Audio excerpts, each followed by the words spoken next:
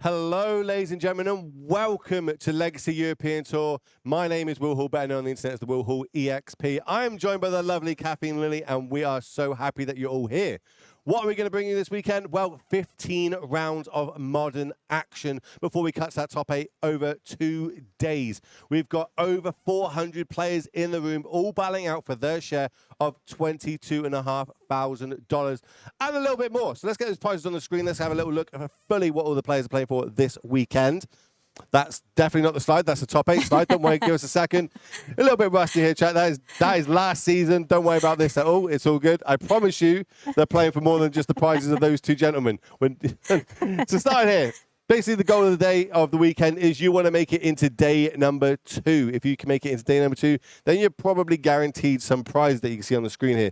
They get a bunch of ticks to use on the play wall. They get a bunch of money, depending on how well they come in the tournament. And then if you manage to get in that top 8, well, you're going to get yourself a bunch of boxes, a load of coupon. But the big thing that everybody's after this weekend is RC Naples. They want those invites. They want to get to the Pro Tour, and the way to do that is going to RC Naples, which is only going to happen literally next month, where we're going to be sending a bunch of players to the Pro Tour and a couple of players to Worlds. And I suppose the little kick on that is you get 250 euros towards your flight. So, not only are they going to get you, they're also going to get you to Naples, which is pretty sick to see. Like I said, the format is modern, and we've got some spicy meatballs, shall we say, in the feature match this round. It's a deck that I've never seen, so we had to put it on, which I wouldn't normally pick this deck. Okay, this is not my deck. People know I don't like this deck. But which players are we going to see in the feature match this round, and what are they playing? What's the deck list? So on table 1, we are going to see Edoardo Bonelli against, I don't have the pairings right now. So we are going to see the mono white Tron. It's mono white Tron. That's right. That's the bit we were trying to get to then. Mono white Tron. I haven't ever seen mono white Tron. I've never seen anyone stream mono white Tron. But it is going to go up against the kind of one of the best decks in the format. It's going up against Murktide, something that we all know how it works by now. Ragavan, counter spells, follow up with a big Murktide. Very tempo-based deck. How is that going to fare against a mono white Tron deck? I don't know. So we're going to find out together. So are we ready to go down to the table? Are they ready to go? Yeah, let's just go down to the table. Let's kick it off. Yeah, I'm with you, chat. We're reading you as you come along, so feel free to interact with us. Let us know where you're watching from. Yes, I've never seen Mono White Tron. I've literally got the deck list here in front of me. I still have no idea what's going on. Got some spicy ones in there. When I say Elish Norn, 2 copies of Elish Norn, but 2 different Elish Norns. We've got the Mummy version from March the Machine, and we've got the Grand Condobite. So we're really trying to go pretty big in here. We've got Eagles of the North going on. We've got Search for Glories. Like there's a whole bunch of stuff happening here that I've never seen before. So I'm really interested to see how this actually pans out. Are they going to rely on the free mana, get as much mana on the backfoot as we possibly can? Or is it just it's a nice to have when I can hit Tron, but other than that, it's not my A game. We're going to see as we start off with an Urza's Tower into an Expedition map.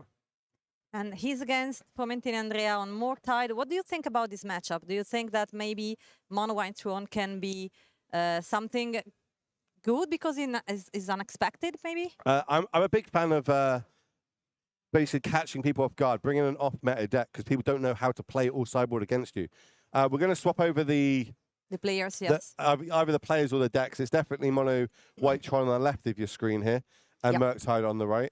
Or unless they're throwing real curveballs here. I think they probably it's just the names that are incorrect because the sweater is matching with the photo. I like it. Little bit of a detective there. Any Nando's and Joes in chat? And we're going to start off with a Dragon Rage channel. So one of the premium 1-drops that these decks can have, it can enable them to turn and burn through their deck, fill their graveyard up as quick as they possibly can, so they can start getting things like Murktides on the battlefield and closing the game out ASAP. And we see the second Tron land on the left of your screen with the Expedition map. That means Tron will be online turn 3. There's no like stifle effect here, at least for 2 mana in the format. And yeah, here we go, crack that. I have no idea what the second piece is. I think it's probably a mine, so that's a power plant that we're going to go find. Let's see, meanwhile, yes, it's only the names because also the life total is correct. Yeah, so we'll just see if we can get that swapped around. Let me put a little message in our chat here. We're kind of in a tank, so we're thinking, do we want to hold up this counter magic? I can see spell pierce in there. I can see unholy heat. Definitely see at least one counter spell. I think that's a solitude as well. Might not be the matchup for solitude, but then they don't know that this is mono white Tron. This is a closed deckless tournament. So at the minute they think, oh, this is just normal Tron. Still looks like normal Tron. With a Khan on the table. Well, yeah. no, this is definitely getting counter spelled. I'd be very surprised if this is allowed to stick. Yeah. I think we might be fetching up. Thinking about it.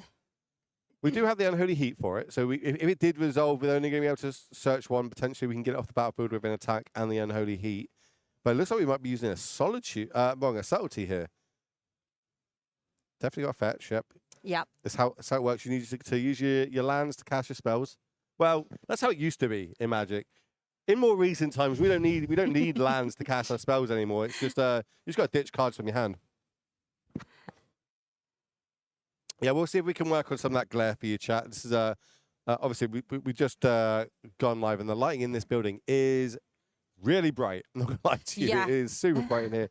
We'll see if we can get some umbrellas out and try and change that up. Yeah, meanwhile, it's good because it's only on the lens, so we can still see the game. But don't worry, during the day, the light will be different. 2 damages. No, it's Skyland, sorry. So attack for 1. And It is just a one, yeah, double land counter spell. Another card drawing for the turn. Remember, this is the 4 mana card. But I say, I haven't looked at. There is card liberators in this deck as well. Why wouldn't there be? They've got everything in this deck. Deciding to just pass the turn there with 8 mana up. You don't really see that from Tron, but then you also don't see a planes. So now we've got to be thinking, what is going on the other side of the battlefield? What am I playing around? Obviously, we can see that there's an Elgato in hand. No, it's not Elgato. That's the what are they called? The Elganto. That's the one. Also got a Get Lost, which you've probably seen a lot of at the minute because the Pro Tour is currently on. And a lot of cards are running this because this is a standard legal card. We're kind of like the warm-up for the Pro Tour at the minute. People can watch this, and just as we finish, the Pro Tour starts. So. yeah, that's correct. And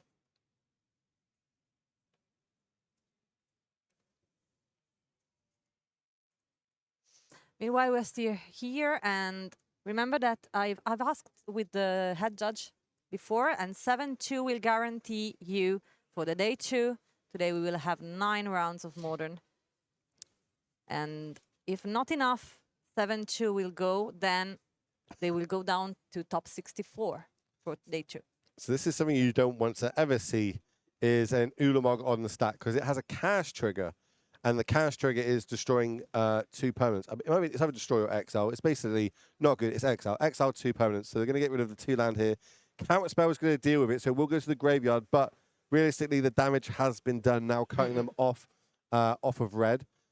2 mana still left though, so can cast a big Murktide here if we want to. We've got enough cards in the graveyard for that, but I just don't know what I'd be playing around. I think that's is that Birds of the North? Yeah, no, and a Birds of the North now in hand. The All-Star 6 mana card from Lord of the Rings. Yeah, we're working on swapping the deck names over. Trying to decide what to do with the 2 cards, one bottom, and the other one directly down. And yeah, pass on. Right now we have Eduardo. It's another Get Lost off the top. Just looking for like a big hitter here. Here's a Khan. Spell Pierce not going to be great here. Might have to use a Subtlety in hand. But then Subtlety is just going to put it back on top of the deck, which just means we're going to have to deal with it again next turn. Looks like we're letting it resolve. Especially when your opponent grabs the sideboard. This is closed deck list, remember? Yeah. Until the top 8. So that is why probably mono white Tron could be a good idea, because if you have an open deck list tournament, then you will lose the surprise effect. But in this kind of tournament with closed deck list is an option. I'm a big fan of closed deck list tournaments. I think it just enables people to brew a lot more and bring like some crazy decks like this, because you're going to try and catch people off guard a lot. Let's have a little look. What else are we going to be doing here? You can try and bring something unexpected, and well, probably they won't have anything prepared for your deck on the sideboard, so maybe you can find them out of guard. So I think that is, top of my head, that is going to be a Sundering Titan. I think that's one of the alternate art Sundering Titans. Might be a secret lair, might be a list card or something. There's so many different cards these days. It makes our life a little bit harder in the booth, but it's fine. Yeah, but it's cool because you can customize your deck. Oh, yeah, but look, I'm all about it. My decks have all got crazy art and different things in it. It would be a nightmare to actually cast my own decks. But when we're sat in the booth. Meanwhile, get rid of the Khan with an only heat and 4th land pass.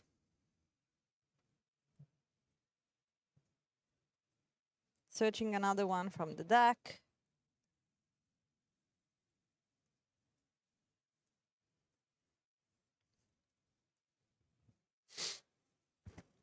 But if this Sundering Titan comes down, bear in mind there's subtlety open now. So subtlety, we know about the Sundering Titan. We know that the high likelihood of that coming down next turn. So we can subtlety that, but then we hit to the top. This is the problem with subtlety. It's a very tempo-based game. It would be great if we had something like a Ragavan or a Dragon Rage Channel on the battlefield, chipping away damage every turn. But at the minute, we're kind of just, treading water, putting things back on top of the deck. They just go, yeah, sure, pass.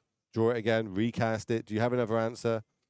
And this is what we're going to see here. Sundering Titan's going to come down. We're going to fetch you in response. Down to 12.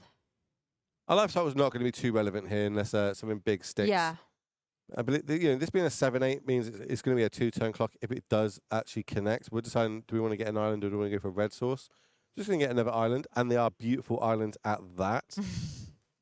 So I think this is where we're going to see the subtlety. Yes. Yep. Slowly come down. Would you like to be at the top or bottom of your library? I'm pretty sure we were putting it at the top. It's like it's a guaranteed threat.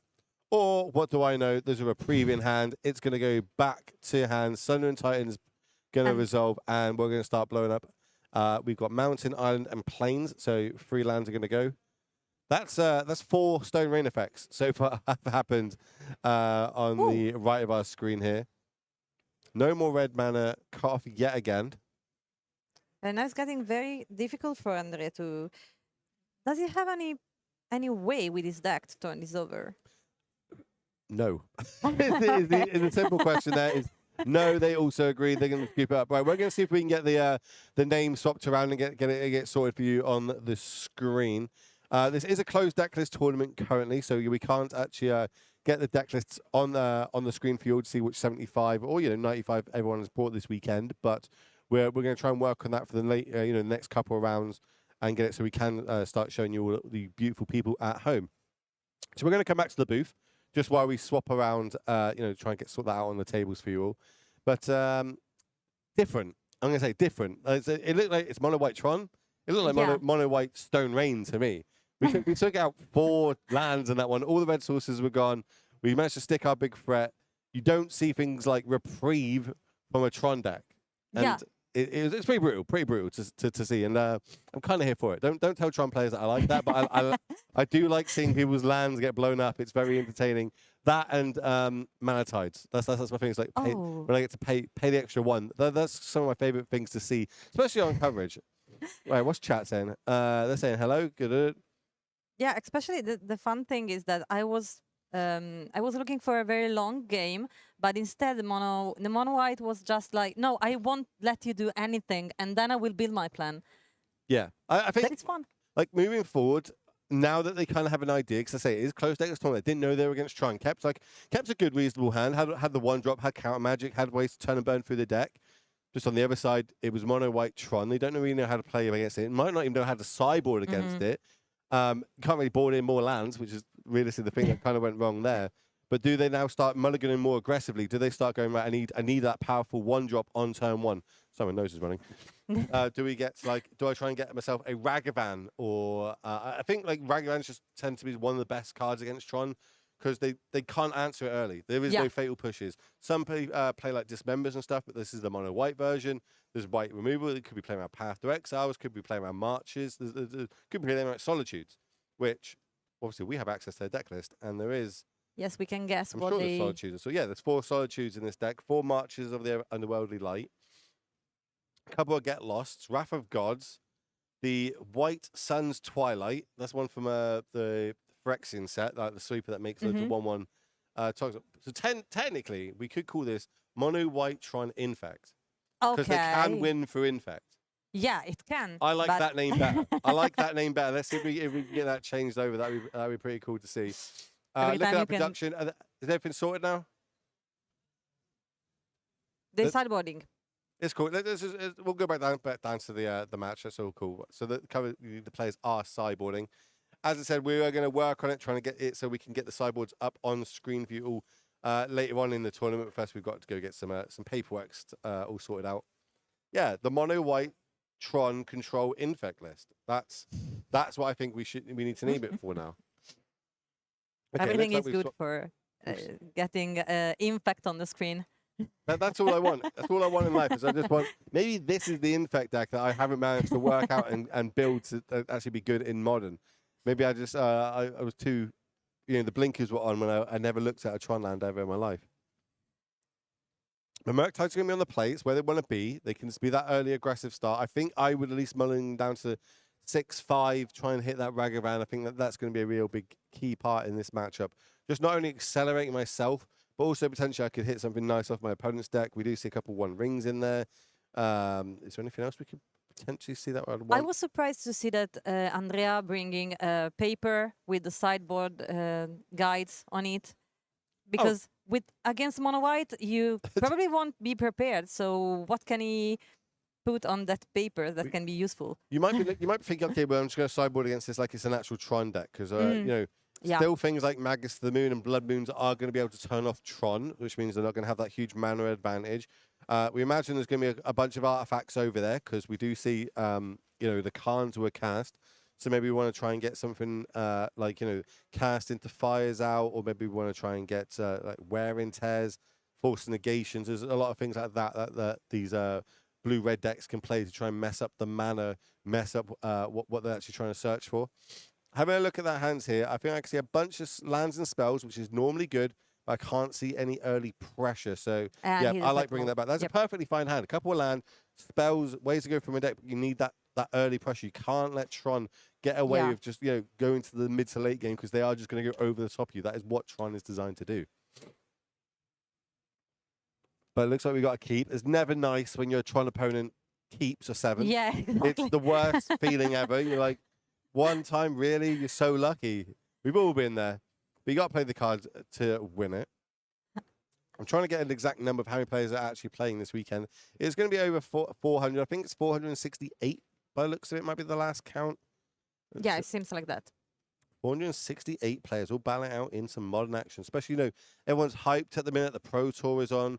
Everyone wants to get to that stage, the biggest stage of them all, and just see how much cool fun there is happening there. The draft format right now is really cool. Standard's really good. Naples, which people this is going to be qualifying people for, is going to be standard. So the Pro Tour is going to have a huge effect on how that regional championship plays out and what decks people are going to be bringing. I'm also very curious about the meta deck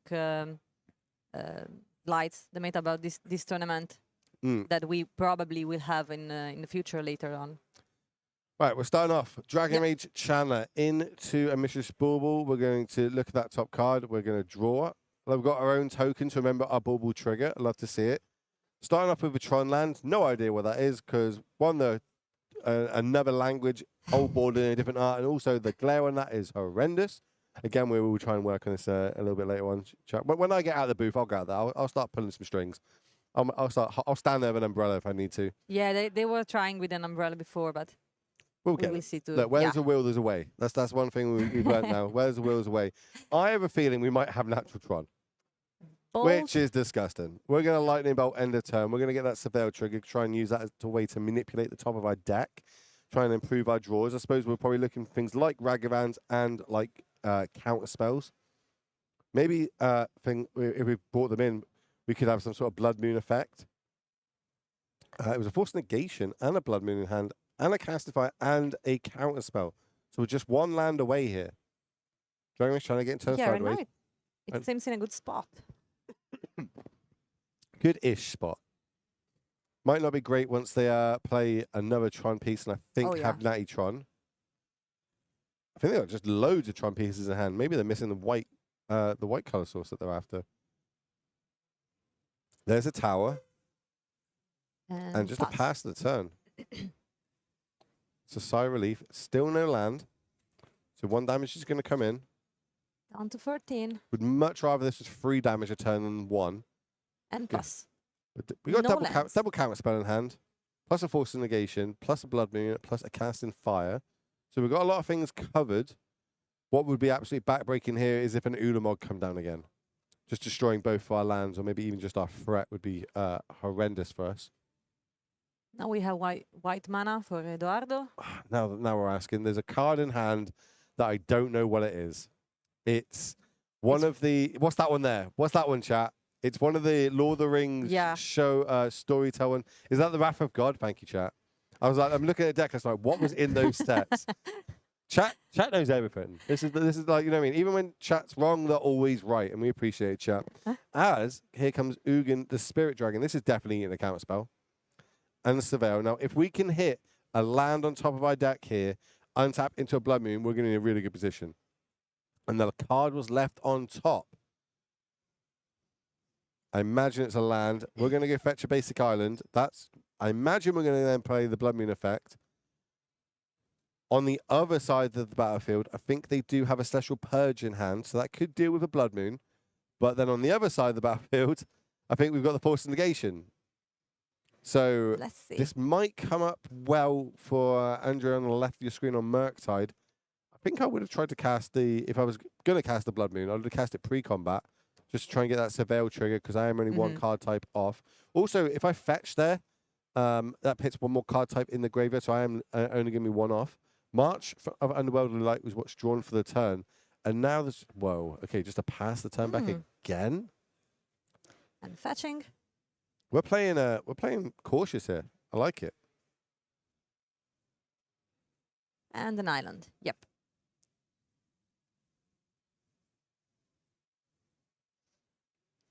I think it's time to implement full visual deck lists, don't you? I have no idea what you mean by that, but I'm going to say yes. I feel like you're trying to help me here. Draw for the turn. I wonder what we're trying to keep up. This is. I feel like I would just be so hard slamming a Blood Moon in that position. He's thinking about it, but... We've got options. We've got another subtlety. We drew subtlety for hand. So we've got a lot covered. The problem is now that there's mana up on the other side, like they can just float the mana and like cast Celestial Purge, gets the Blood Moon off the battlefield, and we can't force negation it. Yeah. Where the turn before they were completely tapped out, so they had to do it in their turn. Potentially, they could have tried not to, but if they untapped to do it. Here comes a March for 1. 1 mana floating. How much do we value this Dragon Age Channeler? Delirium not on.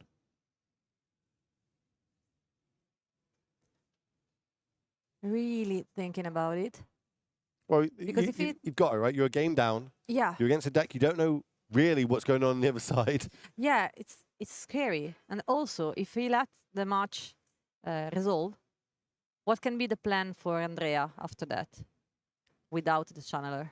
Well, this is the point. We mulligan aggressively to try and get a 1-drop in our opening hand, right? To start applying that pressure. We haven't really found another threat. We found another subtlety, which we know that isn't great in this matchup. I think that was a Ulamog off the top. Oh, my word. This is going to be horrendous. Here's some more mana. Why not? No, Mustache is not here, ladies and gentlemen. I apologize. I had to go back to work, and I'm in the military, so I had to shave it. Oh, you cannot have them. I'm not allowed, not as big as it was. Oh, I didn't know that. No, yeah, I'm not allowed huge, disgustingly beautiful mustaches. They have to be within regulation.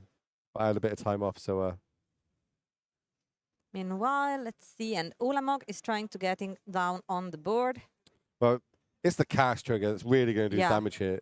Those two red sources of mana are going to be not for this world. Yeah, can we get some 07s in chat from Mustache? Okay, I got you. Yeah, yeah. It'd be a lot easier if they look like cards and not random poster things. So Ulamog again is going to eat a counter spell, but the damage has been done, leaving just 1 mana on the other side, no red mana, and just passing the turn back. And yeah, I think we're just looking for a way to close out this game now. More mana. I think that might be an Eagles of the North at the top. Okay. Cards we don't expect to see in Tron in general. Search for Glory. Search your library for a snow permanent card or a legendary card or a saga card. Reveal it, put it into your hand, and then shuffle your library. You gain 1 life for each snow mana spent to cast this spell. There it is on the screen for you. You're all over it. Not one I was particularly thinking I was going to see, but we're now going to look for a legendary permanent. Could be a Khan. Could be a One Ring. Yes, this is what you could be scared about in a closed deck list, because you cannot expect something like that from Well, your opponent. Here's a flash of the past, ladies and gentlemen. Was last time we saw Khan Liberated cast in Modern. It's not kind of fell out of favor, but it is a one of in the list. Cast this, 4 mana left up. We do have a subtlety. I think we're going to be forced to use it, because if we don't, we're going to have no lands on the battlefield. But then what else are we going to do? Like, the problem is we've got no good top decks in this position. If we need land, if we hit land, great. We don't really have a good 2-drop. Right now it's very difficult for Andrea. Yeah, I think From we're this just going through the situation. motions. I think this mono white. Oh, okay. We do have the force. I forgot we had the force in here. So this is a nice answer to it, as long as there isn't a reprieve. And then we're going to have to use our subtlety here. Do you have I feel like I would keep the iteration, because if I draw another land, that's my way of getting back into this. But they decide against it. What do we know? Big Also, top deck. in the game before this one, he has an iteration in hand and decide not to cast it when it could be maybe an option. Okay, Eagles of the North is going to be cycled. That's going to go find us a plains. Snow-covered one at that. These are the OG ones as well, which is lovely to see. What's your basic land of choice when you play Paper Magic? Do you have like any, or is it just whatever comes? No, I'm a bad person. I like my deck with every basic land different. Oh no, no, no, no, no, no, no, no, no, no, no. Let me know, chat. Yeah, we're here with you. What do you what's your basic lands of choice?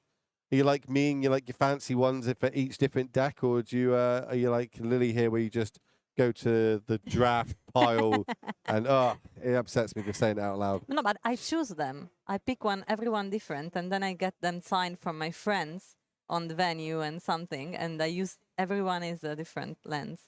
That is one good thing about these big events that we have here this weekend. Lots of artists are around the room, so you can go get your cards signed, go get them at Oldwood if you need to.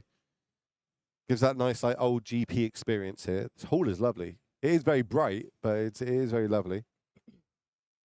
And we are in Bologna, so we have also very good food. Wow, I arrived at midnight last night, Yeah, so I'm still to trial some of this food. But last time I was here, it was lovely. Had a nice pasta bowl. We did find our second land drop. Now, what can we do with this? We're going to fetch up a steam imp. So we're taking the full damage because it's not really relevant to us. Would it be enough? Pass. If we've got a Murktide, like a Murktide here with subtlety up, might be a way to get back into this. I don't think Dash Ragavan's going to be good, but we can see there's a Wrath of God, a Solitude in hand, plus a couple, I think a Get Lost as well. Just it's going to be a real uphill battle here for him to even go level. One big draw off the top. We've got things like Ulamog. We've got Alish Norns floating around in here. Khan Liberated, obviously we know, Khan, the Great Creators as well.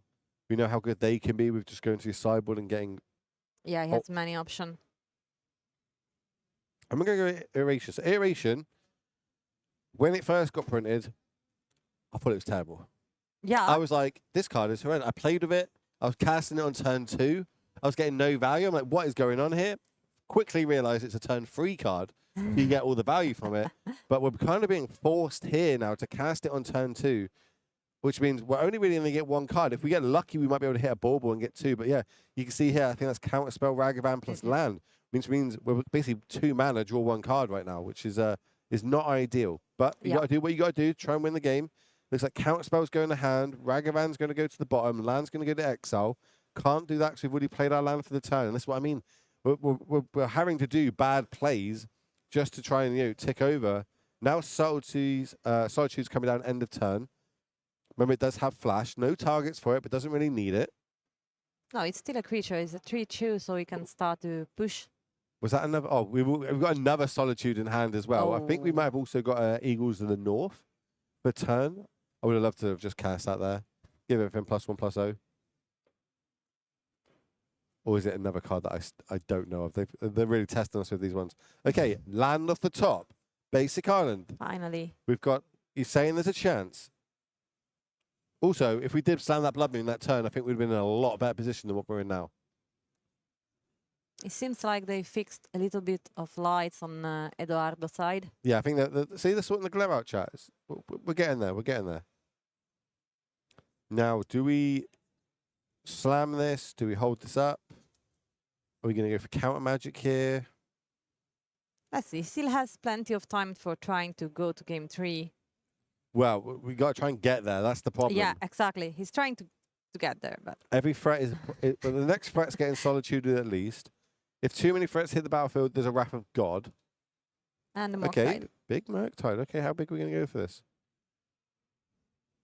Remember, it gets +1/+1 for each sorcery instant. That's exiled, so that's 4, 5. So yeah, we're going to go big. It's not going to go well when we go end of turn solitude, though. Yeah, but we know that also Eduardo has Get Lost in hand. Yeah, that might be even a better way of getting rid of it. If there is a Get Lost, yeah. Yeah, he has. Get Lost, target this. There is a Force of Negation. Oh, no, it's a counterspell. We can't cast it, so this is going to resolve. 2 map tokens get made from it. Yeah. Don't really do much on a board when there's no creatures, though.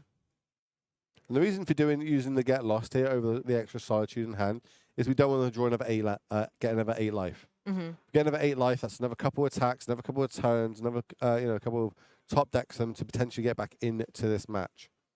So that face down card there, that is going to be our map tokens by the looks of it. I think that they're probably shuffling around trying to find some map tokens. Not a common token, shall we say, used in Modern. No, exactly.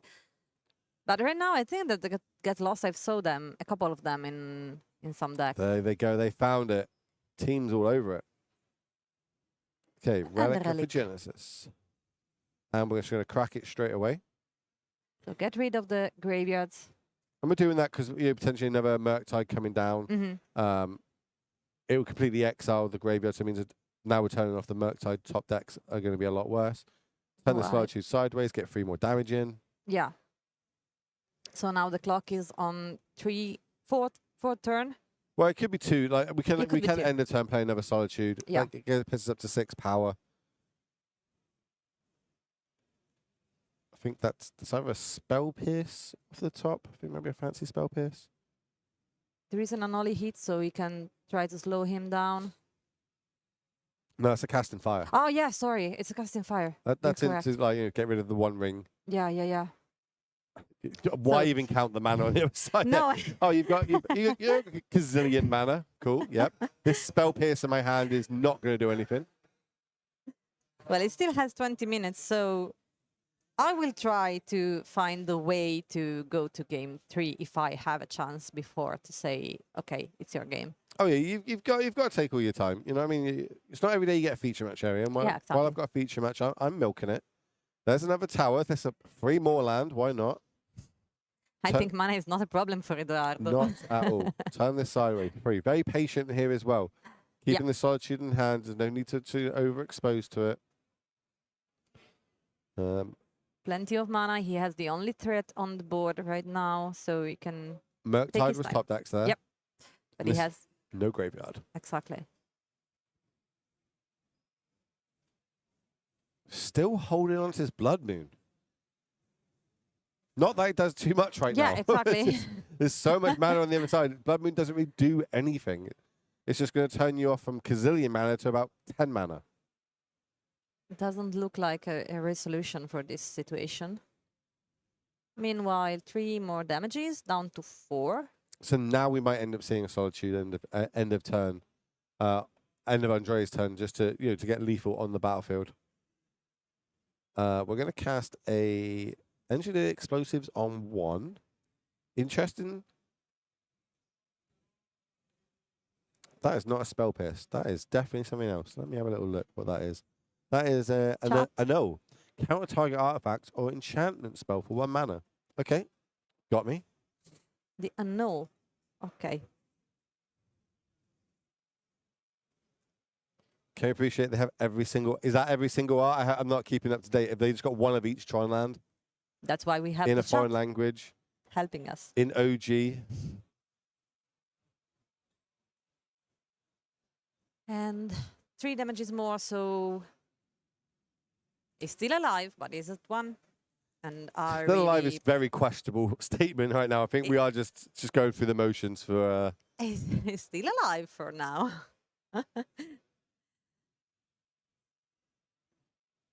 I don't think it will be long, but let's see.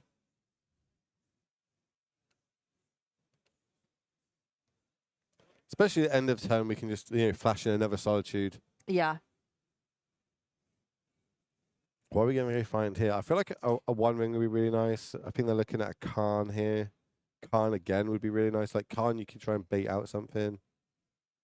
Let's see if we can find a way to deal the last Well, damage. Khan can go get a Walking Ballista, and then Yeah, that can just end the game ASAP. he has options. I think that's it. We basically know we've got the game locked. We know we're going to win. We're just making sure that we don't do something crazy that will cost us this match and take us to a game 3, because there is no need to go to a game 3 here. We are fully in control. His 4 mana, cast the 1 ring, counter spell on that, sure. Pass time back. I think it's the only option for him right now was to... It's good that we've Counter. just seen a counter spell, right? We just baited the Yeah. counter spell, which means this Solitude. I was saying that we don't have double white anymore, so we can't cast the Solitude. Interesting. Yeah, but still.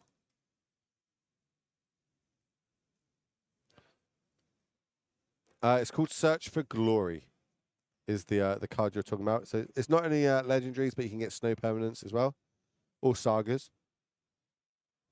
No, Urza sagas. Oh, I lie. There is an Urza saga in this list. This list has everything. Obviously, that's the kind of the team handshake build, as it's now known, of Tron. So we'll untap him. Wrath of God, Solitude, and 1 unknown. Here comes a subtlety to block.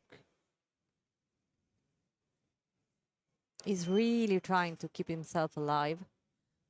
I have a feeling we now go... we go Solitude. Yeah. And It's not lethal, but it's not but- good. So what would have happened there is the Solitude would have hit the subtlety, would have gained 3 life, they would have gone up to 4, the subtlety would have connected, they would have gone back down to 1, but then there would have been 2 lethal threats, and they decided that it's just too much for me to deal with. Do we have a backup feature match? yes, we have the second table, and we are going to see Lars Rodriguez with Azorius Control against Michael Muleman. Sorry for the pronunciation. On Living End. You're saying it a lot better than I would.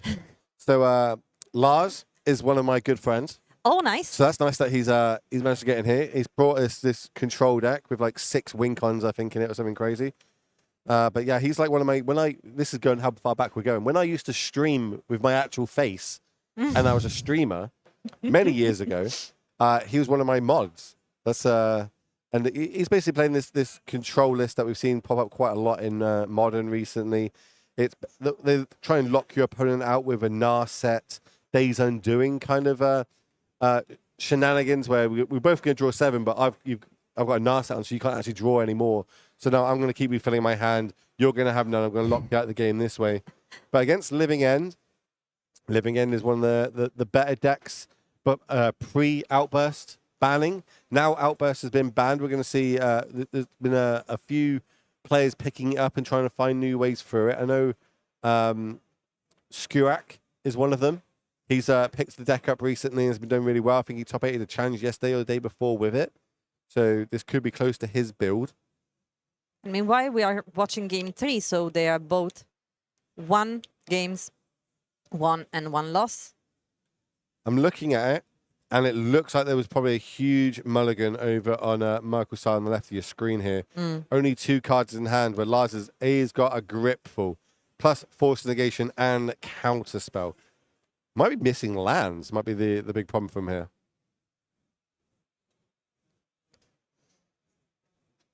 Fetching 1.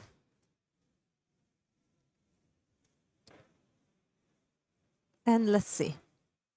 So one good thing that like the Living End did pick up recently is these Surveil lands. These Surveil lands making a huge impact in Modern because obviously we've got fetch lands. The amount of times you can just go end of turn fetch and normally you get like a tapped shock land. Don't need to do that anymore. We can get ourselves a little bit of value. We can survey 1. And it's really good in these Living End decks because you can put those creatures on top of your deck back in your graveyard. That's where you want them to go. So now your land drops are now adding things to your graveyard. Here comes from the Triomes. We're in a slow grinding game, but we do have 20 minutes to try and win it. 20 minutes is enough time for them to go for 1 game. Well, it's definitely for Michael on the left screen. For Lars, might not. It takes a long time for that deck. We see a Waker of Ways drawn for the turn. Remember that sort of cycle discard ability can be used at any time. There's a Day's Undoing. Are we going to try and slam a Narset here? Yes, we are. Yeah. Okay, well, that's step 1 if this resolves. Does it resolve? We're gonna go look at top 2. I think we're gonna try and see if we can hit ourselves a Force Negation. So one thing is that these Living End decks get to play is Force Negation and Griefs, which are really cool.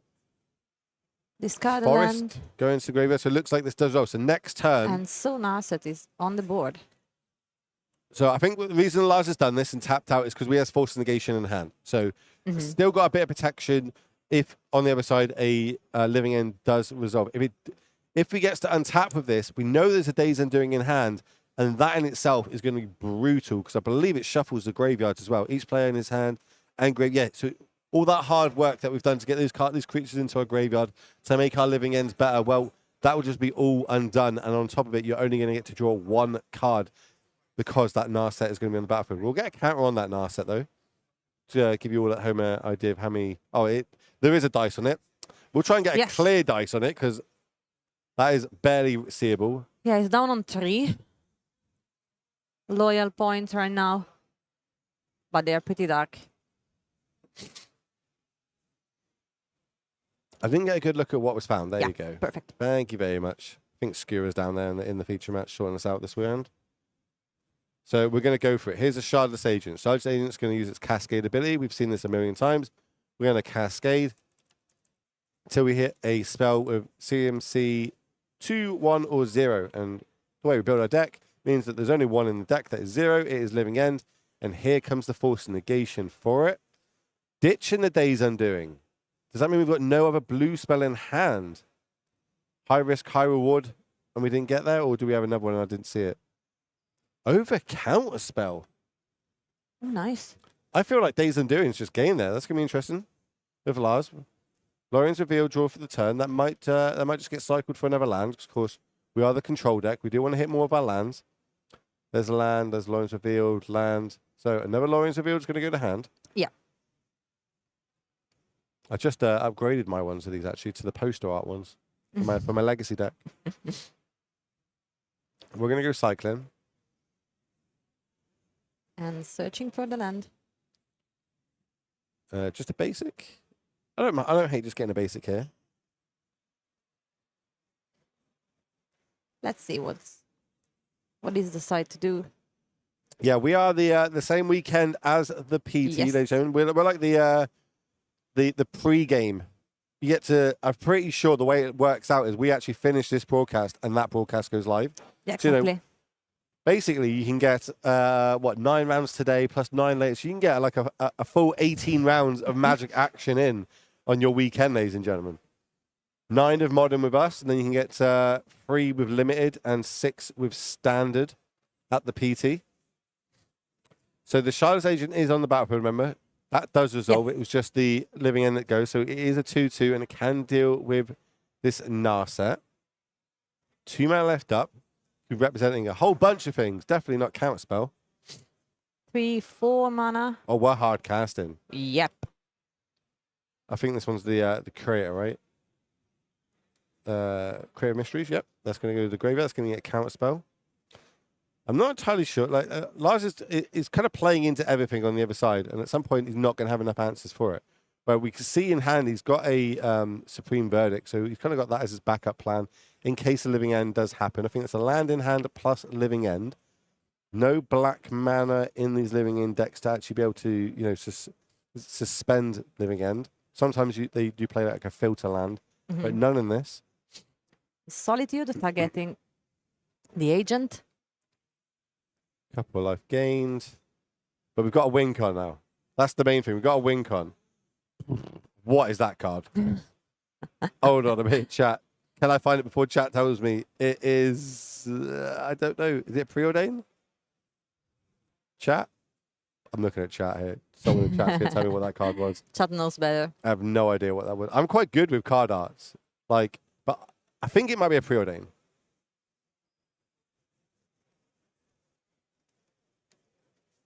Yep. Well, sees double set on top. Size doesn't want either of them. Draws another 3 sets on top. 3 damages. It's the Jumpstart Preordain. Okay. I like it. I like it when I'm right.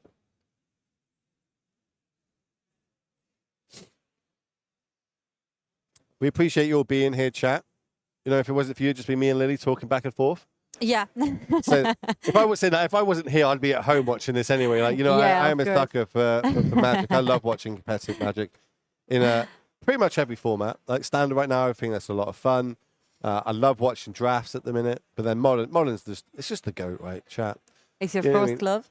Oh yeah, I love, ever since I picked up Affinity back in the day, I fell in love with this format, and it's changed a lot, shall we say. But there is a new Affinity deck in Modern that people are picking up, the Synthesizer deck. I had a little look at some of the deck lists. I haven't managed to see anybody bring it this weekend yet, but if we do find it, we're going to try and get that one on screen for you all, because when that goes off, ladies and gentlemen, let me tell you. Yeah, and it's something new, so we can try for sure to bring that on screen. Another Narset. A Narset. There's 2 on the bottom of the deck. This one's going to resolve. And I'm going to tick this down. That's a Teferi. Teferi is an absolute house in this matchup. But, okay, we're going to go for the Forced Negation. Forced Negation, not as good when your opponent knows about it, right? Yeah. So, that's correct. But it's still good. We've got Hello Moonlights, we've got Forced Negations. We're basically just going through the motions here. I'm pretty sure Lars has got all the tools he needs to be able to take this down and start this weekend off with a nice 1-0 victory. Yeah. Meanwhile, keep pushing with 3 damages from the Solitude. And draw and pass from Michael. Oh, we got the Dubai community in here. How are you doing, Mr. Snackbar? Hope you're well. Hope we get to see you in Naples, which, of course, this tournament will qualify a bunch of players for next month. Yeah. In Naples, we are going to have the Regional Championships of Europe, where we're not only going to crown ourselves a champion, we're going to send 2 players to the Pro Tour. To World Championships. Yeah. And we're going to send, I think it's 24 players to the Pro Tour. So it's huge. You know what I mean? All the buzz and the hype at the minute because the Pro Tour's on. Everybody wants to get there. That is the only downside about being a caster. Yeah. Is I can't play to get to the Pro Tour. And of course, the Pro Tour that will qualify for is the one in Europe. It's going to be Amsterdam, which is going to be Modern, which is going to have a completely new set. Modern Horizons 3 is going to come out. And that's the handshake. That's going to be Lars taking it down. So, Lars taking it down and starting his weekend off well with this Azorius control list with only 6 win cons.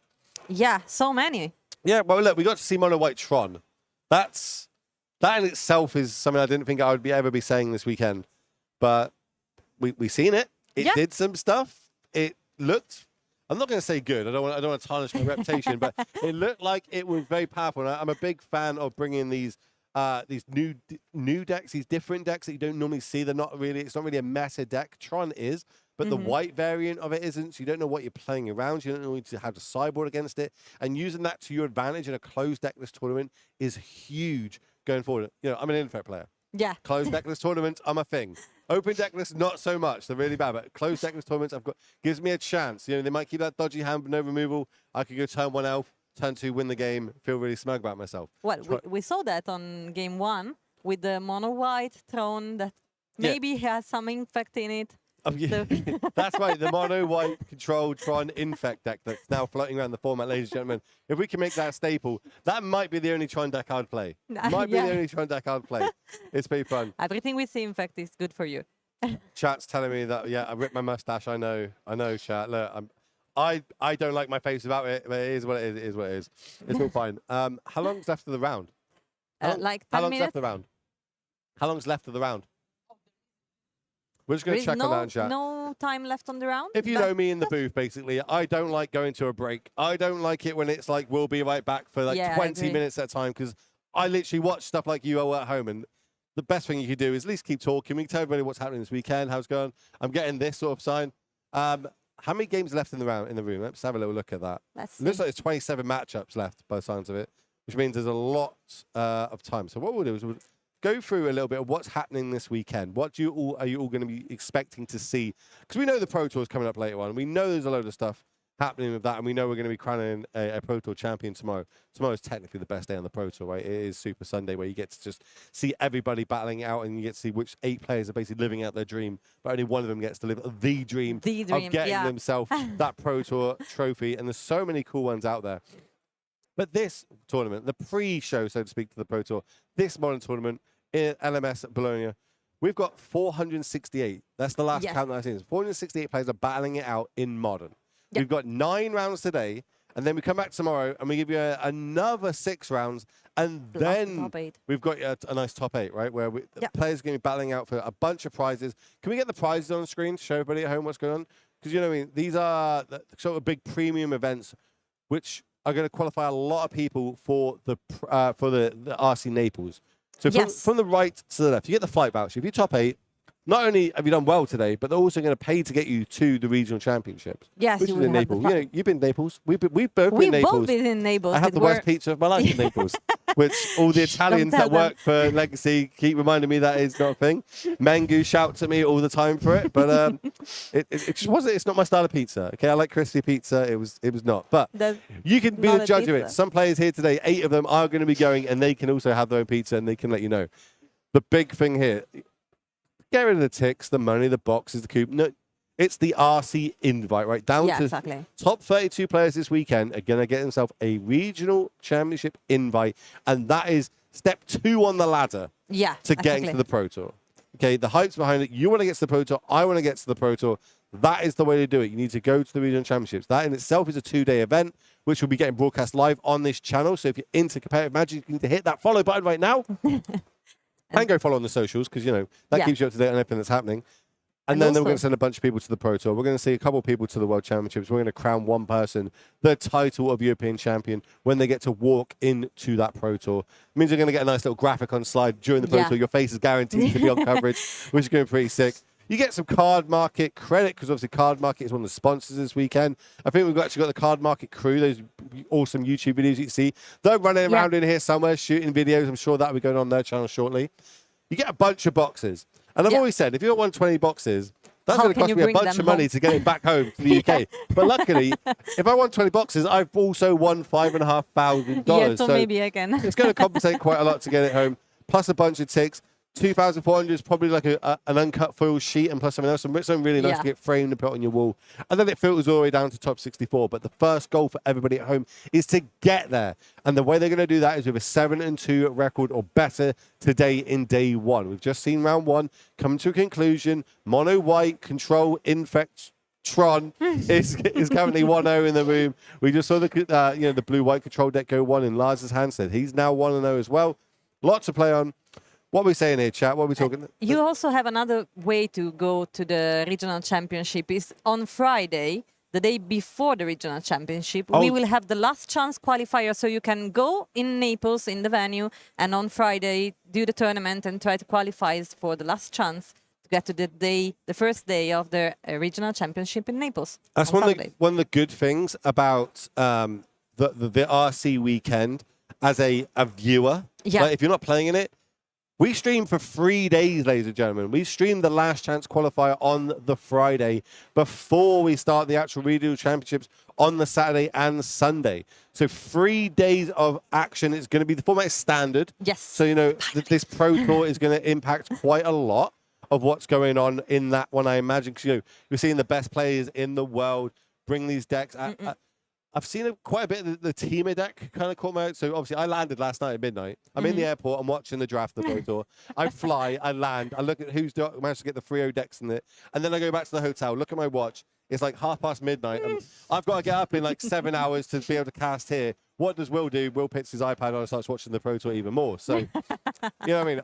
There's lots of Red Bull floating around today, chat. I'm going to do my best to kind of bring it. Lily's going to be here to carry me, make sure that I stay awake all the way through. We hope you're all going to sit here and enjoy it with us. I'm going to refresh my screen and see how many more are in the room. 9 more matches. They say that Right. we are good to go, and then we can pass the ball to. So there's the other casters. We got the 2 Fs, Philippa and Philip. They're the other casting crew. So obviously there's 4 of us. We get to have a little break, which is always nice to have because was it the last RC I lost my voice? Yeah, no, it was in yes, the last RC. It was the last. Yeah, that was. We're going to try and not do that today, this weekend. It was very awkward when you're a commentator and you lose your voice. It is definitely not ideal. What's chat saying? What's chat saying? Standings. Good morning, chat. Good morning. No, it's a closed deck list tournament. It will be open from after the top 8. Top 8, yeah. So we all know you want us to post those deck lists. It will all go live once the top 8 it starts happening, because then it turns into an open deck list tournament. We are working on something behind the scenes so we can at least get the full 75 on the screen for you all when we go to sideboarding, because obviously we have access to it, but everyone at home doesn't, and we don't want to give a unfair advantage to the players that are in it, because some people will go back and they'll watch today's stream and they'll have a little look at what everybody's playing. I don't really care when that happens to me. I'm like, sure, whatever. I've still got to draw the cards. If you want that kind of small advantage, go crazy. A lot of players don't mind it, so we do ask them when they go in the feature match area, hey, do you mind if we show you deck list? Some people will say yes, and then we won't do it. Some people say no, and then we're cool, sign this, we put it on deck. They can choose. If they don't like them, they can easily say, no, I prefer not, and it's perfect. Yeah. Also, you can be nervous under the lights on streams, so maybe you prefer to not be on streams because you know you get nervous and you don't play well. There is plenty of options, plenty of reasons that you can say yes or no. So my feature match record, for all the feature matches I've had in my life, I'm 4-7.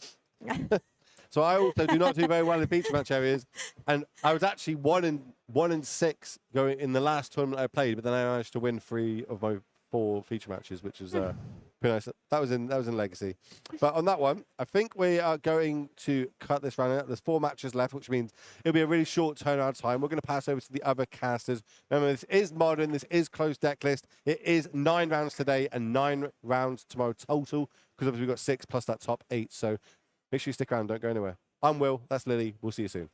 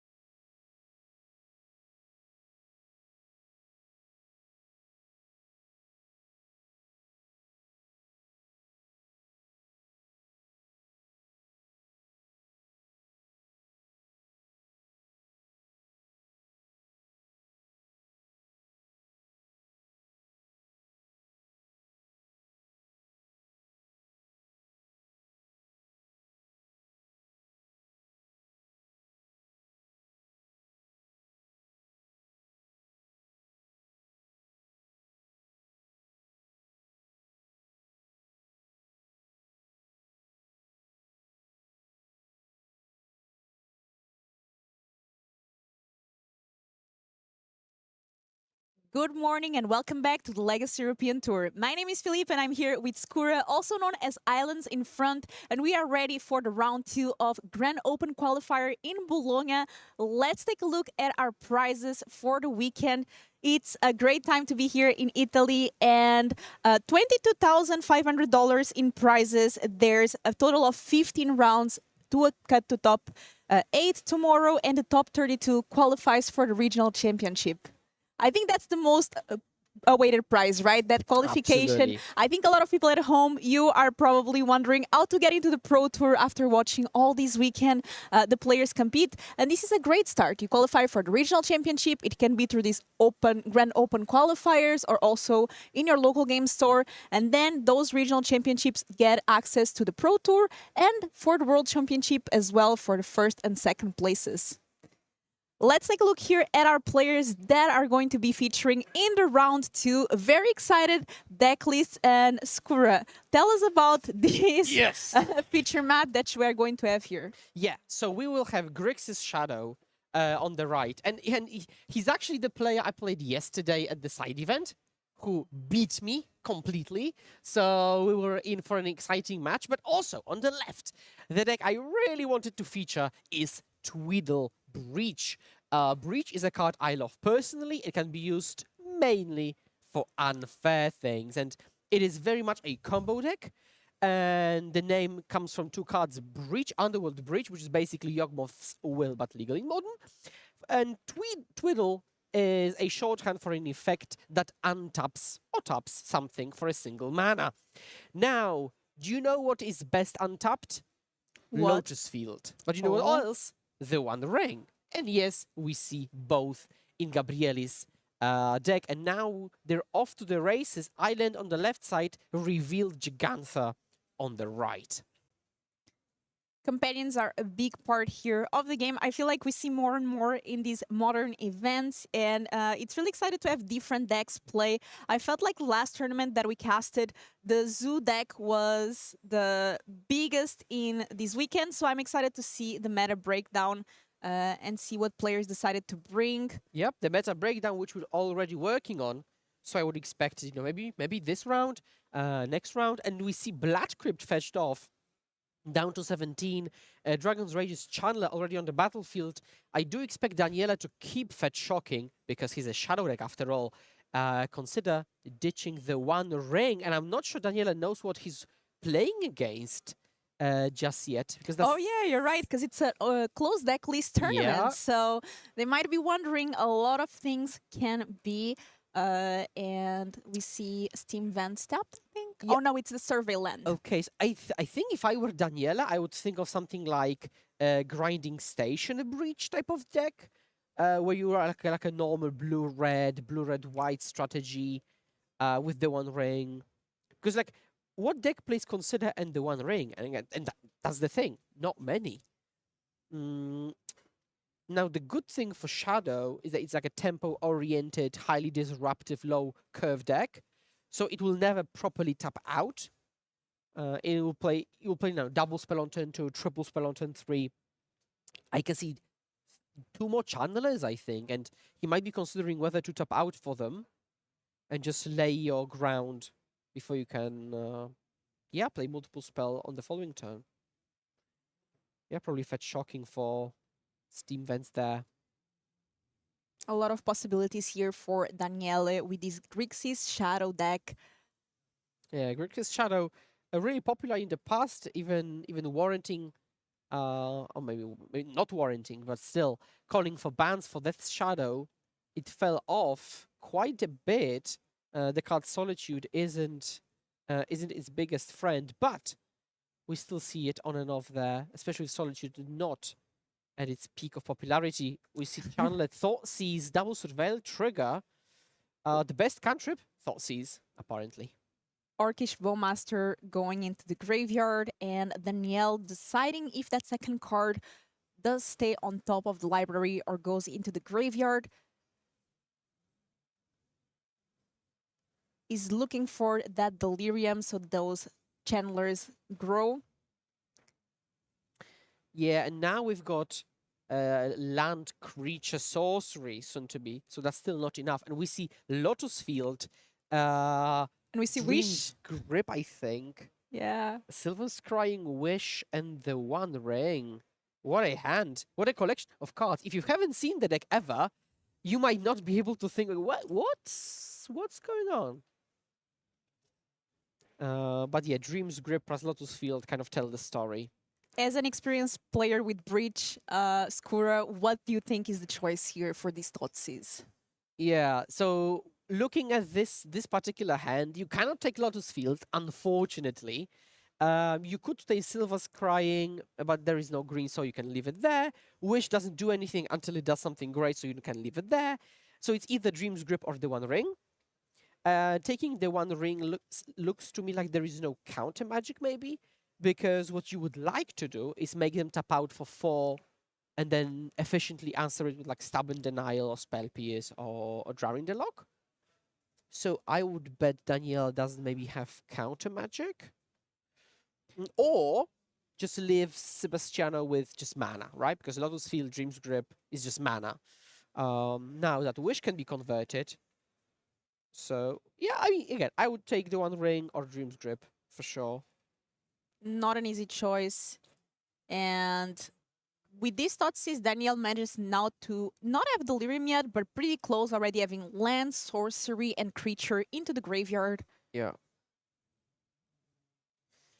Yeah, precisely. And now, let's drop. I think that was another Dream's Grip.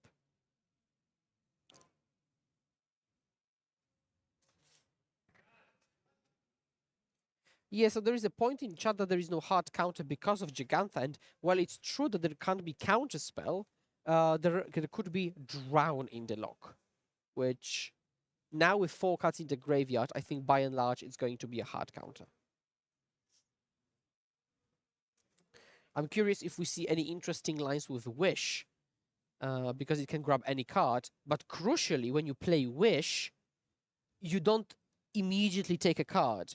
You just play it. It's like a passive that at any point within that turn, you can play any card from the sideboard. So you can go like Wish, okay, do a bunch of other things, and depending what happens, then you decide what you actually wish for, which gives you a ton of flexibility. Now, okay, some mana counters. So I think we're going to float blue, play Lotus Field, sacrifice the lands, then use the blue, untap the Lotus Field, and then go somewhere from there. And here is where the skill with the deck starts also to shine, because you really need to play your turns perfectly with a lot of options. Yep. Not an easy deck to play at all. Nope. I mean, a lot of combo decks are difficult, and this one requires a lot of sequencing. Because some decks are like, one card combo decks, 2 card combo decks. You just need to add A to B. But here is like an engine deck. Oh, we top decked Twiddle. Beautiful Twiddle at that. So we've got Twiddle plus the Dream's Grip. So right now we untap. Now we float the mana. Adding triple red. Probably wishing then. Yeah, Dream's Grip. Untap. Add 3 more. And already 7 mana available. 2 spells cast. I think this is a storm count. What can that storm count be for, Skura? So typically there aren't many storm cards in Breach, Twiddle Breach, but we could see Ava, Progenitor Ooze. So we could see that. Now we immediately wish for Breach. So now we play Breach, which is again my favorite card ever. We will show you Underworld Breach in a second and why it's so powerful. You can play any card from the graveyard using its actual cost, normal cost, but also exile 3 cards from the grave. And crucially, it's not like flashback. The card goes back into the grave. It doesn't get exiled, so you can keep replaying the same thing. And so now we can play Twiddle a bunch of times and generate a bunch of mana. Typically, the kill involves Tome Scour from the sideboard, which mills 5 and then can be replayed and then mill again to finish the opponent off with Thassa's Oracle, predictably. So let's see how we actually get there. But this looks like turn 3. Sebastiano and Daniela actually played Thoughtseize, and it just isn't enough. Sebastiano also getting a very good top deck there after the Thoughtseize, allowing him now to try to develop this combo. Yeah, precisely. It's a very interesting combo because, again, if you have A plus B, it's much easier to get to reach the desired outcome. But now with this engine combo deck, non-deterministic at many points, you actually have to get there manually and think what you're doing. So we exile 3 again. Now we Dream's Grip, untap. Up the Storm count, so that's a job for Daniela. Storm count already at 6. I don't remember what's in Sebastiano's hand because I don't remember there is there a kill out of this? Because I don't think there is. Yeah, Sylvan's crying. Okay. I'm trying to think because if we use Wish on Breach, we can use Wish from Breach. Okay, we've got enough cards in the grave. That's okay. So we can Wish again. Yeah. So we've got one way there. To get access to more cards. Now, this Scalding Tarn doesn't do anything. We just played Sylvan's Crying to have 4 cards in the graveyard, which is a card we might want to cast, and 3 other to escape.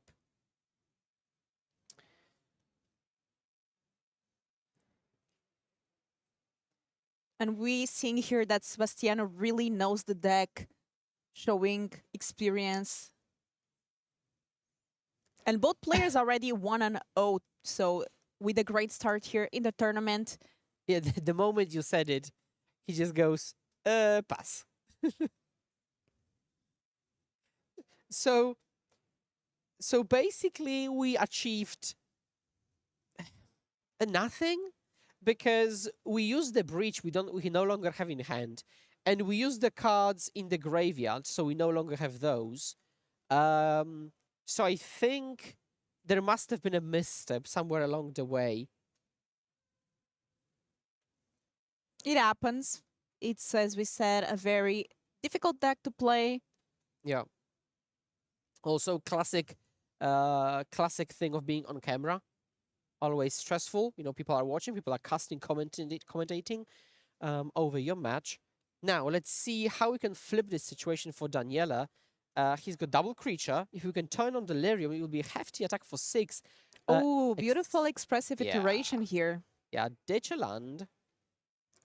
Ditch and a Holy Heat. So now we do have Delirium, right? Sorcery, instant, creature, land. Take 1, show bobble. Now we very much have Delirium. Yeah, that bubble is going to allow a lot of surveil triggers from both the channelers.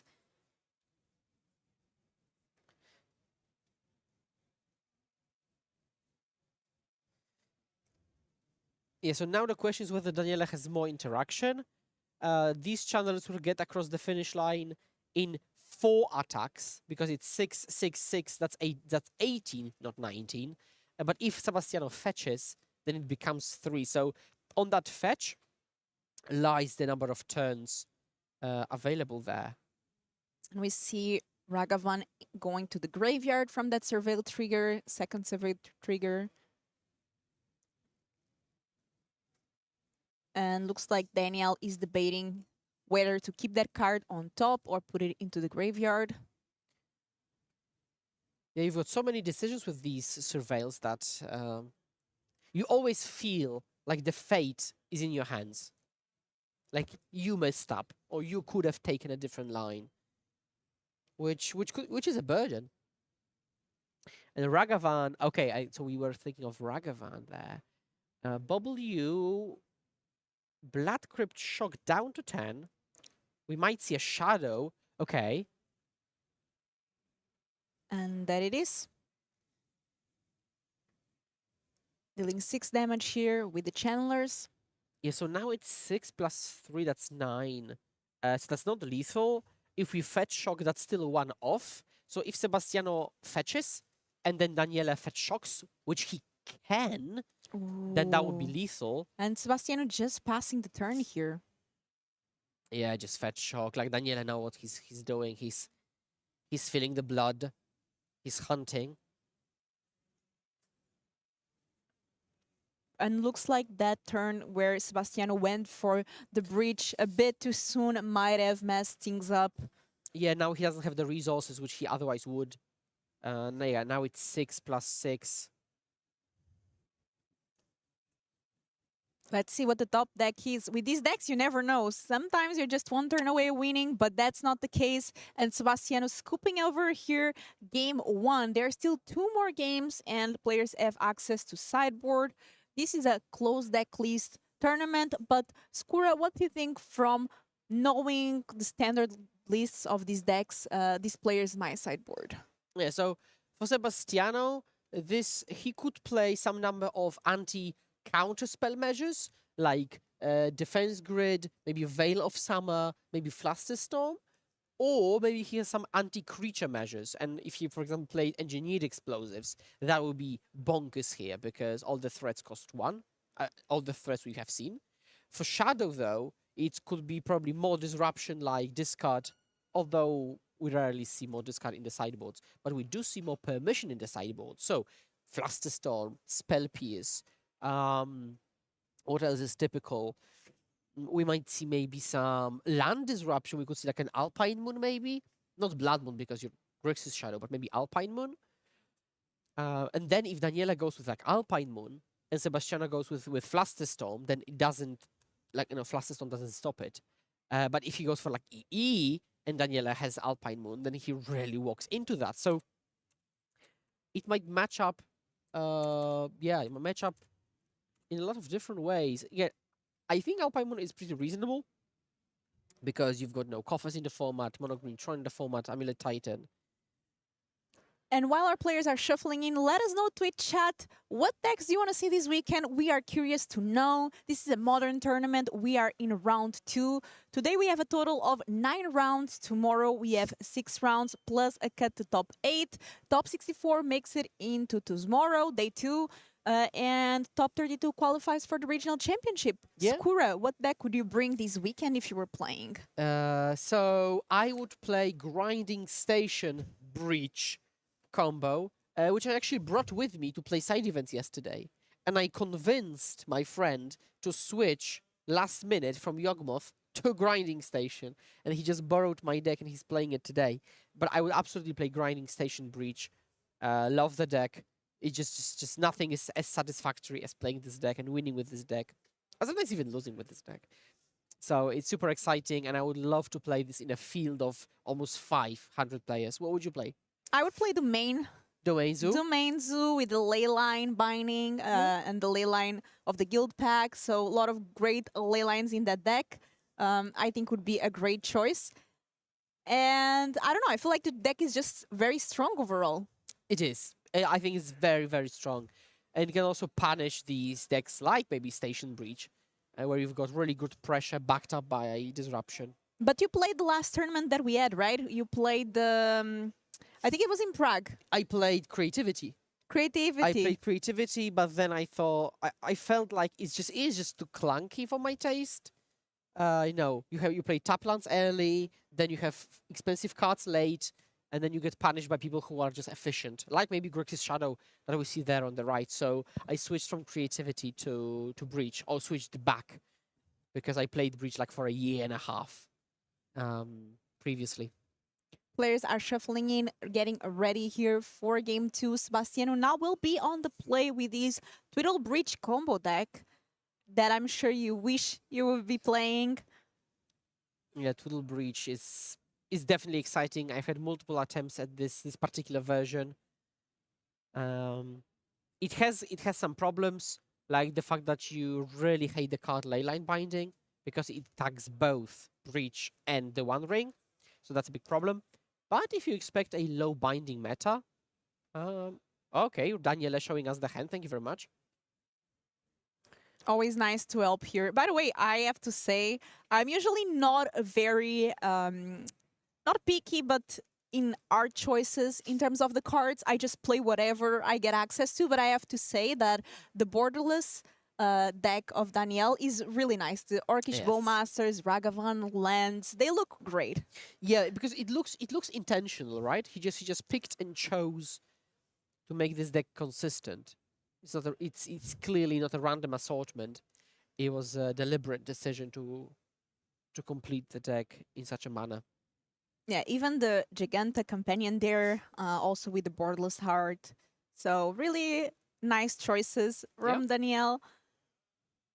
Sebastiano picking a deck, somebody said that on chat, and I completely agree. That is very difficult to play. So a lot of cheers to him for bringing such, first of all, a deck that we don't see every day. So it's great to have on coverage, and a deck with so many lines that we can all learn from. Yeah, that is true. But now, as you're saying that, Sebastiano goes down to 5, and going 5 is difficult as it is. But we know that historically, mulling down low against a shadow deck is a death sentence because it's super disruptive and you need just the raw material, the raw cards. Sebastiano will probably have to keep like 2 lands, Lotus Field, and then something, and just assume the other something is going to get discarded. But yeah, thankfully for him, Lotus Field itself cannot be thought seized away. So let's see here, Sebastiano really hoping for a great set of 7 cards here, because he will have to mulligan to 5. I already see Breach, which is... Yeah, which is something you want, yeah. Now, he could get tricksy and just bottom it so as not to get it discarded and then shuffle it back in from the bottom. Magus of the Moon. Oh, and Ragavan. That's a painful opener. That's the start that Danielle really likes to see. I feel like also with less Bowmasters in the meta, Ragavan started to see more and more play again. Never that he did not see play, but now feeling a bit stronger. That was a time that everyone was playing Bowmasters, so you already know that Ragavan was going to get pinged. Yeah. And the Hedge Maze, and I mean, not that new anymore, but yeah, Surveillant, they have changed the landscape of the format because now everyone is trying to think of their mana base in terms of how many I can fit in, which is typically around 1 to 2. Exactly. The fact that they are also basics and you can fetch them is great. Yeah, some dexterity error. Yeah, easy enough. So now we surveil. Now, there is a classic maybe saying or approach that if you surveil or if you scry and you keep it on top, then you've kind of wasted the scry. Yeah, whoa, okay. So Sebastiano is not indeed wasting the surveil, ditching the card. Otawara into Sylvan scrying. Okay. Find Lotus Field, I presume. There it is, Lotus Field. But we will see turn to Magus probably. Now, Daniela, knowing that there is Lotus Field, I think he should just wait with the Magus until Sebastiano has sacrificed 2 of his lands to just kind of bait him to lose resources and then Magus. So there it is, attack from Ragavan, looking at the top card, getting a treasure. Yeah. And, oh, a lightning bolt. Yeah. That would be great for Sebastiano to draw and get rid of the Magus of the Moon, but... Yeah. Definitely. Lose 2, probably hold up Bowmasters. That's one of the ways you can approach it.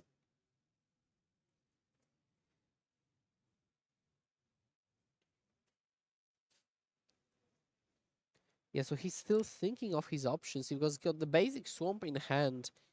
Maybe another fetch to find a basic island, even if at least if he has it in the deck list.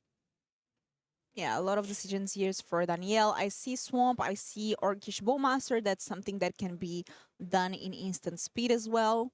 And we do pass, so yeah, we want to 2 Orcish Bowmaster, actually. yeah, we want to bait Sebastiano into losing 2 lands. Ooh, and he doesn't. Okay, I like this. Flashing that Bowmasters. Yeah, Orc Army. Even the token fits so well into the deck. Yeah. Yeah. Okay, basic Swamp. Bashu for 4. So it's a 4-turn clock. Let's see what the top card of Sebastiano's Yeah. deck is. Drrrr. Verdict. Yeah, so what if Daniele keeps holding off Magus? What's great is that Sebastiano can go Lotus Field and then immediately on that same turn go at Twidlen and try to win on the same turn, essentially playing around Magus forever.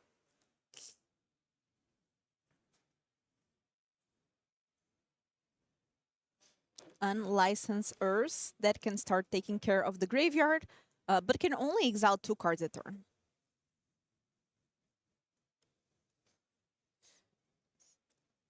It would be enough to disrupt the combo, though. And that's what we want.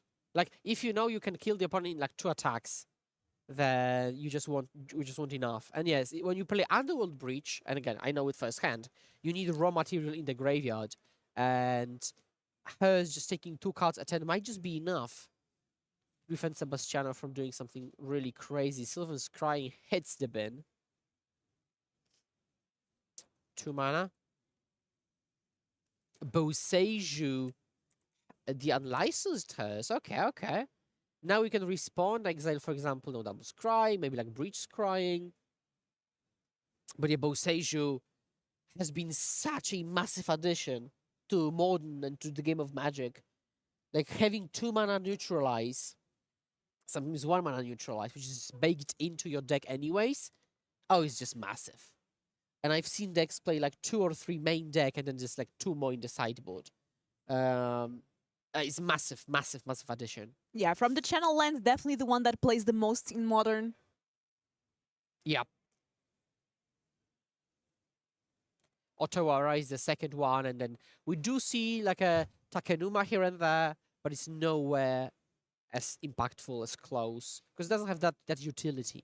That Boseiju did give a land to Danielle, though, so Danielle now able to get another Orcish Bowmaster, although he could already with the treasure tokens. Trying to fasten the clock, potentially. Sebastiano has 11 life, and just saying pass.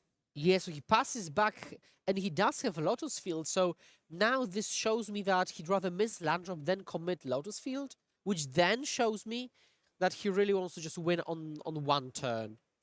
1 singular turn. Now, Daniele might just have to play a proactive, preemptive Magus. So this will leave Sebastiano to 4 life. Yeah. Yeah, exactly. So if Daniele knows there is only 1 attack needed, he might as well just play Magus now and just make it impossible Sebastiano to combo off on his turn, barring something like, I don't know. Mishra's Bubble. Not even this member does it. Looking at Sebastiano's top card. Unfortunately, we cannot see what it is. Yes, I can see the Magus. I think there's a drawn in the lock as well. So Magus hits the board. Leaving that basic swamp up. Yep, and triple treasure. Now we pass back. Sebastiano does nothing. And hold, and handshake it is. Daniele takes it down with Grixis Death Shadow. But I don't think that's it for the future matches. Let's head to table 2, and well, let me just tell you, I knew what to choose. We've got Death and Taxes, 1-0 in the tournament now, playing against Amulet. But well, We're coming in a very interesting stage of the game. yeah. And then Amulet is up a game, and it does seem to be ahead this game. 2 amulets. 1 Titan. Yeah. 1 ring. But this is a very, very interesting build of Taxes. We don't see Taxes a lot overall, but this version plays blue, so it has access to cards like Tishana's Tidebinder. Or Speaking even of Teferi. which, I wonder if the Titan has no abilities now because of Tishana's Tidebinder, or if It is that possible. countered any other ability? Yeah. Are there some breach decks? Yes, there are. There is at least the one I lent to my friend. There's also Mark Tobias playing breach, Station breach. So there are a couple of breach gamers, yeah. Okay, looks like Enrico is going to take here some damage from the One Ring and is going to have access to his turn. We already see a lot of things going on. Yeah, if we had an advantage bar, I do not think we would have enough space on the left. Drawing a couple more cards here with the One Ring, getting another One Ring. We get a question from Sordek MTG whether Living End is represented, and there are 12 copies total in this 500-person event. 1, 2, 3, 4, 5, 6, 7, 8, 9 is the 10th most represented deck. And as soon as we can, we will get the meta breakdown because, Skura, I'm always curious to see what the players chose to bring and also compare it with previous meta breakdowns. 1 month ago, we had the LMS Prague, which was also modern. So I'm curious to see how the format shifted. No new bans since then. Nothing crazy changed in modern. So I'm just curious to see. The only thing was the OTJ expansion. Yes, yeah, that's true, that's true. Which one is more represented? Blue-Eyed Control or Martyr? Well, I mean, without looking up, I think we all know the answer. So Speaking of OTJ, is this a card from Yes. the new expansion? Roxanne, yeah, I think it's Roxanne, which, you know, I think Dominic Harvey popularized it by winning the Energy event and then winning another one in Legacy. Roxanne, Starfall Savant, when it enters the battlefield, makes a Meteorite token. Or Meteor token? Yeah, Meteorite token, which shocks on entry and then adds 1 mana. Now, it enters the battlefield tapped, but if you have Amulet, you actually trigger Amulet. So, yeah, it's mana positive. Very positive. And it looks like Enrico bringing this card here to test it in this tournament. So I'm excited to see how it performs and if it starts being a staple here in Amulet Titan. Yeah, yeah. I mean, in a Summoner's Pack deck, you can very easily play a one-off green creature that you really like. Now I can see Yaroslav just not even moving his hands. He's just like, yep, show me what you've got. I've got Stoneforge Mystic, 1 land, Ether Vial, and Tishana. Now, oh, that Microsoft Gardens can copy something, and it does copy Amulet. So we have 3 now. Yeah, 3 amulets. For those who don't know, that's a lot of amulets. And Simic Growth Chamber just casually makes 6. A lot of mana there. Oh, make 4 and leave it untapped. That's another way to do it. We can also give Roxanne haste if we want to with Unaware Battlements to then trigger it and make another Meteorite token. And Jaroslav here at 12 life. And essentially tapped out.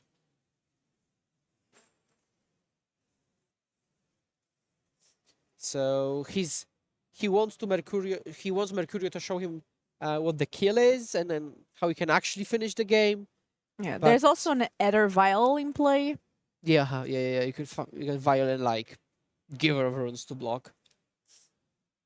But wow, is this torture?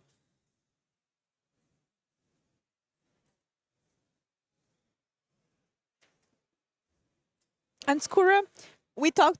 There it is, the handshake. Just as I was going to ask you something, the players are like, okay, this is enough. So it looks like a 2-0 here for Enrico with Amulet Titan. Congratulations, now advancing into the tournament with a score of 2-0. So starting very well here this weekend. And Skura, I wanted to talk to you a bit about your experience because you did play here in an LMS in a Grand Open qualifier in Prague last month. So you were in the feet of in the shoe of these players, Yes. and you were in the feature match area, True, which you won that That is game. I true. remember. How does it feel to be on the other side? Oh yeah. So that was my first time I think playing an LMS main event, and Oh, it's just completely different. It's completely different. Also, now I start noticing things that I didn't notice normally. So, for example, there is a delay. I'm like, okay, that I probably can imagine a million reasons why there is a delay, right? No problem. Also, playing at the feature match area, you've got so much space. You've got the judges. It's more quiet. It's just great to play in the feature match area. Now there is a bit of pressure because you'd like to win, but I did, so that's okay. That's okay. No worries. You did great, I remember, and it was very interesting to have you on the other side. And also now you know how the players feel. It is, as you said, a very interesting experience, and the nerves are high for these players, especially if it's the first time that they are here on the booth. So congratulations for all the players that have been here today, and we really thank them because it's their choice to be here. They could choose to not be on the feature match, but they put their faces out there and provide us with great content, because without them, we could not Do our cover job, anything. yeah. Exactly. And- Let us know, Twitch chat, what would you play this weekend? Yeah, and that. So while you're telling that, let's actually go to the next one because we did the show doesn't stop. We've got another refill. We've got a third match of this round. So let's go straight into that while Twitch chat shares with us what they would bring. And now we see Junt Creativity versus Grixis Control. What's going on? We see that just so much, blast from the past, spicy things. Grixis Shadow, Twiddle Breach, Grixis, Junt Creativity, Grixis Control, Taxes. This is the modern I love so much, so dearly. Very interesting to see, as you said, a lot of variety. I'm excited to see the meta breakdown. Some people asking, it is not available yet, but as soon as we have it, we will share it with you. Maybe Will and Lily will share it next round, if we already have that available. Yeah, I know we're in the process of making it fully created. So I would expect it to be online, yeah, in about couple of minutes, maybe an hour top. So we will see the metagame soon enough. What I can tell you is that the diversity has not stopped. We've got 120 decks that are in the other category. And that does and that doesn't even include Mono White Tron because there are 3 copies. Right? So I just wanted to mention that this Grixis control deck plays the new Jace. Jace Reawakened. And I want to ask you something. So this says that you cannot cast this spell during your first, second, or third turn. But if you have a way to play it in instant speed, can you cast it on your opponent's first, second, and third turn? Very much, very much. If you have a ley line of anticipation, you can play it on turn 2 on the opponent's turn. Absolutely, that is a legal play. Now there are a couple of ways to go about Jace. You can just treat it as a 4-drop that's just 2 mana, which is fine. You play it on turn 4, have 2 mana up. That's okay. There are a couple of things you can do with Jace, and typically it's Tybalt and play the backside, Tybalt Cosmic Imposter, I think. But you can also play Ancestral Vision, a card that was removed off the modern ban list, and then, as most things removed from the modern ban list, it turned out to be mediocre, close to unplayable. But now Jace might just reinvigorate this It's case to see that Jace might reawaken it. Yes. Someone had to say it. Thank you very much. Yes. So now I think the players are just 1-0 so far, so we could watch 2 more games. We're trying to bring you as much action as humanly possible. We've got the main table, the backup table, but yeah, if they finish earlier, we want to refill the tables as much as possible, so you get an hour of constant action, and the only downtime is literally for them to get out of the feature match area and let the other ones come in and then start over. So, and it's been pretty successful. So yeah. Land, surveil at the end of the turn. Can we flip an Archon? Just nutty flip. Can we? Oh, let's go! Let's go! Called it easy. Can you tell me the numbers for the Euro Millions? This, I can imagine it's like 3 in 52-ish. So that's probably like 6%, probably. Which is not a lot. Yeah. That's how it's done. That's how it's done. Nice surveil there from the Vid side. Okay, okay, no persist. So we don't have the nuts. But yeah, Thoughtseize now to clear the way. Now we see Fatal Push. Oh, Fatal Push. Fatal push. Oh, to Lightning target bolt. the dwarf, maybe. Okay. Lorian's reveal. No. Dress Down. Dress down. Dress Down is an interesting one because you play it in response to Arcan entering play, and yes, you do blanket, but you blanket for a single turn, so that's not much. Now, this keep is pretty risky because you're banking on your land to find a surveillant, and you're also on the draw, which is very similar to Martin User's meme from Twitter the other day. The best argument for any keep is that, well, I'm on the draw. Yeah, and then So- Javier Dominguez quoted and said, "I feel attacked." Yep. Now, it actually this argument gets stronger, let's say, because you've got surveillance, right? So you're on the draw and you've got the surveil. Yeah, looks like expressive iteration was the choice there. Very strong card. Banned in Pioneer. Yeah, Bound in Pioneer, which maybe okay, let's stay off this discussion. Banned on Pioneer unless you're playing the precon and the exact 75 cards. Although that means that you're playing a Phoenix deck with only 2 Phoenixes. But you can play expressive iteration. Yeah, that's just true. Maybe if you don't like, maybe if it's too easy for you to play the local meta game, you can just give yourself the challenge to buy the precon and just play that. And we do see a miss on the land for Nicola. I think Nicola top decked another expressive iteration. Which again isn't very useful in this situation.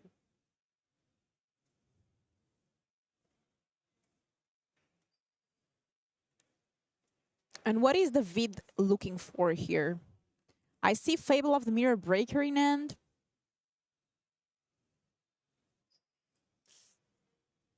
Yeah, he wants to just apply some pressure. Just anything is fine in the face of Nicola being unable to play any spells. So Fable is okay. Now your shaman will die to the lightning bolt, but yeah, it's fine. Like if you play Fable into Fable, just play spells that do something. Like literally, if he played like, I don't know. Okay, Tarmogoyf is a bad example because it's a creativity deck, but again, anything is my point. And we The do see it goblin shut down. gets bolted. Yeah, pass the turn and then boop. Nicola just needs that second land because after that, expressive iteration can get you back in the game. Yeah. But it looks like no land yet. Yeah, now we see the John deck is the one with card selection. But actually, it's a lot of card selection between the Surveillance and then Bitter Reunion and then Fable. You actually have a lot of card selection. I think I saw Dwarf, another Fable. So we just go, poop, Fable. Spell Pierce? No. Force of Negation? Let's see. Maybe. That second Fable is indeed a big threat there. And it looks like it gets forced with that dress down being pitched for the force. A land go. And there is the land.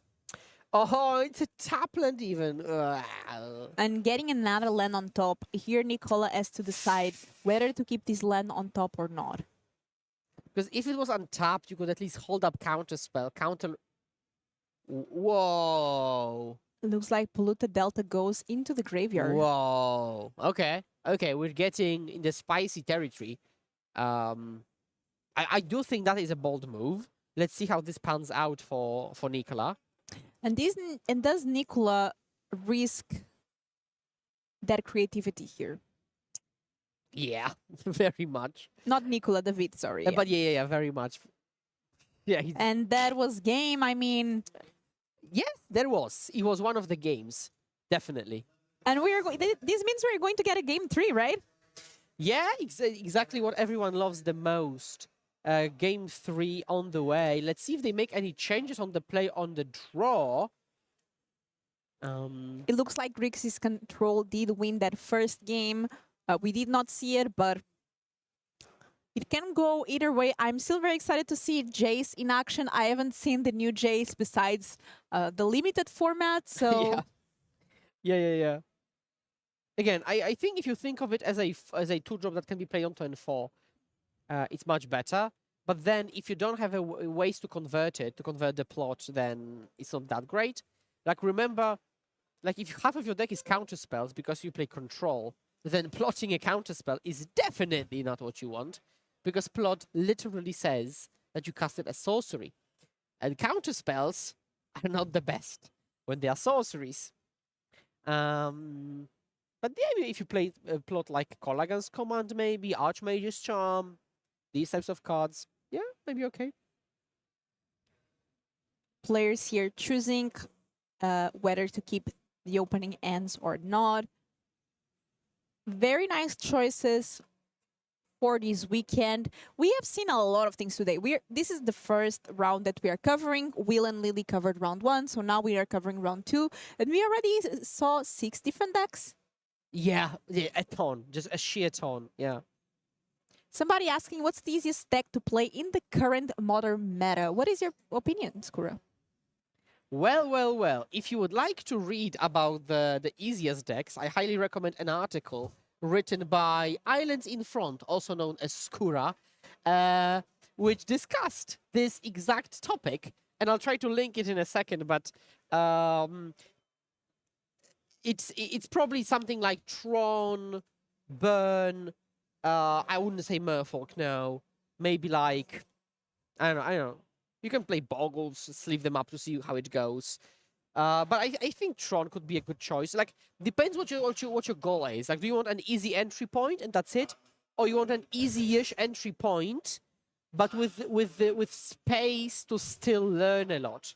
And if that's the case, I would definitely go with Prowess, because you get the concept is very easy. Creatures, pump them, kill. But there is so much nuance that yes, I think I would vote for Prowess if you want to explore and learn as you go. And let me find that article actually. So I saw here that the vid did mulligan. He had no lands. So Nicola also mulligans. At least if you're mulligan and your opponent is also mulligan, it's just bad for both. So, which makes it a bit less bad for both. Yeah, So game 1 was won by Nicola on Grixis Control. Then game 2 was won by the Vid on Gen Creativity. And now we're headed for game 3, where Nicola is going to be on the play. Looks like Nicola kept a 6 card starter opening, and the Vid is mulliganly to 5, I believe.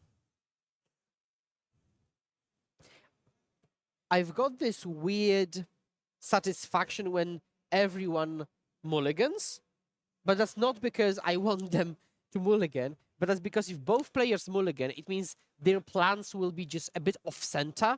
But if both decks are a bit off-center, then it just creates a very interesting pattern and texture of the game that we normally don't see, because they don't go 1 into 2 into 3 into 4, because again, there are some problems because they mulled low. So I think these post-board mull low games are very interesting.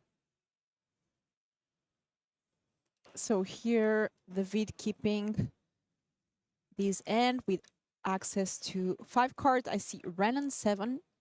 Renan 6, sorry. Yeah. Not Renan 7. Close enough, I mean. A bit less expensive. But there's only one land. How many Rens there are? So you have Renan 6, Renan 7. Yes. I think that's it. Yeah, there is the green one and the red-green one.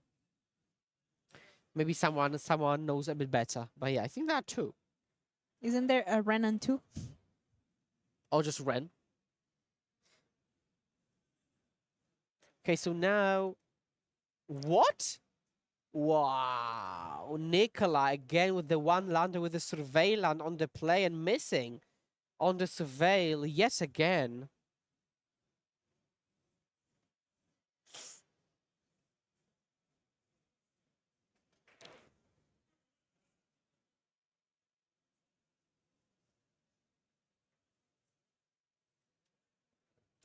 Let's see. Looks like Yeah. a land on top. Oh no, it's not. Oh, is that a land? It is. So now David is not in that bad of a spot because he's able to get land back from the graveyard with that Ren and 6. I think we'll see Force of Negation. Because if Davide just plays a game of Magic, then Nicola is falling too far behind. Yeah, and we see 2 games in a row, Nicola not having access to that second land drop. Tap Dwarven Mine, yeah. Pass back. Counter spell. Pass back yet again. Now Ren and 6. Yeah, it is painful, isn't it? Because now David is able to start doing threat after threat after threat, and it starts the first one, Fable of the Mirror Breaker, resolving Lightning Bolt the Goblin, but still, David will still have the second and third chapters of that Fable. What? Okay, that could not be faster to deploy this. But now I see Ren, I see Archon, I see Creativity. Really good setup for Davida. And I think he'll ditch at least one card. He might ditch maybe land Archon because he wants to play Ren anyways. He might ditch just Archon. Depending on whether he wants to go for it. I think he can just take it a bit slower. Just make his land drops. Just progress his game a step at a time. Rather than go with a large, huge leap. Yeah, interesting decision here for David.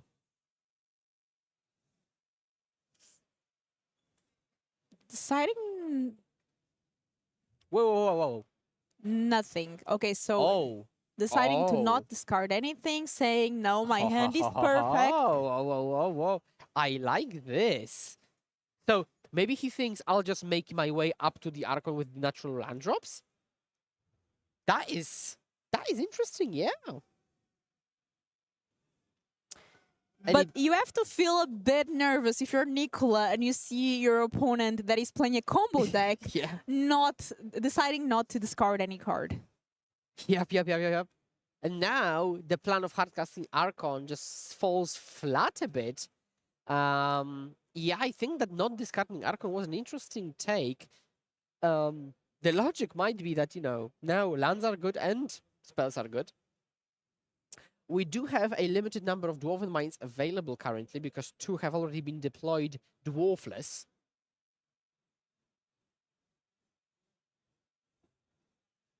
Third land, go. So that Fable is going to flip. I think David might have gotten a Thoughtseize stop, which is going to be really good to see what's on Nicola's hand here. Trying to grasp whether it's going to be safe or not to start using that creativity. Oh, but I see one issue. Oh, okay, it's not a huge issue, but if you want to play Thoughtseize, you need to fetch for a Black Soul, so you cannot fetch out for the Dwarven Mine. So then if you want to go for it, you need to target Fable. But then, on the other hand, if you cast Thoughtseize, if you want to go for it or not. And then if you do successfully, then it doesn't matter that it was Fable. And if you don't, then it doesn't matter. Yeah, I guess it's fine.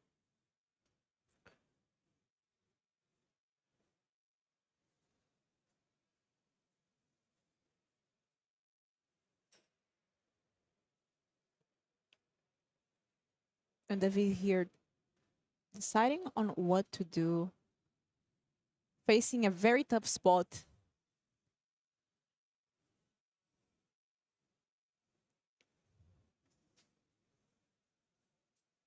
Yeah, tough spot indeed. And I think we will see something like Fetch Shock Thoughtseize. Oh, but we will see Tishana. Oh no, we will see Tishana. Oh, so Tashana there countering Oh, the no. ability of the fetching. So David actually doesn't get a land out of that fetch. But the oh no is because now Davide can go creativity on Fable and just get Archon. So oh no indeed. But not for Davide, but for Nicola.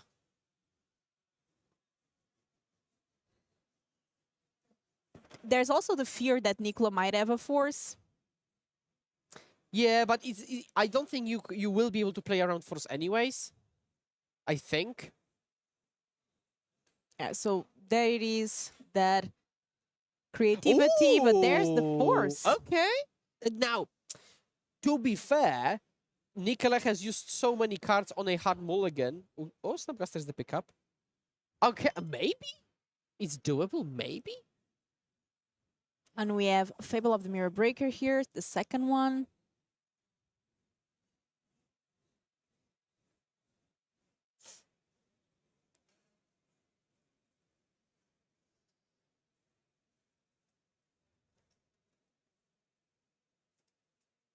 Snapcaster Mage, a blast from the past. Oh, I love it. I love it so much. Getting the Lightning Bolt, getting rid of the Goblin token there.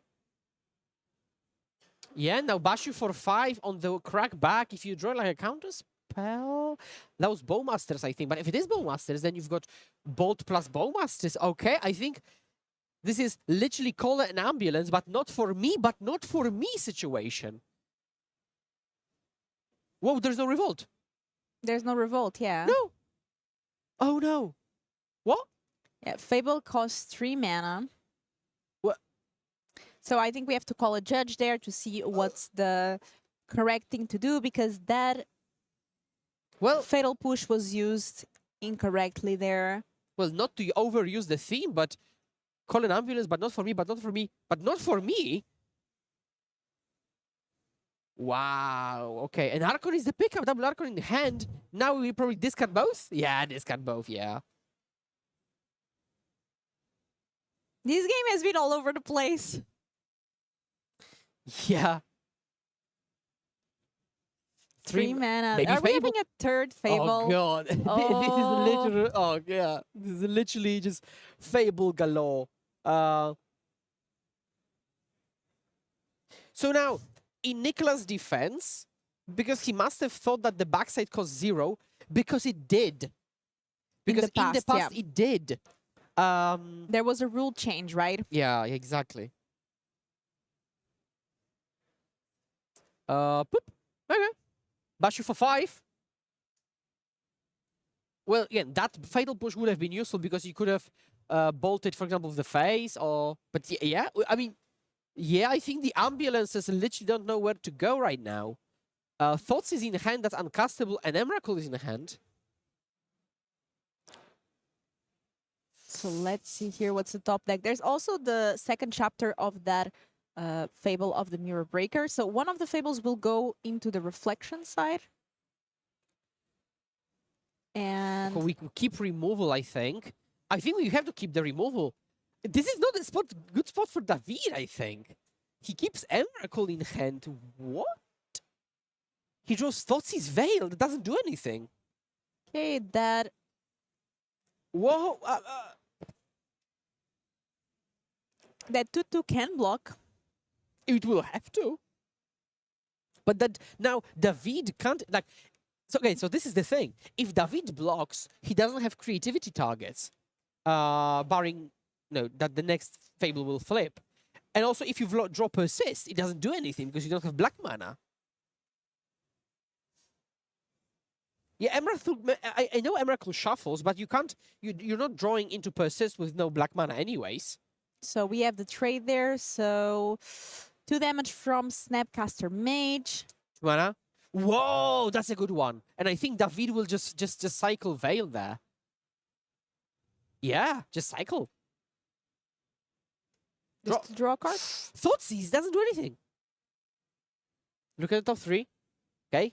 The greatest anticipate in the history of Magic. A land. A thing.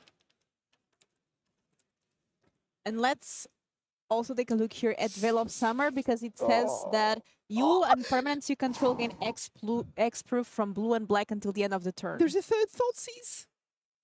This is literally 3 Thoughtseizes and Emrakul. Nicola probably end step find a Surveillant.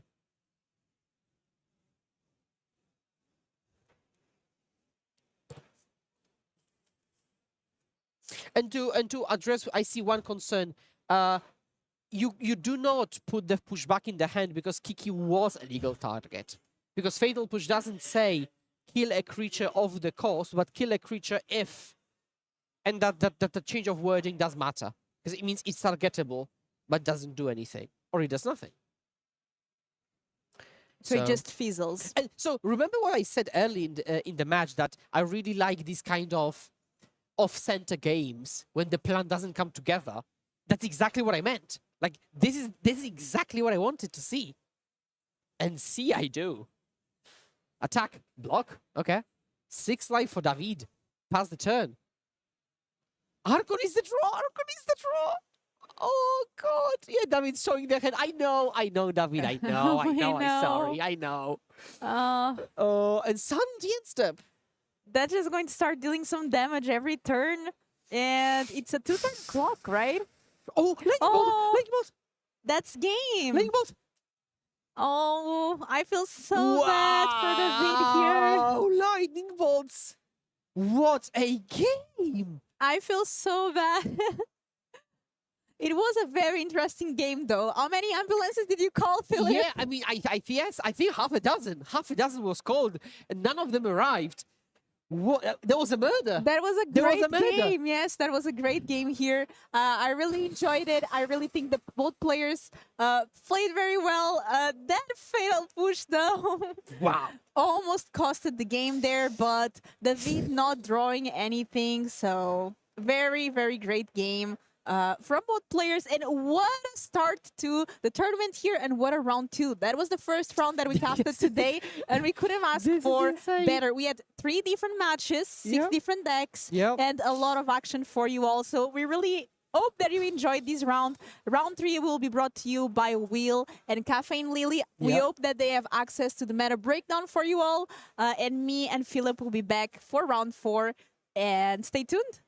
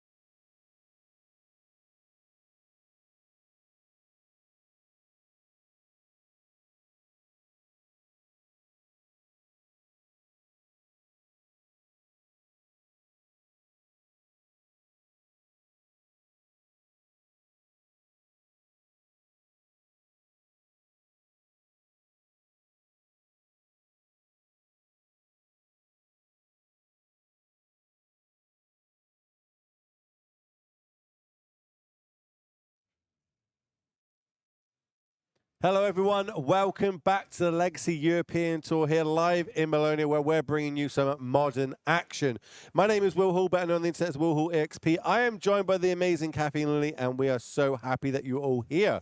Because as I said, modern action, the best format, the format closest to my heart. I'm so happy that we've got another big event on with this, and yet we get to bring you some amazing decks. We've got some really cool decks moving into our feature match here. But we also now have the meta breakdown. So let's see if we can get that on screen. Let's see what everybody brought this weekend. We've got over 468 players all battling out, and this is how it kind of breaks down. Amulet Titan, I've said for a long time, this is the best deck in Modern.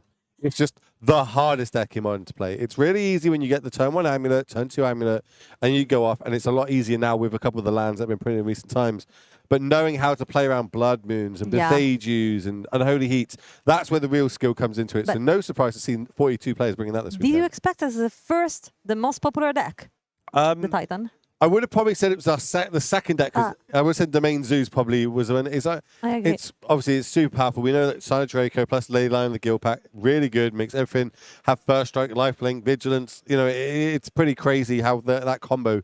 You can jam it in most decks these days, and you're still going to get a lot of free wins from it. Then Yawgmoth. When I was walking around the tables, then between the last round, a lot of the Yawgmoths on the bottom tables. That early round did not go well for them. But maybe they'll be able to bounce back again. It is one of the more powerful decks in the format. It's always been able to adapt. Kind of plays a lot like a toolbox deck. It's got a gazillion combos in it. It's actually my deck in Modern. That's my favorite deck in Modern to play. And then what we saw round 1, is it Murktide? It's still around. It's always going to be around. That's just the tempo deck of choice, right? And then sort of falling from grace, Rakdos. I'm saying Evoke. I won't say Scan, but Rakdos Evoke. Rakdos Evoke. But then there's a couple of different variants on here. But it's still alive. Like over on the middle of your screen there, Mono Black Grief. Like that's a deck that's on my radar recently. Like I really think that deck lines up really well in the meta, especially if you expect a Titan Domain Zoo heavy meta, because there's a lot of target player sacrifices a creature, not target creature like destroy spell. So you're making them sack the big Silent Dracos, etc. So it's going to be pretty interesting to see how this turns out. Remember, we're going to be inviting back at least 64 players tomorrow. Exactly. They need an X and 2 record to get back tomorrow, where we're going to bring you another 6 rounds of Modern action before we cut to that top 8. So let's get down to our feature match area, where we've got some people sat down ready to go. We have got Grixis Death Shadow versus the Domain Zoo deck that we've just been speaking about there. We know everyone kind of knows about it by now. It's the Draco, it's the Leyline. Lots of creatures. This is the straight sort of zoo version, as I'd call it, with the green creatures in. You do see sometimes people taking out the green creatures, replacing it for a more like counter spell heavy build.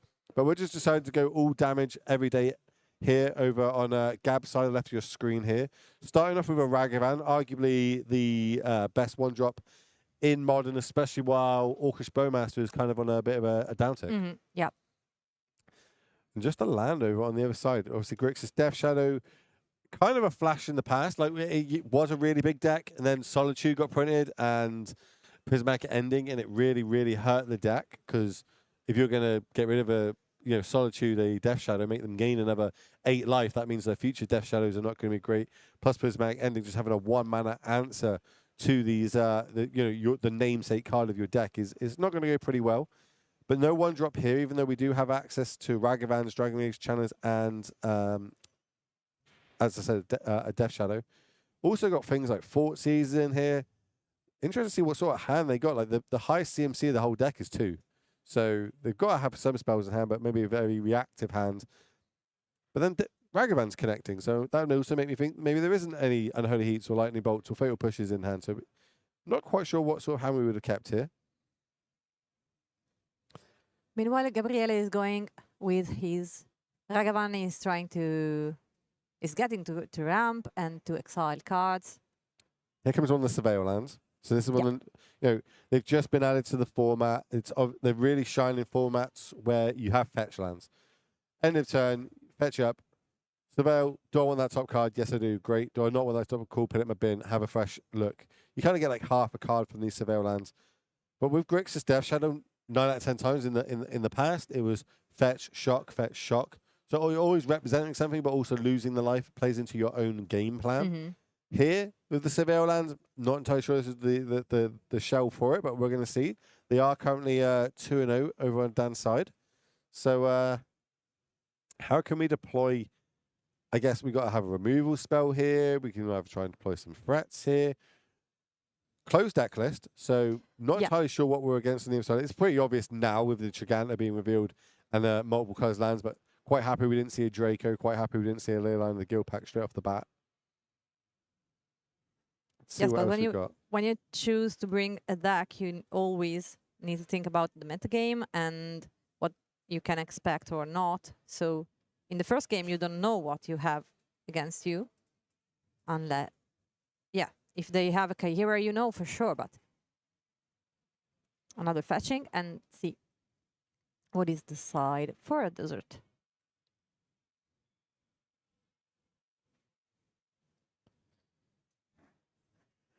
So this is going to turn on.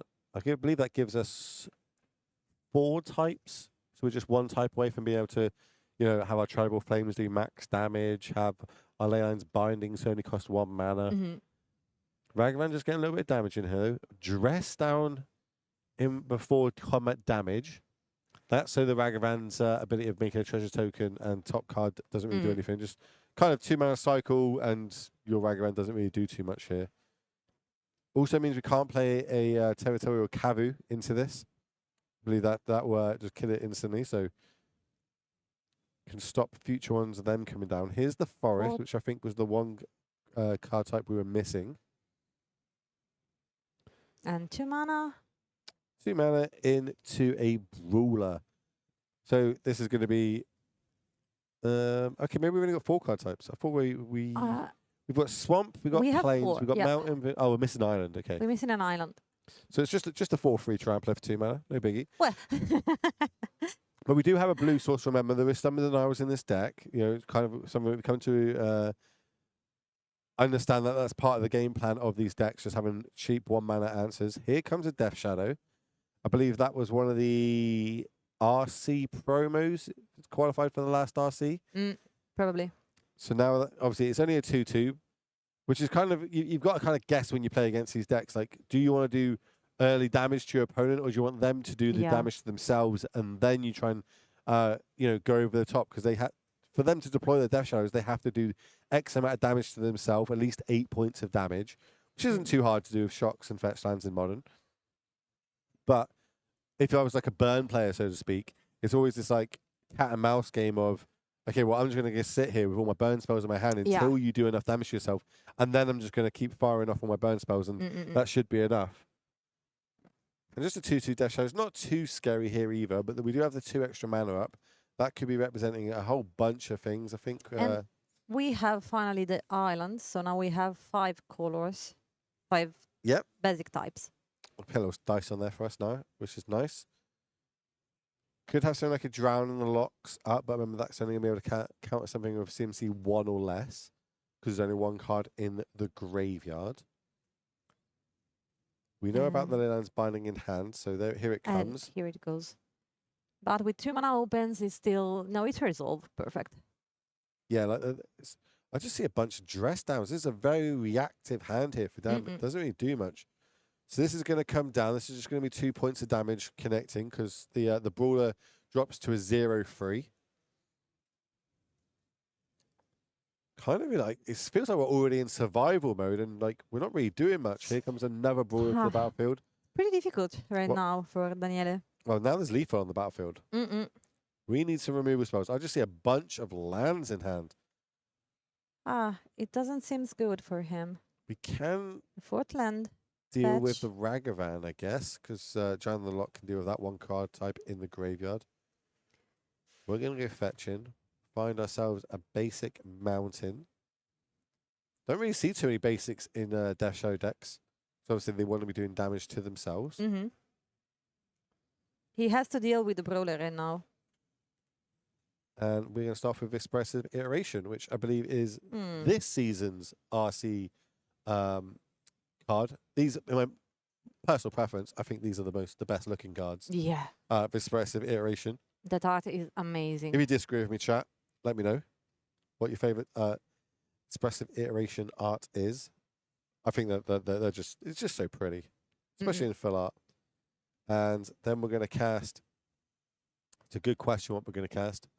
So I ain't got a clue. Oh, I think that's like a special drown the lock. And then they just Seems go, like it. I've got But all this. That's going to be lethal coming across. And he just says, GG's, we're going to a game number 2. Really easy there, really quick, really quick, easy. yes. I don't feel like Daniel did his deck's game plan. It just, the cards, he kept quite a reactive hand. It didn't really fold that well. But we have access to their deck list. Remember, Yeah, this is a closed deck list tournament. Exactly. But we can try to guess what. We can have a little look. Well, I'm looking at this sideboard, and there's definitely some cards that can come in. So we've got things like, just amongst the 75, we've got Stun Scolding, always better when you're on the play than on the draw. A 1-mana counter spell to Ragavan and friends. We've got Shield's Edicts. There's a lot of dress downs in this list. Maybe they were really expecting the new Affinity deck that makes a gazillion constructs to be heavily played this weekend. Possible. Because that card would line up really well against them. But again, walking around the room, I haven't actually managed to see many, or in fact any at all. So maybe it's not made its way into Modern just yet. Do have things like Magus the Moon, Blood Moons. These sort of effects also can be quite good against these 5-color lists, unless they happen to have a Leyline of the Guild Pack. If they start with Leyline of the Guild Pack, all they need is any basic, and that basic will produce all 5 land, no matter what sort of Blood Moon effect is played on the other side of the battlefield. But we saw in Prague, this deck wasn't so good. Didn't perform well. Well, the zoo list. Yeah. So one thing I've always noticed in just for the past 18 months, 2 years, at these Legacy European Tour events, is there's always a zoo list in the top 8. Somehow, At least one, even before it kind of got good, so to speak, in question marks, with the new Leyline being printed, there was always a zoo list in the top 8 somewhere, and I could never understand why is zoo still here. It's pretty crazy, but it can do super powerful things, and we saw that then in game number 1. Can Daniel bounce back? Can he keep a better hand now he knows what he's up against? Obviously looking for a lot of removal spells.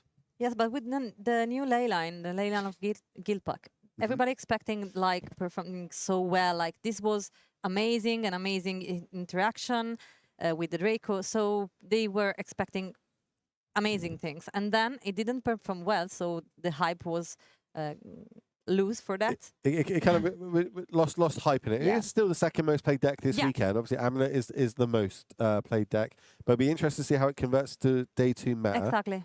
As both players finish shuffling up here. We will have the conversion rate tomorrow, of course. So I'm pretty curious about the conversion rate. Yeah, I feel like I can see the mono black grief decks doing well. I just feel like that's such a well positioned deck currently.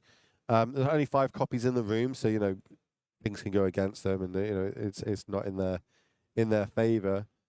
But more importantly, can Daniel level this up? Can he go 1-on-1 with his Grixis Death Shadow list? We used to see it in the past, really powerful team of Battle Rage.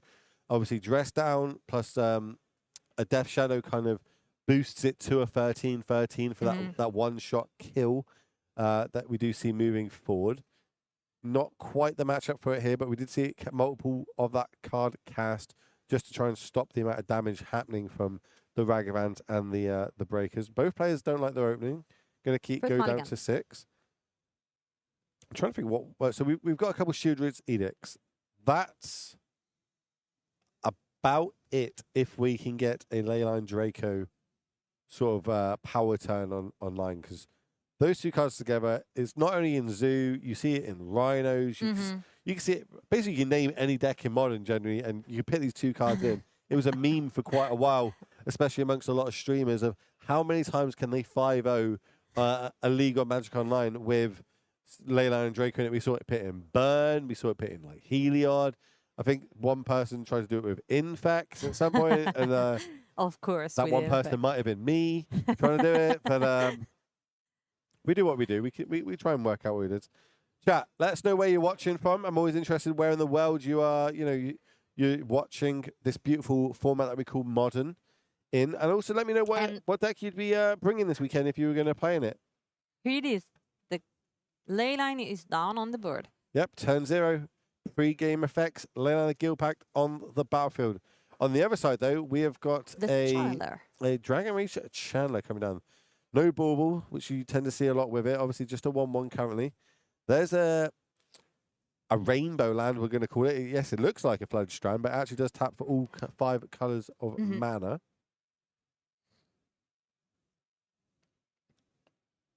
And we got the imp. Here comes Thoughtseize, Surveil. Do we like that top card? Do we want to put it in our graveyard? Remember, we do want to add these cards to our graveyard just to make this Dragon Race Chandler get bigger if we can get Delirium going, making it a 3/3. We do have Sorcery, because this Thoughtseize will be going in there. What's your favorite? Do you have a favorite art for Thoughtseize? Any particular, or? I like the OG. I'm an OG. I actually own like 12 Thoughtseizes, but I only really use my OG ones. I don't know. This one is pretty good. The full art one, yeah, it is nice. It is nice on there. I'll give you that. I'll give you that. South Africa. Hello, South Africa. In London, revising GCSEs as we speak. Oh, don't. And we have the Sion Dracon. We call this Splinter Twin. This is called Splinter Twin in the format. So now, with Draco on the battlefield, with Leyline and the Guild Packs on the battlefield, that means that all creatures now are going to have Everything. all the abilities. It's going to they're all going to have hexproof. They're all going to have first strike. They're all going to have trample. They're all going to have vigilance, and they're all going to have lifelink. Yeah. Which is pretty It's rough a big when deal. you're a creature deck trying to kill your opponent through combat damage. It's pretty rough. And also is a 4/4 on turn 2, so pretty good. Yeah, that in itself, obviously, it's reduced. It is a 12 mana cost card, but does reduce 2 for every land type you have. Leyline in the Guild Pack means every land we have is every land type, which means it is only going to be a 2-drop. Do we have an answer on the other side? Kind of really hoping we've got a Shieldred's Edict. And that's exactly what I have. This is a great turn. Another Dragon Rage Chandler, which means we get double Survey trigger. Then we go sacrifice a creature. Draco goes to the graveyard. Now that all creatures don't have all abilities when they ETB. We got sorcery, instant, creature land. So I think Delirium's on as well. So these are 3/3 Dragon Rage Chandlers, and they can close the game down quickly. As soon as I say that, of course, another Draco comes down. So now we've got a little bit of a problem. Our creatures are 3/3s. Yeah. We've got to turn them sideways. This is where it gets awkward. This can be difficult. It was such a good turn for Gabriele. Had almost the perfect turn, the perfect answer to this powerful. Exactly. But we're just going to block. First strike damage is going to happen. We're going to get and another one. And then Chicana's going to hand. Yeah, this is not going well for down on the right of your screen. These 3/3s that have to attack every turn into a Vigilance first strike, life linking 4/4 on the other side. Just get in there for another 4. So basically, our attacks are negative at this point. Yeah. And now we have a Kavu that right now is a 5/5, if I'm correct. Yeah, 5/5 trample, vigilance, life. Yeah, and we're just extending the hand. We just saw that this is one of the reasons to play these Leyline Draco decks is you just get free wins. Sometimes it is just too much for your opponent to deal with. And in that instant there, it was just a massacre. 3/3s have to attack every turn into a 4/4 life linking, first striking, hex proof. It's just block it, gain life, block it, gain life, attack, gain life. Way too much there. But luckily, we do have a backup feature match. So we're going to move straight across to that. This is one of the lovely things that we do here at the Legacy European Tour. We do things slightly different to what you might see on other shows like the Pro Tour, etc. Is we have 2 feature match areas. We get them in the feature matches. Once one finishes, we move to the other one. Ideal. But then what we're going to do now? What if this game finishes? Well, what we're doing is we've got our casters in the background. They're running around trying to find some other tables that are in the middle of sideboarding, and they're going to move them across to our main feature match area. So that way, we're able to give you as much paper coverage as possible. Because let's be honest, that's what you really want here. That's why you're all watching today, is because you want to see this beautiful format. Also because with extra time, sometimes if you don't do like that, you will have a lot of downtime. Yeah, exactly. And like, I say I'm a viewer. I watch a lot of content. I consume a lot of it, and downtime is the worst thing possible. Unless you've got Wordle. Shout out to my boy Anu. But look at this now. It looks like we've got Simic Merfolk versus Jund Creativity. We were just speaking before when we went live about there's a lot of creativity in the room. Especially moving to the top tables. Why is a lot of people bringing this? Well, sacrifice effects we've seen are quite good, especially if a lot of people are bringing the Leyline Draco list. If they can play Dracos, which can't be targeted, well, you don't actually target the creature, you target the person, so they sacrifice it. Here comes a Fatal Push. That's going to deal with the Trickster. Merfolk is one of these decks. Also, Alessandro is very good with creativity. He knows his deck very well, so we can expect a good game. Did you expect Simic, some Merfolk today? I never expect Merfolk. Okay. Like, There are always some. one of my good friends, Niku MTG, he does wonders with Merfolk decks. I don't get it personally. I understand it's a tribal deck. It's probably the best tribal deck in Modern. It just does a lot. Hex Catcher really did push us over the edge, but now they also got Tsuba's Tie Binder as well, which really can help. So it's got a lot of game now moving forward. Are we discarding Emrakul? We are discarding Emrakul. Okay, Yep. I need to look at this list.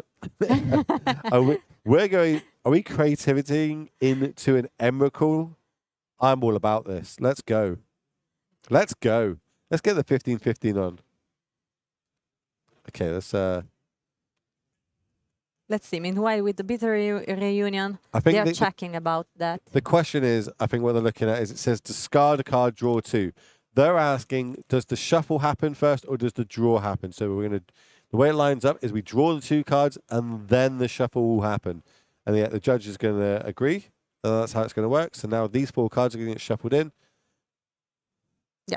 And we will continue playing. But the time is stopping, so they are on judge call. Yeah, it's only momentary. time. That's all. Just judge how does this actual interaction work, which is a good point to shout out to people who are just watching or just starting their journey into competitive Magic. Judges are there to help out, right? Like they are not there to impede you anyway. They are there to make sure that the game is played out how it is meant to, how the rules go. Don't ever be scared to call a judge if you think you don't understand the interaction or your opponent's cards are in a different language, or you don't understand how a certain combination of cards will work. But judge, how would this work? Would this trigger this, etc., etc.? We are there to help you. Call us. Simply call us. And don't be scared, because sometimes, even if you are scared because you have a tricky question about your opponent, maybe you don't know, you can always tell them, oh, I have to ask you something about this card. Can I please go away from the table? Exactly, a little bit far. And you don't have to say it in front of your opponent. No, of course. Judge, would this fatal push kill them? You know what I mean? Like, He's cheating. You don't need to give things away like that. They are here to literally to help us maintain the game state. But this game state currently is 2 Merfolk on the board getting turned sideways. And I believe the sleeve that you see in the lands that is flipped over, that is green. They've done that to represent that is actually an island currently from when the, I can't remember the 1-drop called, the Tide Shaper came in and turned it into a basic island. There's the 4th mana. This is where it kind of gets key for these creativity decks. And we're going to see Fable the Mirror Breaker. Yet again, this card turns up in every format that it's now legal in. Does so much, brings a token along with it, makes more tokens, lets us filter our deck a little bit more. I'm just going to have a little look, see if we've the most expensive token. Yeah, I wonder, there was a meme that it was actually more expensive than Tarmogoyf at one point. RIP Tarmogoyf. That's cool. This is also the Persist version. So, because we saw the Bitter Reunion, it kind of shows that it's more like the Jund build. So there's a lot of Persists. So now with the discard 2 part of the Fable, we could potentially put something like an Archon in and then get that out with the Reanimate. I can't remember the name of it again. 2 seconds. With the Persist, that's the one. We'll see how it works out now. Fable won 3 PTs in a row. Literally, there's over 3,000 cards in Standard currently, but it is not one of them. So it cannot win another Pro Tour. This card does so much, though, for 3 mana enchantment. It's huge. Turn these things sideways. Currently do not have Island Walk, remember, because there is no Lords on the battlefield. These are just 2/2s. We block like this, it means we're going to get an island back. But there are Lords that have flash effects in Merfolk these days, namely Hex Catcher. So we could flash in a Hex Catcher here, give our Merfolks +1/+1. 2 mana. And it looks exactly what it is. Yeah. So but now, he has to block because at 9 life points, he cannot. yeah, it would have been a big hit for 6. This is just 3. Does mean that there's still lethal on the battlefield, but now it makes it even harder because, yes, the Hex Catcher's got Flash. Yes, it gives all your other Merfolks +1/+1, but it also has the ability to sacrifice a Merfolk, counter-target yes. non-creature opponent spell unless they pay 1. So it is a force spike. And currently there's a couple of Merfolk on the battlefield, so quite a few spikes, so which means it's going to be harder for us to cast creativity this turn, which is ideally what we want to be doing. Let's see. Meanwhile, he's trying to decide what to discard with the Fable. It's a may. You don't have to. Yeah, but but it's I think encouraged to, I would he say, will. especially if we've got no answers to the current state of the board. 2 Double lands, lands. don't want them, so 2 fresh draws come in. What are we looking for? Lightning bolts would be good. I think that was just 2 dwarven mines off the top, and we don't have the amount of mountains just yet. We could fetch, go get a basic, drop to 5. Yeah, it's not. Another That's land. going to be tapped, right? Because it's not a mountain, I think. Let me just flag that up. Meanwhile, another bitter reunion. Discard another land. And yes, we will check if that should be tapped or not. And Vren is trying to get on the board. At least is getting on the board because David still has 1 mana, but is deciding what to do. He can try to do something. So we're just passing it down to the table.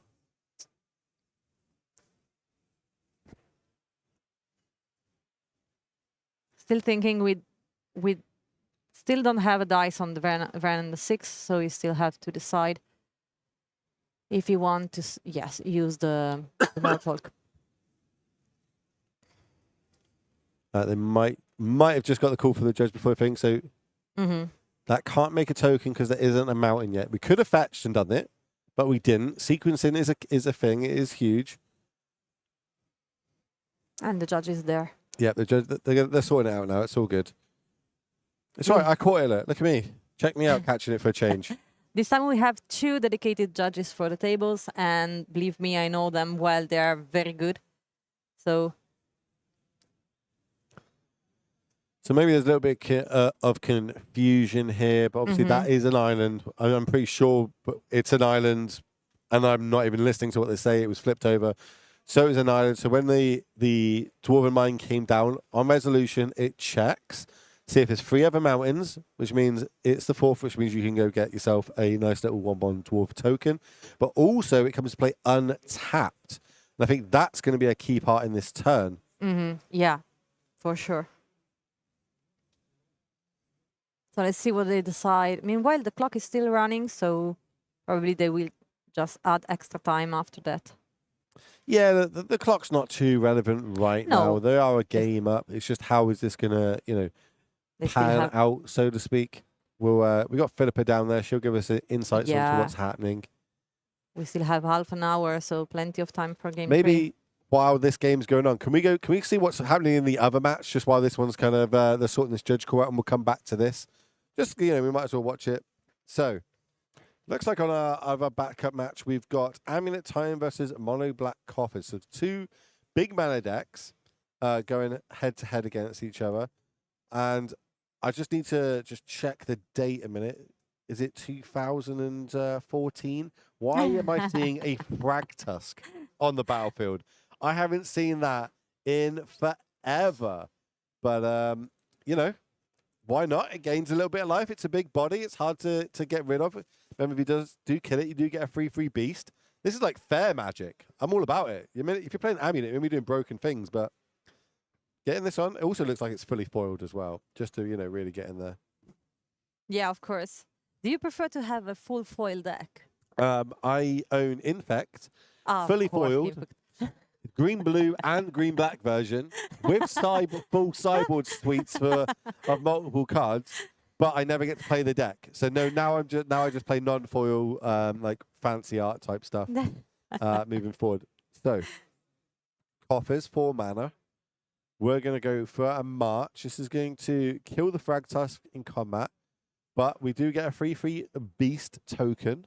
Again, I can't remember the last time I saw a free beast token hit the battlefield. But it is there. And this is why it's so scary.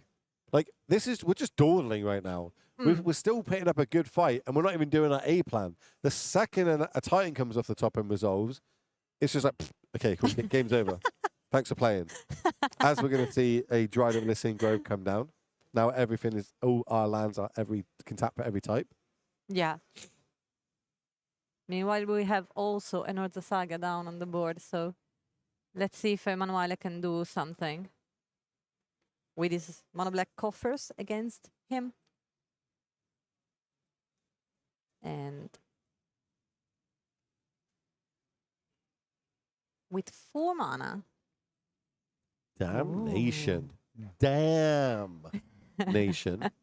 Love it. That's pretty cool. Yeah, look, Damnation doesn't get played enough in my opinion. I really like that card. The mono black sweeper things can't regenerate, even though when was the last time anyone saw anything regenerate in modern? Here's chat will jump on me now. They'll be like, this is what regenerates. Okay, chat. But we are happy you're here, chat. We hope you're enjoying yourselves. If you are just tuning in, welcome. We've got 9 rounds of modern action for you. And then we've got another 6 tomorrow. Plus top 8. Plus that top 8. And this is kind of the pre-show to the Pro Tour. Realistically, if you get up early enough and you want to stay up late enough, you can watch a full 9 rounds now and a full 9 rounds later on. And of course, by the end of today, we're going to find out who is into our day number 2. And on the Pro Tour, we're going to find out who is in the top 8, living the dream. You can go straight without sleeping and have a full weekend of Magic. It wasn't an impression of chat. It was just an impression of you, Bobby. There's a Titan off the top. We're going to start generating some mana and floating it. Amulet of Trigger. So with the way that Amulet of Vigor works with these bounce lands, so any land that comes into play tapped, it untaps it.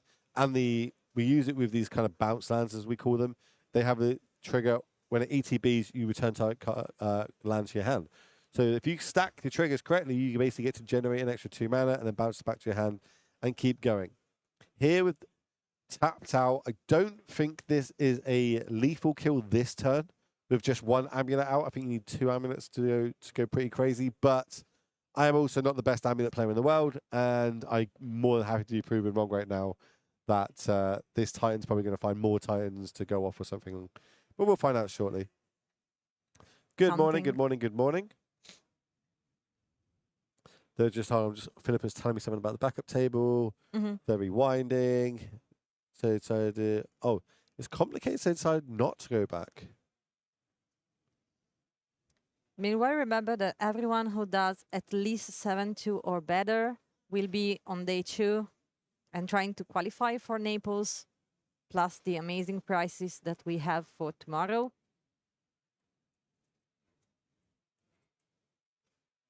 And of course, Naples will be in 1 month and will be the regional championship. Meanwhile, 2 mana. Okay, so from the other match that's going on, it looks like they were going to rewind. Then it got put to a warning, and they didn't rewind. Both agreed that it would be too messy to rewind back to the board state it was meant to be at. So it's just going to be a warning, and they're going to carry on from where they were, I believe. Let's just watch this. I'm just interested. I just want to know if they can win this turn or not. Is what I'm kind of looking at. We will update you after the head judge decide what they want to do. We've got some amulet players in the chat, and they're telling me there isn't a win from here. That's good. That makes me happy.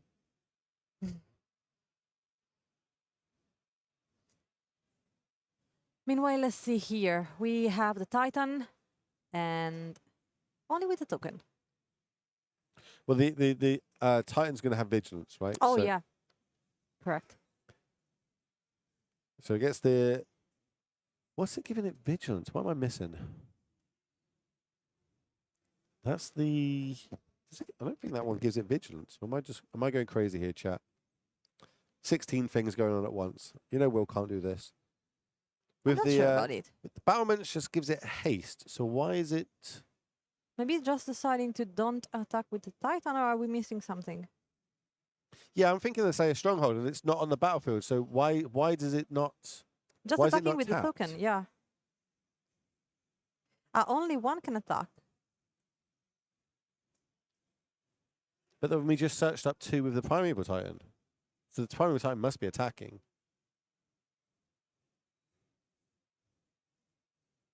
Oh, chat's saying only 1 got haste. Mirror pull to copy the initial trigger.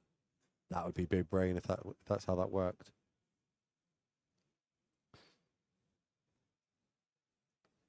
Then why would we get in there with a 2-2 over the 6-6? I'm pretty sure the Titan got in there.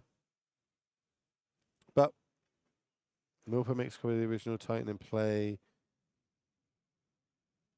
Oh, okay. Okay, it's making sense now. So that's what it is. We actually, the mirror pool copied. Got you. Got you, chat. What would we do about chat? I don't know.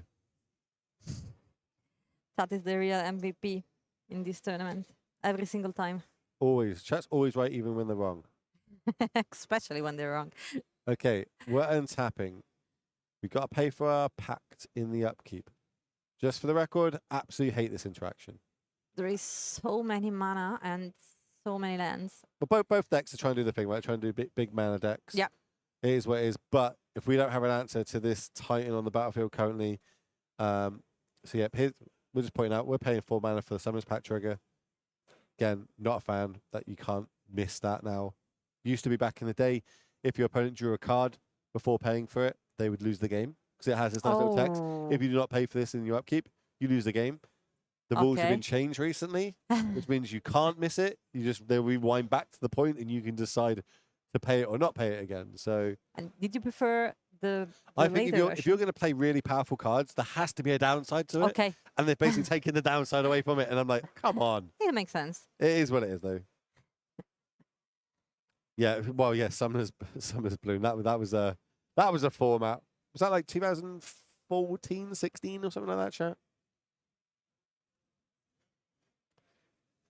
Let's see meanwhile. Okay. Getting word up there. They're still talking about the judge call on the other backup table, chat. So we're going to keep you here for a little bit longer, which I don't hate. So we're going to sacrifice a token creature. Yeah. And then they're going to make another token construct. All right. Now this is probably to me, normally when double amulet's on the battlefield, I'm pretty sure you can win from this. Only 2 cards in hand for our coffers player. 3 mana open. What could we have? Yeah, it's pretty difficult for Emanuele right now. He's not in a good spot. Another Shieldred's Edict would be pretty good. They've got some sweepers, but they're not 3 mana and they're definitely not instant speed. Orcish Bowmaster doesn't block trampling creatures too well. So we're going to add 3 mana here. Counting up. And that's going to play. Oh, yeah, okay. So now every land drop is going to be able to do 3 points of damage. We even just put it into play untapped. Don't even need the extra mana from it. We're not even going to get. I think I'm so far ahead here. Right now, mana is the least problem. That is the 3rd land drop for the turn, though, right? And with 3 mana. Was that the 3rd? Am I missing something? Why is there a 3rd land drop there? We had 1, 2, 3.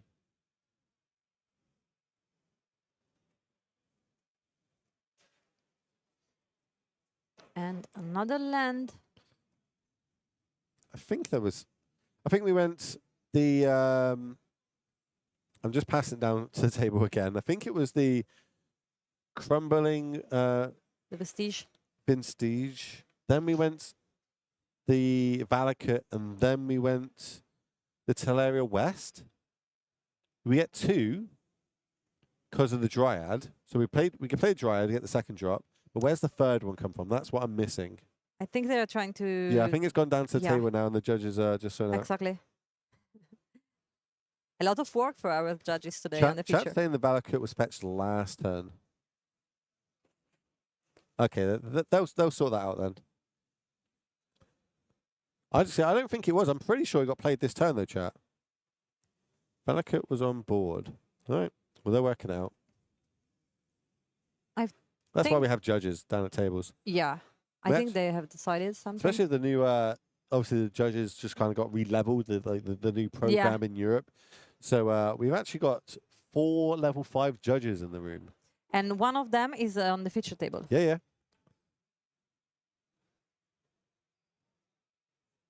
A lot of experience from them.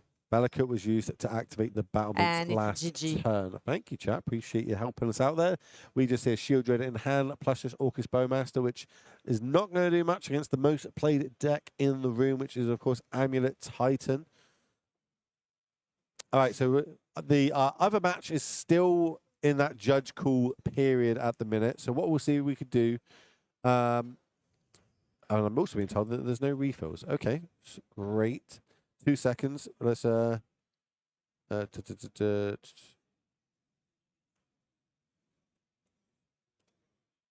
right. Well, I guess what we'll do is we'll come back to the booth while we kind of work out what's happening down on the other table. Obviously, there's a bit of confusion. We can wait for the judges. Yeah, to one have of the their lands calls. is an island, and things got played off it, and triggers happen, stuff. So they're working out how to rewind it, if they're going to rewind it. What's the judge call going to be? It's working out down there. But while we're waiting for that, let's have a little look. Let's get the meta game back up. Let's have a look at what over... we've got 468 players in the room. This is the breakdown of decks that they brought. We've spoke about the top 5. So let's go 5 more deeper. We've got 5-color creativity. We've seen that. That's currently the one in the feature match, which we'll go back down to in a bit. 16th player still playing this deck here. There's quite a lot of players, considering what, like, it's a deck that at one point was the best deck in the format. Yeah. Then completely fell off the radar. And now it's kind of creeping back in. Obviously, sacrifice effects are very good right now. Cause of Leyline Draco, sort of the new Splinter Twin in Modern. The second most played deck. So it makes sense that seeing a lot of that kind of come up. Then we've got Esper Reanimator. Now, I thought there'd be more copies than this in the room. Yeah, did you think that? Very powerful deck. But has the you know, it's a combo deck at the end. So you can just draw one half of your combo and then not the other, and you just get absolutely rolled. But sometimes the combo happens on turn 2, and you're like, how do I ever lose? It's a really powerful deck. High risk, high reward. Cool to see that in there. Mono black coffers, we just saw it there. We saw them pick up a loss. I think it's the other way around. I've played a little bit of coffers, and when I've got the coffers on my land going off, I don't understand how this deck loses. Yeah. I'm like, this is so powerful.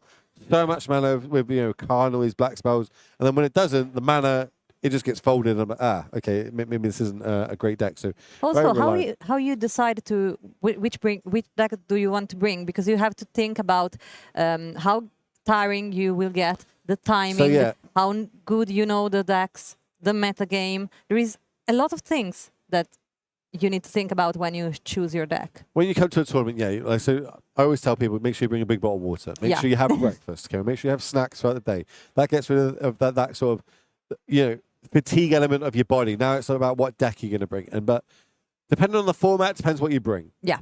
So Modern, it is a format that rewards people for knowing their deck. It's a format that rewards people for knowing the format. Sideboards are, in my opinion, the key to Modern. You can bring a good 60, a nice tune 60, but that extra 15 cards that you get, if you can read the meta well, they're and you can bring every card, every color combination has got cards that can beat other decks. Okay, you can be prepared. Are you going to bring the right ones? Are you going to get the right lineup? Sometimes you can bring, like, Tron. Yeah. And just get lined up against Infect continuously. You're like, what is going on? This isn't even a deck. Because we do have, obviously, that mono white Infect Troll Tron deck floating around the tables out there. So it's definitely rewards you for knowing the format, guessing the format, but also Modern does have a bit of a high price point to get into, right? So not everybody can have every deck on that screen. No, of course. They can't just pick week in, week out what deck they're going to play. So you kind of get into a deck. You have a big toolbox of cards that are in the deck. So yes, I've got my 75, but like, let's just go with my Infect deck. I've got 75 cards. I've also probably got another 100 cards in another box that I can bring in and out depending on what the meta is like. And that's where you see like experts of different decks doing really well. Nikachu MTG, I'm going to go with that. Always plays Merfolk. Always does well with Merfolk. Even in metas where Merfolk shouldn't be doing well, he'll find a way of doing well in it because he'll read the meta well and have these different cards. Also, I think that know how to sideboarding is the most difficult thing. That's the other one. A lot of people, especially newer players, think these 8 cards are great. I'm going to bring all 8 in. Yeah. What do I take out? I'm going to cut this, that, and the other, and then realize that they've actually diluted the game plan of their deck. Exactly. And they go, well, I had all these great cyber cards, I had all these answers, but I still lost the game. It's because they diluted their game plan. So it's really knowing what to bring in, what to bring out. We live in an era of the internet, right? Yeah. There's so many cyborgs out there. There's streamers.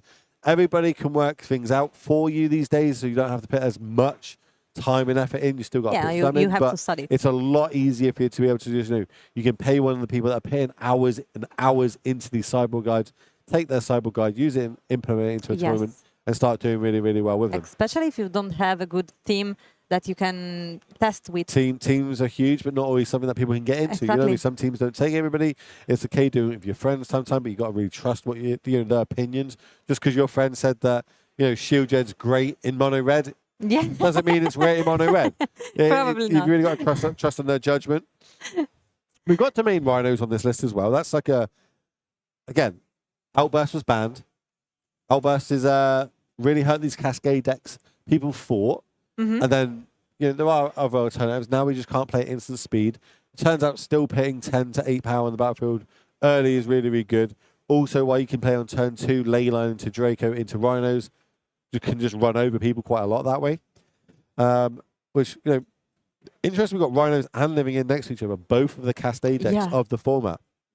And together, that's only 24 copies. So that'd put them up into like the top 5 sort of territory. Then Control, there's always going to be Control. We've got Azorius Control. We've got another Azorius Control. So technically, there's 19 copies of Control at least. So that should be a bit higher up, maybe up into a top 5. Yeah, it's now, I was looking to try and get this next deck on camera. Team of Paris. Okay, we've got Thunder Junction's just come out. It's printed Slingshot. Slingshot has got a lot of hype behind it. A lot of people doing pretty well with it. It makes it super explosive decks because Plot is a new mechanic that's come in. It's really interesting. Because your opponent's going to hold up 2 blue mana. Great, I'm just going to Plot. They've now wasted their turn holding up that 2 mana. And then next turn, I can try and tax it with my Plot spells plus my actual spells. They can only counter one thing. I can get a bunch of damage across the line. So really hoping on we can see a couple of them doing quite well this weekend and getting them on camera. I really hope too, because it seems so fun. And the new mechanic, it's great. Yeah, just seeing new mechanics make their way into Eternal formats is always really cool and great to see. In our middle, moving across to our middle section there, Hardened Scales. Okay, now this is have you ever played Hardened Scales? Do you know how much math is involved in this deck? Yeah, I know that. It hurts my brain when I play this deck. I do enjoy playing this deck. I always think I'm not playing it optimally. I'm sure there's always lethal and I always miss it. But again, really cool deck. Really a lot of math involved in it. Might not be the best weekend for it, especially now we've got the Synthesizer Affinity deck. Yeah. It's kind of showing up online. So maybe a lot of people bought a few more extra cards to deal with artifacts in their 75. So it might not be the best weekend for it. Another creativity. And I'm getting word in my ear that they're now starting the game again. So let's move back down to the table and see how they're getting on. See if we can work out what the rewind was, if anything. Let's go. They are still Ramirez coming. Philippa will update us with the ruling. Yep, she's gonna work out what it's gonna be. It looks to me like it might just be a ruling. I can still see a token on the battlefield. Exactly. I can still see the red and 6 on the battlefield. I think it's like there is no difference. There is still the double bitter reunion. It seems like everything is the same. It looks like it's just everything that played out has happened, and all we got from it was a ruling. Now I know rulings change a lot in Magic over the years, and I am not a judge. Let's put it that way. I am definitely not a judge. So, know what the judge call is. I have full trust in the judges. That is why they're here. They study this stuff inside and out. They practice it day in, day out. Also, if you are not sure about the judge calls and about the ruling, you can always ask for the head judge or something to confirm the ruling. It's not a big deal for us if you say like, I'm not sure, can we double check, please?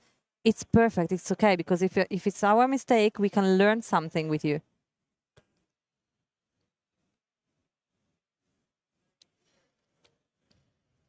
So one token's going to go on blocking duties. We're going to go down to 3 life. Now we get to untap. We do have 1 blocker on the battlefield, remember. Now we have 2, as Fable is going to flip into a 2/2. All these creatures are currently 2 power on the merfolk side. Here comes a bit of reunion. We're going to discard a card, draw 2. The third one. Card discard is Fortsies. Don't want that while we're at 3 life. Drawing 2 big ones.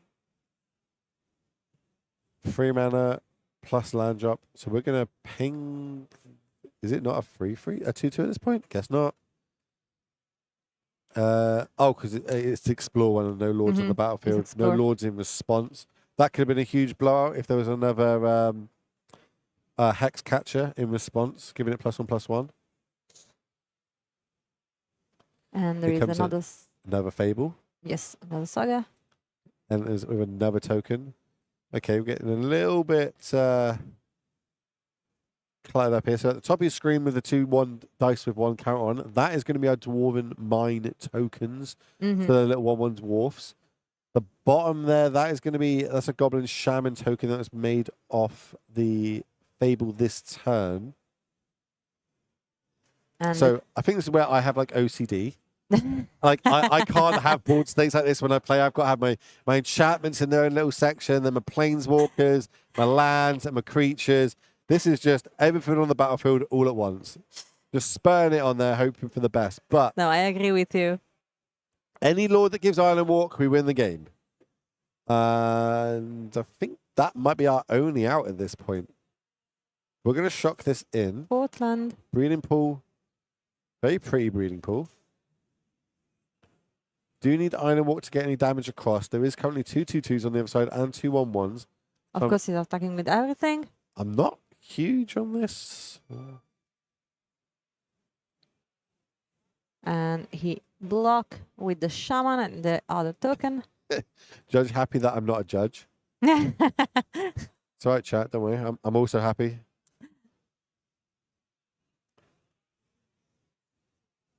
So we're just letting combat damage happen. That's going to die. Now the island isn't an island anymore. Which means it turns off Island Walk in the future. What are we holding up? 2 cards in hand. We shocked that breeding pool in, remember. Which makes me think we've got a subtlety, maybe?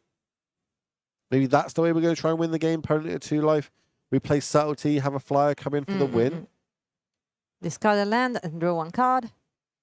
In itself, really scary. So we're going to pick up this Wren. We're going to return this Surveyor land to hand.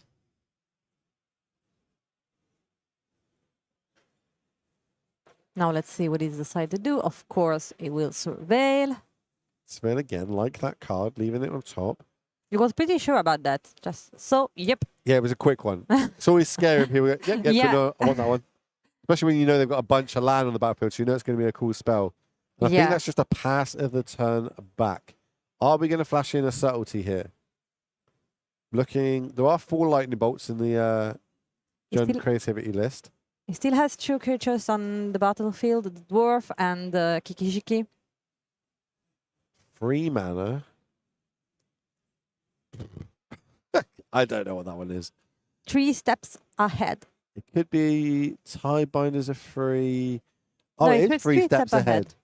So this is the draw 2 discard one. 1 copy in the main. Interesting. It's one of the new cards with the spree mechanics. So it gets better the more mana you have. Otawara is going to be the card discarded. Definitely would have rather the subtlety there, I think.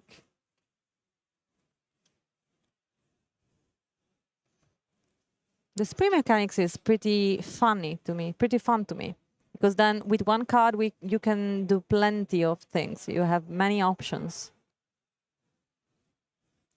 I feel like I kind of wanted to sit back last turn, I'm pretty sure that the Surveil land at the top of your screen there with the Dyson and island on it isn't an island anymore. Because the Tide Shaper did. We're just going to, okay, we're going to get rid of the token. With an Nethergast. And then we're going to play the He's going to tap and the Trickster. bolt. Alessandro is trying to survive with everything. So I think the idea was that we basically tap down and just get rid of everything on the other side of the battlefield, and then we can get in with lethal. But there was a lightning bolt to deal with the creature that was left. So we had an out. We played to it. We didn't actually get there, unfortunately. We're going to fetch here, go down to 1 life, and we've got an active Kiki on the battlefield, which is always scary, especially when there's a second active Kiki. He has 2 of them, yes. Shields are down. Only 1 card in hand here for Simon on the right of your screen, so we don't have to worry about things like force negation plus blue card. We don't have to worry about a hex catcher being flashed in to tax it. Yeah, this is game. Especially as we've got all the bitter reunions at the top of your screen, which means all we need is 1 mana and we can give him haste. We've also got the Kiki, which means we can copy it. Doesn't matter what we really hit. It could be anything from an Emrakul to the Archon of Cruelties. It's just going to be too much damage, too much life gain, too much advantage, and it looks like they're going to be taking it down 2-0 after that huge judge call there. So it's fine. Yeah, it was a close game, but at least it was so strange to me, because when you see someone going to 2 life points and you know that your opponent have some solution that can try to use for do the last damages. Well, they basically said, if you have a lightning bolt or a fatal push, I'm not going to win this game. Yeah, exactly. And they went for it. They played to their outs, doing things in their main phase where realistically they could have done it in the end of turning stuff. They went for it, used some of their powerful cards, and it didn't pay off. Rewinding back, I feel like I would have not attacked the turn they attacked with the 2 creatures. I would have left the Island Walk ability up, which meant off the top, a Island Walk Lord would have been a lethal attack. Yeah. While I could also hold up that Aether Gust that we saw that could deal with creativity for a turn, give us an extra card deeper, could have held off the Lightning Bolt that would have happened.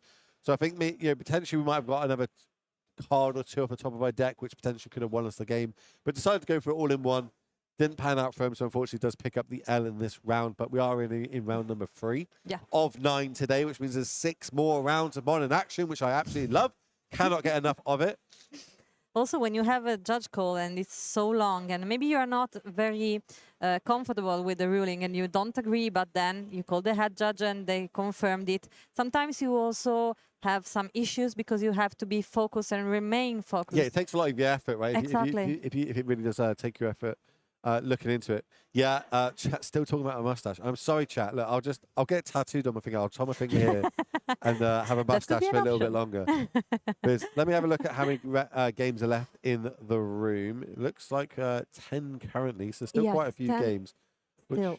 I think the time it's down, so we just have tables with extra time, or they are on rounds. Yeah, which happens a lot when you got 450 plus players in the room. There's a lot of control. We've seen it's probably realistically the 5th or 6th most played deck this weekend. So the mirrors, modern, real paper. One of my biggest bugbears currently in paper Magic is people not calling judges for slow play. I think it grips me when I'm just watching people just call a judge a slow play. You get roughly.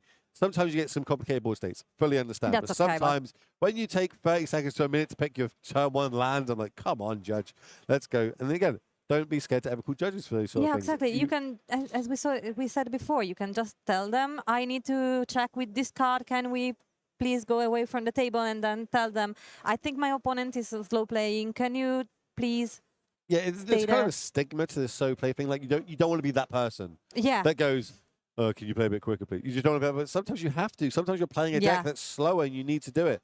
Trust, when the last modern tournament I played in, I actually got 3 draws. Yeah. And 2 of them, I literally win the turn after. It's just my opponent, and I learned from it the hard way. It is what it is, but here we go. Yeah, also because it's a loss of time, and then you need this time for extra matches or maybe just for resting, because For you food, have water, 6 round more. It's 9 hours of modern Come action. on, it's a lot. Plus getting here, plus obviously afterwards you've got to go out for food and drinks. You've got to see the city that you're in. You're Italian, you like these places, this famous pizza that you all talk about, even though I've been told I'm having pasta tonight, which is what it is. It's it's one of the benefits of traveling to play Magic, right? It is play the game, see the world. You get to see some amazing places, and that's one of these lovely events that Legacy's putting on for us all. And you can eat some amazing food, especially when you are here in Italy. Well, I don't know about you, but have you ever had an English fry-up or Nando's? Not that. That's why you're saying that, you know, it's great. Wait till one day we're going to have a big event in the UK and I'm going to take everybody to Nando's And I you'll will all try them. experience some spicy peri-peri chicken. I'm not saying I'm common chat. I'm just saying I know what I like. Here's what it is. I love myself a bit of peri chicken. 8 left in the round. Have we got any of the cards that have been spoiled recently? Maybe we can talk about them. There is none. I'm getting waved that we don't have them currently loaded up. Not Okay. yet. We're going to get them loaded up because obviously there have been some cards that have been printed into Modern Horizons 3. Is the next set out?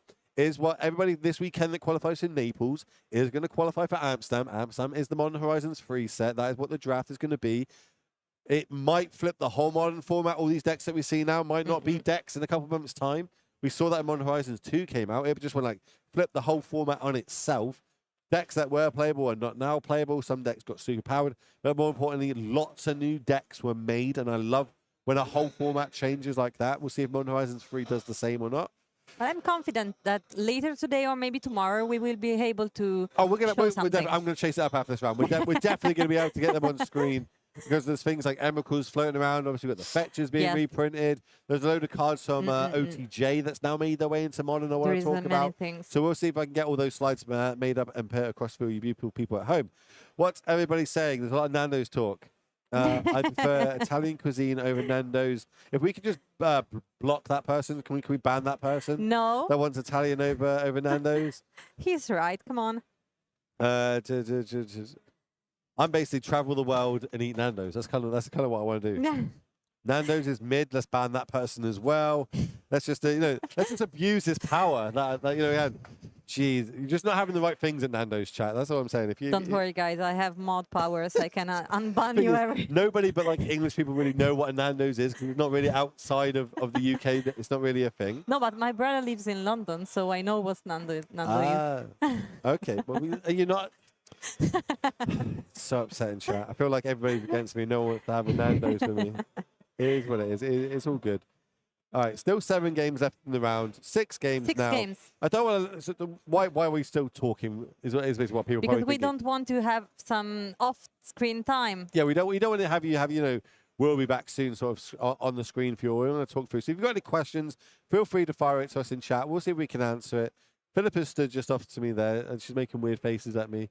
And now she's going to walk in the screen, which is kind of breaking the third wall. She's doing what's it, Deadpool to us. just walking in and walking out. Cool. What again? Nando's exists outside the UK. I know there's one in America and Australia, but I don't know outside that. Please let me know. Now we had Domino in Everyone has Milano. Domino's. That's good pizza. Watching all the Italians now looking at me. May I use this for?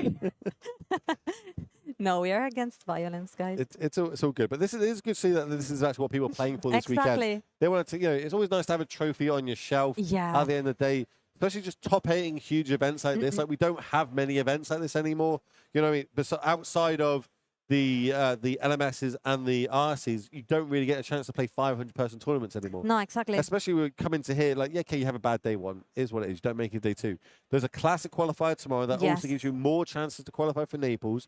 There's a bunch of side events that you can just grind ticks to try and get yourself giant cards, get yourself full sheets, try and get yourself some more deck boxes, try and get yourself just some fancy art cards. And then once you got those cards, you go to the artist alley, which and get them signed. There's like 7 artists here this weekend. There are there's so many artists. I actually took a load of my legacy cards over to Shivern. Shout out Shivern. He's going to clean them all up for me. So make sure you follow on socials or me. So good. She's so good at them. I even saw there's a company here selling fancy dice boxes with dices. Yes, we have so many nice things here. It's like that, like literally the old GP experience. Yeah. And, one thing hats off to Legacy trying to reenact it, make it is a great place for everybody to come, no matter what format you love to play. If it's competitive, if it's casual, but you can come here with your friends, you can have a great weekend, and once you finish playing Magic, you can have some great food, which it looks like is still the conversation in the chat. Get an LMS. It can't have any more LMSs, and this is going to be the last LMS before we get the last RC underneath Legacy, and then it moves to new people. There's going to be a whole shift in different locations around the world, different tournament organizers taking over these. So we'll see how that will move forward in the future. Yeah, there will be some variation, but it is what it is. This is Magic and how it all moves. Yeah, we will always have some ways to play more Magic. Here in Brazil, we have cream cheese on pizza edges. As an Italian, how much does that hurt your soul? Mm. I don't want to comment on that because. I would try it. I'll try it. Look, No, yeah, of course. You can put should. that on a pizza, and I still don't think it would be worse than the pizza I had last time I was in Oh Naples. my God. Come at me, chat. Come at me. Cream cheese on pizza is good. Yeah, You look. said that on Naples, and there is our. Oh, no. But They just so are everybody's from aware, Naples and the they're- whole production team is Italian.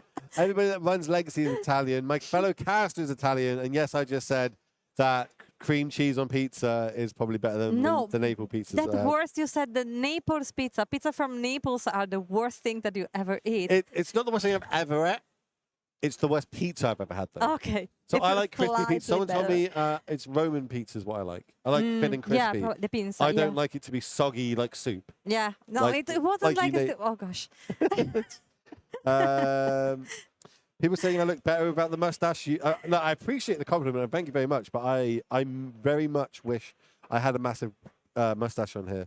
I like my face. you to a bit- prefer with I prefer mustache? facial hair. Yeah. Yeah. One thing out of this has got nothing to do with magic. This is just me and you talking. We have a couple hundred people Just watching. killing some extra But time. in the military now, in the British military, everybody can have beers except for the one that I'm in. So I imagine I imagine shortly No. they're going to say that I'm allowed a beard, and then next time everybody sees me, I'm going to have a huge beard.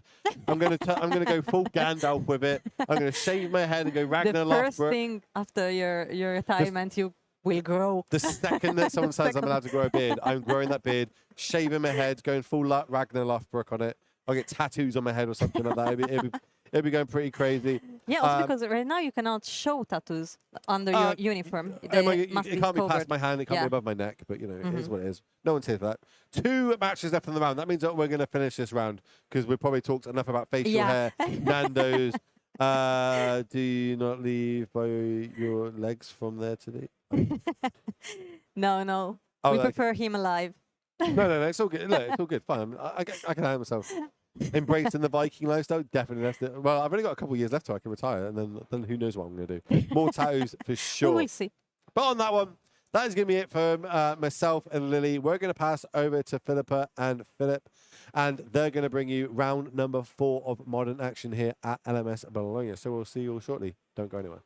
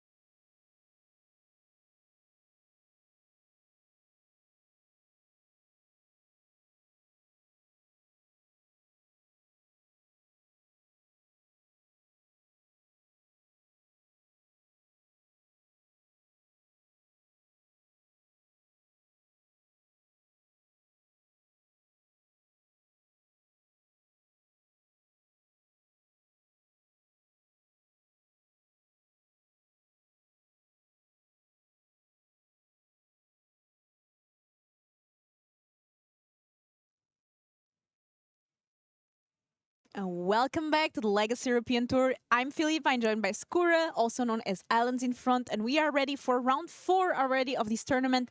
Time is passing fast. We have 9 rounds today. Tomorrow we have a cut to top 64. Day 2, it's 6 rounds of Swiss and a cut to top 8. Top 32 qualifies for the regional championship next month in Naples. So that's a great event to be in. Let's see what our players decided to bring to this tournament. We had 468 players here this weekend, and Amulet Titan was the choice of the weekend. Yeah, that's interesting because I do believe Titan to be the best deck in the format, and also a deck with a lot of known potential, untapped potential. It's also known to be one of the best decks like across modern meta games because it's been tier 1 through various Eldrazi meta games, Alco meta games, etc.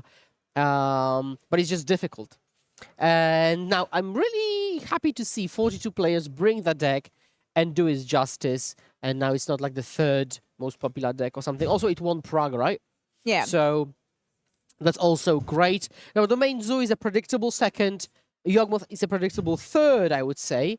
And then we've got some known quantities. Esper Reanimator being, of course, the Goryo variation.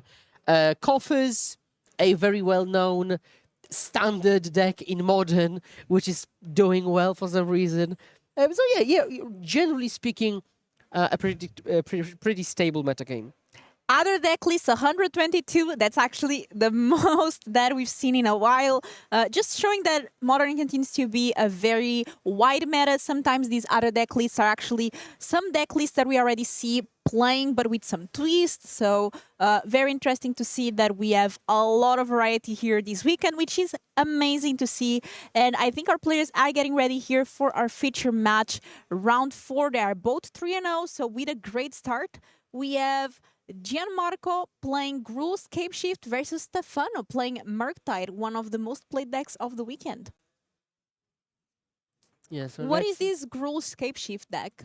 Yeah, Gruul Scapeshift is something that a lot of people will remember from the past, which is like a 4-color killer, or even before that, just a fair deck killer, where you spend your entire I don't know, first like 3-4 turns just ramping, just playing Farseek, Explore, Search for Tomorrow, and then you've got Primeval Titan or Scapeshift at the end of your curve. Now I don't want to spoil too much. But out of the cards I have mentioned in that long rant, 2 of them are absent. So let's see how it actually plays out. And it's a great matchup because we've got this fair deck killer against a fair deck. It's more of a tempo deck, but yeah, let's see how this plays out. Farseek, as mentioned, on the stack. And up to 3 lands we go. So we are already here getting some ramp. Really interesting that this Gruul Scapeshift deck does play a new card from the Murders at Karlov Manor, World Soul Rage, a card that is well played in Standard, and now seeing some play as well in Modern, apparently. Oh, some people mentioned this. Yeah, it's a mirror match, but for some reason Stefano named his deck Izzet Murktide on Melee. And I chose this to watch this matchup, but it's actually a mirror. Oh. So PSA to choose the right deck names, please, in Melee. But yeah, let's watch Scapeshift Mirror. So my bets are on the person on the play, and especially on the person on the play with ramp. But their versions are very similar. Very similar. Very interesting indeed to have 2 players on Scapeshift playing against each other on a feature match and both 3-0. Yep, exactly. So doing well. Looks like not a bad choice here today. Yeah, but unfortunately one will dethrone the other. But we are sure to see a 4-0 Gruul Scapeshift, so there is that. Looks like both players now with access to 3 lands.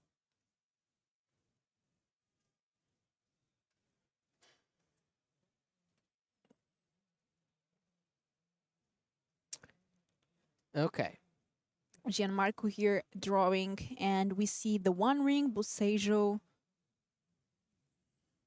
Lightning Bolt. And I think it's Dryad. Yeah, the One Ring.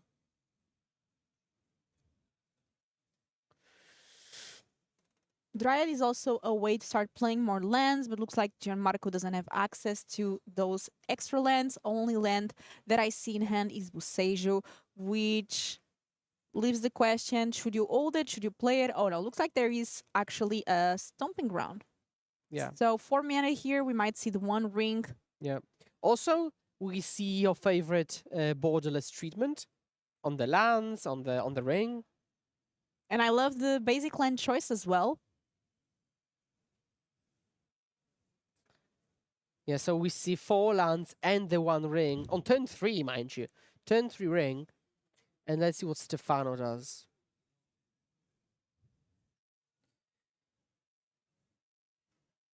Okay, now we have got the names corrected. So Stefano on Gluescape Shift versus Gianmarco on Gluescape Shift. For sure, one Gluescape Shift will win this match.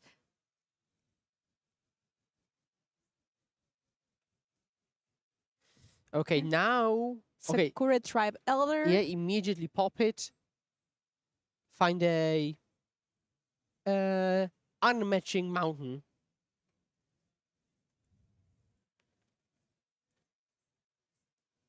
So why did this deck include now the World Soul Rage, not just going off the Valakut combo, but having also this card? Is it to potential win? Is it just to remove something and ramp? What is the strategy with it? Oh, there are so many applications of World Soul Rage. It's also actually applied in Amulet, where there is an actual loop with this.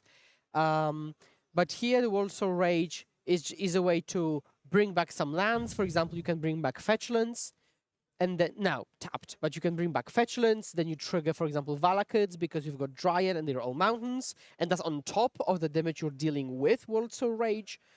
Yeah, you can bring back maybe like Commercial District that landed in the graveyard. You can maybe bring back Buseju. So there are a couple of interesting uses, but I think it's both like ramp and utility with Dryad and Valakut.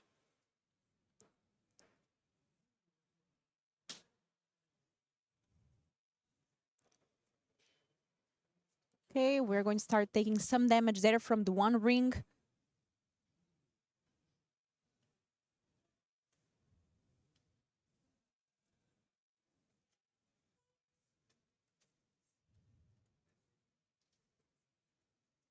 Stefano really had there on lands, and we see in end that he has access to the One Ring, Dryad, and as well, I believe, the World Soul Rage. Yeah, so now we saw Gianmarco have a really good opener with the One Ring on turn 3 and stuff, but now Stefano is the one with 6 lands in play, and we know that 6 lands is the key number for Primeval Titan, which we will see if they play and when they play it, or close to 7, which is the classic Scape Shift number. So Stefano a bit behind on the draw, but focused on the ramp rather than card drawing. And he might actually emerge victorious if there is a follow-up of Landscape Shift dealing 18 to Gianmarco. Do you remember when Scape Shift was the most played deck in Standard as well? Oh, I remember the Titan decks with when the Brian Kibler played against this the famous match against John Finkel. Oh my god, that was something. But standard Valakut, I don't think I remember that. No Valakut, just Scape Shift. Oh, yeah. So we had that Valakut tapped. Now we have the Dryad. And I don't believe Gianmarco has access to an additional land to play this turn.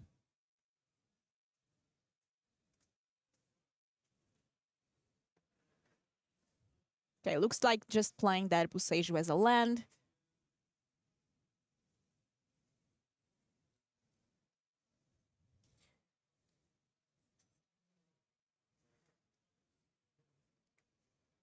And already dealing some damage because of that Dryad. All the basics, all the lands are now mountains as well. Yep. Actually, even Valakut itself is a mountain.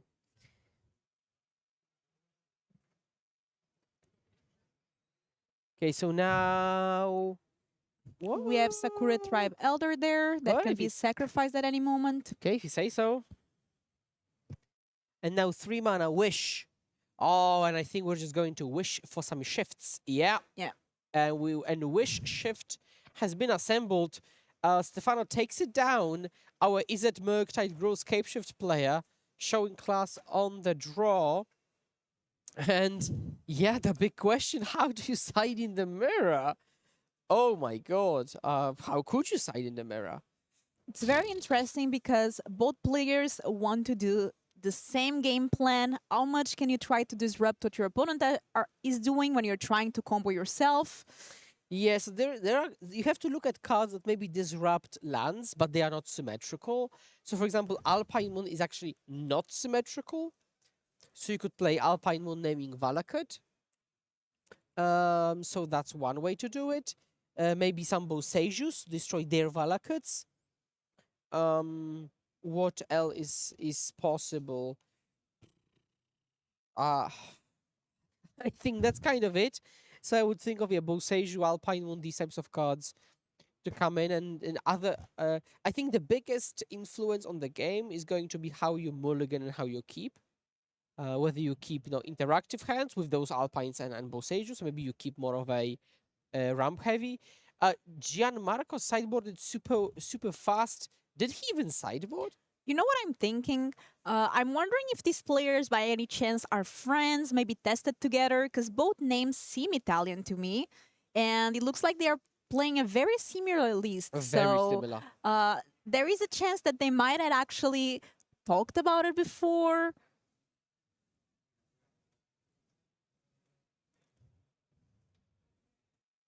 Yeah, I would imagine. Now, I don't know how stock overall gross cape shift lists are, but they seem to be like, I don't know, 3 cards off, maybe? I think that's max. What's interesting is that actually Stefano plays a card from OTJ, which is Pillage the Bog. A card that you might or might not know. Pillage the Bog looks at top X cards of your library, where X is twice the number of lands you control. You put one of them into your hand and the rest on the bottom. So it's like dig through lands, may I say. Now, it does require black, but we do have ways to get this. For example, Stefano plays Zayatora's Proving Ground. And that's the only way to get black, except for Dryad Fixing. So that's interesting that he plays 2 copies of this. Yeah, dig through lands. Somebody's saying that Stefano has been crushing the modern challenges lately with this deck. So very interesting to see here. Looks like Stefano already 1 game ahead as well, showing a lot of experience with the deck. Yep. And just goes to show that in Modern, there are so many viable lists, so many different deck types, and it really pays off to just focus on one deck that you're confident with and just play it over and over again, master it, playing to perfection. Yeah, absolutely agree. And I'm curious if Stefano has the mirror experience, and not a very popular matchup overall. And Stefano, I saw, kept a hand with the only green source being the Zayatora, which is the Triumph, and he won the last one on the draw. Let's see if that actually happens yet again. But I see Gianmarco also has ramp, so this might not be the case. Stefano started with a Triumph, and here Gianmarco already stomping to play. Yeah, and I think they're shortcutting a little bit, playing Sakura, cracking. You know, you're not going to have to block anything. Might as well do this immediately. Get the 3rd land tapped, shuffling, and yeah, great pace for both players, playing pretty fast. You can see that both know the deck well, so. Yep. Land here from Stefano, Farsi, and yeah. let's get that extra land into play. Commercial district, get that surveil. So now Farsik essentially says find the land, surveil 1, which is just a straight up upgrade to Farseek. Which is not saying much in 2024, but yeah, it's still nice. Yeah, so 3 lands each. Let's see if Gianmarco plays turn 3 the One Ring, which he did last game and wasn't very successful. Stomping Ground lands in the bin. Draw. I think that was the ring. Oh no, it wasn't. I think it was World Soul Rage. So no ring yet. But it looks like there's a Valakut. Yeah, so you could, for example, maybe play a land, then shoot Stefano for 2 with World Soul Rage and put 2 lands into play. And then, yeah, and just set up turn next turn, Scapeshift kill. And actually, it's actually very relevant that you would deal 2 with World Soul Rage to take Stefano from 20 to 18 to make that 7 land Scapeshift lethal. So it looks like Gianmarco is going to play the Dryad of the Elysian Grove here. Play 2 lands And then and we just pass. go. It's a 2/4, which is very convenient in the mirror because it does not die to Lightning Bolt. That's true. It also doesn't die to a single Valakut trigger. Yeah, so Stefano is considering his options. He doesn't have a lot of interaction right now, but he could go maybe like Dryad, double land, Sakura Tribe Builder. Not to confuse it with Sakura Tribe Scout.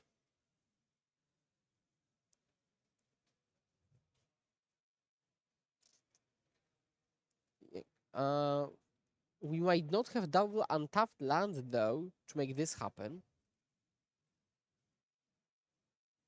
We can go maybe Dryad, Topland. Yeah, being on the draw might be lethal here with this configuration. I'm curious if players considered something like maybe Nature's Claim to get rid of opposing Dryads, but then again, it tags only Dryads or possible Alpine Moons. And as you said, I'm not sure, but I think it was Gianmarco that we feel like didn't even move, right? Just straight ahead went Yeah. to the next game. Yeah, he just said, okay, same 60, it's okay. So now the One Ring is fine because it buys him at least a turn in the face of a potential Scapeshift. And the way he plays his like table mannerisms, I can see that he knows what he's doing. Commercial District. That card has been working very well in multiple modern decks. The surveillability has been really strong. Oh, I like that word. Surveillability. But yes, very much indeed.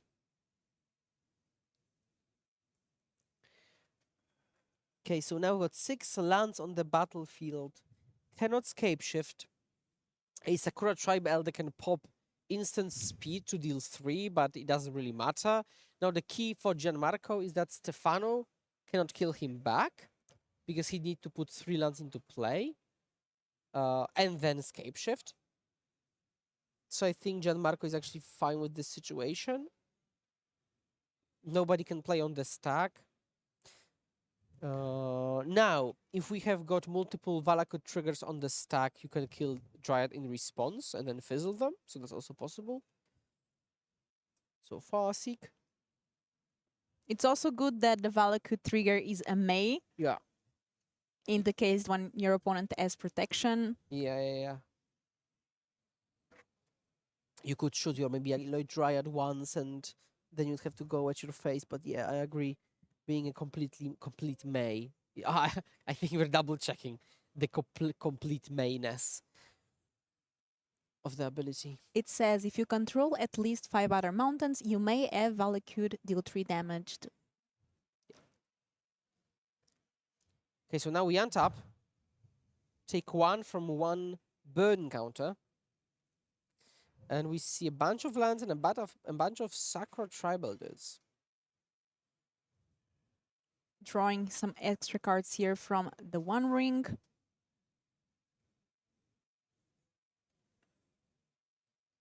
There's a wish, I believe, in end. Yes, there is. We could wish for Alpine Moon. So that might be a reason to just resubmit the same 60.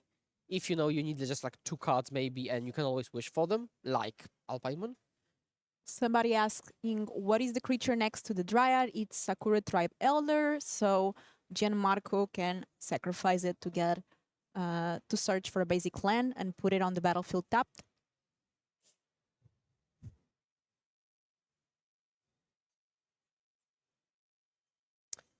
Okay, let's see if we see Wish Alpine Moon, because this could be really good. And this is what sometimes happens in matchups. You need a bit of interaction. And this is the bit. So there we go. Alpine Moon into play. Yep. So now, I think we're just drawing into Boseiju, but now Stefano is the one with Disruption, and Stefano is the one with Interaction, and card draw, sorry. Disruption and card draw. So I would say base level, he's ahead, just kind of playing a bit more control-y, while Gianmarco was all in on that Valakut and Dryad, which is not going to pan out.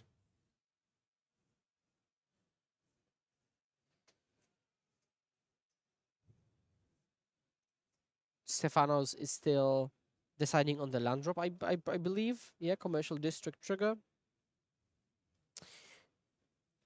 So here naming Valakut. Okay, I think he's writing the full name.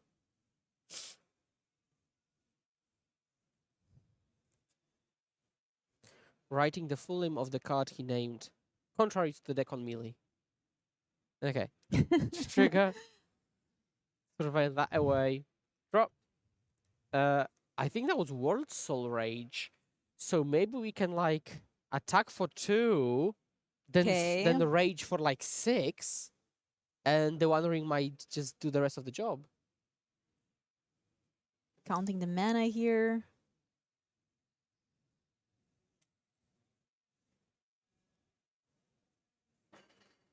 Land first. Yeah, which is some land. Okay, we're moving stuff around. And World Soul Rage, it is indeed. So it is 2. It's 6. It's exactly 6. Yeah. So deal 6 damage and Put you down to 7. Return a land. Upkeep go down to 5. Well, this has been actually a very interesting game. Contrary to maybe what you would expect on paper. drawing 3 cards here from the One Ring, and Well, Stefano needs to find a way to close out this game soon. yeah, if we go like Dryad landscape shift, we win. But they all have to be untapped.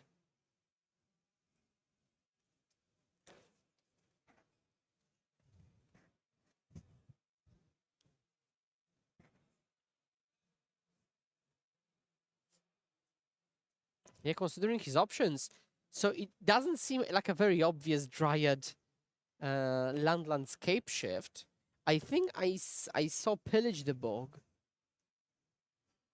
So we might see some pillaging of the box indeed. Which in this case would be, look at the top 10? Yeah. That would be really good. That would be really good.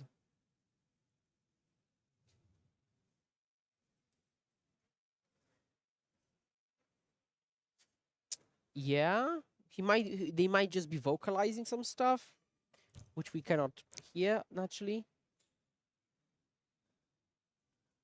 A group full of cards from like 8 at this point.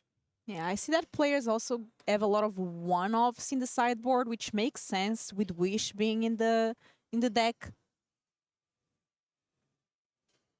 Things like Pick Your Poison, Endurance, that can actually deal with these Moon. I think that was Cinderglade. 2 mana. And let's see what happens next. We might need... Yeah, let's go. Let's go. 6 lands. 6 twice. That's 12. Let's maybe show Pillage the Bog on the screen. Because we are very much pillaging here. Yeah. A new card and already making a presence in Modern. Yeah, OTJ exclusive. And we chose, oh, the one and only. It's the One Ring. Yeah, so now Stefano is again safe. I feel like in this deck, the next best thing to do after winning is not to lose. So Yeah, the yeah. One Ring being the perfect choice here, Yeah. since Stefano cannot win right now, to at least guarantee that he does leave another turn. Yeah, and again, he's threatening that Boseiju, that Valakut. It would be really incredible if Stefano won back-to-back on the draw in the mirror, and Gianmarco has got a land and scape shift. So he wanted to kill him, but, well, there's that protection. Land go? Oh, I mean, also there is Alpine Moon on Valakut, making it even harder. But I'm not sure there is any scape shift for Stefano. So if there is no scape shift, what can he do? Like, his deck is just a ramp. He can draw into maybe World Soul Rage to kill off the Dryad. Maybe draw into Wish to then Wish for scape shift.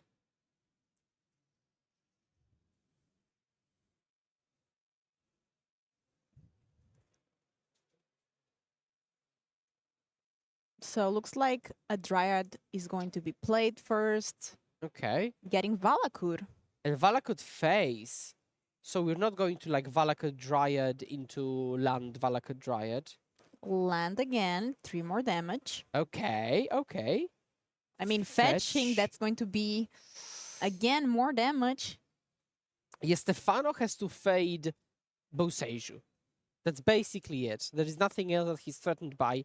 The singular Alpine Moon off of Wish is just doing so much heavy lifting. So I think the reason he does it here is because he doesn't have scape shift. He doesn't want to rely on having to draw scape shift. Oh. Okay, so that's... Oh! 2 huge. Okay, never mind. that That was clean. That was good. Woohoo. Okay, that was nice. World Soul Rage showing why it's being played now in this deck, and here Stefano being able to win without having the scape shift. So that was quite the game here. Stefano Wow, just nice. 2-0. Yeah, 2-0 on the draw in the mirror. And we're cutting to Domain Zoo versus Blue-White Control. 1-0 for Blue-White Control, but on the battlefield, pretty behind, I'd say.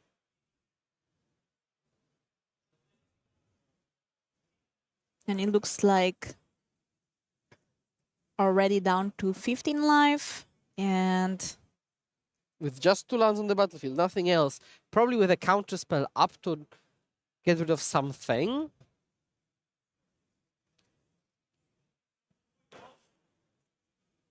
yeah, taking damage here, going down to 7 life. Okay, Sign of Oh. Draco, immediately it's a counter spell. But we're holding up a bolt. So I think we're going to see some end-step bolt action. Fetch, that's risky. Going I- down to 6 life. Oh, and then if he taps out for like Teferi to bounce one of the creatures, Solitude the other, maybe? Okay, 3 mana. Looks like Lars have a plan. Why is the tournament so late? Do you mean so early? I think you mean so early. This is a European tournament, so it's 1 p.m. here. Teferi, minus. That- Bounce. That is something. Land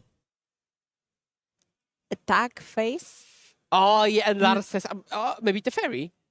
Are you sure it's me? Yeah, I am very much sure it is you. And that's game 3 from the cat, 3 from Bolt. That's exactly enough to take care there of Lars, which now both players are 1-1, which means we're going to have game 3 with now Lars on the play. Yeah. So let's play the last game of this match. And I think we might have the deck list to show. So let's take a look here first at Domain Zoo by Eldratron. Eldratron playing Zoo. 1992. So pretty standard list. I see there a repulsive mutation. Yeah, that also caught my eye. Let's take a look at what it does. I don't think I even know. It puts a +1 counters on target creature you control, and then counter up to 1 target spell unless they pay equal to the mana. So in theory, you can play just green blue. Yes. And then play and get like a mana leak or something. Yeah, it looks like World Soul Rage type of effect where it's a mana sink because you can always just play a pump spell like this. Just go like 5 mana +3/+3 And counter. Yeah. It's pretty good if you have a big creature on the battlefield, and it usually works well with the Brawler or Nakatl or the Kavu. Yeah. Looking at the sideboard, I think I would play Reprieves mainly. Maybe that's it. And let's take a look here at our other player deck list. As always, control Kahira by Rodrigues de Miranda, Lars, and looks like a pretty standard blue-white control list. Anything that catches your eye here?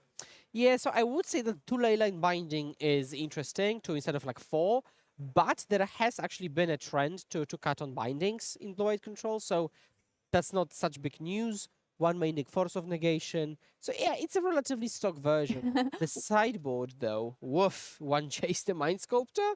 Let's go. What do you think of Days Undoing with that Narset Parter of Veils? Yeah, I mean, this is the absolute main way to close games. Excellent against decks like Titan, Coffers, Tron, Living End. So, yeah, also, we're going to play 4 Force of Negation to 75. Against Zoo specifically, I really like Dress Down, which might just kill Kavu in a pinch. And an additional Supreme Verdict, that's also these. Yeah, let's see here as our players get ready for this game 3 with now blue-white control being on the play. Yeah, also we've got a face-off of companions. A cat versus an elk. Normally, an elk would win. In Magic, also an elk would win. 5/5 is bigger than 3/2. We'll see how it actually turns out. Greetings from Radom. Thank you very much. Greetings from Bologna, everyone.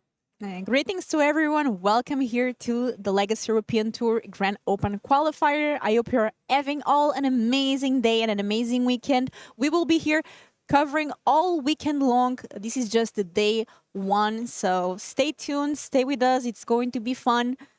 Some pre-Pro Tour fun. Yeah, exactly. Pre-Pro Tour or post-Pro Tour, depending on how you want to slice it. Yes, we've got a land and pass. Shock this in. I would assume a Scion is going to come down, or maybe a Kavu. Or, okay, Ragavan maybe hold up a counter? Little monkey enters the battlefield. You were saying that the elk is stronger than A cat. a cat, but what about a monkey? I think a monkey is just as good as a cat, but still worse than an elk. And yes, I'm basing this entirely off of the stats on creatures. Now, crucially, Kahira isn't half of Gigantha's cost, but Ragavan is a third of Kahira's cost, so it scales very interestingly. Hedge Maze, trigger. We have seen a lot of these survey lands here this weekend. We have, yeah.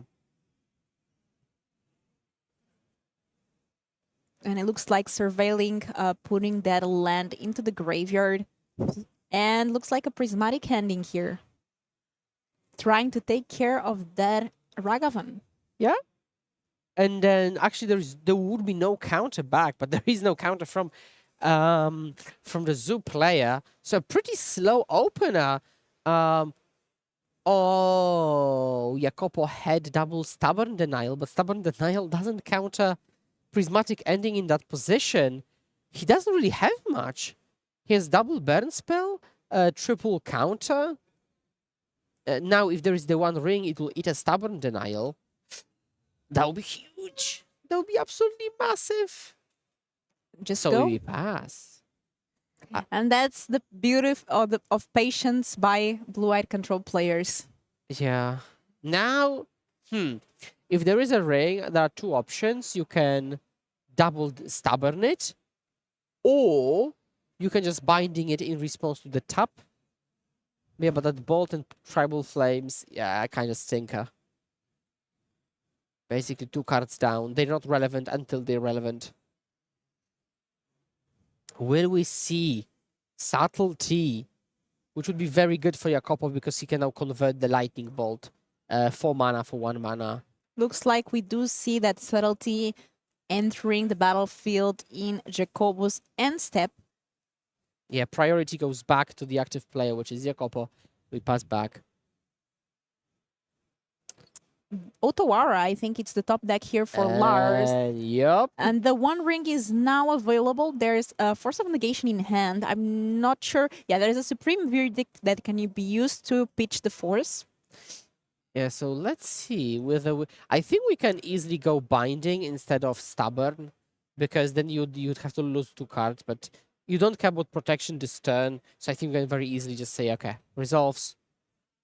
Okay. And looks like we are going to see...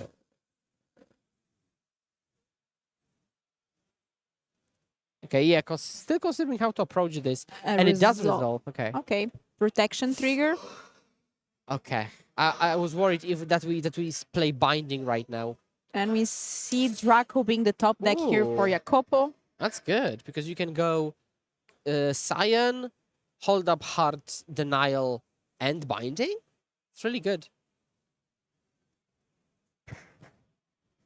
Fetching there. Take 3, I presume. So you want to make sure that you leave up white and blue.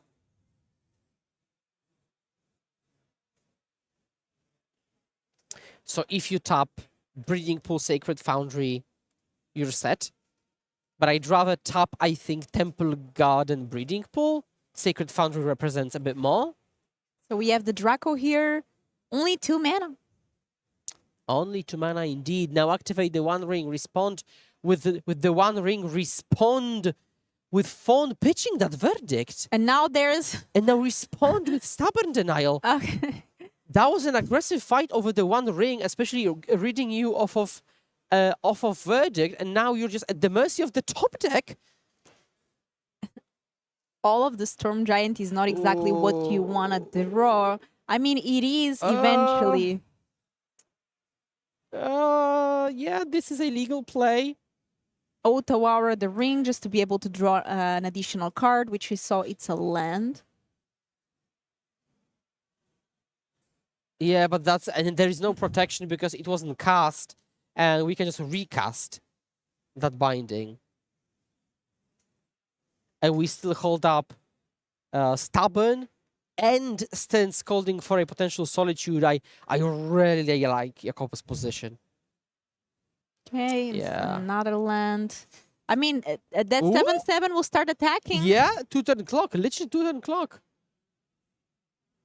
I really like this here from Lars, not going to lie. Yeah. That also has a ward 3, I believe, so it's not easy to deal with. Okay, we will have to be chomping maybe.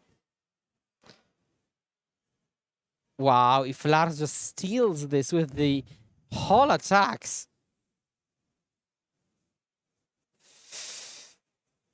Pass the turn.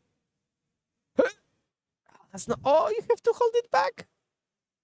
It's a reprieve. Yeah, you can maybe like Tribal Flames. Is that another creature in hand here for Jacopo? I'm not sure.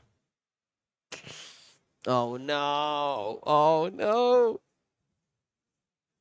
That's such an awkward position, isn't it? Yep. It is indeed.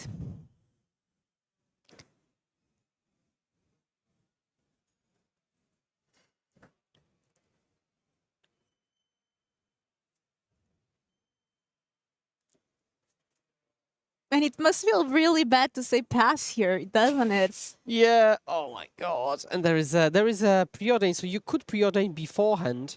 Yeah, which we do. Okay. Oh, this could entice a counter, but it doesn't. Okay. Another preordain and a land. We'll probably go with just take preordain, or double bottom. Yeah, that's also another one. Gaia Reach. So you can play Gaia Reach, activate, smash you again for 7, which is conveniently lethal. And now with that being a 7/7 attacking, what can Jacobo do? Yeah, I'm trying to think what he can do overall, because yeah, I mean that's cover, but you have to jump again. But you can't, you won't jump your way into victory like that. This is unreal. I mean, yeah, shrug. Just go. Yeah, draw. Days undoing, doesn't matter. Maybe let's animate. Call. Boop, boop. Attack for 7. And Jacobo just has to say, Sure. block. And this land might just win the game here. No, Wow. not going to lie. Wow, wow, wow, wow, wow, wow. I was not expecting that. There is an under the top. Oh no. I think he'll just pass back and then just make Lars attack him, and attack he will. Fetch end step. Okay, this is such a weird game, but yeah. This is definitely a game.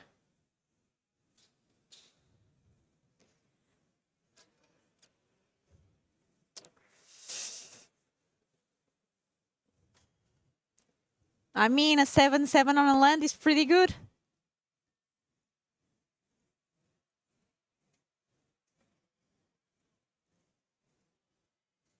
And let's see if Lars just go there for the attack.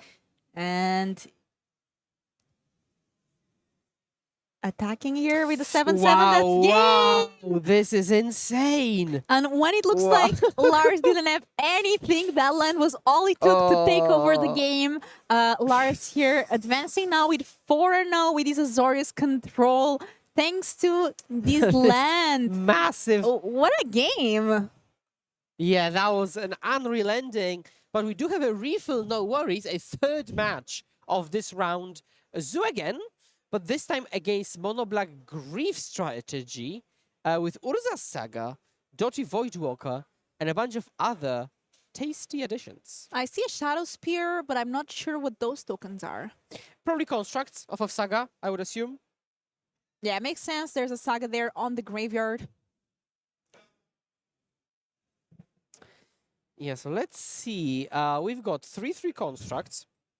We've got Current Scion, Leyline Scion on the battlefield. We've got, oh, it's a blue zoo variation. So we see Preordain, Force of Negation. It's like the Murktide Zoo. Yeah. We play Preordain off of Sacred Foundry because that's how Magic works nowadays. And Jonas with the classic OG Channel Fireball sleeves. The ones that were heavily used back in the day. I remember those from GPs back in the day. Yeah, everybody wanted them. I don't have them anymore. Mine are all. Yeah, everybody wanted to play these sleeves.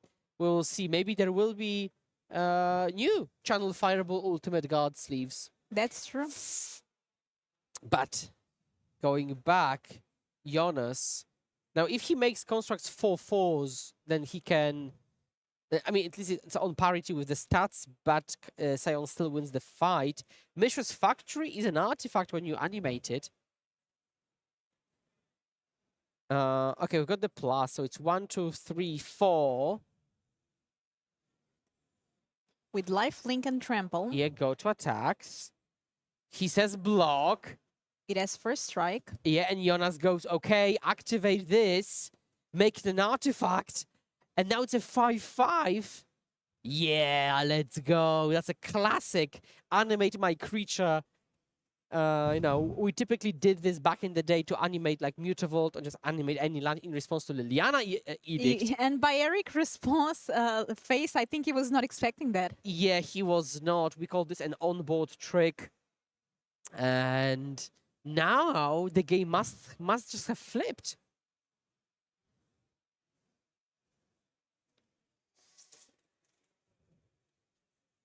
Yeah, that's cool. That's cool.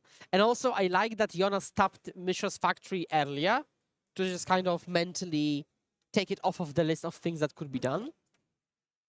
That was also cool. Yeah, I think Eric thought I got him with Yeah. my first strike, but no. Yeah, that's another thing. Like, if you're Eric, like, okay, it's another call an ambulance, but not for me situation. The opponent attacks, and you're like, really? I literally have a go first strike. Okay, block. And then you're the one getting tricked.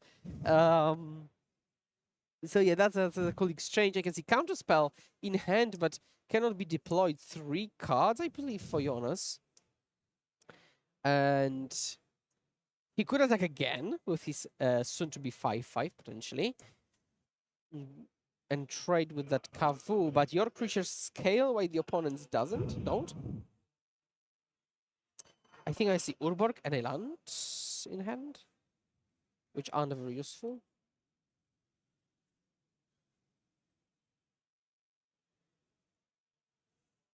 Both players 3-0 here, so doing very well in the tournament.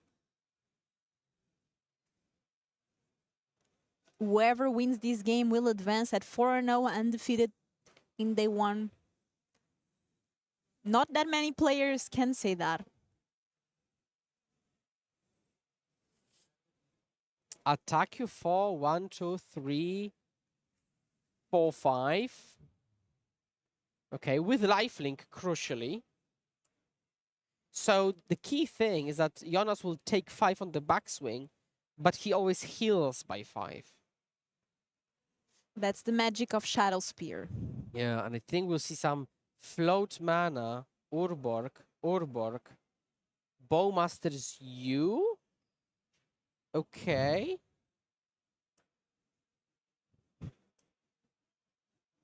I'm trying to think why we used Urborg and not just tap Swamp. He might just want to have another Mishra's Factory activation.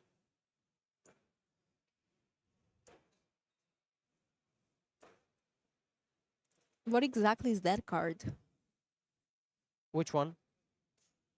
This, Orc Army, probably you referred to. yeah, the token. Okay, so we iterate. How Draco died. It lost in combat. Yeah, It did lose in combat to a 5/5 construct. it was a 4/4 first strike that died against a 5/5. And 5 is greater than 4. Thank you very much. And pass. Eric in a bit of a tricky spot here. Yeah, but I think the game is far from over. Seeing the hand of Eric, which is like Force of Negation, Counterspell, Preordain, not preordaining and holding up Counterspell, but actually holding up that Force of Negation. I think there might be iteration as well. So this game is far from over, but Jonas puts himself in a position to still win this one.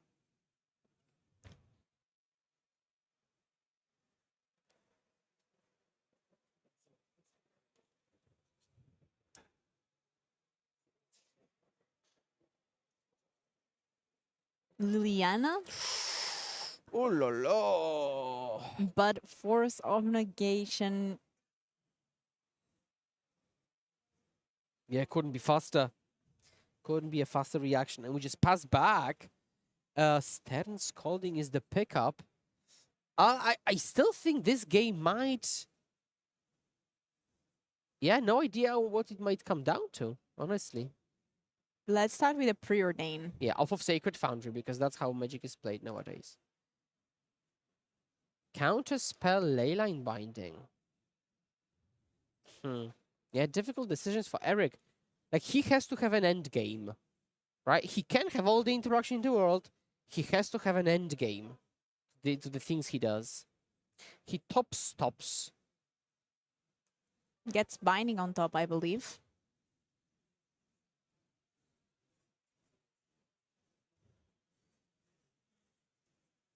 Another Kavu. And as you said, Eric has a very good hand with a lot of answers. Yeah, Jonas would like some evasion, or maybe like if that Liliana had resolved, that would have been super good. No, Eric is holding up a counter and binding, and then he'll top deck another. He'll draw another counter spell. That Ragavan. By the way, only 3 minutes on the clock, I just noticed. Yeah, very much. Now, it is the clock for them specifically, so most players in the round have already finished their matches. But yeah, everyone gets their own clock because before they sit down, come to the feature match area, it takes a bit of time, and they get that additional time back naturally.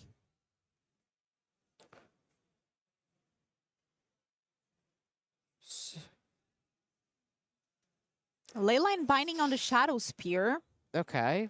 That will allow Eric to make a nice block there. Okay, we're actually fetching to find the surveillant, I assume. Oh, okay. Oh, I was like, let's try him. Sometimes in the spots where you have a lot of mana, you actively don't search it out.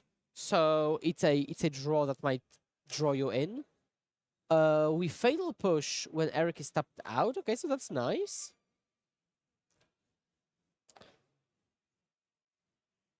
But I think he shuffled away the counterspell, draws Leyline, which I think will keep in hand for the pitch. There's Ragavan. Yeah, Ragavan isn't going to connect this game. So we've got counterspell, Stealth Scalding, essentially. The rest of the hand is really bad, and I think we'll go filtering. That also makes the army grow. Yeah. Oh, Ragavan is a draw. That is a consideration. I'm not sure who was on the play or on the draw.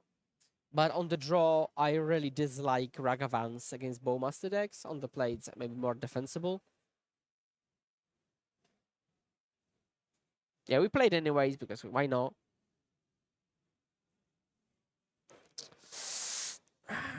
There's one card in Jonas's hand that he's been holding on to for quite some time. Oh, no, let's go. Okay, the Rack. The Rack. That's a card that a lot of people might remember from the past. The Rack is a classic. Played in decks that are known as 8 Rack. And sometimes in melee known as 10 Rack. Oh, what? Getting into the red zone attackage. Perchance.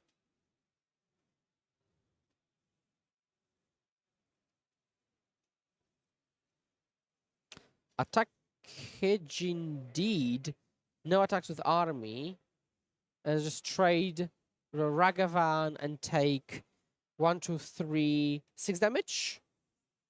I believe 14 down to 8. And say go. So let's see here if Eric has a way to deal with this. Looks like it's a Leyline binding off the top. But it's tricky because if you binding Orcish, attack with Kavu, discard draw, then your Ragavan has to chump Bowmasters and the army. But it also means you can discard the Ragavan. I think you have to pass. Okay, Jonas played this game extremely well. Extremely tight. Good attacks all around. Thought sees now. Yeah, Thought sees you. We might see a Leyline binding entering the before stack, that happens. Yeah. Binding on Bowmasters. Thought sees you. Look at the Stern Scalding and Ragavan. Just take the blocker. And then if he attacks with everything, he gets it gets 5 damage across. So that's not enough. Oh. But then again, Eric cannot attack back because then he's dead. Very interesting spot combat-wise, which I'm not sure you would expect from Mono Black Grief. A single saga pulling so much weight. And there's no time left, so I'm not sure if this is the first extra turn. Draw a lightning bolt.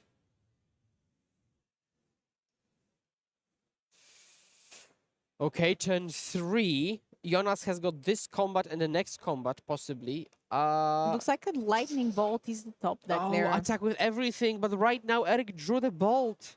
So he blocks the army, bolts the construct, and just gets hit for 1. No, oh, he says, no? Yeah, so looks. I think he did Oh. 1 as 1 damage passes through. Smallpox maybe, something like this? Oh, Turak. And Sterskolny that we knew about. Oh my god, down to 4 turns. This game is turning around. Preordained getting a Draco there. Yeah, and he will take a Drak, but I think that's a draw for both players. Because this is the 4th extra turn. Wow, attack with Vigilance. No, so closely, it's so And far. lifelink as well, which is... Yeah, that's the That's GG, that's a game. draw. What a game. I mean, overall, what a round. We have been getting very interesting rounds. And this was the end of the round 4 here this weekend. Don't forget, we have 9 rounds today, and the top 64 advances into day 2. Tomorrow, top 32 gets an invitation to the regional championship in Naples next month. There were 468 players here this weekend, and the prizes of $22,000, $22,500 exactly. Got it. Math. Yeah, so a lot of prizes on the stack here for our players all over the weekend, and a great time to be playing Modern. So people can enjoy Modern during the day, Standard during the night, or Yeah. the opposite depending on where you're watching. Let us know. Where are you watching us from? Are you from Europe? Are you watching from America? We would love to know. And Yeah. what time is it where we are watching? Yeah, exactly. Here, Bologna, it's 2 p.m. Almost 2 p.m. sharp. Yeah, enjoying maybe a bit suboptimal weather. It's a bit colder than I would expect coming in here, but that's okay. And enjoying Modern a lot, because Modern is what's keeping me warm today. A lot of exciting games, a lot of exciting combat, and a lot of exciting, turns of events. And we still have got over twice as much in store for all of you to watch at home and enjoy while you're eating breakfast, lunch, dinner, or what have you. So yeah, very, very exciting. One thing I would not be expecting when we started here the tournament is if you told me that at round 4 we would have a feature match of both players 3-0, which was a Gruul Scape Shift Mirror. That was interesting to watch. I haven't seen this deck, I think, on coverage. At least I didn't cover a lot of them, and I've been doing this for a while, so seeing 2 in a mirror match really goes to show that Modern is all about having a lot of different decks. I know that you would bring maybe some Underworld Breach, right? Yeah, I would definitely.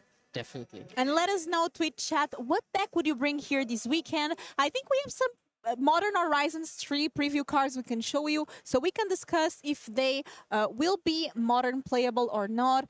We all know that Modern changes a lot with these sets. We saw Modern completely change with Modern Horizons 2, even Lord of the Rings. So I'm really excited to see what these Modern Horizons 3 will do to Modern and how it will impact it. Yeah. There's a lot of speculation. There is a lot of chatter online about what might or might not get into the format. Personally, I prefer old cards getting printed into the modern format. I don't want to say making it the new legacy, but just getting the sentiment. I like playing the sentimental cards, just get the Baleful Strix into Modern, Urza's Bubble into Modern, Crop Rotation into Modern. these types of cards rather than new and fresh ones. But that's because I'm a magic boomer. Let us know if you're a fan or not of the Horizon sets. And in meantime, we are going to close these rounds because we all is already being like, it's enough. We are ready for round 5 very soon. So this is me for round 4. I'm Filipa. This is Kura, also known as Islands in Front. Very soon, Lily and Will Hall will be here with you for round 5. We will see you soon.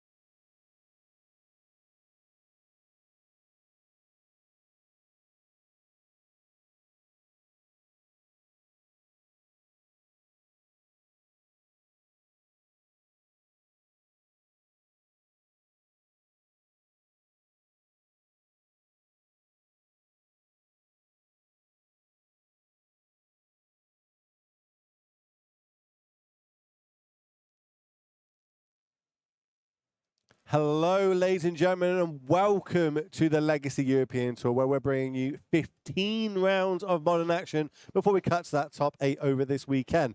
But first, let me introduce ourselves. My name, I'm Will Hall, better known on the internet as Will Hall EXP, and I am joined by none other than Caffeine Lily, and we are so happy to bring you to round number 5 of modern action today. And we have got some real cool decks in that feature match area. I managed to find some beauties, some absolute beauties. But before we get down to that, we've got 468 players in the room. What are they playing for?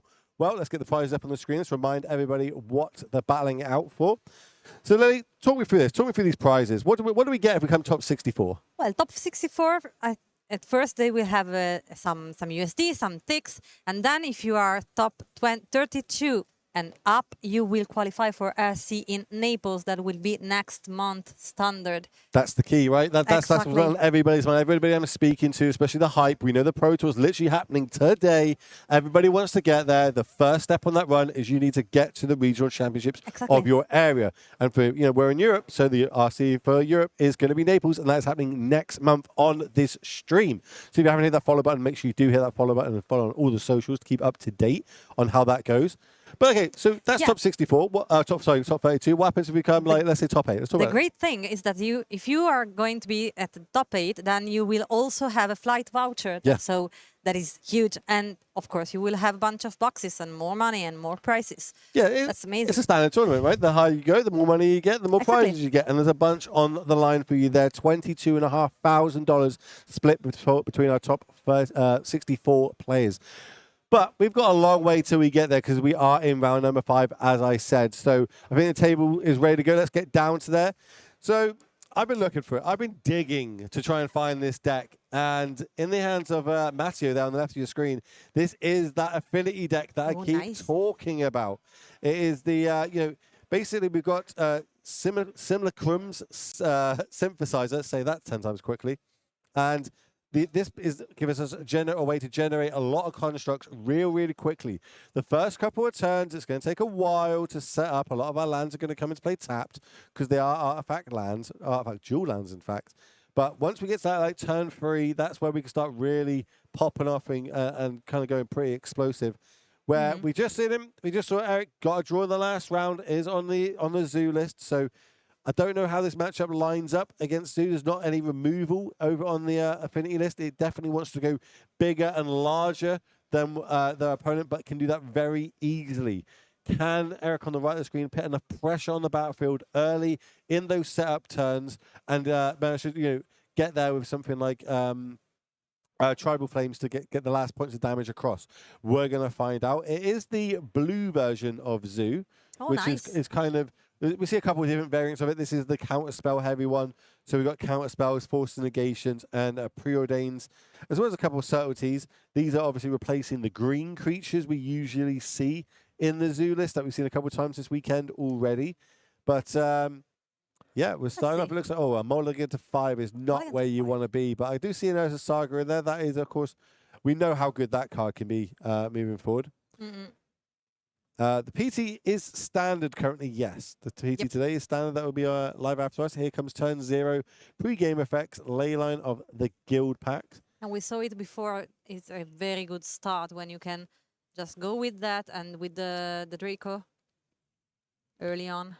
We might see an early force negation here on the Shadow Spear. So we're starting off with a Darksail Citadel. Remember, that is the indestructible artifact land. That's going to be used to cast this Shadow Spear. Then we're going to go Ornithopter into a Welding Jar and only 1 card in hand and not much going on. So, a good start for Matteo, but now the problem is that, as you said, just 1 card left in hand, not many options. Yeah, we need land and we also need spells. But Synthesizer, once it does hit the battlefield, can do some pretty crazy things if we can get that 3rd land, if we can draw it. I think we're just going to see an equip here of the Shadow Spear on the Ornithopter. That means it's going to be a pretty good blocker for this Ragavan, which of course was cast off that Flooded Strand. Of course, Flooded Strand can now tap for any mana it likes because that Leyline of the Guild Pact. One of the things that really puts power in these decks is being able to get the turn 1, Ragavan, turn 2 Draco, turn 3, kind of just leave up burn spells, counter magic, whatever we need to do. So let's have a look how long we've got. Leyline's Binding. reduced by 5 because that flood strand does count as Yep.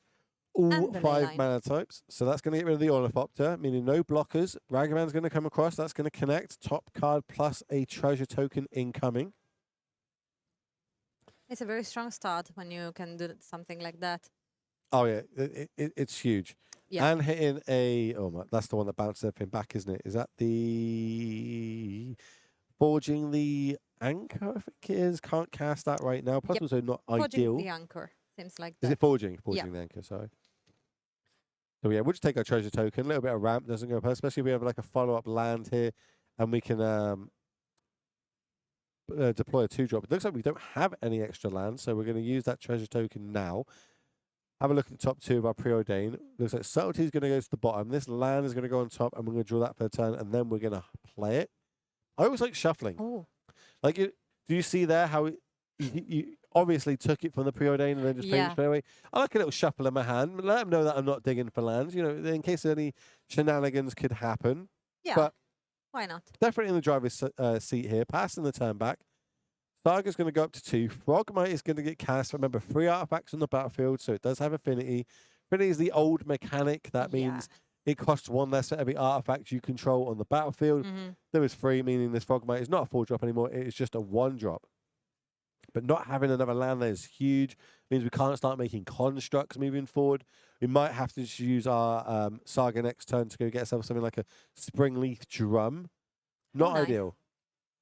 I can see another Leyline's Binding. I can see a Force Negation, Ragavan, Territorial Kavu. It might be double Force Negation in hand as well. So definitely in the driver's seat here for Eric against Mateo on the left, which, remember, did mulligan down to 5. So definitely an Yeah. uphill battle. Not a good start for him.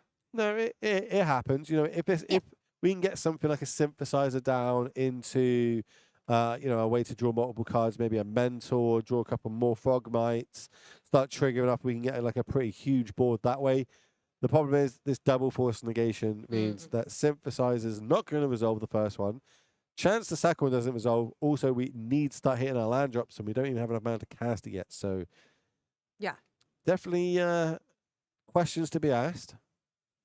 I don't hate going using the Leyland's Binding, getting the Frogmite off the battlefield, turn the Ragavan sideways, connect, get another treasure token, use the treasure plus the land we've got, and cast the Territorial Kavu that we've got in hand, just to advance into the board while also leaving up this Force Negation in hand. If you're just tuning in, it is a closed deckless tournament all throughout the weekend until we get to that top 8. Then, decks will be made live to all you beautiful people at home. It'll also going out on the socials. So make sure you follow the Legacy European Tour on all different various socials. They got the Instas, they got the Twitters or the They X's, got everything. they got the Facebooks. I think the only one that is missing out is TikTok, but we don't really need it right now. I waste way too much of my life on that damn platform. More than I'm happy to talk about. That is the Sacred Foundry. That is the retro boarded. Yep. They got printed in what was it? Got printed in one of the I recent cannot ones, right? remember that. Something remastered, I think it was. And now we have a Kavu that is 5/5 because of the ley line.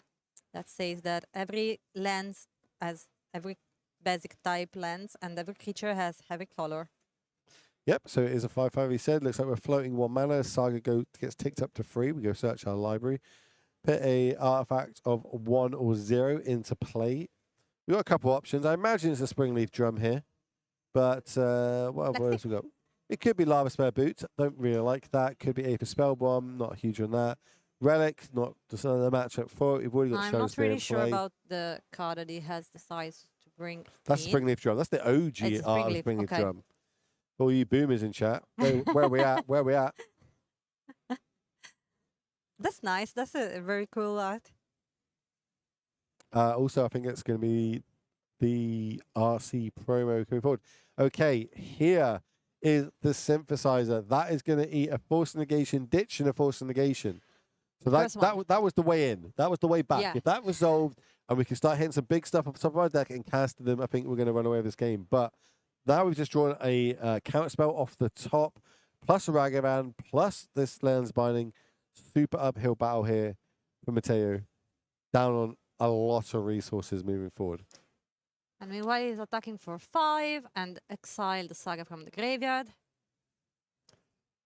Yeah, doesn't want the draw ability, which again means it's really scary. It means their hand is going to be really good. They want all the cards in it. Yeah, you should always check the text. The correct, Do you know how many the correct times I've text. lost the cards because I thought I knew what they did? Yeah, And then turns out they don't do what I think they do. me too, so many times. Always need to read my cards, especially in paper. On on things like Arena, Magic Online, all my triggers happen for me. Yeah. Everything happens how it works. Not in paper, and that's why I love it so much. As we're going to fetch, we're going to get rid of this Flow Strand. Remember, it could tap for any mana, but it looks like we're going to do a little bit of deck filling. Maybe even get a Surveil land here. If there's any in the list, let me have a little look. Should be I'm good. not entirely sure I like Surveil lands in No, I think these I lists, saw some. but yeah, there's one Surveil land, and we see it enter the battlefield here. It is Thundering Falls. It's an easy one for me to pronounce. So we do get this survey trigger. Do we like the top card or not? If we like it, it's going to stay there. If we don't like it, well, we're going into the graveyard. Off a little Katsuru. And And let's see. Oh, don't- another Leyland. don't need another one of them. Leylands are good because they do you can use them to pitch because it is obviously like pretty much every color. But you definitely don't want multiples of it, especially in this matchup. Yeah, in this situation, it doesn't need that. So it's always good. And now I think it's deciding. And of course, Well, yeah, he's we're attacking attacking both sides. sideways. We might even see a filter here, but no, we're not. We're just going to get rid of the synthesizer from the graveyard. Oh yeah, synthesizer should be exiled anyway, so we're just going to get rid of the Of the other one. the welding jar,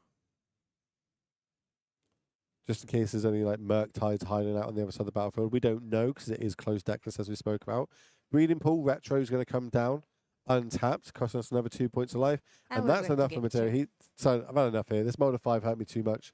That Force of Negation wrecked me, and Eric is going to go a 1 game up. So going to the sideboards, hopefully we can get the deck lists up on the screen for you all, so we can have a little look. Remember, this is closed deck list, but the players are nice enough to let us get them on the screen for you. So this is the synthesizer deck that I keep talking about. Yeah. Minus 2 cards because it looks like they haven't been uploaded onto Millie, and one of them is the key card itself. Let me see if I can pronounce the full name of it. It is a Silacrum synthesizer.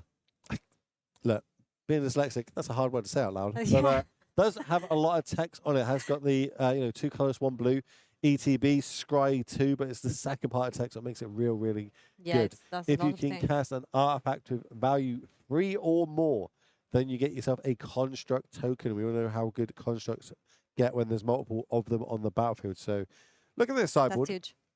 What do I think I would bring in here? That is a great question. I think I like a Haywire Might.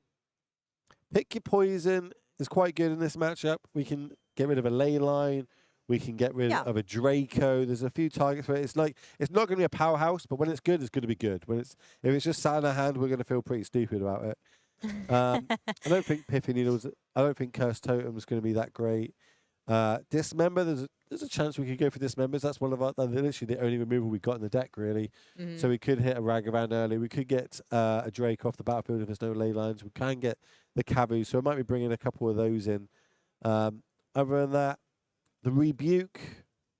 Maybe it depends how many bad cards we think we've got in the main deck. I'm pretty sure we don't want the Relic. The Relic's not going to do much. Yeah, I here. don't think they will need that. Every time I see someone play this deck online, they're always cutting Frogmites.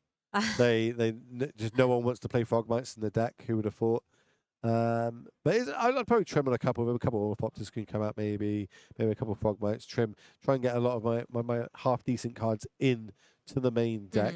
But over on the other side, let's have a look at so you can see this is the blue domain zoo deck. As I say, we cut the green creatures. We play a lot more counterspell heavy, as you can see.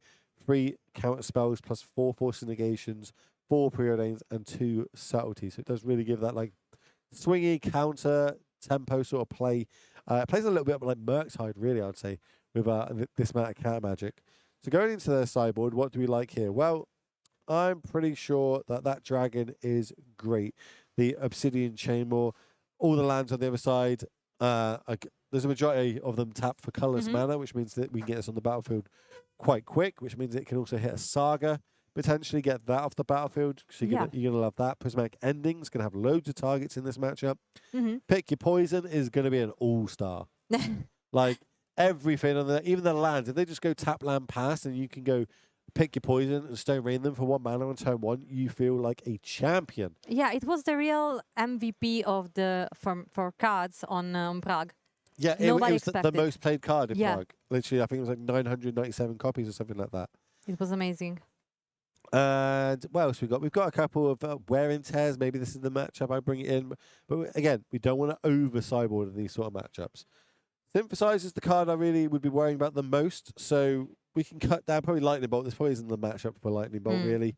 Probably, yeah. Like your targets of Lightning Bolt are like things like Frog Mites and Order but you- Foxes, things you don't really want to be throwing your Lightning Bolts at. No, so and you still have options for them. So we'll see. See how it goes on. That's kind of what I would be bringing in, how I would trim. But of course, the players have been playing these decks all weekend. It'll probably a lot better than me, so they're going to be fully aware of it. Let's see how they're getting on with sideboards, if they're just shuffling up yet or not. Looks like they're just coming to the end of shuffling. They have sideboarded, so it gives us a little time to remind everybody what's going on this weekend. Well, today we're in round number 5 of Yes. 9, modern all the way through. 4 more, and then tomorrow we will have 6 more plus the top 8. So Plus we will that cut have to top 9 8. more rounds. And then we get to crown ourselves a champion and give them this trophy here in Yes. front of us, which is going to be pretty sweet to do. And of course, the top 32 get the invites to the regional Exactly. championships in Naples next month. And that's the tournament that's going to be qualifying people for Amsterdam, which is where Yes. the Magic Amsterdam, where the Pro Tour is going to happen. That's when Modern Horizons 3 is going to be coming out. So the modern format probably going to be flipped on its head. The draft format probably going to be super overpowered and crazy. But Yeah. I'm all here for it as But the don't, players look at their opening sevens. don't forget that the standard in Naples will be in standard. So you Yeah. will have to play some different choices because today is modern, then you'll have standard, and then in Amsterdam it will be different because of Modern Horizon 3. So it's very, very different. Well, Stanley's actually in a good place right now. Like, you know what I mean? There's a lot of versatility Yeah. It's, with over 3,000 cards you currently have legal in so standard, many options. which is nuts. Yeah. But, you know, with the new 3-year rotation that Wizards are deploying, it is pretty crazy. So we're starting off turn 0 yet again. Another Leyline on the battlefield yet again. And on the other side, we're going to start off with the Volt into a Springleaf Drum, which does make that Pick Your Poison a little bit worse. Hmm. But I still feel like I'm firing it off right now. Let's see. Meanwhile, Would you like to get rid of the drum or would you like to get rid of your land? your choice. We're in the tank. I feel like I'd be snapping this drum off, but He's thinking about it. So probably he have options, and he prefer to think about every single upcoming that can do. so we're just looking at that land there on the battlefield. This is one of the artifact lands. You probably haven't seen it in any format besides Pioneer back when like Mono Green Devotion was a deck and it was like one of the 2 targets you could get for Khan just to hit your land drop on turn.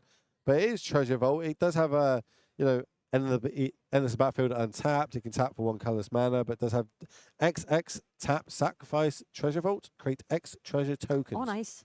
So it can ramp a little bit if you get to that late stage, or there's probably some crazy combo of some decks that can happen. But in this instant, it is just a land.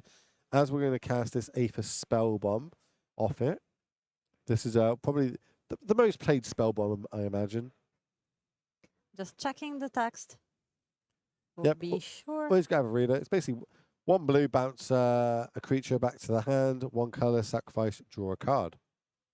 I think maybe it's in a different language, so they might just be getting some Oracle text from the judge. It's there.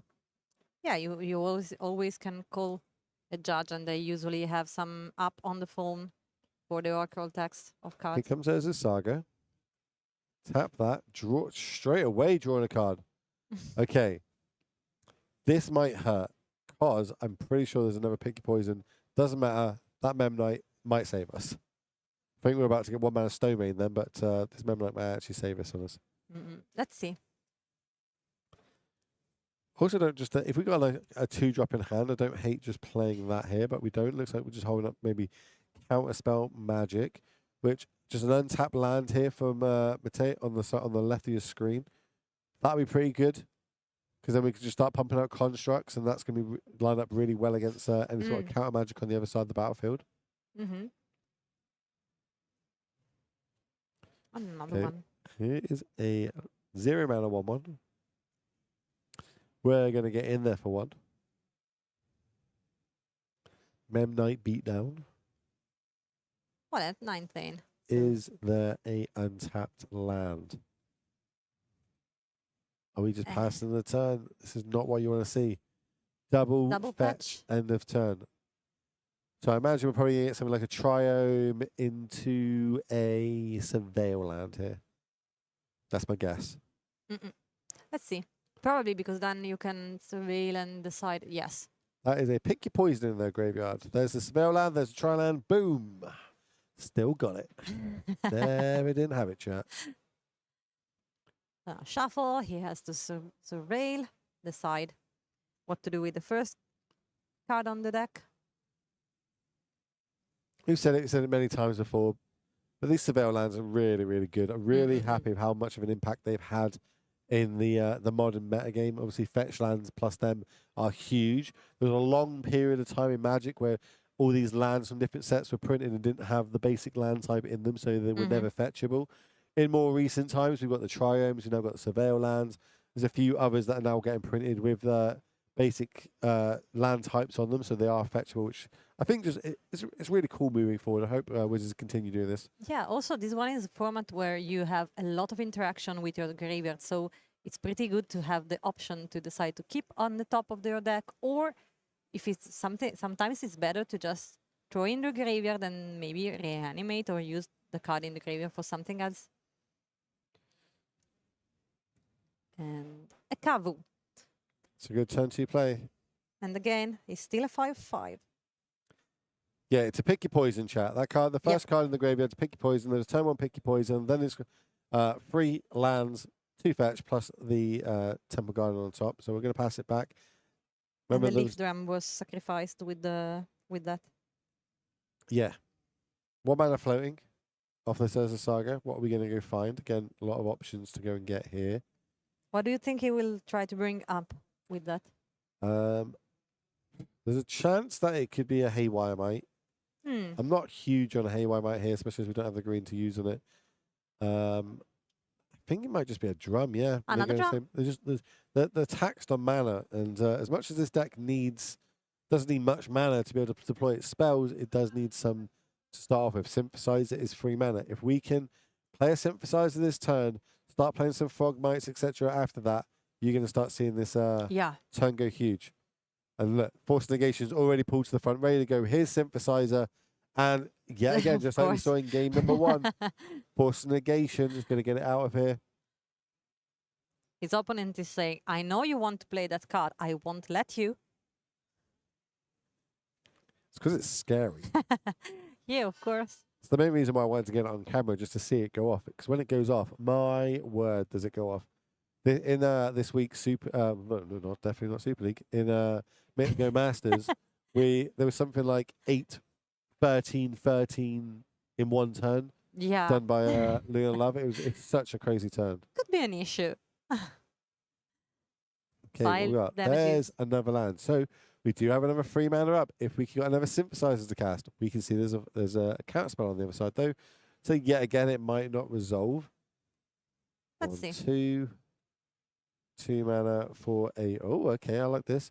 A Fort Mentor. That is going to be enough to bait out a counter spell. So no draw 2 for us. Remember, it was cost 1 less because it does have affinity for artifacts, and there are currently 5 on the battlefield. Here comes the cavalry again. 5 points of damage. We're going to get rid of this land, try and turn it into a fresh card. Didn't get a good look at what it was. Down to 10. Another counter spell in hand. And this is why I was like, this is why some people prefer playing the blue version over the green creature version, because once you stick a threat, you basically can just ride this threat to victory. You have so many things that you can use for block your opponent's strategy. Okay, Frogmite into a Companion. Companion's a 4/4. It's not going to resolve though. I'm not entirely sure I would use a cat spell on it, but here we are. But what do I know? 1 mana left. Here's another Companion. And another Companion. Affinity, ladies and gentlemen. And attacking with the two Imagine creatures. if a synthesizer was on the battlefield right now. Gosh. That would have been 4 constructs. Well, potentially even 5 constructs with the Force Seer. That force negation was huge on the synthesizer. Yes, of course. And that is why always when you have something like force negation or another counterspell and you see something like the synthesizer going, I want to resolve my synthesizer. Maybe not, please. Considering we're playing like a fair game, we still got like 14, 12 points on the battlefield. 4, 4, 10. Yeah, we've still got 12 points of damage on the battlefield. Enough that this Cavu is not going to attack through it, even though it does have First Strike and Trample. Let's Okay, see. we're looking for a synthesizer here. Yeah. Or a Fort Mentor would be good. How many? I'm just trying to wonder how many affinity decks we have today. Do you Not- remember? Not as many as I want. I want more. I want to see synthesizer and I want to see it going off. Neverlands. A little bit of flood here for Eric. Let's see. What was the draw? Boots. Okay. So when the OTJ got spoiled, this was the kind of, a lot of people were going about the Oh. GT card and everything like that. But I really liked this Lava Spa boot. When I was like 1 mana to find, 1 mana to equip, give something haste, also +1/+0, also giving it ward. That's great for 1 mana, especially in Urza Saga decks. And then now we're starting to see it move forward, so it's going to be pretty cool. Meanwhile, I've checked and only 3 players with affinity today. Chance asking us what's the best counter spell art. And, Why do you- mine is the Japanese. Oh, that's cool. What's the set called? Begins with S. Oh gosh, maybe we are The one where thinking you about. used to go and learn. Strixhaven, the Strixhaven art. Okay, Japanese yeah, ones. that's one cool. That's the ones I've got. They're very pretty. Yeah. What about you, chat? Which ones do you use? The one from Mystical Archive. Yeah, that was amazing. So we're going to go fetch, thin our deck a little bit.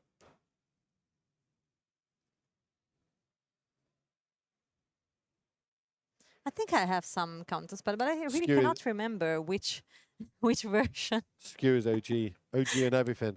Yeah. Follow him on Twitter and you can see all the different, all the old art of basically every card in every deck he plays. Loves an OG, especially, of course, his basic islands.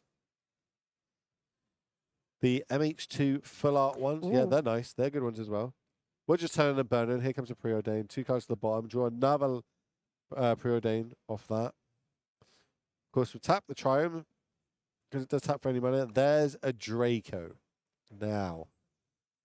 Yeah, I was about to say, please tell me Finally. that's not going to the bottom. This Draco is going to be pretty good. It's only going to cost 2 mana. And he's That- of course trying to resolve it. Now, we have every ability on every creature. Those abilities, Lifelink, Yeah.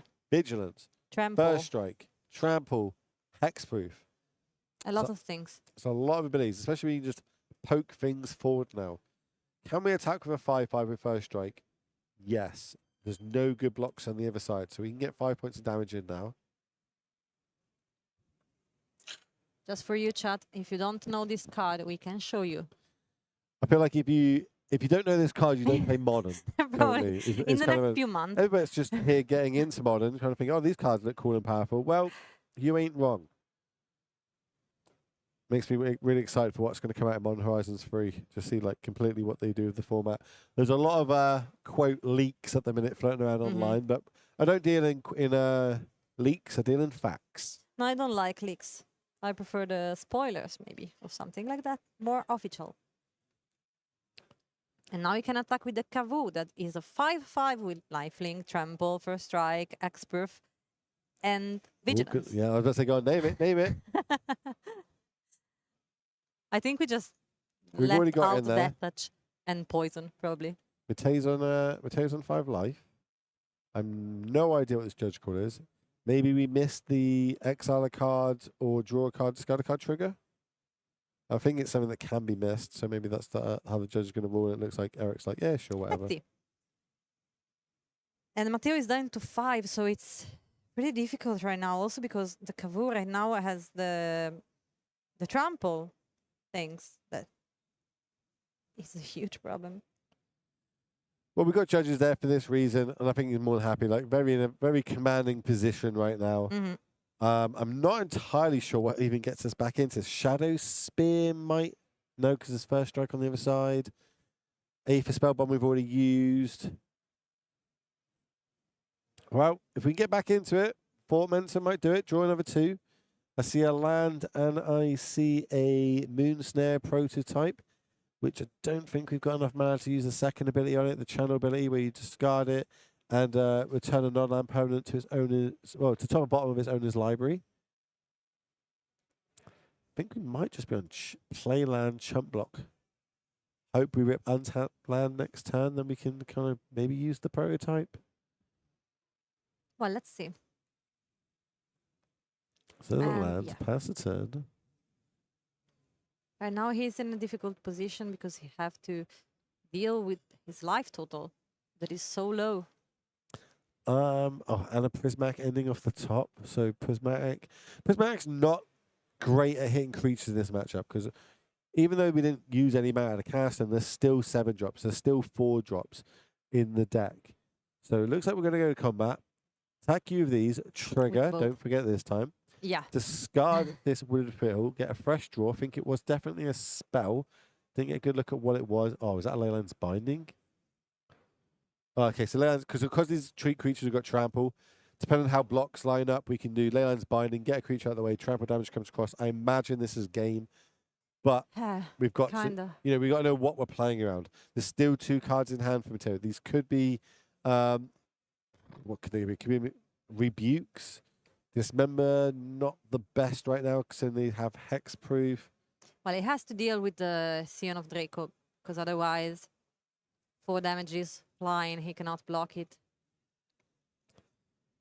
So if he wants a large amount of artifacts on the battlefield to be able to go off, to cast everything for 0. Yeah. A huge chump block like this, throwing everything on the bus is not great. But I think Matteo's like kind of saying, how can I not die here if you've got extra removal? So the fort, so we're throwing all this in.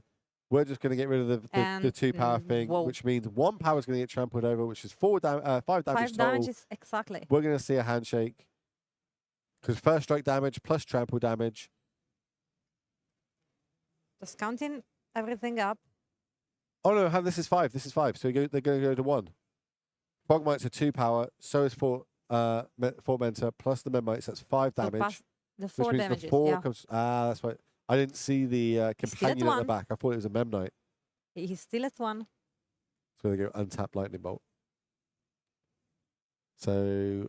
But now Eric has both creatures still on the battlefield, so 1 turn shouldn't be enough for Matteo. No, it's definitely uphill battle. Frogmite. And what else? Fort Mentor. So there is a Prismatic ending in hand. I would have liked to use that Prismatic ending to deal with the Spendgift Drum last turn to cut him off blue mana. Another Frogmite. Still not enough to keep us alive. No. I can see another Fort Mentor in hand. And no blue it's mana. a GG. There's the handshake. Eric takes this down, advances to a 4-0-1 record. Because remember, that is a draw at the end. It's not a loss.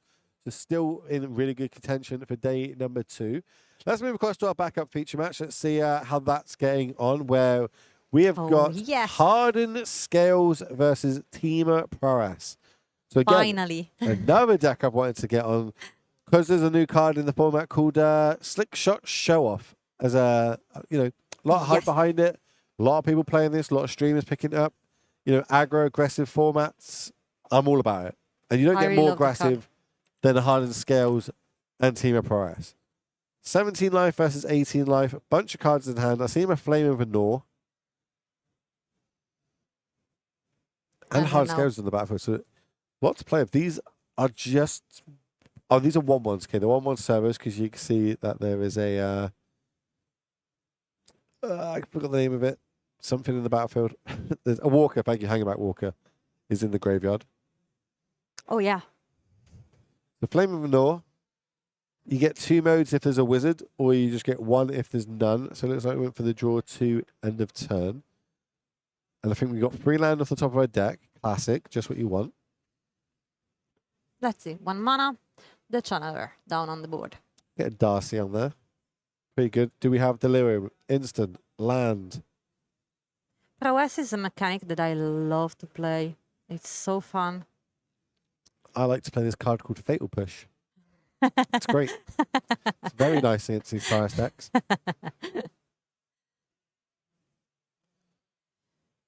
Not a lot of spells, though.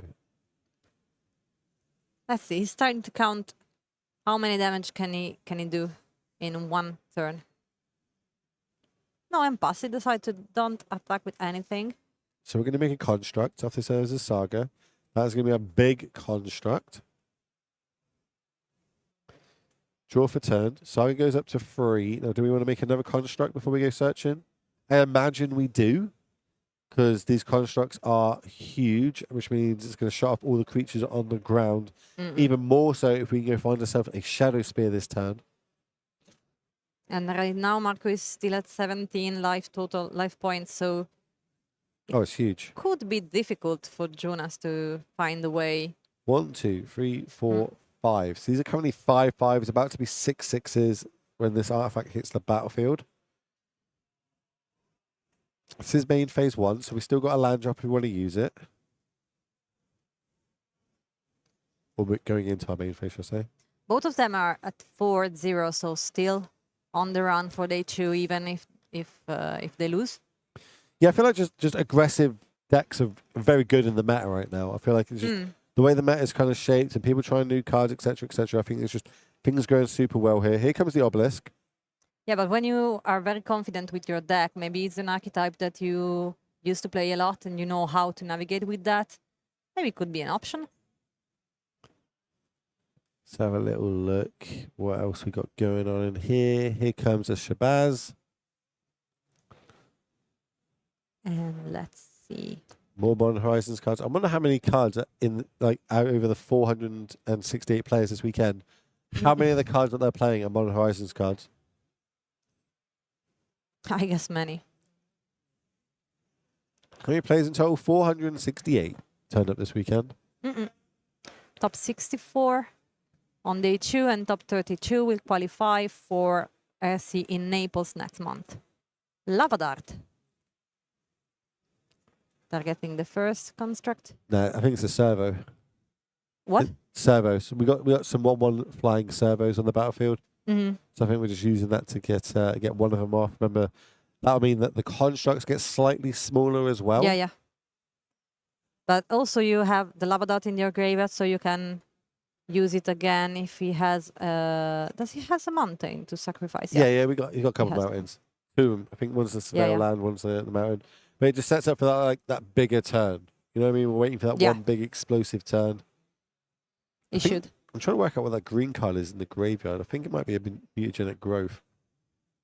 Or a pick your poison. I'm not entirely sure because this is game number 3, of course. It should be a mutagenic. I love formats and decks just in general, and mutagenics are pretty good. Yeah, that is a Pendlehaven.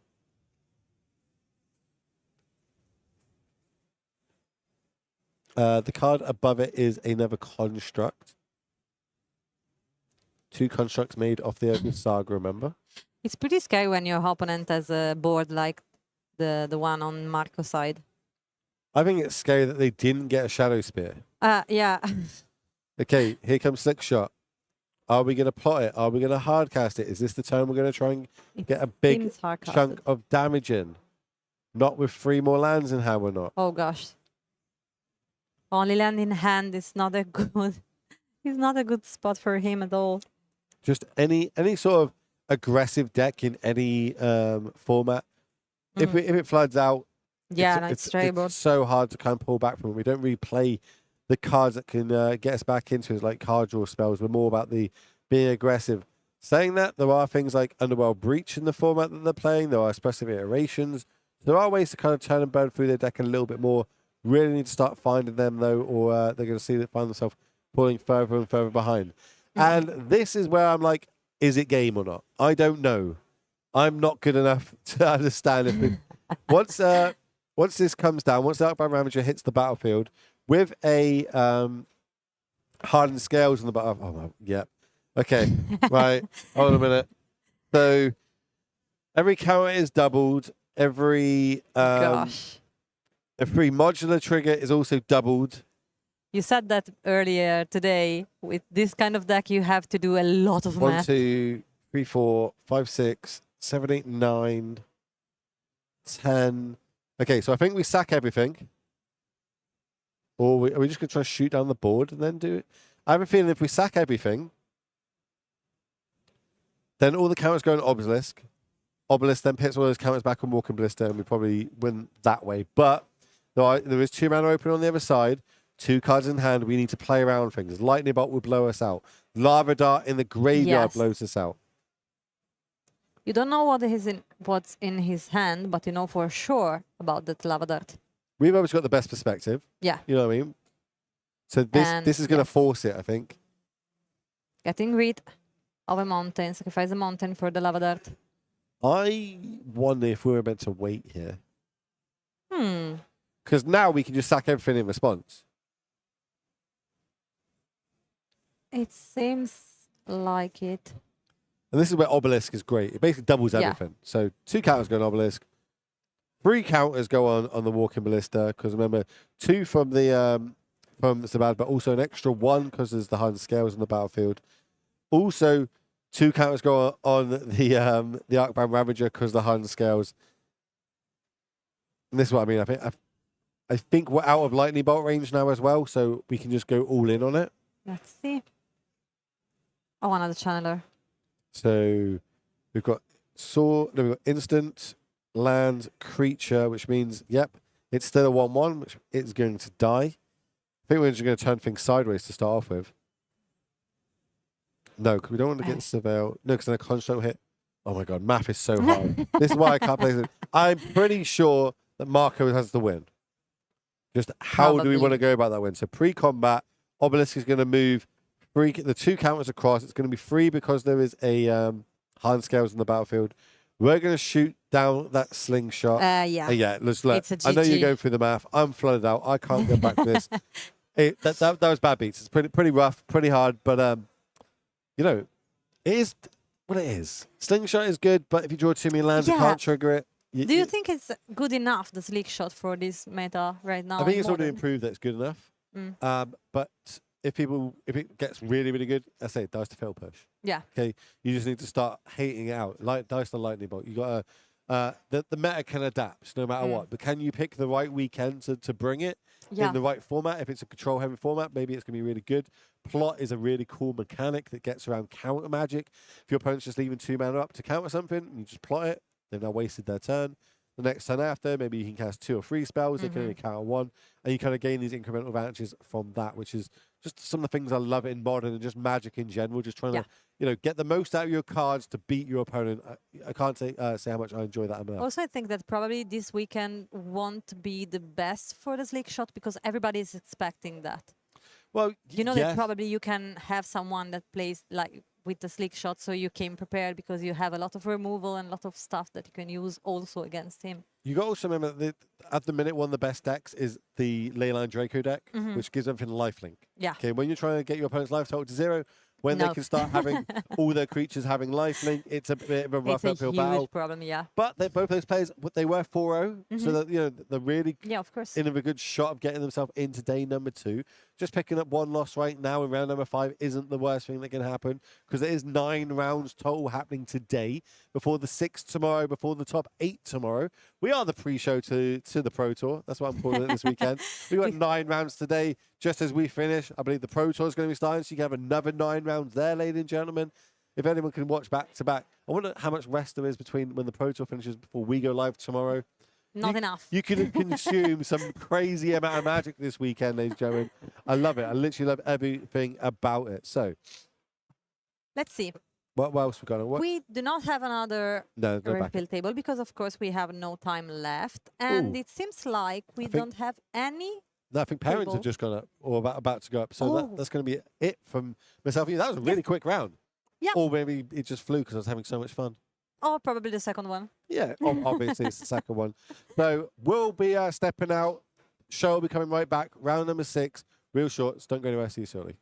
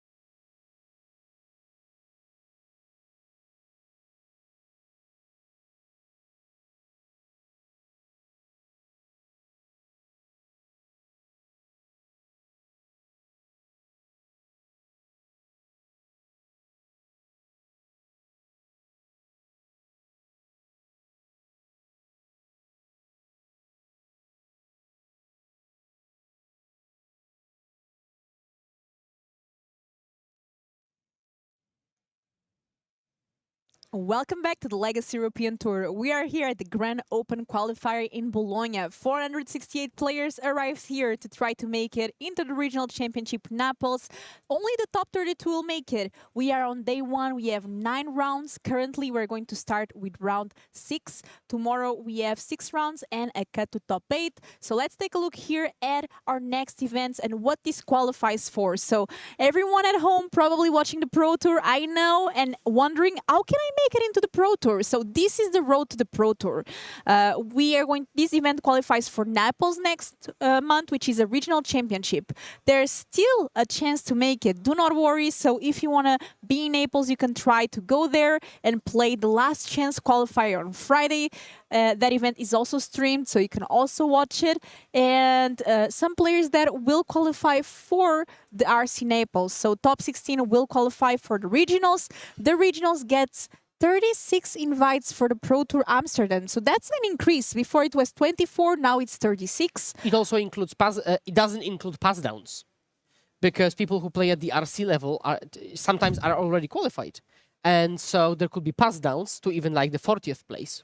Exactly. So a lot of places to go through the Pro Tour, and also first and second place of the regional championship get a qualification for the World Championship, which is the biggest Magic event of the year. Yeah. So very exciting things. If you are watching home and wondering how to qualify, this is a great way to do so. So consider joining us next month in Naples, or maybe you already are qualified. Let us know.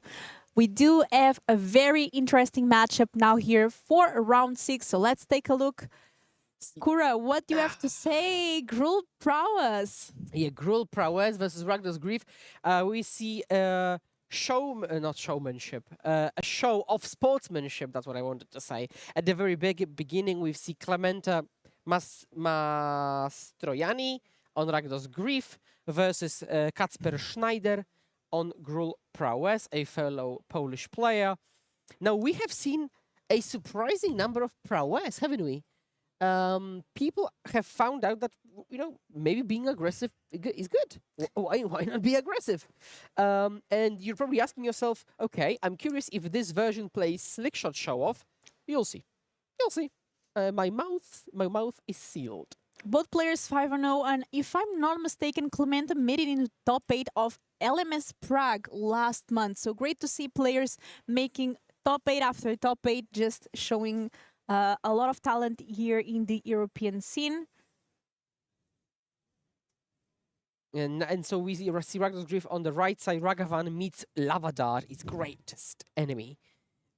Swift Spear might be deployed, which is a good play because it circumvents a potential ping from Bowmasters.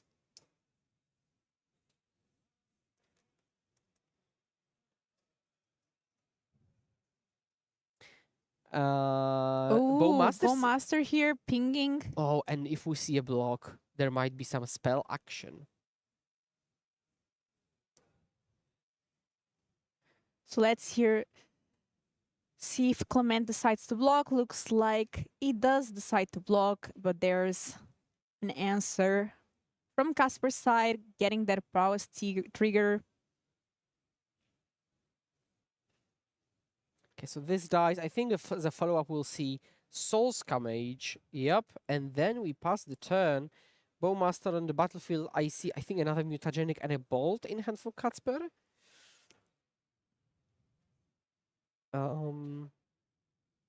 But now 2 creatures. Now, depending on the version of Prowess, there could be... Oh, no, it's actually Questing Druid. Okay, so and that's an excellent card against Ragdos Grief, because this deck promotes low resource games. Now, Questing Druid, or Seek the Beast specifically, is a great way to change that. Or, no, for you, of course. Oh, another Seek the Beast. It's an excellent position. He might go like 2 attacks and then Seek the Beast in combat. He might start the turn by Seek the Beasting because he can hit like a land spell. And I think he will... he's taking the adventure token, trigger Prowess, as he indicates, opening his palm of the hand. And let's see. There is a land. And there is a spell. Okay. This is like perfect case scenario for Casper here. And I think that dice is there to indicate the prowess. Okay, that was a decent flip. Now what he can do is he can play a land, and for example, not even play the Swift Spear and attack.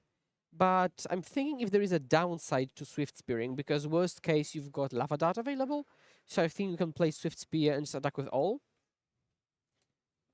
If you're concerned of, for example, Bowmasters, another Bowmasters, then again there are still no really good blocks for Clementa. I really like, by the way, I really like the fact that Prowess is so popular right now, because it's like a god-honest, actual aggro deck. There is no weird twist, there is no baked-in combo, unless you count, I don't know, Underworld Breach as combo when you play Mutagenic 4 times, but it's just a god-honest aggro deck. And I love it. No, terminate. Fair enough. 2 mana for a 1 mana spell. And then we've got 3 damage coming across. Oh, we're being aggressive, aren't we? oh, that lava dart there. Okay. So we've got 2. Thank you very much for indicating everything. It's 5 damage coming across, down to 13 for Clementa. Yeah, and everything thanks to Lava Dart. It's a card that we saw a lot in the Heliod days, where the whole format was like the dual deck Heliod Prowess. And it used to be one of the reasons why you didn't see X1 creatures. And then Ren came along, and then Bowmasters came along. But this is one of the OG X1 killer. Looks like a land there off the top, a mountain. So now Casper has access to Questing Druid as well from the adventure side. There's one still there going on an adventure. And I believe a lightning bolt. Yeah, so you can go a lot of ways. This is one of the ways, so add a creature. This is actually a difficult balance, because you might want to go the card route, you might want to go to a creature route. This route basically is meant to put pressure on the battlefield for as long as Clement is on the back foot. And then when he's trying to claw back and maybe stabilize the situation, then you can gas up. He holds the bolt. Oh, I like that. Just passing the turn here. And it's Clementa's turn, which looks like he's stuck on 2 mana. Yeah, and I saw Dotty Voidwalker, but Dotty Voidwalker has one big downside. It doesn't block. So we pass back.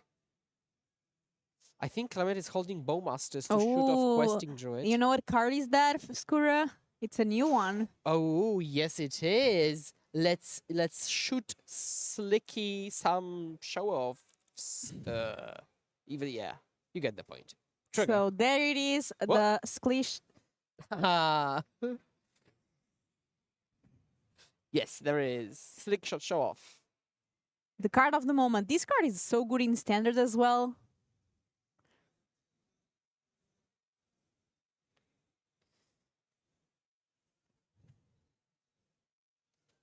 And there it is, the lightning bolt. And bolt on the creature. I think one of the most difficult things about playing an aggro deck is not only combat, which is already super complex, but like when do you burn the creature, when do you burn face? Like for example, here he could just allow Clementa to go to blocks, but he says, no, I won't. And so 3, 4, 5, 6 damage coming across. Oh no, not 6, because Slick Shot wasn't on the battlefield when the bolt happened, I think. Because it triggered Questing Druid. But yeah, Clementa very low on life total. Permanent counters on Questing Druid. This doesn't block. Kacper.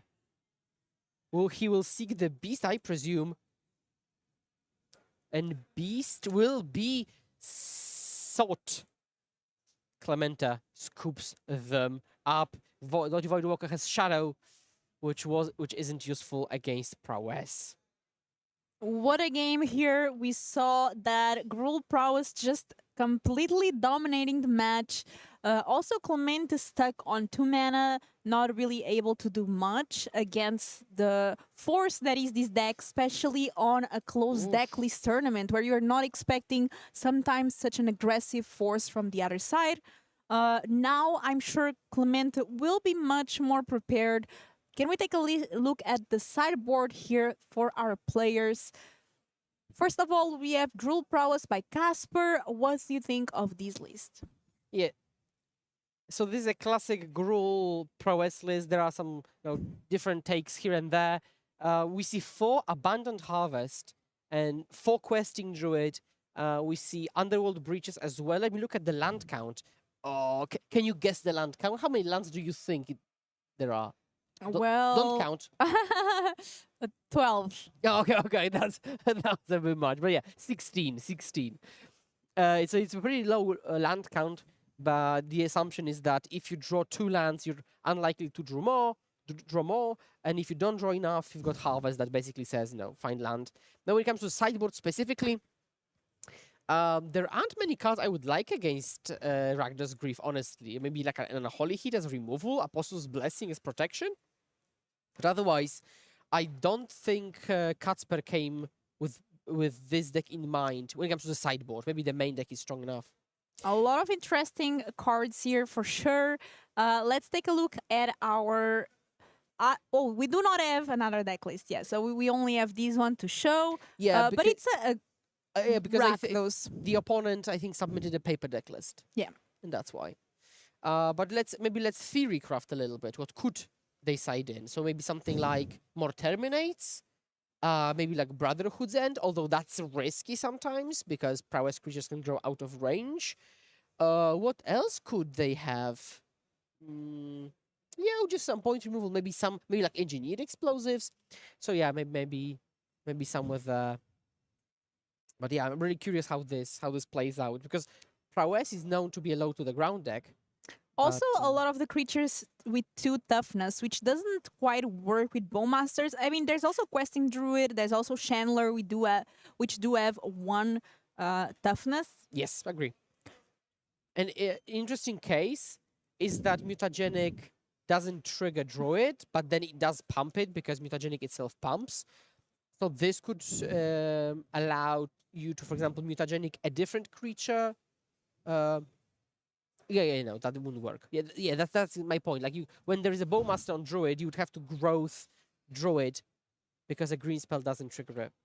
So looks like our players are getting ready to start this game 2 here. Don't forget, this is round 6 of the LMS, and both players are 5-0, a great score. And let's see here what Clemente can do now on the play and with the knowledge of what he's facing against. Yeah, exactly. Like he knew there is Gigantha, but Gigantha could mean so many different things. It's not really useful. Like it ranges from prowess to Tron, so that's not really useful, is it? And let us know, Twitch chat, where are you watching from? Good morning or good afternoon. I'm Philippe and I'm joined by Skura, also known as Islands in Front, will be one of the casting duo here for the weekend. Weekend full of Modern, and Casper already swinging in with that Swift Spear.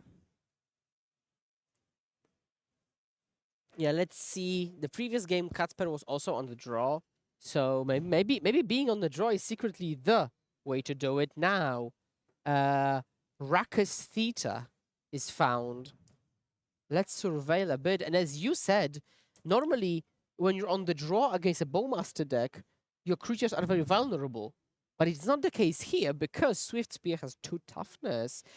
Portugal, USA even, Canada, Naples, We'll be there California. next month. Yeah, exactly, yeah. Brazil. So there is... it sounds like more non-Europe is watching us. Like we're going to have... Yeah, nice. Okay, Stomp. Stomp is Stomp from the past. is something that works really well against the One Ring.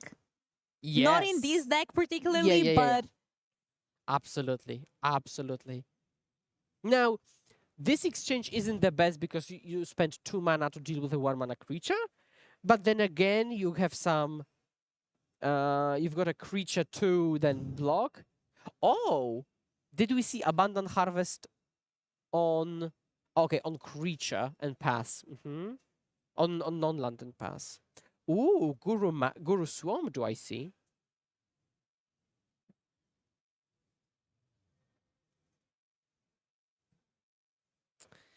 Yeah, that's a beautiful swamp. Clemente flexing on people.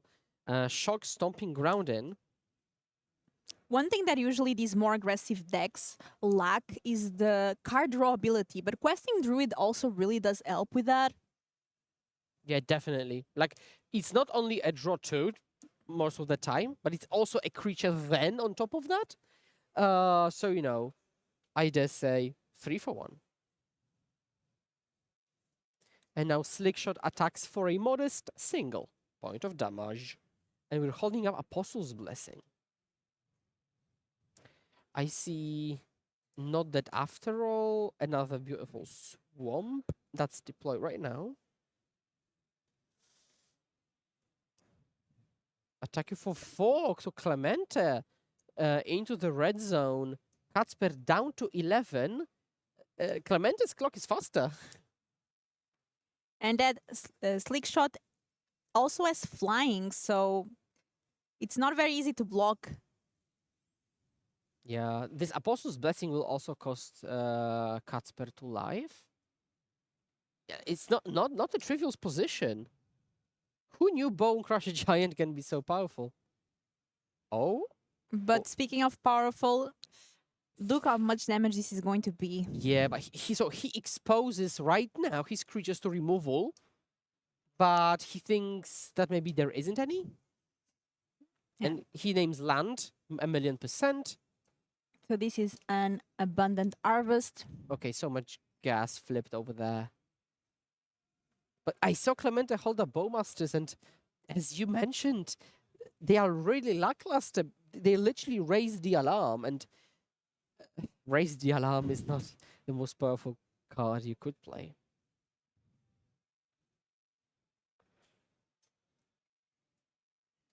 Getting a mountain there.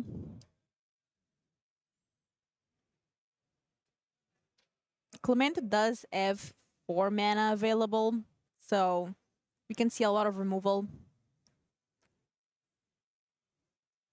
Attacking here right now for 6, but we know that that can grow fast. Yeah, I think so.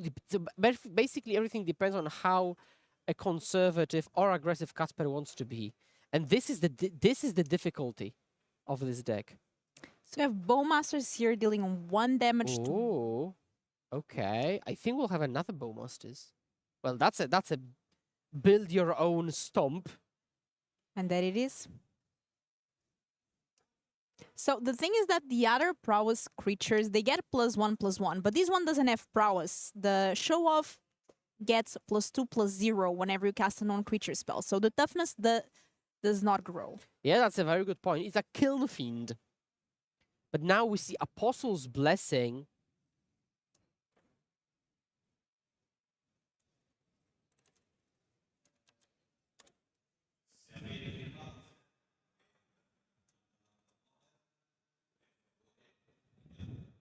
Giving the protection there.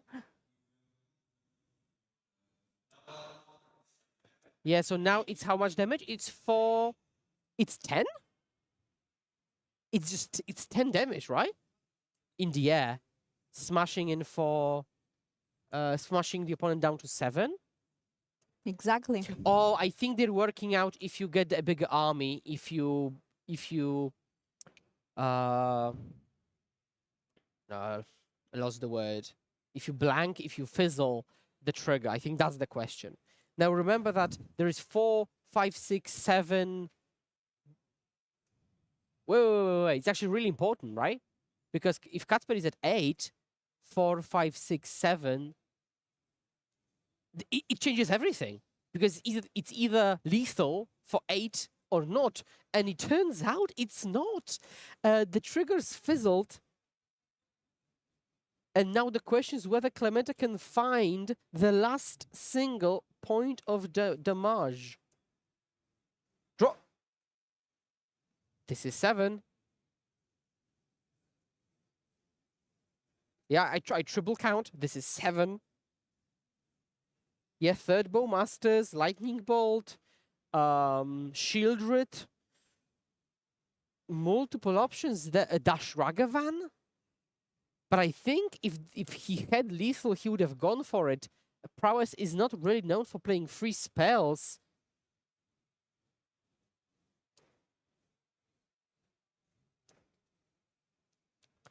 If he had pinged face instead of select shot for the lethal, then like you still don't, the opponent wouldn't have cast the protection, and they would have, for example, cast bolt on the creature. So they would not have tapped out. Yeah, that's not lethal. Attacking here for 6, leaving Wow. Casper at 2. We might see a Shieldred here. Yeah, that would be cool. But it's a Land pass instead. go. And Oh. can Casper finish the game here? Both Oh. creatures, they are flying. Lava Dart. Lava Dart was a draw. I mean, this is the ultimate, no, trigger prowess a billion times card. Attacking with both creatures.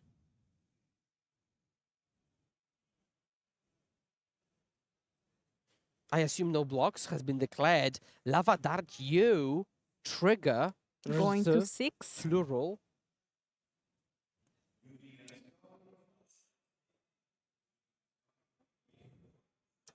Lava Dart you again suggests that this is lethal pass priority. Going to 5. And And this that's is GG. it. Flick shot showing off how it can steal games from Ragdar's Grief. Teen Street Boys represent Polska Górą, as we tend to say in Poland. Kacper Schneider taking it down 6-0 right now. But let's see if we have the backup. We had a show off here of a match, but we have something ready on our backup. It looks like it's Carmine playing Domain Rhinos versus Alexandro playing Temur Breach. I know you're a Breach fan, so what's going on here? Alessandro, my friend, he plays Breach. Check. With Station. Check. With lands in the front. Check. He is my spirit animal. Representing right now in the feature match area with Jace Vryn's Prodigy wearing Swift boots. Oh, I mean, this is what's going on. Okay, but let's break it down. So we see Teferi on the left with a single Rhino. On the right, we see Jace Vryn's Prodigy, a bunch of lands, Minimo, that's used for the one ring, grinding station. Alexander had 1 life, so if this is going to be a victory, down to that single last point of life. I'm curious if the life totals, sorry, not if the match score is correct, could they still be in game 1? Maybe. It was very fast, the Gruul Prowess matchup we had before. That is true. And now we see flipped Jace, Unholy Heat, and force back. You cannot counter back because there is Teferi on the battlefield.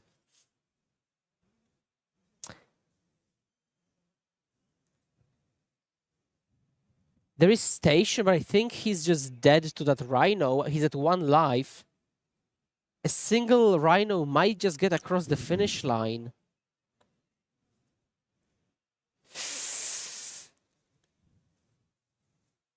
Yeah, this Rhino actually attacks for 5 with the plea.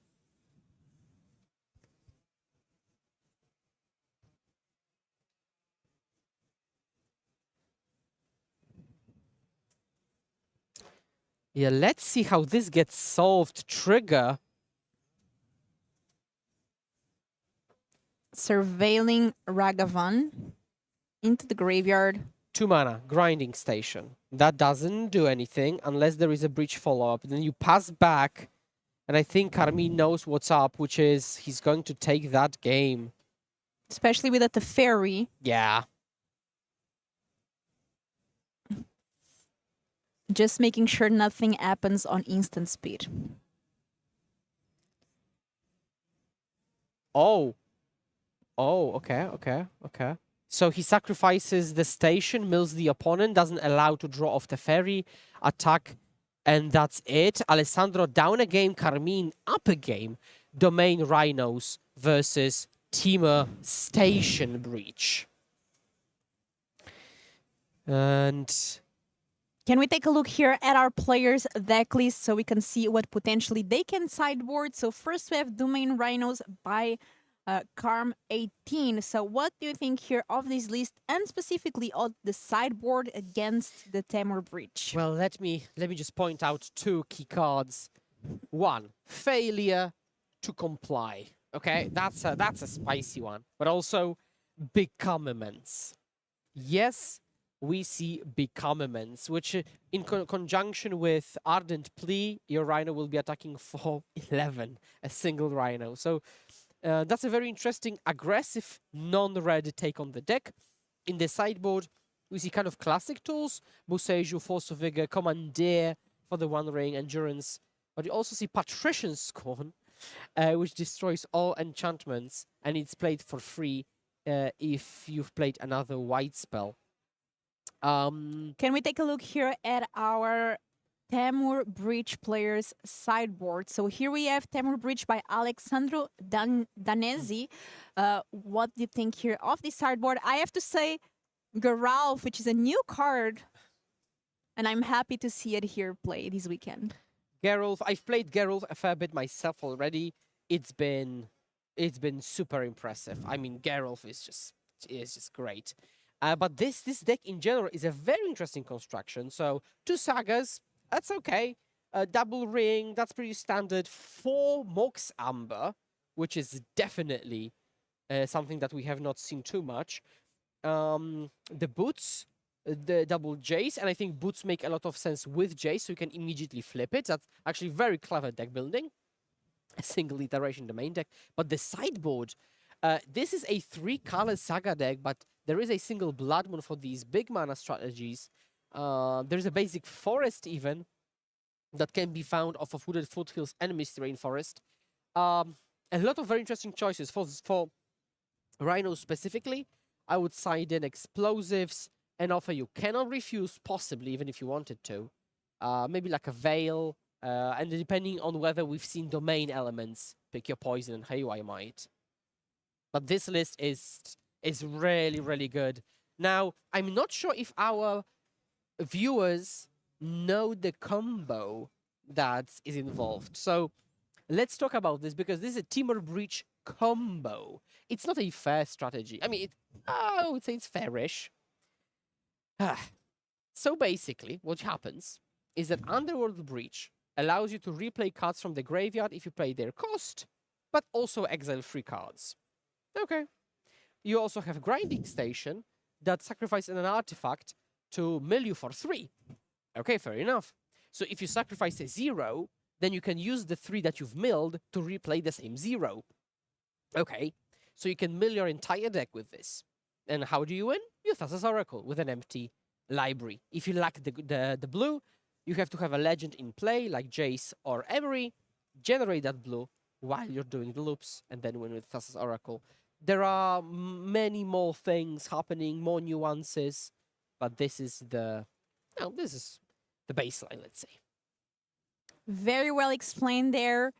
This is a deck that we don't see too often. I mean, it is played. It's not underrepresented, but it is not an easy deck to play either.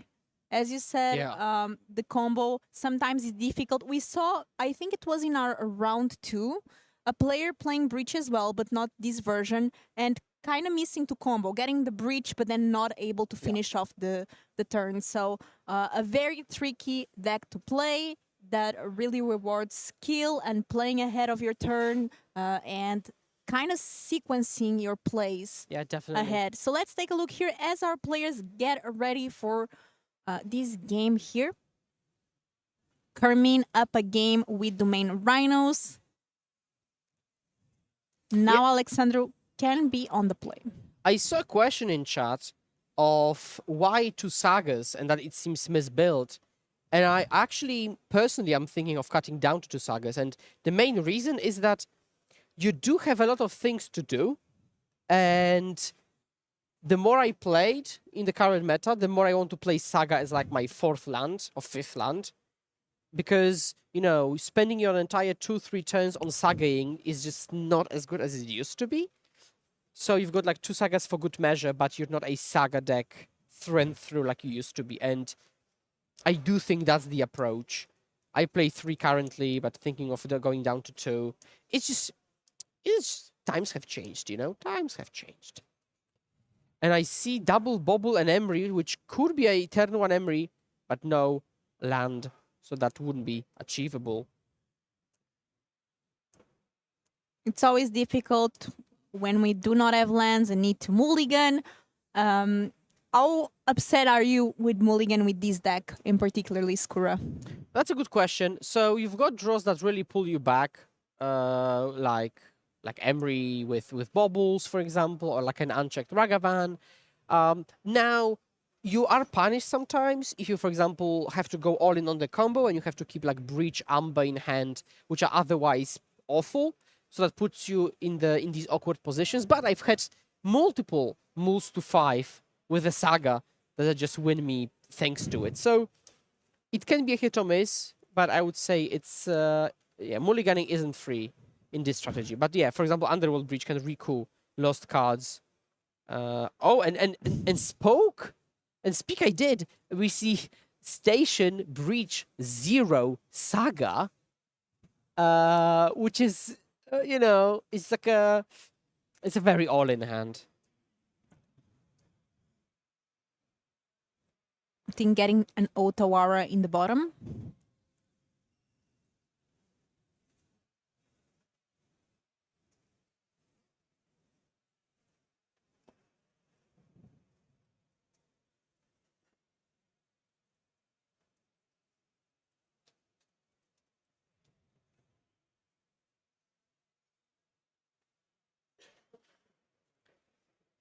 Yeah, so we Surveillant, Trigger. I assume we will deploy turn to Station.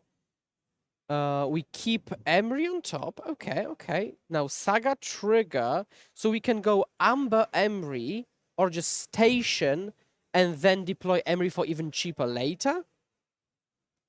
So we do go with Emery. Unable to use the blue mana. Oh, he just disputed. Alessandro must be wishing he'd played that Station. Mystical Dispute is a great card from Wilds of Eldraine. No, Throne of Eldraine. Yeah. Definitely. Great sideboard card here, really taking that advantage to Carmine, which now goes into turn 2. Surveil, Lorien's Reveal into the graveyard, and suspending that Rhinos.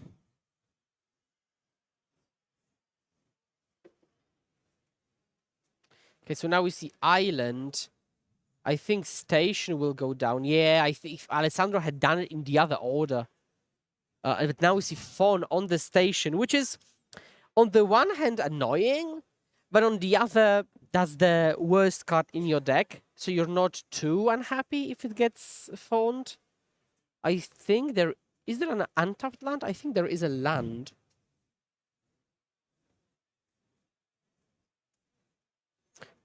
I think this is an Hallowed Fountain. Teferi. Bounce Saga, okay. And somebody asking, because the deck is labeled as the main Rhinos, but we didn't see Leyline of the guild pack, so maybe just mislabeled in Melee. Yes, it is mislabeled in Lily, in Melee. This is just banned Rhinos.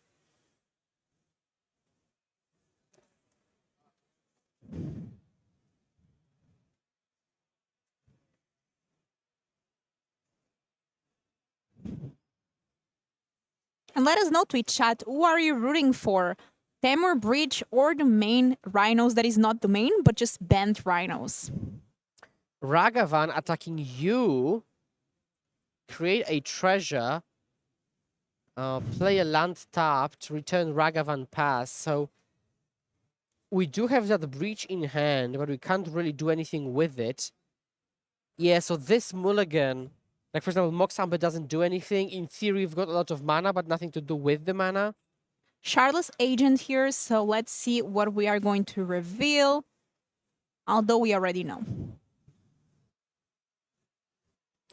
Yeah. I will let the judge know. Oh, thank you so much. Twitch chat is always paying attention, which is great. And if we see it on time, we can alert the judges. So they will be right there to make sure that no illegal move is made.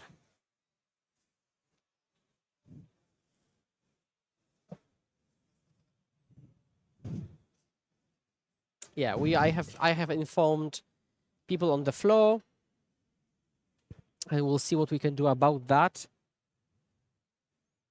Now that doesn't actually change much because they would play the Steam events now, so yeah, it's not very consequential, but yeah.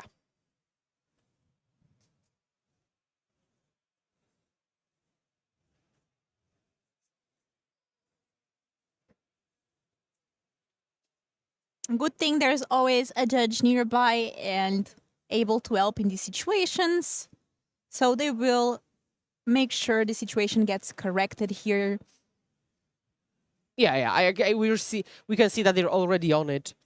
So we'll see how they solve the situation exactly, whether there is a rewind or we put Steam vents back or something else.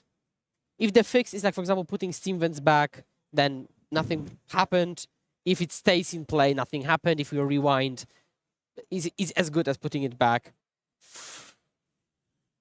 And while we wait for the call, let us know, Twitch chat, have you been watching the Pro Tour this weekend as well? It seems like it's a weekend full of magic. We have Modern now in the LMS, then there's Standard and Draft in the Pro Tour later on. So a lot of action all weekend long, Yeah, which is great. Definitely. Yeah, so curious how they're going to solve this. We will also double check if we can move to our refill, to the backup, maybe while there is this judge call.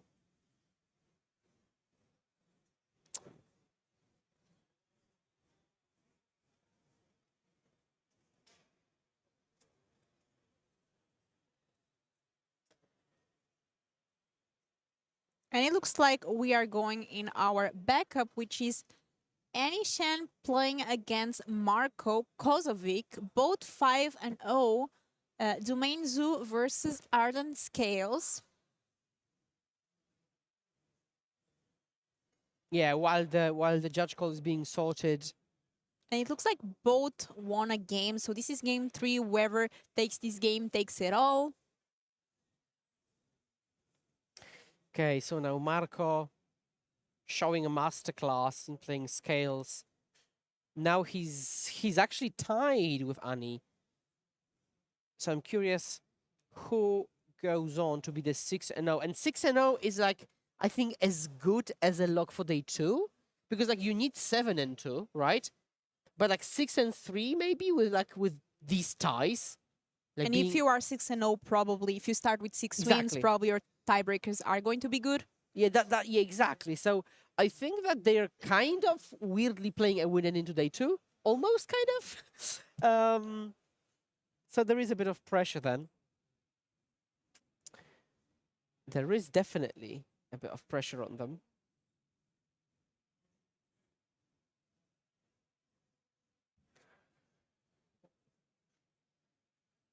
Okay, so now we resolve the saga having made a construct.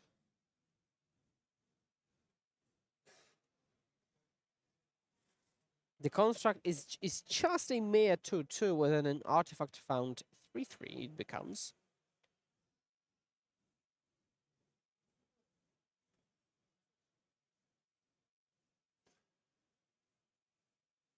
I'm really curious to see the conversion rates tomorrow, to see what decks made it into day 2.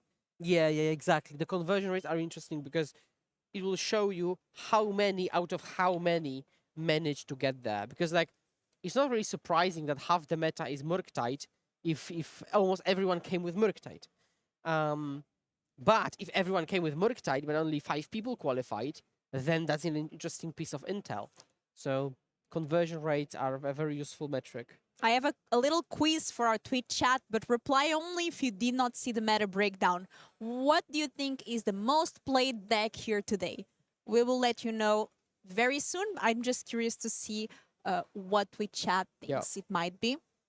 I will also add that conversion rates are a great tool, but sometimes they can be misleading because it works the other way around. If there are 2 Murktides and all of them qualified, you'll get 100% conversion, but then the sample is really important. So it could be a double-edged sword. Okay, what do we see? Domain Zoo, Evoke, Goryo, Zoo, Zoo, Yawgmoth, Zoo, Amulet, Zoo, probably Domain. Well, well, well. Well, the most played deck of the day, drum roll please, is Amulet Titan. Yes, and Zoo was the second. Yes. So, close enough. And Zoo being the second is not surprising as we see 9 damage coming across for Ani. Marco at 7 life. Yeah, Titan on top. Titan was, we had 40. Titan is 10% of the field, actually. Which is a good thing in that the most represented deck in Modern is 10% of the field. But yeah, Titan is 10% of the field.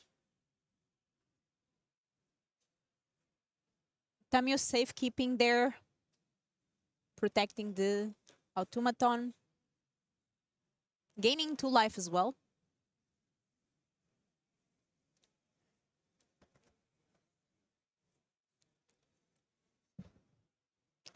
And there's Leyline Binding there, taking care of the construct. Yeah, so Marco is really on the back foot, and this Domain Zoo deck looks like it plays the best creatures and the best interaction at the same time. So it's really difficult to go wrong with that formula. 5 minutes on the clock for them, though. And it looks like Ani just making sure that the number of counters in automaton is correct.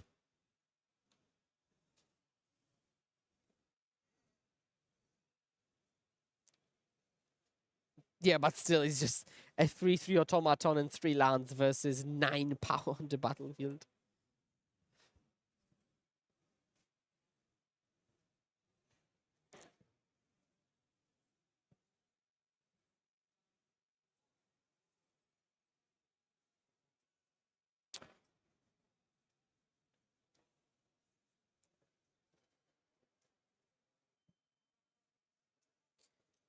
Okay. So now, Harden scales.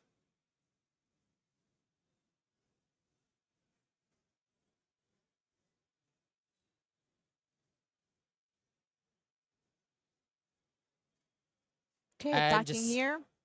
Thank you for 9. Animate Inkmuth. And he'll just block, but then He does have flying, so it can block the Draco. Tribal Flames. And that's game. GG. Anishan advancing here 6-0 at the tournament, in a very good position to make day 2. Yeah. Marco still also in a good position to make day 2. Top 64 makes it. 7-2 for sure is a lock into day 2. Maybe some 6-3s can make it. Yeah, definitely. And I'm curious. Okay. So I think we have a bit of downtime then, because we are still investigating what happened on our table with Teamer Breach versus Rhinos. Breach versus Yeah. Rhinos.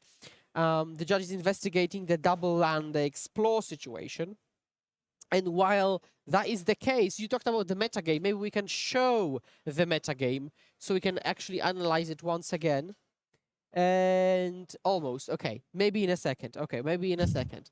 Let's wait. So let's talk the metagame still. So Titan was at the very, very top. And I'm really not surprised. Titan is, in my personal opinion, the best deck in the format. It can But it's very difficult to play admittedly. yes. optimally. Somebody made a good point on Twitch chat, which is Zoo is Domain Zoo is the second most played deck of the day, but there's also like these other variations of Zoo, so it ends up being kind of divided and spread across the meta breakdown. But if we take in consideration all the kinds of Domain, then maybe probably is the It would most be- played deck. But there's different versions of the deck, right? Yeah, that is true. That is true. So we can at least consider them close. But again, Titan is the most represented deck at just 10%, right? So that's it's not like the levels of 20, 25, 30 that you see at different tournaments. Especially the arena tournaments have like 30% representation of some decks. Here, 10% is the most. So by and large, if you play today and tomorrow, you'll play against Titan like once or twice. And you'll just play against a lot of different decks. I will try to ask for a metagame breakdown picture, the production team. Let's try to make that happen. And happen it did. There Thank we you very go. much. So, as you said, Amulet Titan, 42 copies. We had 468 players today, so that's approximately 10%, a bit less than 10% of the meta. Domain Zoo coming close, 36 decks here. Golgar Yagmoth, 28. Murktide, 22. And Grief as well, Rakdos Grief, 22. Other deck lists, 122. Yeah, exactly. Exactly. Like you say, okay, oh, I don't want to play against Ragdos Grief, for example. Well, yeah, but it's literally 5% of the field. It's 5%. It's just so little. And so let's actually combine the couple of top decks, right? So we go to like, 80, 110, 140, 150. The first couple of decks, 150. So everything else is 300 decks. Which Right. is still a lot. It's a ton, I would say. Like all of the top decks is 150 decks. So that's a very good, diverse meta here this weekend, which we have seen for a while in Modern. I don't think it's new. I have a question for you, Skura. I don't know the answer, but maybe you know or Twitch chat can help us. What was the time in Modern where a deck was more prevalent? So there was the most percentage of the meta. I know that Ogak Summer, for example, Yeah. it was one of the most played decks, Yeah. but was that it or... There, Eldrazi Winter maybe, that was another one. Definitely in Standard. In Modern, it's a bit different. Right? In Standard, we've had multiple tournaments where there was like 40% of the best deck, definitely. Oko? Yeah, for example, Simikoko.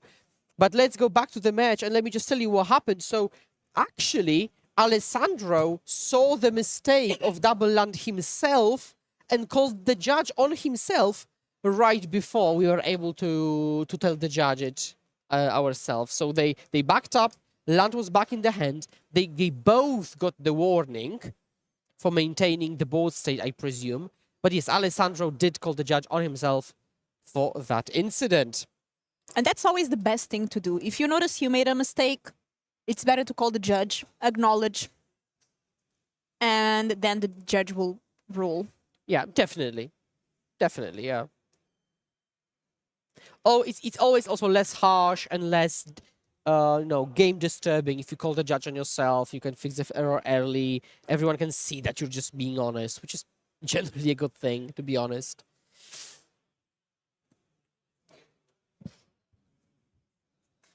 So yeah, we're back to Team Breach versus Band Rhinos. They've got 19 minutes on the clock.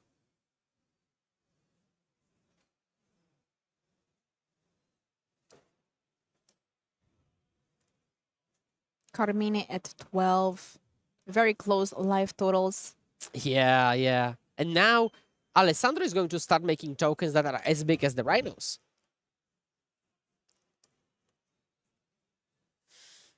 So I'm curious how this game shapes up. Still a lot of time for them, but they're just in game 2. Like, they still have to finish everything in a timely manner. Yeah, a lot of decisions. Alexander deck can just combo out of nowhere. Yeah. So, on the one hand, it can combo out of nowhere. On the other, it takes a bit more than people think it does.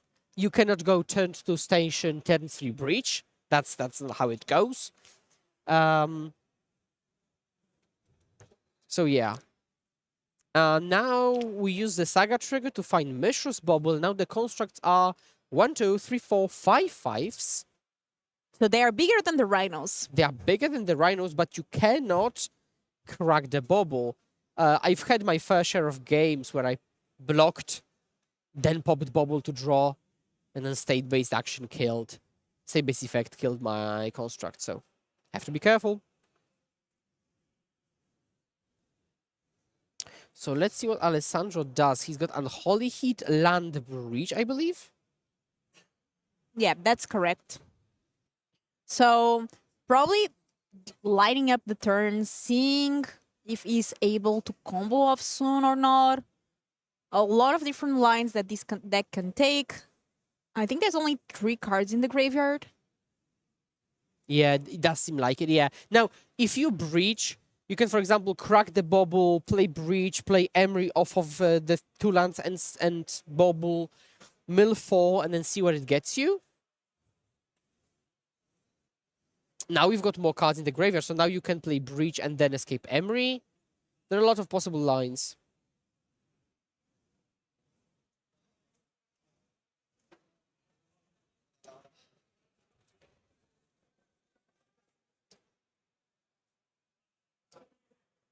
Okay, I think we might be popping that bubble or not, or yes or not. Okay, look at my top.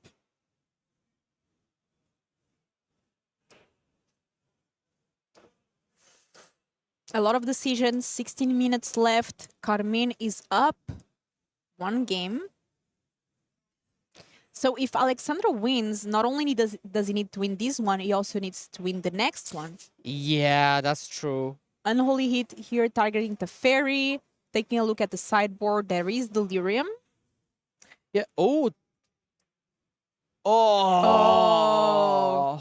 Endurance here, and with the Fairy still on the battlefield, there is not much Alexandro can do to respond to that. Oof. I mean, at least breach is still in hand, so that's a good thing. Okay, chat, we've done it. Now we can finally stop talking about this one single thing. Ta-da!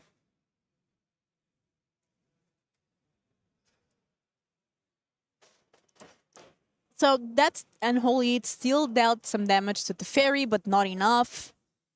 The Fairy has 1 counter now.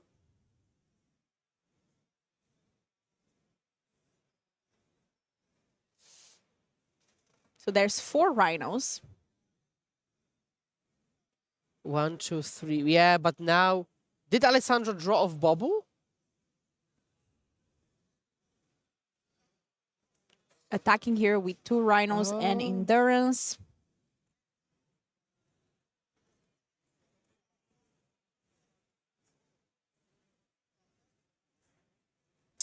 Yeah, missing that. Oh, okay, I think he caught it out himself. Or he may have caught it himself. But yeah, cracking that bubble is pretty risky. Because now your creatures are 4/4s, not 5/5s. You also, if you block like this, you will eat endurance, but you'll also what? Tawara. And that's the trample. The damage tramples over, and the construct doesn't even kill endurance. That was very, very good for Carmine. Alexandro down to 3 life. So the best. So Alessandro could still win from this position, actually very easily, but not easily. But he could win from this position. But that 1 extra card he would have drawn could make the difference.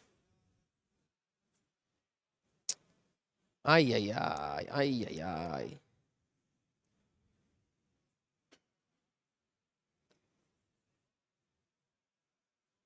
And Trample being very good. Yeah, Trample is pretty decent. So let's see here what Alexandro can do. If there's anything. He surveils a 0 to the grave. Can he draw like Station? There or Emery or Ragavan? So there's a Ragavan Yeah, and Breach. That's GG. the handshake. Carmine winning, advancing now 6-0, which almost guarantees him a spot at day 2. Top 64 makes it. Or players that are 7-2. Usually some of the players that are 6-3 end up making it into day 2. Yeah, what an exciting round we've had today. We had Team Breach, we had Prowess, right, dispatching the opponent in a very abrupt fashion. So that was pretty cool. And yeah, I'm curious to see what happens next. Like, Amulet Titan is the most represented deck. I haven't seen it that much on camera, and that's another thing. We've got this representation, right, with Titan and Domainzu and others, but then the top tables is, for example, Scales, Breach, Prowess. And that's right? why I love to see the meta breakdown and the conversion rates on day 2 to see what decks did or did not do well. As you said, we saw Prowess doing pretty well. We also had, I forgot, we were 4-0, and I think it was 2 scape shifts, right? Mirror. 2 scape shifts, 4-0, exactly. yeah, exactly. And the winner will get this trophy right here. Not only that, the top 32 will qualify to the regional championship in Naples next month. There is a tournament that qualifies 36 players into the Pro Tour and 2 into the World Championship, which must be a dream for many of the players competing here. We have almost 500 players, so a lot of people deciding to come in here and trying to qualify for the tournament next month. Did you already play any regional championship, any of these events? I have not just yet, but I'm excited to play some Pioneer actually with my beloved Phoenix, which I have fully created with the Japanese language versions of every single card, which I'm also really excited about. So I do love me some Pioneer. Pioneer is a great format, and I feel like these events do make you play several different formats. We see now the regional championship is going to be standard, same as with the Pro Tour. Now this event is modern. We had Pioneer season last year, so a lot of different formats, and it's exciting to see so many different decks come up, and people are getting back into the competitive scene. Now, remember the days of the GPs as well. We see the same old faces over and over again. It kind of feels like that again. does, yeah. In the Pro Tour, I'm recognizing a lot of faces that I've seen in these regional championships, in these LMSs. So a lot of players that did well here. For example, Marco Del Pivo, that was our winner of the last regional championship, making it into the Pro Tour, doing pretty well over and over again. So it's always nice to see these. Yeah, like it's really nice because then you can like have player spotlights, like you recognize these faces, everything. So it's just super cool to hang out with the same people and cheer them on regularly. So yeah. And let us know, Twitch chat, if you were here playing Modern this weekend, what deck would you bring? I want to know. I know there's always some Mill fans, some Merfolk fans, Amulet Titan. Let us know, what would you bring? And do we still have any matches going on, Philip? We do not. We do not. We can close this round pretty comfortably. So this was round 6. We have still round 7, 8, and 9 today. And round 7 will be casted by Lily and Will Hall. Me and Philip will be back for round 8 of the tournament.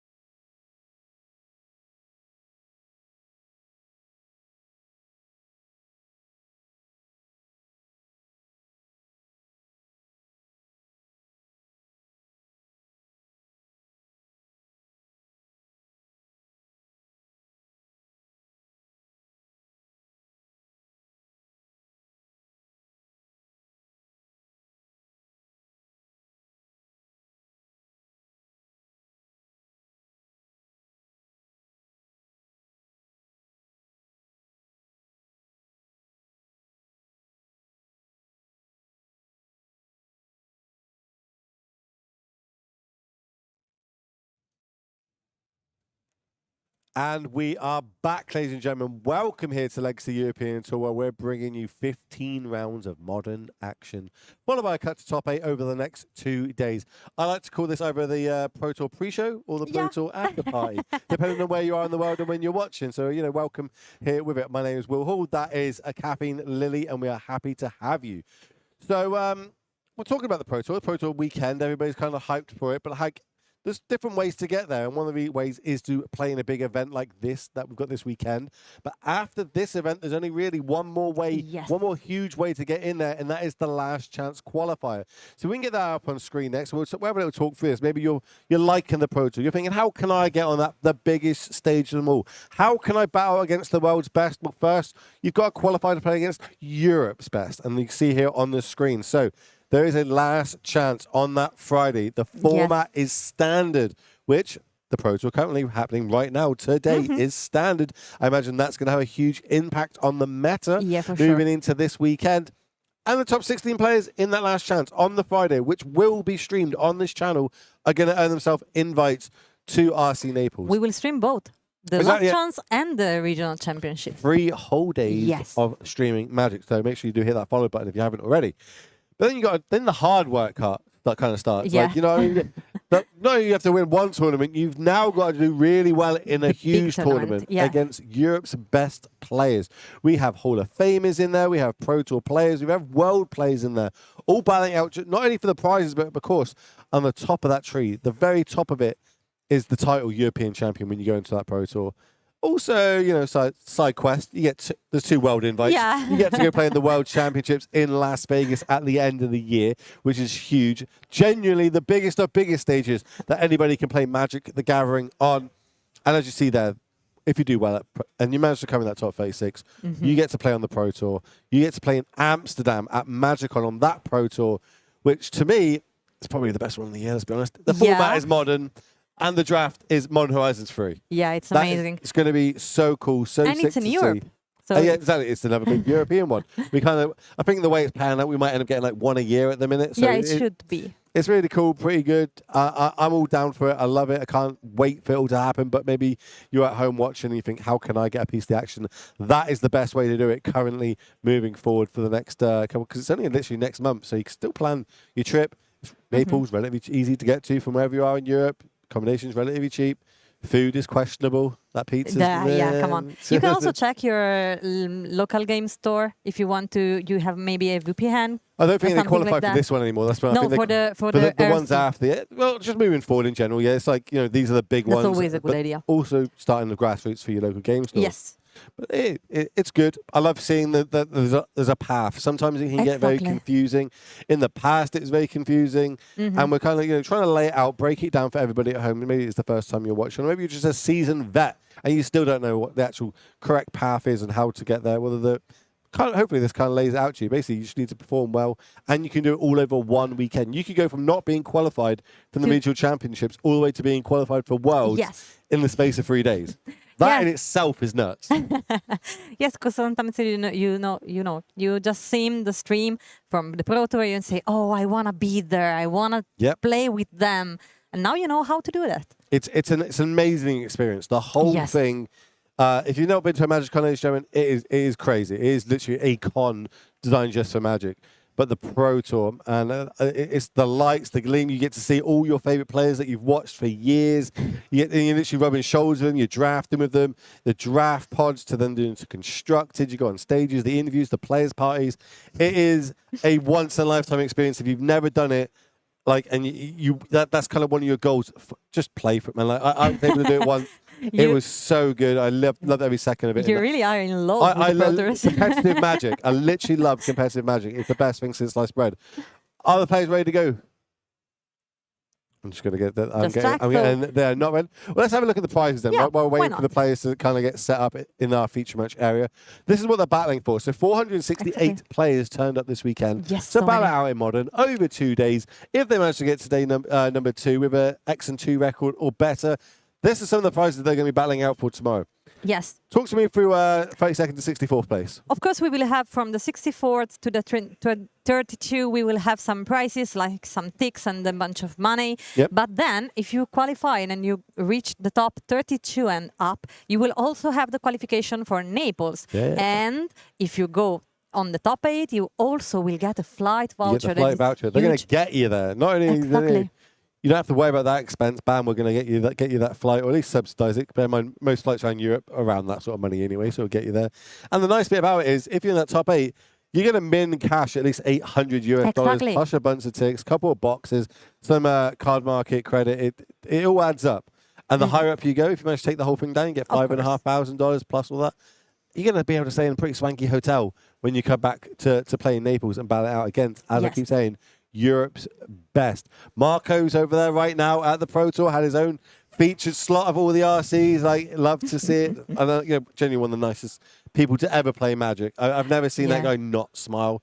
Such a cool person. So happy that he's repping Europe at the Pro Tour. I'm pretty sure he managed to make day 2 as well, which is Should be. It depends on which Marco. our European champion. Okay. Come on. He's on day 2. Some Marco's not doing so well, but our Marco, the European champion, there is only one. He's doing super well, so good to see him. Yeah, of course. And a bunch of the other Europeans. It's really nice watching the Pro Tour and seeing the players that we've sent from the Legacy European Championship, regional championships to them. And you're like, oh yeah, I know that lad. I met that. Oh yeah, I remember speaking to him. Yeah, I remember interviewing him. It's really cool from where we're sat to see that. So I hope that you all appreciate that as well. I'm getting the green light that we're ready to go down to the feature match area. So in the feature match, we have got some graveyard shenanigans, shall we say. We've got Gogori Yawgmoth. This is kind of a staple of the format at this point. Everybody kind of knows what it does on the tin. Gazillion combos can happen with this deck. I love to see it. It is my favorite deck in Modern. But then over the other side, we've got Esper Reanimator. Well, this is kind of one that's popped up quite a bit in Modern over the last couple of months, but really takes advantage of the Surveil lands. So it kind of plays a little bit of a slow game. Surveil lands, we're able to put things into our graveyard, and we're trying to get them out. We're trying to get things like Gristlebrand into our graveyard, Atraxa. We're trying to get them back out with things like Goy's Vengeance. On top of that, we've got the Solitude, Grief, Ephemerate plan. So, what people were calling in quotes, scamming back in the day. Well, we still got that kind of package in here. And then to top it off, we've got a couple of Force Negations and Forces. It's just a little bit of disruption moving forward. Can be as powerful as turn 2, getting something big like a Gristlebrand on the battlefield on Atraxa, but it looks like this game's going to go slightly slower.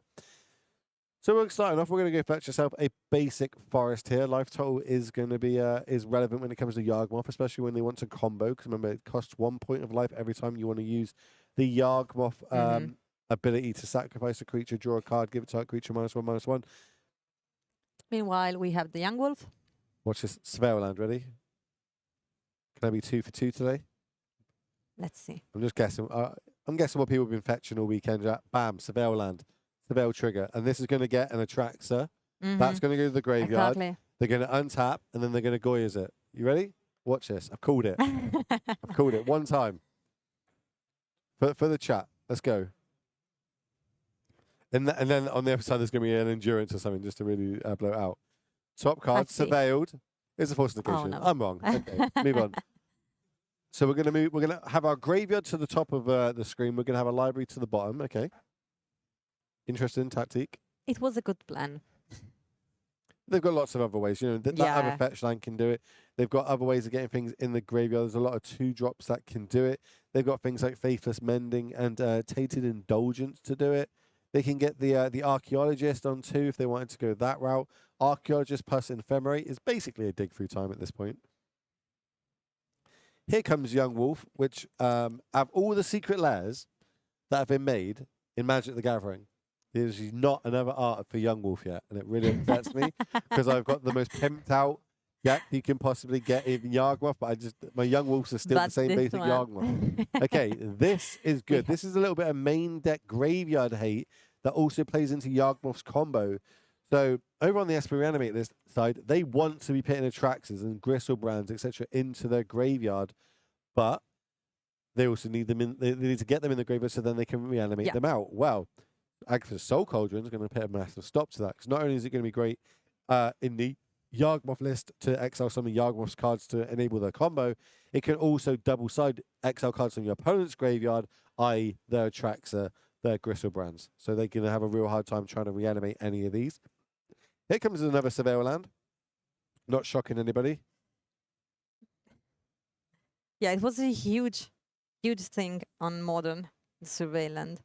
Everybody's playing that. Look at top card. Do we like it? Do we want to go to the graveyard? There's a little bit of glare on that card at the top, so I have no idea what it is. But we like that card, so we Let's kept it on top. see. That's going to go to the grip. This Artificer Soul Cauldron on 2, though, is huge in this matchup. 2 mana. So I think we're going to go black-blue. Nope, we're going to go a white-blue, and that's going to Prismatic Ending, dealing with the Artificer Soul Cauldron. Activating in response. Yeah, get a little bit of value, so to speak, as in one less card in the graveyard. That Yeah, flips at least. negation. Not going to do much, but great answer there from Garo on the right side of your screen. Here comes the Canopy Garden. That's going to bring along with it a 0/1 plant token, and there you have it. Even better. And a Strangleroot Geist. You don't see Strangleroot Geist too much anymore. It used to be a full 4 copies in these lists. Then it cut down to 0 because we got a little bit greedy, and now we're kind of going back up a little bit because it turns out 2/1 hasters are really, really good. Full 2 copies in this list. That's nice to see. And we're going to get in there for a little bit more damage. This is the hidden plan of Yawgmoth. It's just getting these little bits of chip damage in, playing all these creatures that you don't think are super powerful, and then getting there. Here comes Thoughtseize. That's going to reveal 2 lands, Orcish Bowmaster, and a Grist. That Grist is going to go so quickly to Yeah. the graveyard, it's unreal. Like, And, is there any choice? we're really looking for something like a Yawgmoth off the top here. Would almost be game, I would say. There was no endurances in the main, so it wouldn't actually be game. What do you think that Stefanino could try to do for stop Ramirez from his plan? Just doing your own game plan at the minute. At the minute, I think the scarier deck is the SP Reanimate list. The way that basically Yawgmoth is very good when people got damage-based removal or destroy-based removal. It really suffers against exiled removal. If we can somehow get an Atrax from the battlefield, we find a Solitude plus an Ephemerate, we're in for a bad time. We're going to start exiling our Undying creatures. Undying creatures need to go to the graveyard to get the Undying trigger. Exile takes it off the battlefield completely, no Undying effect, and we're going to have a real hard time fighting through that. So, okay, we're just going to write down those extra cards. There you go. There it is. The Thoughtseize is now going to resolve. But no third Yeah, Judge was land, maybe? the judge was just extra checking Okay. and Solitude. Yeah, this is where things are going to be bad. Solitude, ditching Solitude. That's going to get rid of the Strangleroot Yeah. Geist. Is there an Ephemerate? If there's an Ephemerate, that's huge. We're tapping 1. It looks like 1 white flow in Ephemerate. And yes, This is the line I spoke about. Exile the Young Wolf. exactly. They're both gone. You gain 3 points of life. And you can't really play any more creatures into the battlefield because next turn that Ephemerate's going to come back and exile Yeah, another it's- creature. So It just keep going. real uphill battle. It's super hard for this for Yawgmoth to fight through it. You kind of just got to hope that they don't have it. And it did not pay out here. We're just going to play our land and probably pass the turn. Exactly. Yeah, that's what we see. Ephemerate, you might as well get rid of the plant token. Oh, we're deciding against it. We think combat's going to be more relevant. Okay. So Yawgmoth, if it has a lot of creatures, it likes these little dawdly creatures purely because it has things like Call to Cooling. Call to Cooling can, go find us one of our key combo pieces on the right turn. So leaving that plant token around, I'm not huge on that. I would Orcish have Bowmaster. liked to flicker it. Orcish Bowmaster is probably one of my favorite cards from the Lord of the Rings set. It was awesome. Yeah, it's amazing. I might be a little bit biased because I played a Legacy tournament recently, and it was so good when my opponent was trying to play Brainstorm. So this one Orc Mass token is going to jump in front of the Solitude. Yeah. It is going to trade because there is 1 point of damage already on the Solitude from the ETB, point of damage from Orcish Bowmaster. And it's good enough for this situation, trying to deal with that. We're trying. We're putting up a good fight over here. Also, Orcish Bowmaster lines up quite well when your opponent has got things like Faithless Mending and Tainted Indulgence. These cards that are going to make them draw a bunch. Another young wolf. We use the Boseiju as a land. Yeah, this isn't the matchup for Boseiju, really. Yeah, There's no. no really good targets besides the lands, and Yeah, don't really still a want to do land. them. Ooh, okay, we're being forced to go into the Faithless Mending here. This might be pre-combat. Says, I'm going to use Orcish Bowmaster. I'm going to shoot you twice. I'm going to get a 2/2 Orcamas token. I'm not going to use the special dice that we put in the feature match area to make it really hard for the commentators to see the size of the dice that's on it. I'm going to try and get that changed. Discounting up. 2 damages. A mass of 2.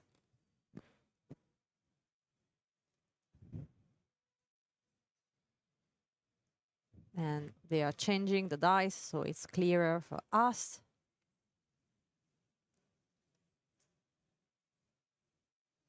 Let's see. Right now on the board, what do you think? Well, we don't know what he has on hand, so we don't know what he should discard.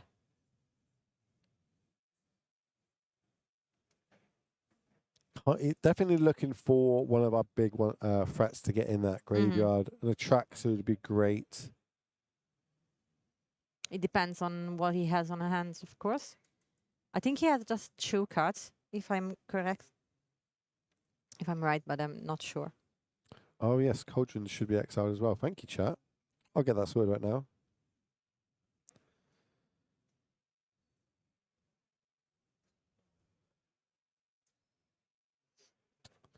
Appreciate the help. That's been Always sent down good. to Philippa. Philippa's currently walking around the feature match area, being our link, her eyes and ears down there on the ground. So that was a grief that went to the graveyard. Goyas. What's in? Oh, there isn't a Traxxas in the graveyard, so we can try and get that back. Is it? Oh, yeah.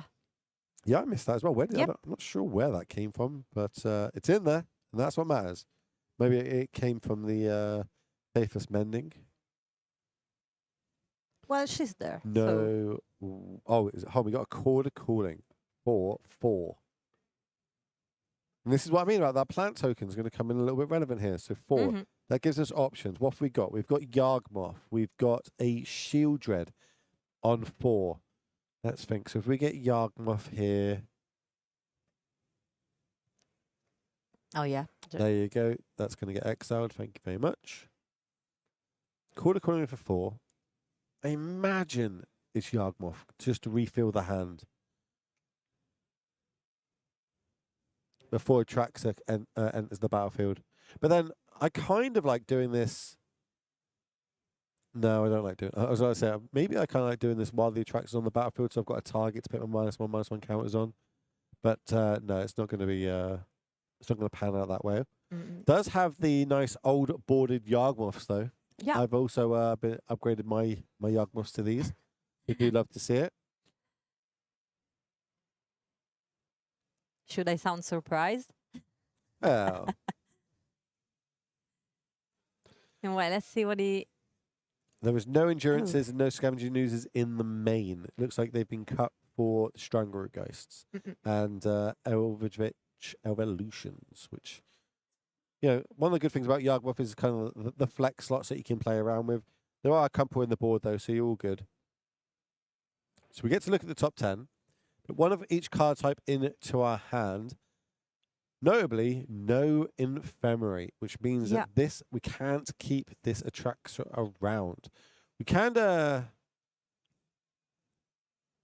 we can't. I mean, like, we could put an Atraxa in our hand and then somehow like discard it and then try and get it back with another Goyas. But yeah, not ideal there. Oh, none of this really affects the board. Thoughtseize, not great when your opponent's got no cards in hand. The land is the land. Another Atraxa that you have to find a way to discard. 2 cards in hand. This takes us up to 6, which means we're still not at discard range. I think we're going to take a little note of what this is. I love Atraxa. Like, I just love everything about this card. It just looks...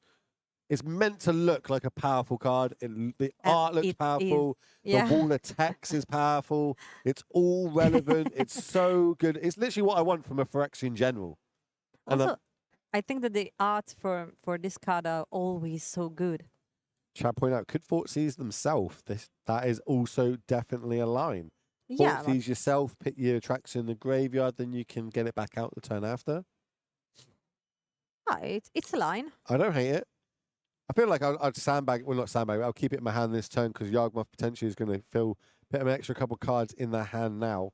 So if I do keep this Fort Seize in my hand that they know about, they might be inclined to kind of deploy all the cards from their hand moving forward. Also, doing this right now means we're going to draw a card, which potentially could get Fort Seized.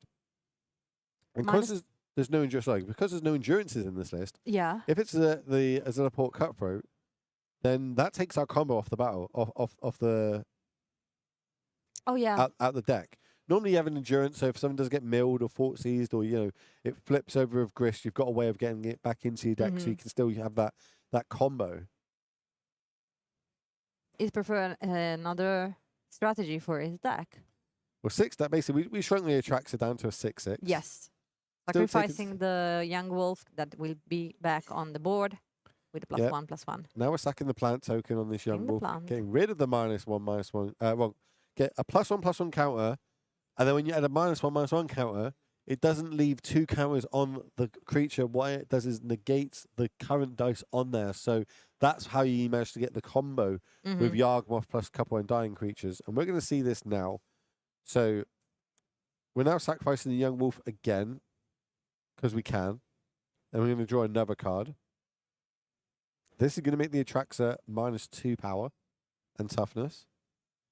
So it will be Atraxa will be a 5/5. And of course it will be relevant. So they're trying to decide the correct ways of everything. See, this is where I kind of like just taking the hit. Because then I've got no cards in hand. We've drawn one of our Eldritch Evolutions. That card with the current board state basically locks up the game.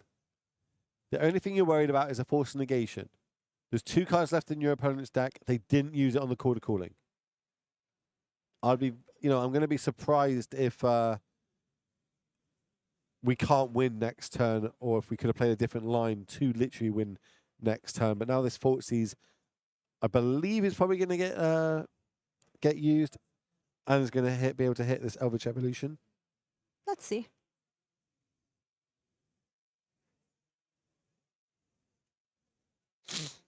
It's always good to check on everything, and everything should be clear for both players. So, land drop. So it looks like 5 damage did come across. And How do we want to play it? I imagine it's going to be something like Surveil Land, end of turn, maybe Fort Seize this turn. I really like Fort Seizing this turn. But could be wrong. It could. I don't think there's any more legendaries in the graveyard. I don't see any Griselbrands or Atraxas put in there. Yeah. Have a little look. The It's still in glare hand. makes it a little bit hard. Yeah, I'm pretty sure there is none. 2 mana. Okay, Oh, the there's a Lashy. Archaeologist. That's going to come down. Top 3. There is an Atraxa there. Are we going to put them all into the graveyard? Put in the Atraxa. We're going to leave the Prismatic Ending in hand. Or are we going to put them all in? Obviously we've got like perfect knowledge. Yeah. I think that forced negation needs to go in hand. But with the current board state and what's going on, the Prismatic Ending is a solid choice. It's still got good targets. This Eldritch Evolution might just win the game next turn though. Let's see. We've decided for that, of course, and now we have an Atraxa on the graveyard. And the Grief ditching the Atraxa. Okay, this is going to help. I didn't see the Grief in there. That makes sense about the Fort Seize that's going on. I'm pretty sure. So this is where it gets awkward. So Yawgmoth plus 2 undying creatures is semi-infinite, i.e. the amount of life that you have. Currently at 12 life means you get to look at the top 10 cards of your deck Mhm. If in those top 10 cards you have something, either a Call to Calling, another Evolution, or a Zelaport Cutthroat, you're going to win the game. As long as I suppose there's no Solitudes on the other side of the battlefield. You know 2 have already been used. You know, I think about Fortsies and... so I think you know what the last 2 cards are in your opponent's hand. As long as you take your, Yeah. you're keeping track of it. So I like going for these sort of turns. I'm like, top 10? Yeah, sure, that's fine. You now have knowledge and you know what is your opponent plan. Let's see. Top deck. Didn't get a good look. Might be an Orcish Bowmaster. It was an Orcish Bowmaster. Just cephalogy on the board. I think you go Grit. Strangerroot Geist. Turn it sideways. And the Young Wolf sideways. Get a little bit of chip damage in. And then I start sacrificing it and I start looking at the top cards in my library. 7 is the is the sweet spot. So if you do get a little bit scared, you can stop at 8 life. Because obviously there is an attraction in the graveyard. Goyas does bring it back, does give it haste, does mean that a big one shot would really hurt. Starting with the Geist. Let's see if your guessing is correct.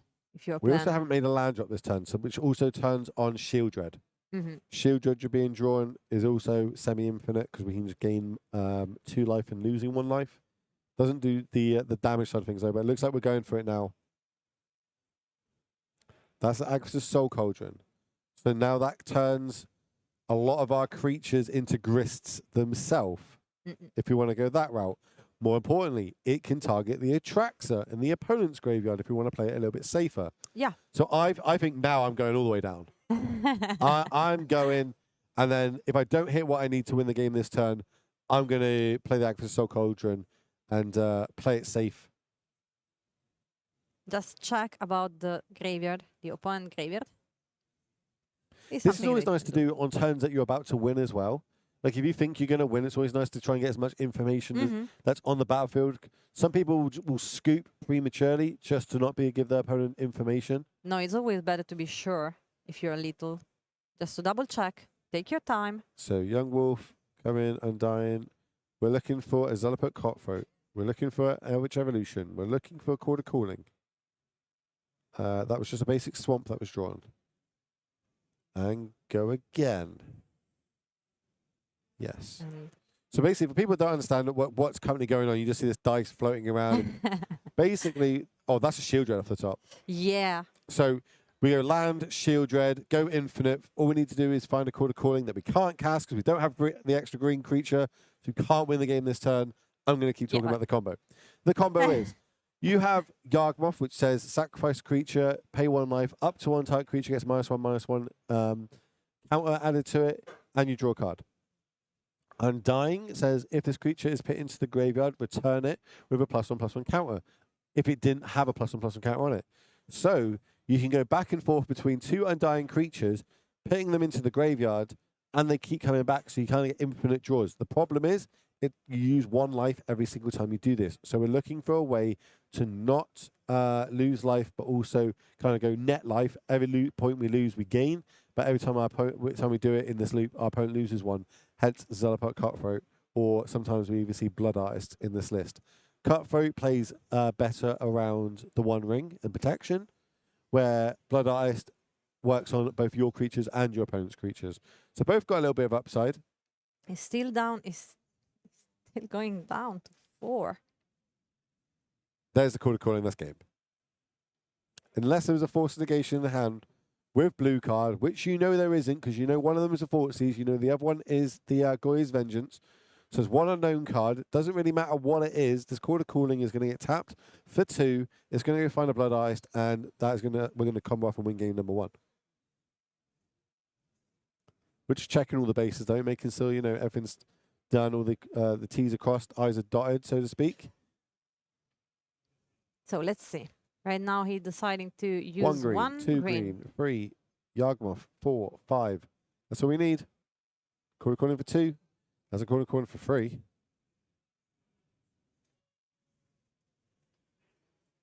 And yes. Call to Calling for For two, it seems. Well, the Canopy Garden got tapped as well because you need 3 green for it. So you can tap 2 green creatures plus 1 green, and then 3 black creatures were tapped. So it's up to 3. So now, this is an upper cut for it coming in. So now every iteration of this Undying creature going to the graveyard, coming back with a -1/-1 counter, and the loop that we've just kind of seen between the Strangleroot Geist and the Young Wolf. Every time this happens, we're going to lose 1 life, we're going to gain 1 life, but our opponent is going to lose 1 life every time.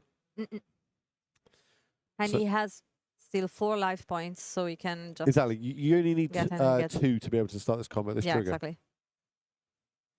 And they're just explaining it to him now. So even through a Solitude Ephemerate, they still managed to pull off this combo.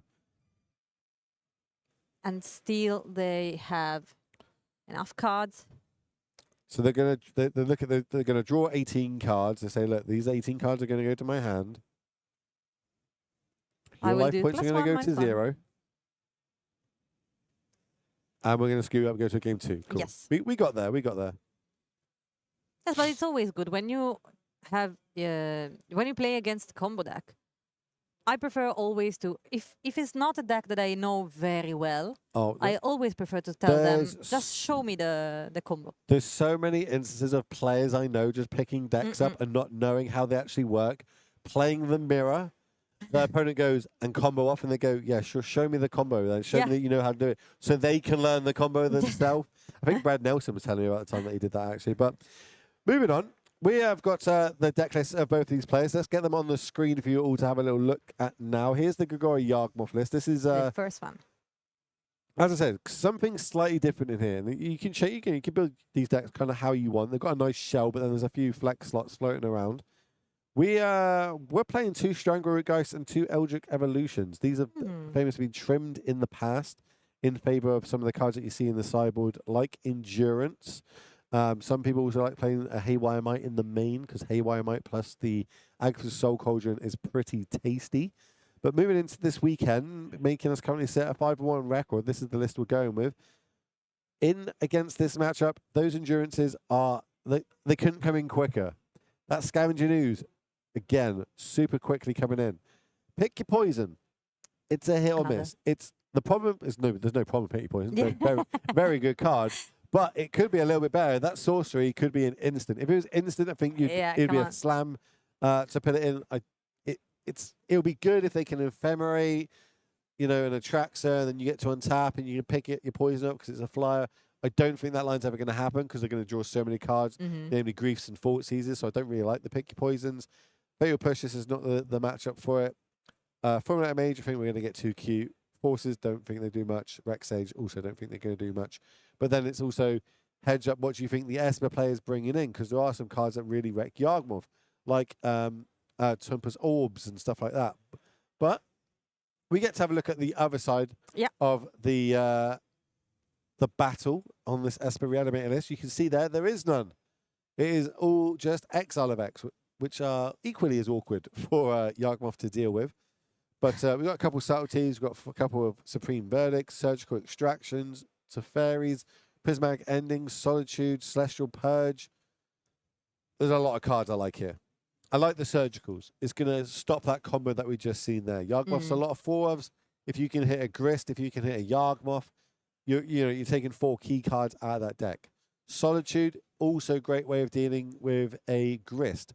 Famously, remember, you can't counter a Grist with something like a Force of Negation because it is an insect on every location besides the battlefield.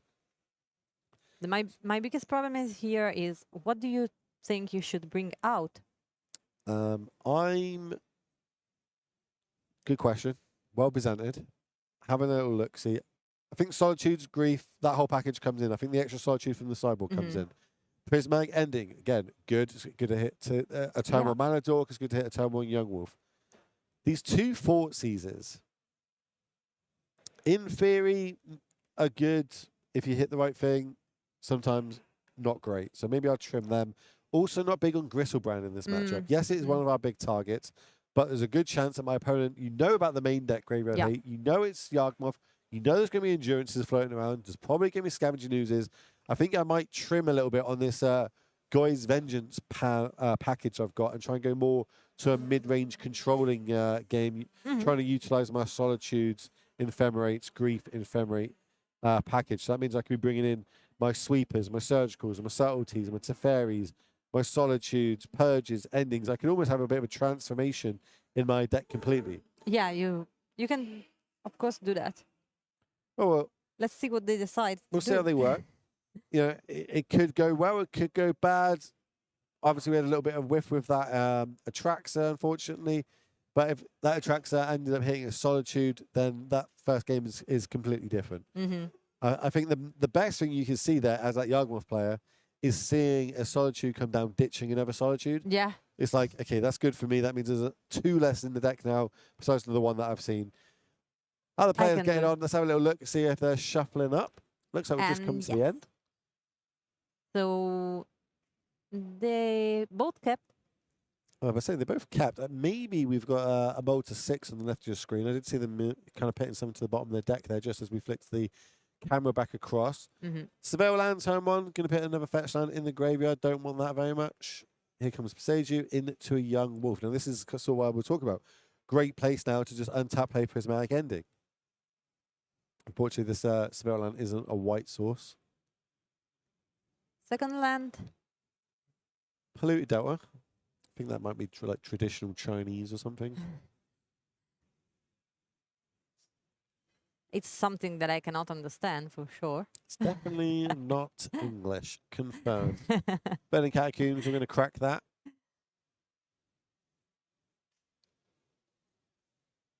Meanwhile, fetched, and let's see what they decide to do. 2 mana. It could be a Wall of Roots into another 1-drop. It could be a Patra. Could be a Strangleroot Geist. Yeah, he has options. It depends on what he has on hands, and we right now cannot. He has a second Another Young Strangleroot Wolf. Geist. So turn them sideways. 3 points damage. It's a start.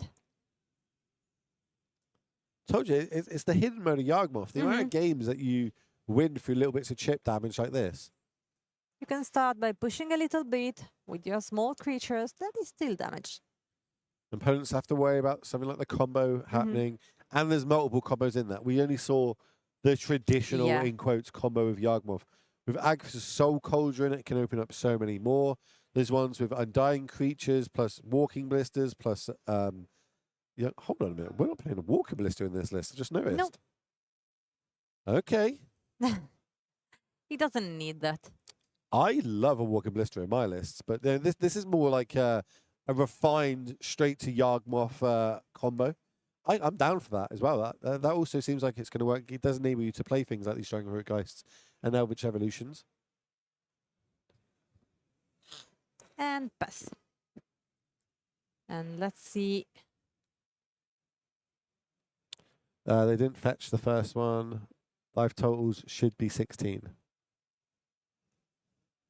I think that's what the judge is just looking Just at, checking. making sure the life totals are correct. I also believe they're correct, and we're just going to carry on. So that's good. Yeah, right now we have a little bit of crowd near the tables, so they are checking everything. Here comes the Archaeologist. Top 3. One's a Goya's. Goya's, Solitude, Land. We're going to return this Goya's to hand. So that's step 1. We now need to see if we can put something big in the graveyard. Seems like it. Another fetch land. Always like to call it 1 point of damage survey. If we can, we follow it with something like a Grist here. I see multiple Quarter Callings. Quarter Calling for 2. You don't really want a Quarter Calling now and get like a Scavenging Ooze. You really want to try and get some sort of value from it. But this is like almost the perfect curve of a 1-drop, 2-drop, 3-drop into Grist. Is there a subtlety to deal with this? It looks like there is. Let's think. So, Yeah. subtlety, we need to ditch a blue card for that. Thinking about which one, and It's bye-bye, Grist. going to be a Faithful Mending is what we're ditching for this Solitude here. So we have to decide where we put this Grist, top or bottom. And as I said, that's the only answer to Grist. Can't use a force negation on something like that. Can't use negate effects because it is a 1/1 insect in all zones. Besides, oh, we're going to ephemerate it just to keep it around. Okay. I can't remember who was saying it. Might have been like, I have a feeling it was like Reduke, but I could be completely wrong. Someone was saying that the archaeologist plus ephemerate is basically dig through time. And I love that analogy, and I'm going to use it till the until I'm told to stop, basically, because I think it's a really good analogy of it. Is you get to look at like so many cards from doing it. You get to look at 3 plus 3 plus 3. That's top 9 cards. Put a couple in your hand. Enable your game plan. I think we've got Young Wolf plus. This was attacking. Gris. So we attacked. And Did we just attack? What? he did attack with the grist But and why? was blocked, but subtly. Yeah, but famously, when you're tapped out, attacking with a 2/1 into a 3/3. Like I'm trying to. So there's a reason we want that counter on there. I I'm think trying he to had- work out why we want that counter on there. That's what I'm trying to get my head around right now. I'm sure there's a logic to it, or it might just be a little mishap. There was a lot of Yeah. pressure on the line. You need an X and 2 record to make it to day 2. You're on a feature match camera. You don't get these every day. Yeah, but when you are 5-0 or 0-1, probably you have reasons for your choices. Oh yeah. So we're gonna go fetch again. Someone I just see. can't fetch that. Yep, thank you very much. Has to be a plains or swamp.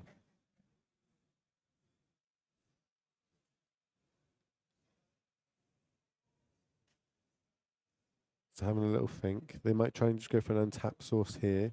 Maybe they're trying to go for Surveil so they can use the Goy's Vengeance in hand to get it back out, especially while they potentially the shields are down.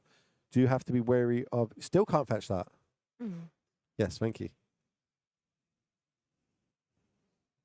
Yeah. Now the opponent's pointing out as well. Yeah, of course.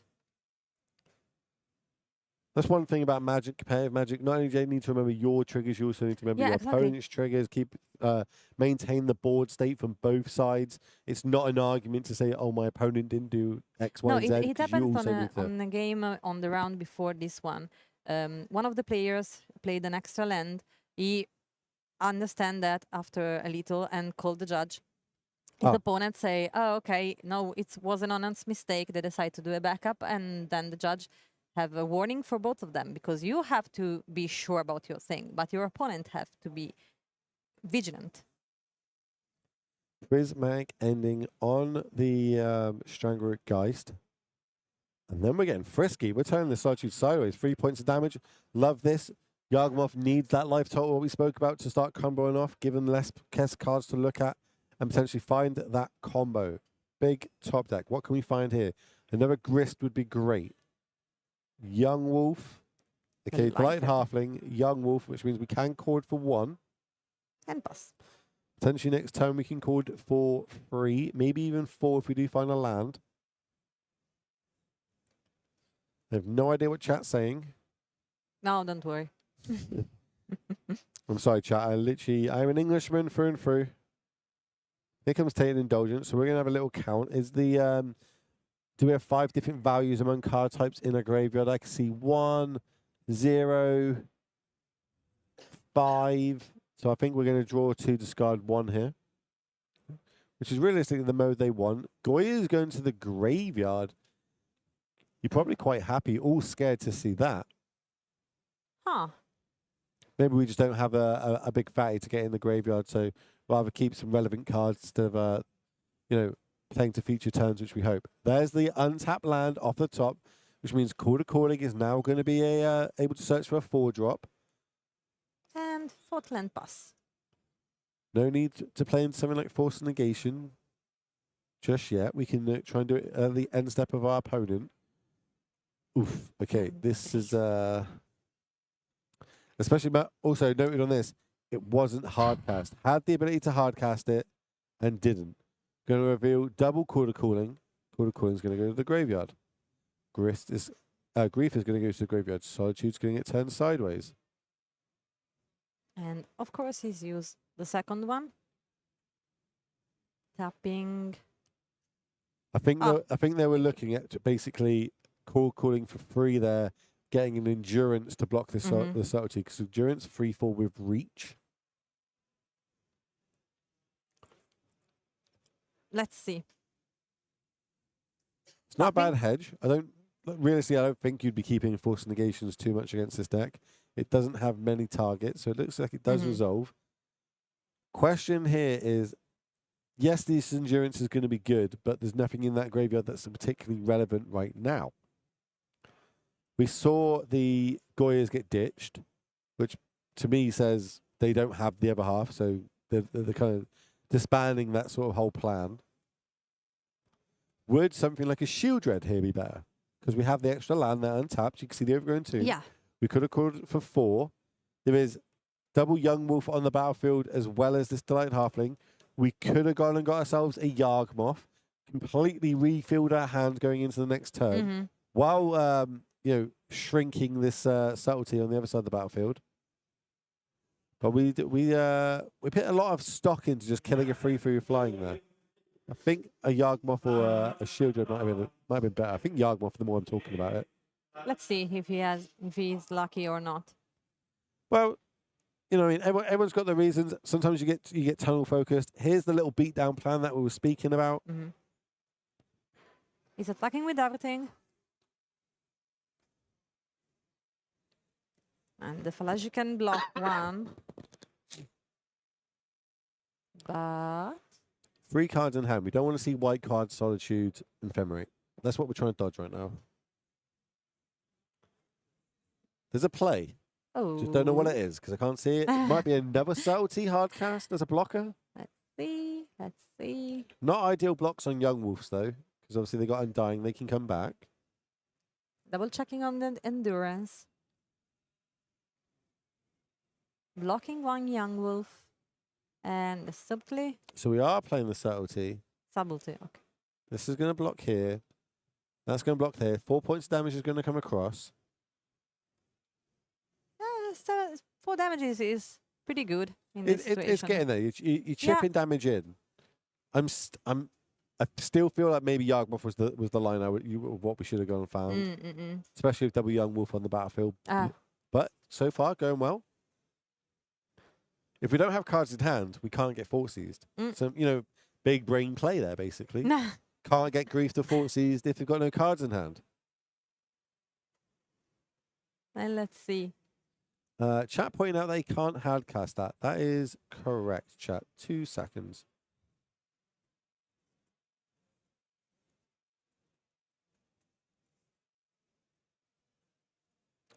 Chat's so big brain all the time, chat. We appreciate it. Again, that pass down to the table now. I don't think we've gone too far that we can't rewind. If the judge is near the table, but it should be.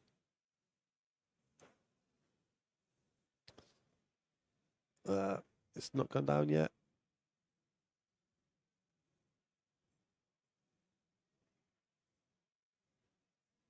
Chat is wrong. That is 2 blue.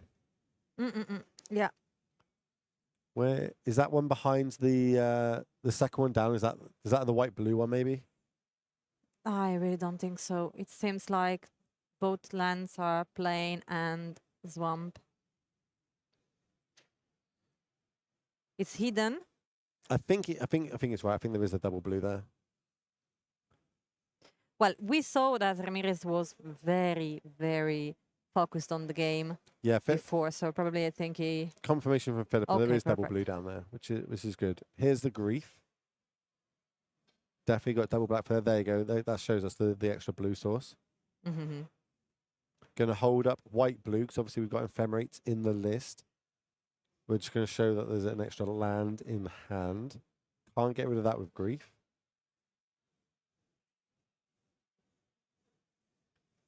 We're just passing the turn back at 3 life. We've got a lot of blockers though, but we've also got a lot of real live draws here off the top. Yeah, you can try to still do something and hope for something from the deck. Just another land. That's not going to be good enough. No. We had quite a lot. We had like Shield Dreads, Cutthroats, Eldritch Evolutions. Yeah, he has options, but... Grist. There's a bunch of cards we can still draw. The problem is also Stefanino can find something and try to Just an come island. back. Well, needs a lot. Needs a way to draw cards, which there's quite a few in their deck. And that's kind of the scary thing. It could only take one card off the top to completely flip this Yeah. game on its head.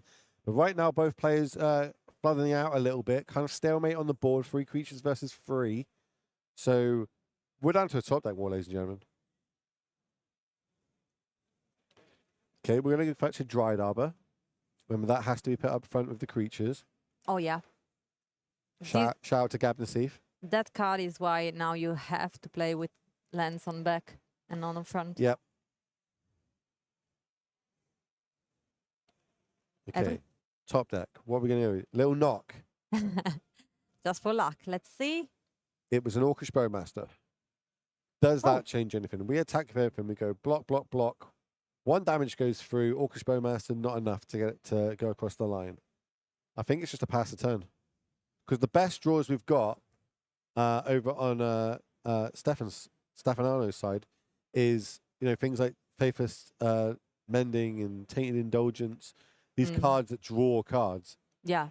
And if we can get Orcish Bowmaster in response to them, even better. Land and pass. Yep, just a blue and marsh.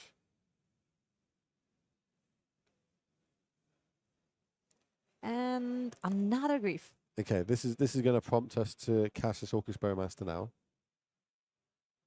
An outcast grief. And let's see.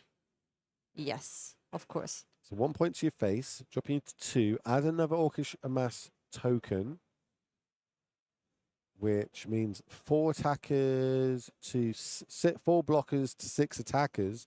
There needs to be something else, so this is going to be lethal.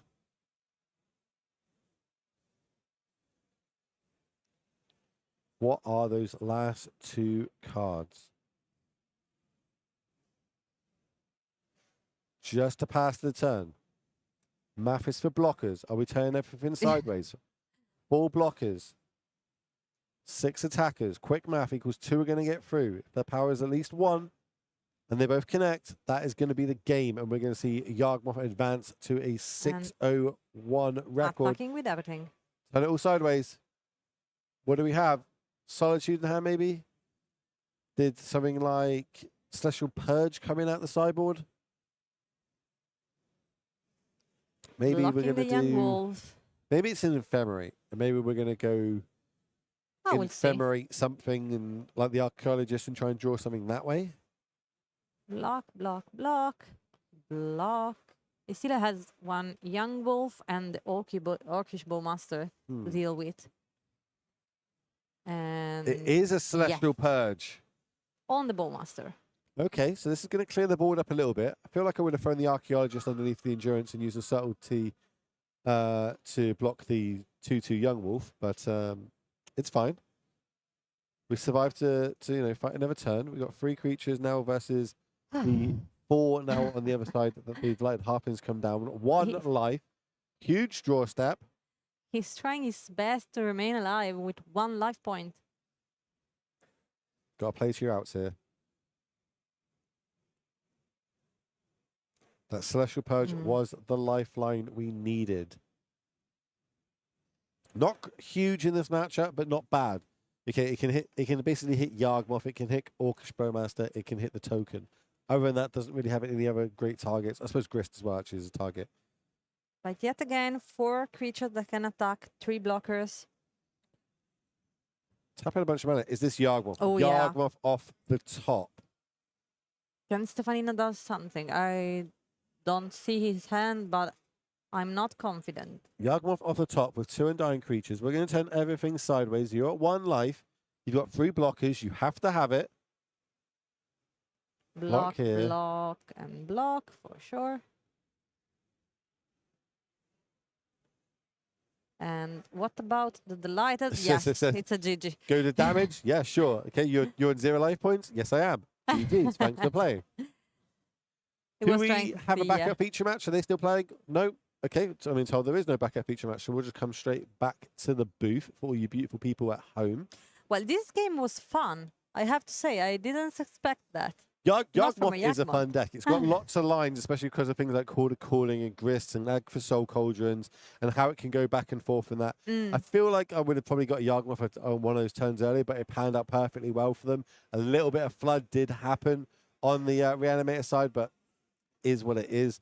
What record is needed for day 2? It is X and 2 record, a better way. If you can get X and 2, we'll invite you back tomorrow to play in another 6 rounds of Modern Action. And then if you've done really well, and you've got yourself in that top 8, well, you've got potentially another 3 more rounds to play before you walk away, call yourself a champion, having this trophy, and you get to, you know, that lovely little invite to the regional championships in Naples next month.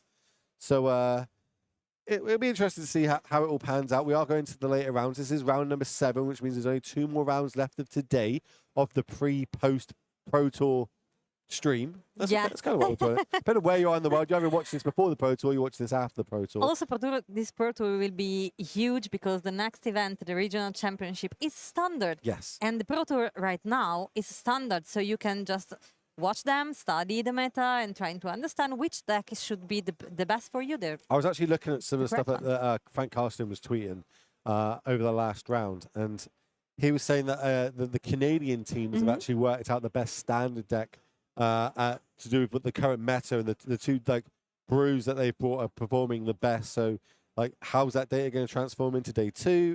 How's that going to go moving forward into the regional championships? Because it's not just, you know, it's not just Europe having the regional championships. Everywhere around the globe is going to start having the regional championships. They're all going to be standard, so it's going to be interesting to see how one affects the other. And that's metas, right? That's how the meta works and how you attack it and you try and go for it. So it's going to be pretty cool moving forward. How many games we got left in the round? 5. Well, if we got 5, that means we can start talking potentially about some of the newer cards that have been spoiled or released. We've got some from OTJ, you know, the standard set, the latest standard set. We've also got some spoilers from Modern Horizons 3 that Wizards pushed out a couple hours ago. So let's just get a random one on the screen and we'll talk about it. No idea which one it's going to be. It's going to be a Johnny. So this is, again, it seems to be a cycle that's happening in Modern Horizons 3, where we're going to have creatures that have some sort of trigger that can also make it into a planeswalker. But all the creatures, I believe, are CMC 2 or 1. I think there might be a 1-mana Grist that kind of does something that I've kind of seen floating around. Of course, it's not official, the Grist, but like this one itself seems pretty cool. For 2 mana, for 1 and 1 white, ETB, make a 2/1 white cat warrior token. Whenever 1 or more other cats you control die, you may exile a Johnny, then return it to the battlefield transformed under its owner's control. So not only for 2 mana, you're getting 2 creatures, but also has a little bit of upside if you've got some sort of sacrifice outlet, or you know, or you just want to turn things sideways and it dies. You then get this Najani on the other side, and Najani +2, get a +1/+1 counter on each cat you control. Are you telling me there's a chance we're going to get cat tribal I in really Modern? hope that. Because I am all here for it. For 0 mana, you can make yourself a 2/1 cat warrior token. When you do, if you control a red permanent other than a Johnny, he deals damage to the number of creatures you control. That's what? I don't think I've read that card before. So for 0 mana, you make a 2/1, and it can also do a bunch of damage to something else. Again, I'm going to play really well into like Borrow, Synergy, aggro decks. And the -4, each opponent chooses an artifact, a creature, enchantment, and a planeswalker from among the non-land permanents they control. Then they sacrifice the rest. Well, that's pretty aggressive for 2 can mana. be huge.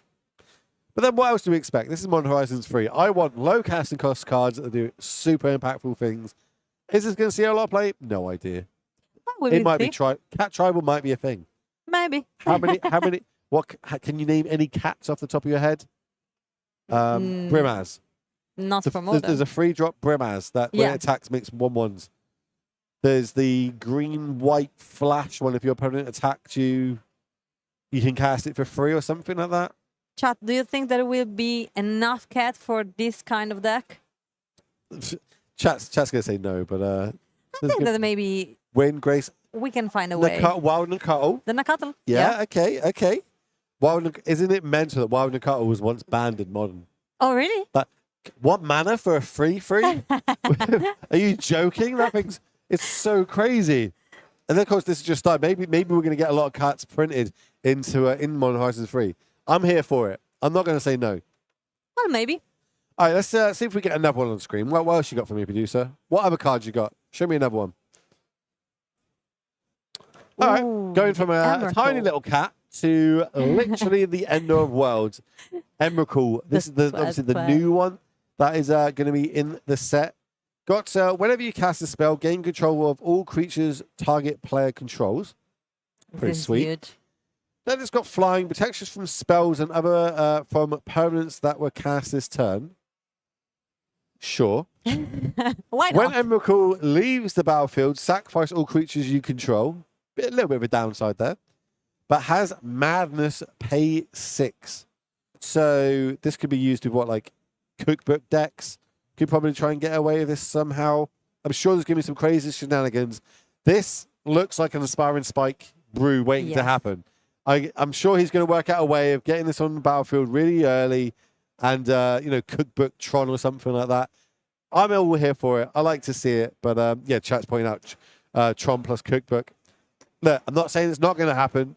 It could happen. If it's good, I don't know. Do I want to see it happen? Yes, I do.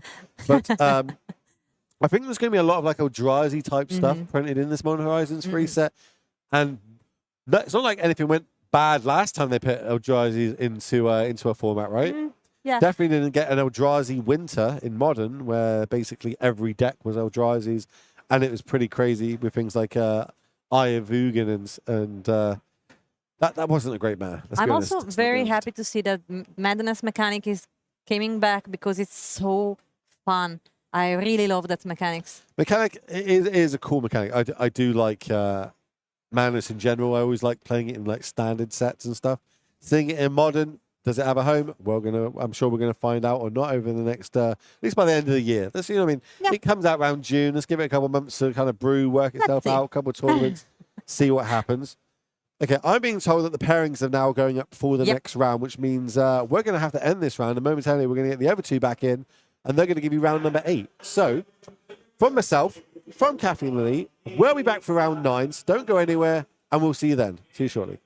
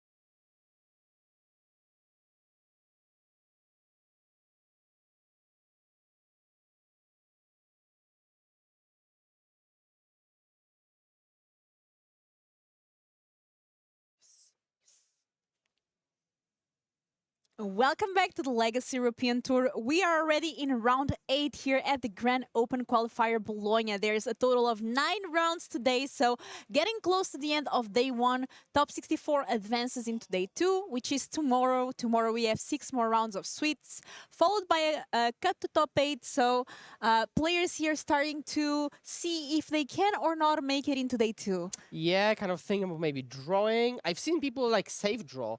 Like, for example, they are, let's say, 7-1 or maybe 6-2.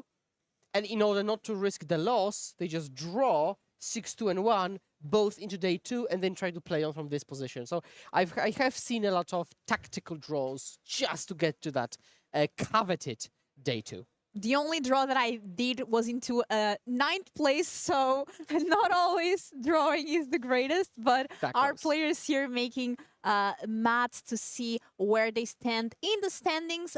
And speaking of players that are doing well, these ones are not going to drop. They are going to play here at our 8th round. Let's take a look here at our players as they are getting ready. What matchup do we have here, Philip? Yeah, so we're watching the Scales Master, Marko Kosovic, once again at 6-1 against Living End at 6-1. And I think this is a very interesting matchup because remember that Scales has the ability to sacrifice their entire battlefield before Living End resolves, right? So you sacrifice to Ravager, then Living End resolves, everything comes back, which makes the math much harder for Living End, but also much more interesting for Scales. So now the winner of this match is absolutely, literally locked into day 2 in the prime position at 7-1. So this is a really important match for both of these players. And Living End here, a deck that we see play a lot in the past, now not as much, but still some copies survive of this deck. And on the other side, Ardent Scales, which I feel there's always a player of Ardent Scales doing well in Yes, this every deck. single time. Always. Every single time when you have these LMS events, there is someone in paper who does well with Scales. And it's been true for the last year as we've been casting these events. This is it's always true. Automaton there. Yeah, interestingly, Marco just has stolen the draw, stolen the play for Etienne because he has Gemstone Caverns, a card that you can only play when you're on the draw specifically. And I think that's a very interesting design space that Wizards has not revisited, at least just yet. But it's a very interesting design.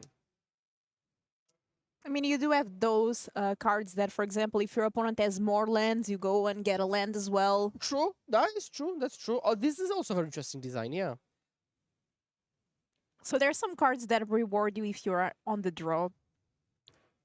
Spellsna is a classic. It's not as in your face as that's good on the draw, but yeah. Spellsna is a I think classic. we have here an Ancient Strings.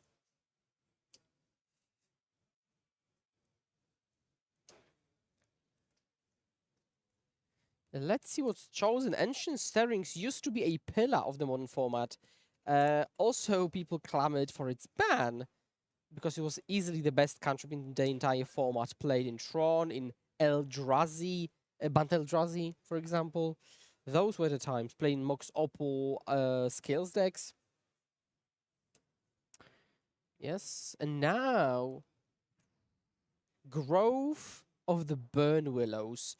It's a very interesting duel that will give the opponent life if you decide to add mana. We have Zabaz here. Yes, Zabaz and Grove can use the red mana to activate Zabaz to destroy your artifact. So you can destroy something to then bring in this back with Living End. But I think Marco's board is still pretty susceptible to Living End. This deck puts a ton of pressure on you because now and the end step Etienne will put probably 2 more creatures into the graveyard and then add 15 power alongside a full-on mass removal spell.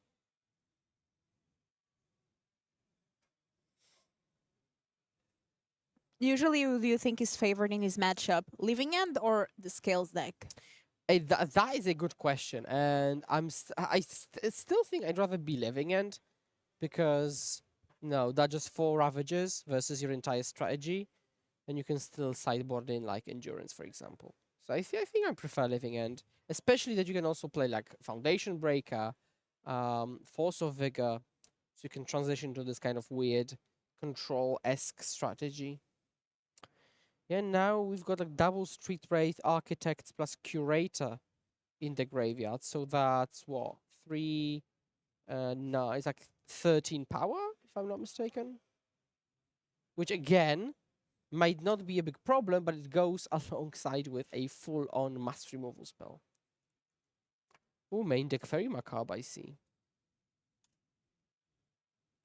And as a reminder, this is a closed deck list tournament, so the players do not know what they are going against. I mean, at this point they know, but Yeah.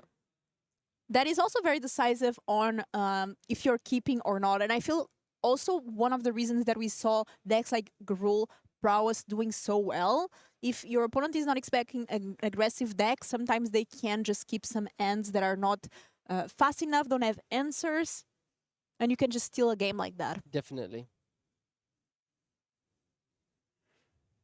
Okay, so I guess we are going to find Living Hand here. That it is. And let's see what the graveyard state is.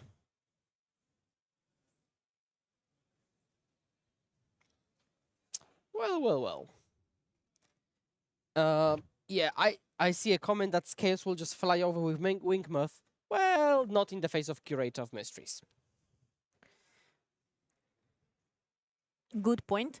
And we saw there Marco taking a look at the cards that were revealed with this Cascade effect. Again, closed deck list tournament, so it's always useful information even for the next games. Oh, there was also a generous end. I must have missed it, then it makes it even better. It does have reach. Wow, and then you also have the Architect trigger. This might be a fast one.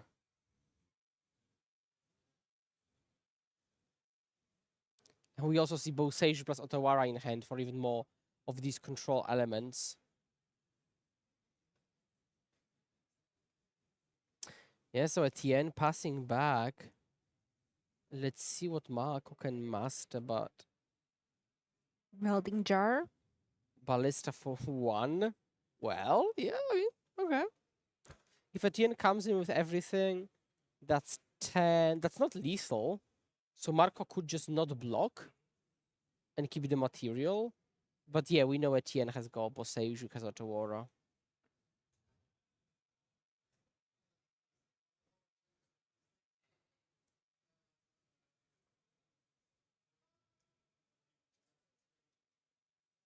Just attacking with everything.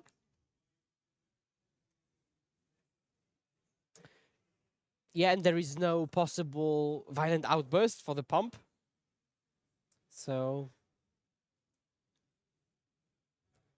he says, okay. So we've got 10, 13 damage, I think.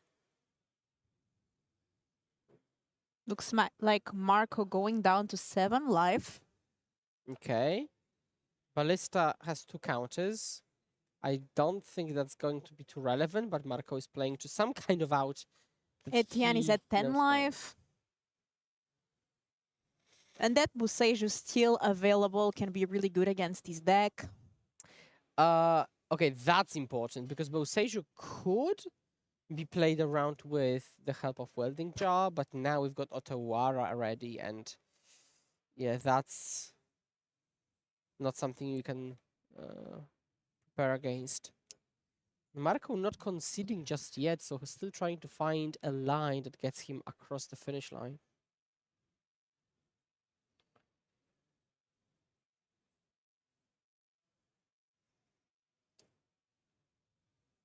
And Etienne also has subtlety in hand.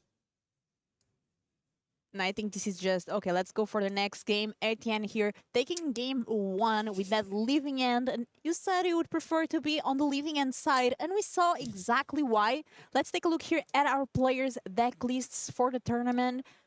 In this case, we start by Living End. Pretty standard list. What do you think? Obviously, Violent Outburst got banned. Playing now with Ardent Plea. How much did the deck suffer with this ban of the Outburst? Yes, and it lost a very powerful avenue of playing instant speed, which came up against decks like Merc Knight or Blue-White Control. But in these linear strategies that it doesn't really matter when you do it, it's not that big of a deal. Now, even if we discount Force of Negation, still being able to Violent Outburst end step or mid-combat to clean the entire board was relevant. But in this new age, we play 4 Ardent Plea and 4 Shardless Agents, so still 8 Cascaders. We've changed the numbers around a little bit. 3 Fawn, double Fairy Macabre main.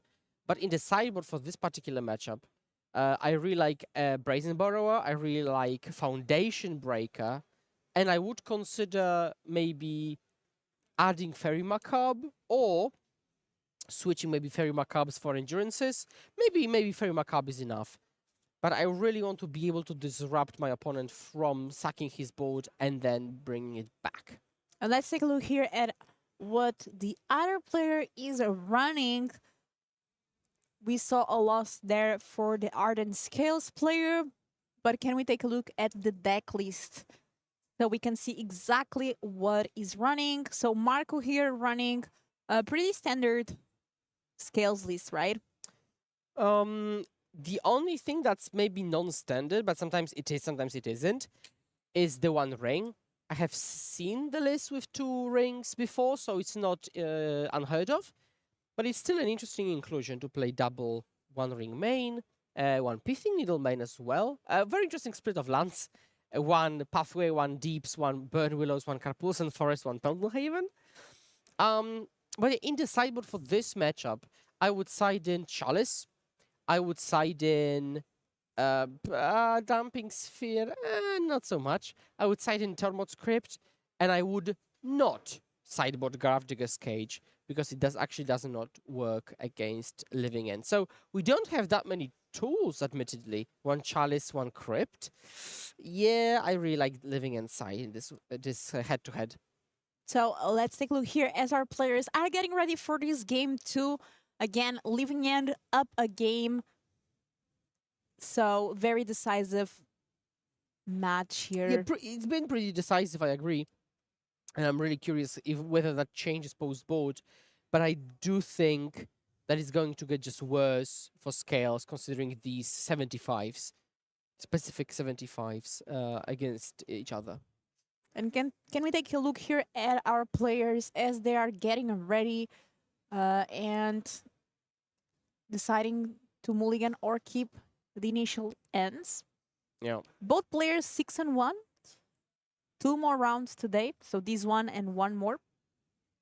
And players start to get tired, right? This is a lot of hours. I mean, if we look at the stream, it has been up for 9 hours, so that's 9 hours that the players have been playing. Even us casters at this time of the day start getting tired, and it's normal. So I can only imagine the players with so much pressure to be on the feature match and to play all day. Yeah, we at least get every other round off because we're switching. Exactly. But they have to play every single round, and admittedly, there is much more pressure. It's much more difficult to actually play these games than to talk about them. Talking about Magic is fun. It's easy. It's comfortable. But they've got they are in the spotlight, and they're actually fighting. Who knows? Maybe for their dreams of getting to the RC, and then who knows? PT Worlds. World is your oyster.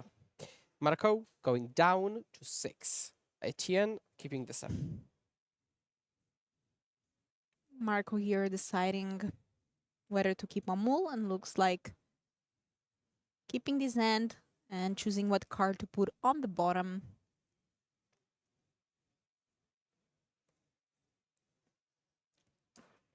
And being in a regional championship is a very nice experience. I qualified last year to play in Lille, and it was amazing. Just knowing that you might enter that tournament with no invite and finish with a Pro Tour invite or a World Championship invite. Okay, and I think we're off.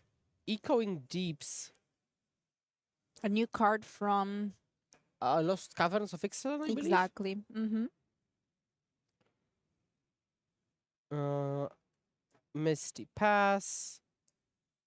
And let's see how Marco develops his board. Ooh. Scales is known for being a very 2-drop heavy deck. So we have Urza Saga. 2 mana. Agatha Soul Cauldron. Okay, okay. We're cooking, because now if Etienne just cycles 1 a turn, Marco can keep up with this. So this one's decent. Agatha Soul Cauldron can start exiling cards from Etienne's side. Yeah, I think Etienne can try to overpower it, but it would require like the whale. The 2 mana discard, put 2 cards. But yeah, you might need to overpower. You might maybe like Street Wraith on a single turn, so go like Street Wraith, cycle, and then you're okay. I can also see Foundation Breaker, so now we can just play a land and Foundation Breaker Agatha. Now there will be 2 triggers, one destroying Agatha, one evoking. So if you stack them correctly, you will destroy Agatha first, then no Agathas on the battlefield, and just then the creature is evoked. So you actually keep it in the graveyard. If you misstack it, you will lose the creature, which is something we, of course, want to avoid.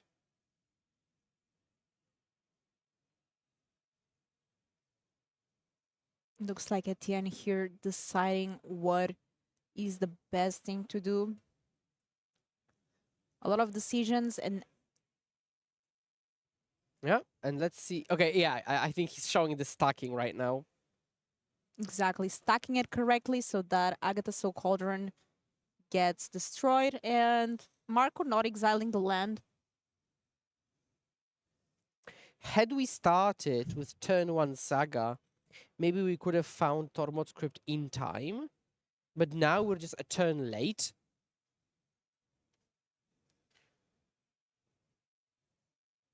And also, if Marco puts something on the battlefield, Living End will sweep it, and then Foundation Breaker comes back and also destroys the Saga. So it's an awful situation for Marco. Marco needs to make a decision here on what to do this turn. Looks like starting with Ancient Stirrings. And let's see what he's able to find. Okay. That's these. Definitely. So looks like playing the Chalice that will prevent Etienne from getting the Living End. Fairy Macabre is the pickup. Doesn't help. Okay, okay. Oh, Okay. and another Agatha Soul Cauldron here. So Marco turns into a prison strategy, doesn't he? It's basically, Scales prison, yeah. No interesting build up for that punchline. So But usually that happens a lot against Living End. yeah, it might have to, because if you know your creatures get swept, you take advantage of your non-creature disruption.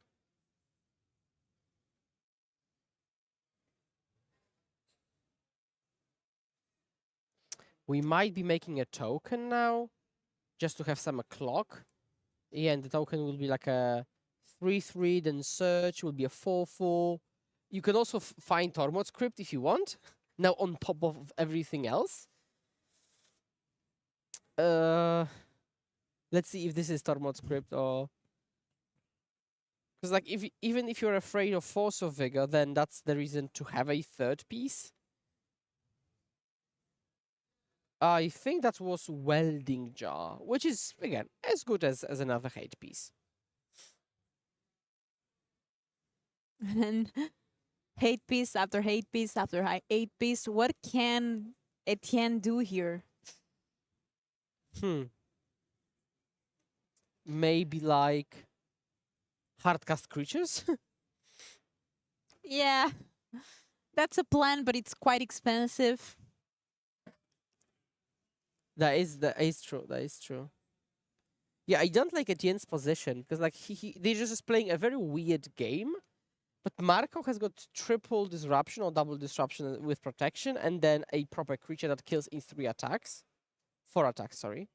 So it looks like survey land here. So Etienne will be able to surveil the top card.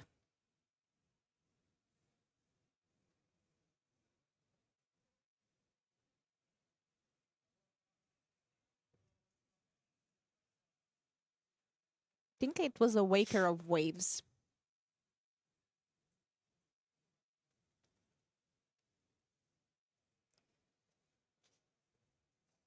Using the ability of another Waker of Waves here.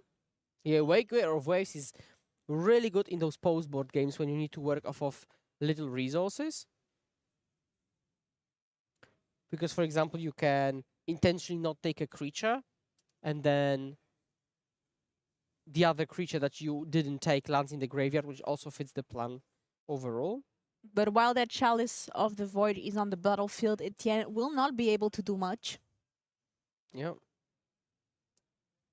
Also, depending on what the players vocalized, this dice might be the responsible for, of Etienne. So, like, basically, Marco says, well, I don't want to track the power on dice. And Etienne says, yes, I want to.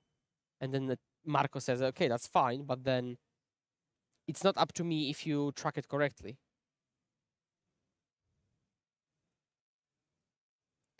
Temple Garden is the find of a generous end, finding a forest card. And what does Etienne need here to break out of this prison situation?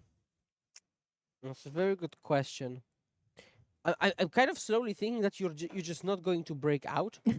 You'll just play subtlety into curator into waker, maybe, and then maybe like Otawara the construct at some point to relieve some pressure. So no get out of jail card here. I don't think so. No.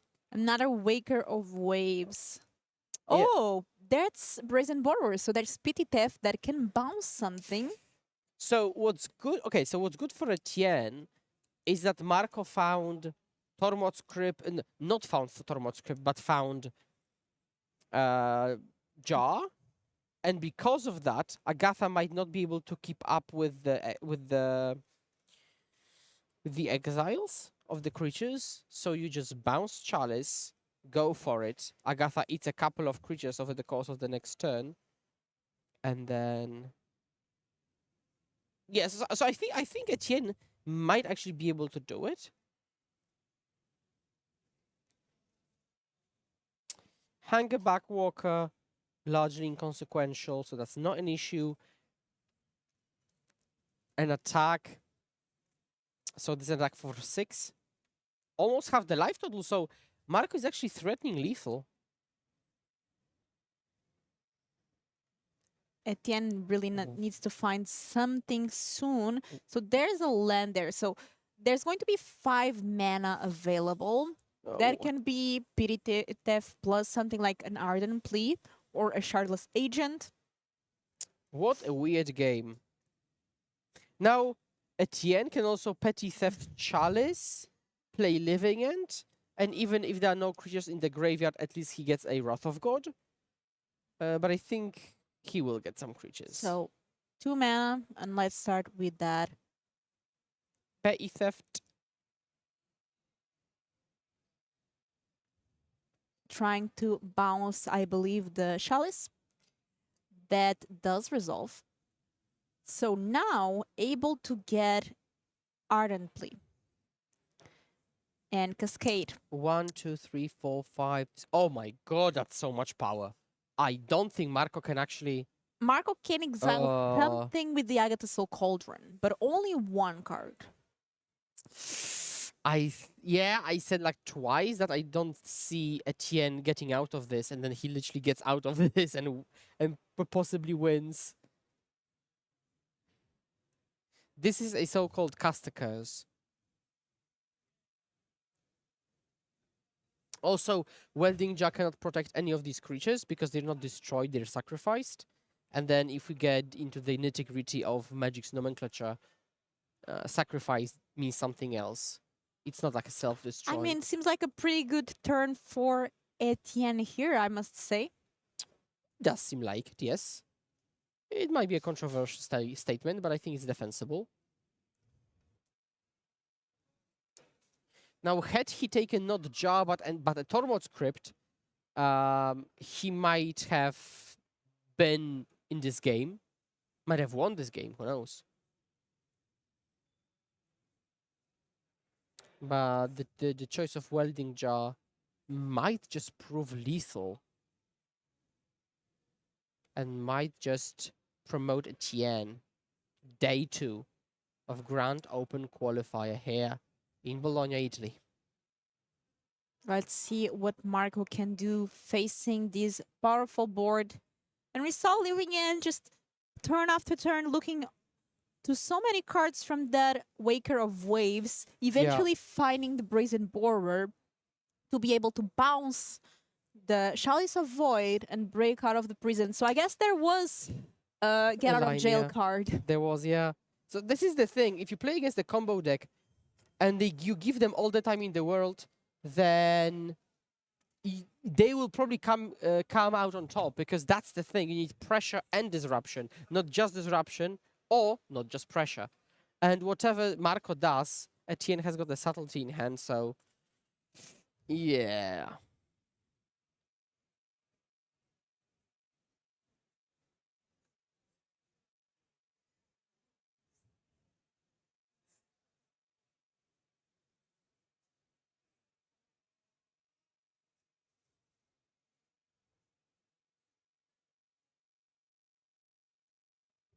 Let's see. Yeah, Ballista, I think it will just get subtletied, which will probably finish it off. Yeah, subtlety, bottom, and then we will count if that's handshake, and handshake it is. Congrats to Etienne for making day 2 at 7-1 here in Bologna. Marco can still make day 2 if he does win the next game, so nothing is lost yet for the Ardent Scales player. Very good games, and this one felt like Marco actually at the lead, being able to disrupt everything that Etienne was trying to do, but in the end, Etienne finding the answers and able to combo. Very good games. Absolutely, yeah. So, and of course, we have to insert a predictable joke about living and not being dead. After all, yeah. So let's check if we have the backup. And backup we do. Oh, they're actually between games. And Team Breach in Alessandro's hands seems to be up a game against Amulet Titan. The most played deck of the weekend. The most played, maybe the most threatening deck of the weekend.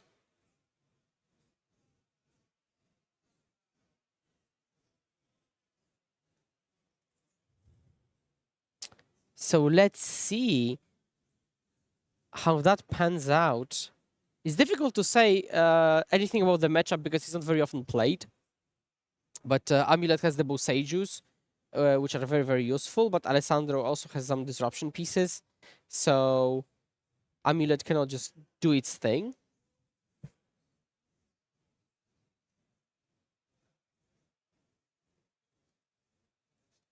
And again, this is win and in into day 2. It's oh, not losing really. out. Yes, losing out, exactly. It's a losing out. It's a losing out. Our favorite linguistic pedantic distinction. So Alexandro is up a game, which means that we will see Jacopo here being on the play with the Amulet Titan deck. I think players are deciding the mulligans. Yeah. Oh, I saw a Preordain, Mishra's Bauble, Unholy Heat, Otawara, Haywire. Yeah, it's a decent hand. You'll have a bit of Preordaining. You will Haywire Might and Amulet or Saga, which would be much better on the play, but it is what it is. Now I think Jacopo will go with Vestige Trigger Amulet. Let's go.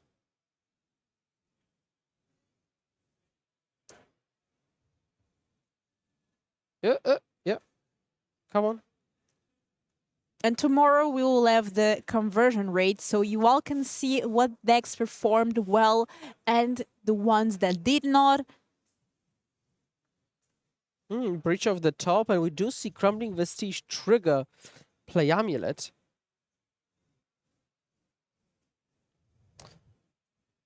W. Vesuva is on top. That bubble was so powerful that shook the old table. Yeah. Preordain here. Let's take a look at the top two cards, both bottom. I think we're looking for a green source. Lightning Bolt was the top deck here for Alexandro. So Draw. That's an island. That's beautiful island, by the way. Great choice for Alessandro. As I said, my spirit animal, it seems.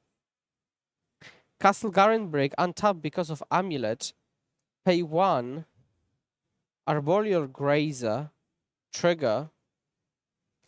Put in a bounce land, I presume. Yep. Trigger. Untap. how much mana does Jacopo already have available? Yeah. I think... I'm not sure if we're floating. We're not. Okay, so there is no Dryad as a follow-up. There is no green still. So I think we just play Might and then Surveil. Yeah, Surveil, Trigger. So the issue is that Alessandro has got 5 lands, but he kind of needs to keep another land just to have access to green, which is super awkward. And he just passes back, he doesn't deploy Might. Maybe to keep this hidden as a way of interacting.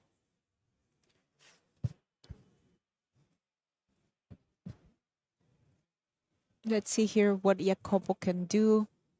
Oh, I think a lot. Yeah, especially if you start on Pact, I mean. Oof. Yep. Pact of Negation. Pact of Summoner's Pact. Close enough. Pact of Negation. It's a card that is not seen modern play recently. Yeah. Violent Outburst ban. Kind of soft banned Force of Negation. Okay, just Titan. Okay, so I think Jacopo feels pretty safe. There is a reason for it. Now Alessandro does not have Delirium. He's pretty close, but he's not there.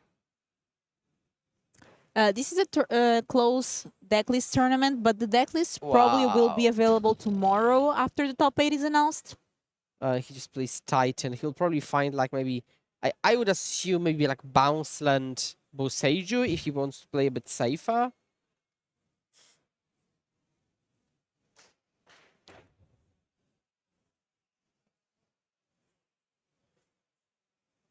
We could also go like Valakut Hasteland, depending on how we're feeling about the situation. We do go Bounce Land Haste. I mean, Valakut Haste. Trigger. Get 2 more lands. Yeah, and now I think we go Bounce Land Boseiju. So Bounce Land untaps, Boseiju is picked up by the Bounce Land, and you're holding up 2 just in case there are any like breach shenanigans.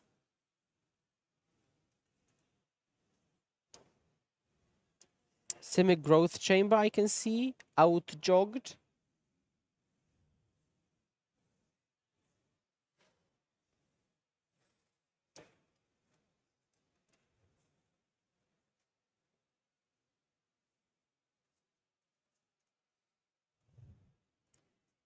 Oh, it's actually Tolaria West. Okay.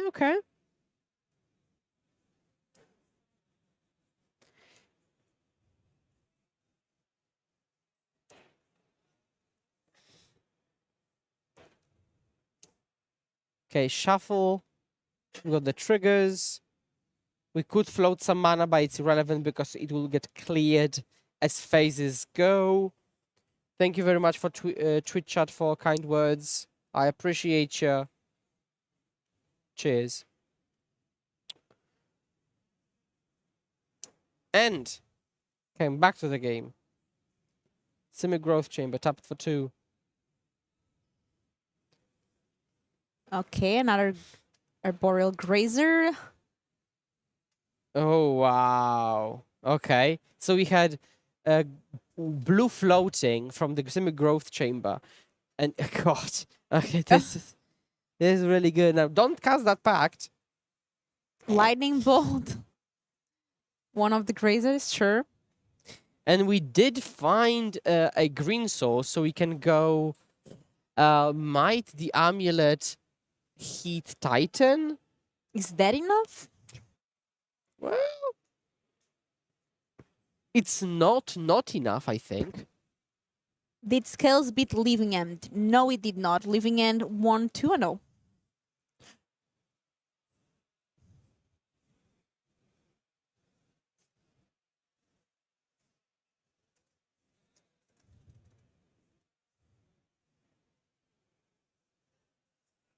Yeah, so let's see what happens now.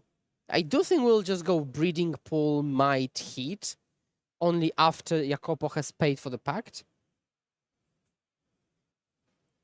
Okay, we see Stomping Ground, okay.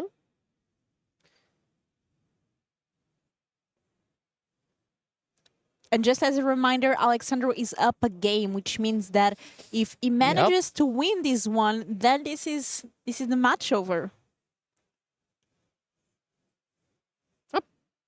Nice switch. Thank you very much.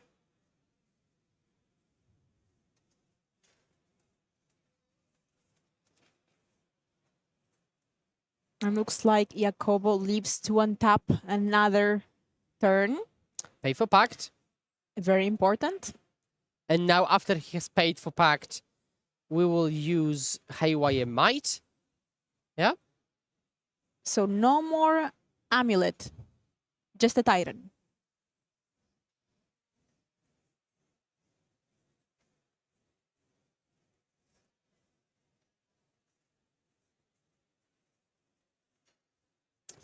Okay. So we could pact again, but we don't have the requisite mana. And there it is, an all elite taking care of that Titan. So no more amulet, no more Titan.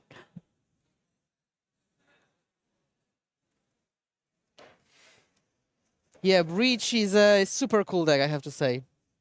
Pretty cool, a lot of lines, a lot of options. You play a fair game, but then you can switch your gears.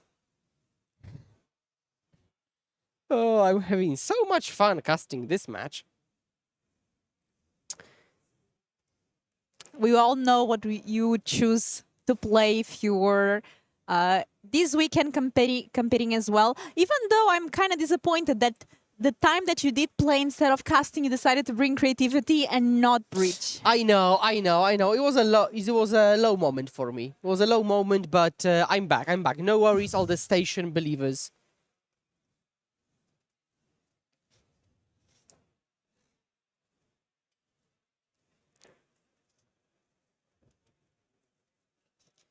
Okay, so let's see what comes out of this situation.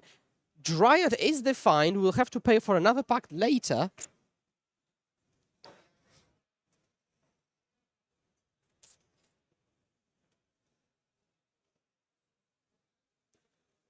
What? Oop.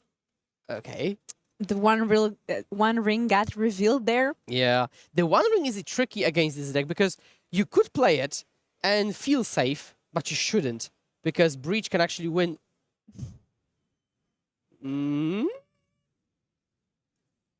Well. What? Well. Let me ask some people on the floor. Maybe Alexander just demonstrated that he had the combo next turn. Because that was enough for Jacopo to concede here. Okay, because I have to admit, I blinked. And then the match was... The game was over. Now Jacopo just won. Okay, but why did Alessandro show his hand? I just show his hand. Okay. Fair enough. So there were 2 Valakuts and 2 land drops, so lethal with the Valakut. Yeah, but I think they are just looking through, like they're yeah, because Jacopo is shuffling up, so I think they're just resideboarding for the third one. You know what I think it is, Skura? When you're watching Amulet and Breach, we cannot blink because 1 second is enough for the game to just completely flip. Yes, that's true. That's true. I mean, I got way too involved reading chat, you know.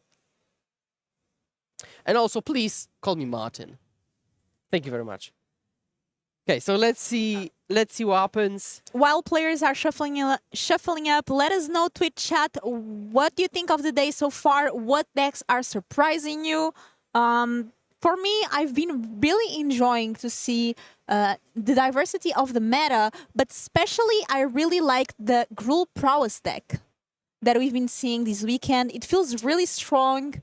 Definitely, yes. Especially in the hands of Kuba Schneider. He was, yeah, he did this, he played really, really well. Kacper Schneider, sorry. Kacper Schneider. And there's only one more round after this one, and that will close the day one. It will. Which has passed so fast.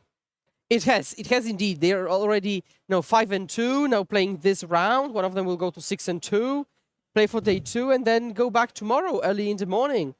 Sleep well, maybe get some nice dinner. But now, back into the action. Timur Breach on the play with, I can see Emery, I can see Might, I can see Pick Your Poison, and 4 lands. That's a bit of a stinker, but Minamo and Emery is a really nice magic combination. Speaking of magic combinations, we are in Italy. Let us know, Twitch chat, should we have pineapple on pizza tonight?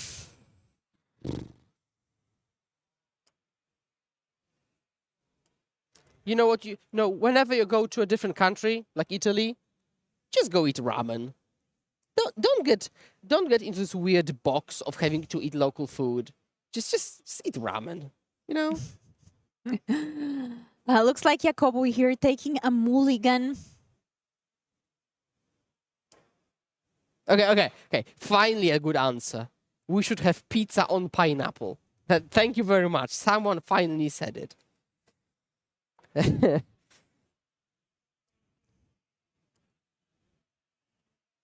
Okay, so Jacopo going down on cards, that shouldn't be a big deal because these games come down to card quality and the specific cards rather than card quantity. It's not like we're going to get to a top deck war.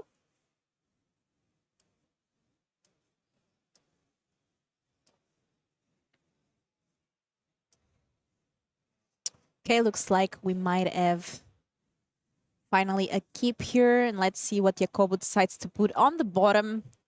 Yeah, I can only see, I think, Titan there on the left, but I can't make out what's in the hand. Oh, thank you. No, nothing. Oh, Pact is there.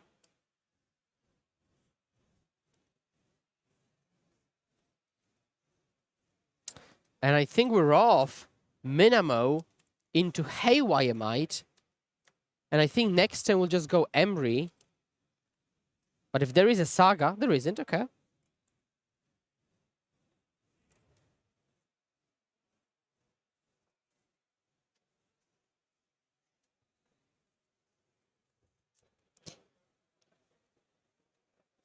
Okay, Dash Ragavan, make a treasure. Okay, so now you can play...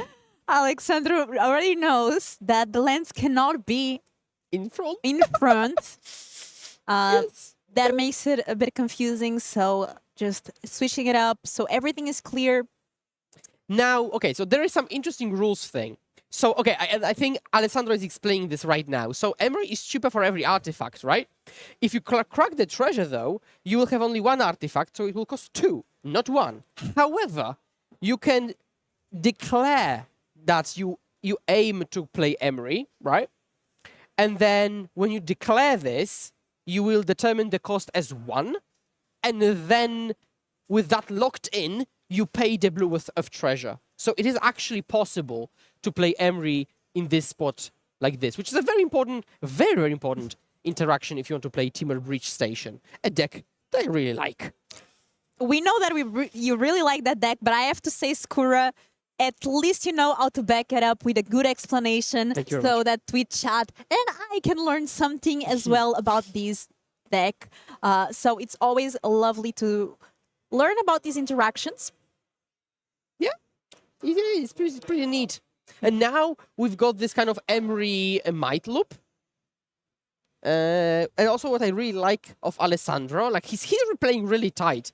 These are small things that one might not see. For example, he's been holding off of the stomping ground in hand to not show that he has got access to the pop of the might.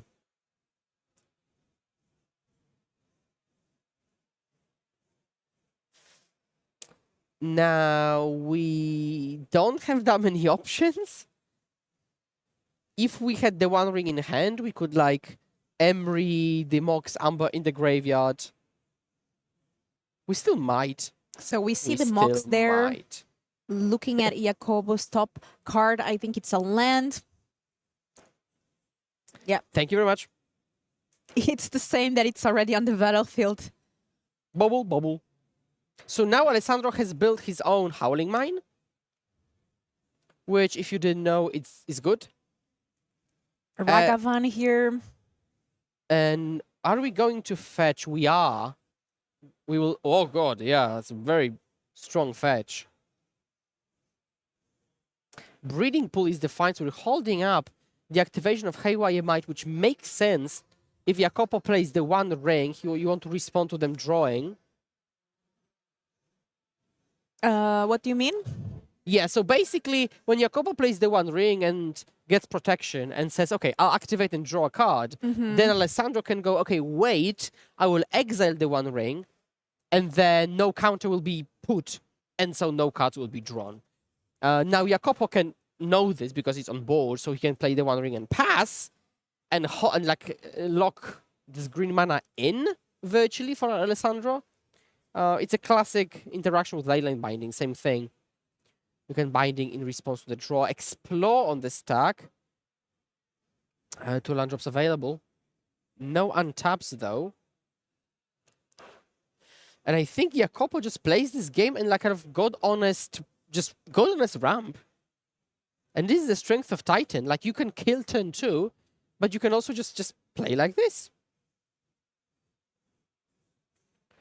Okay, draw. Just passing here. Wait. Is that an offer you can't refuse? It is. Ooh, it's spicy. I'm curious because there has to be. So I don't know, but there has to be a loop, I think, with an offer you can't refuse with Breach, right? Like you put a 0 on the stack, then you offer it yourself, you get 2 treasures. There has to be some kind of loop, I think, within the deck. Or at least soft loop or soft interaction, yeah, whatever. But yeah, you get it.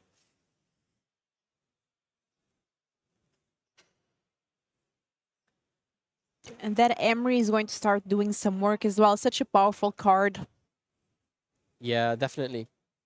We could play the One Ring from the graveyard. Mishra's Bubble.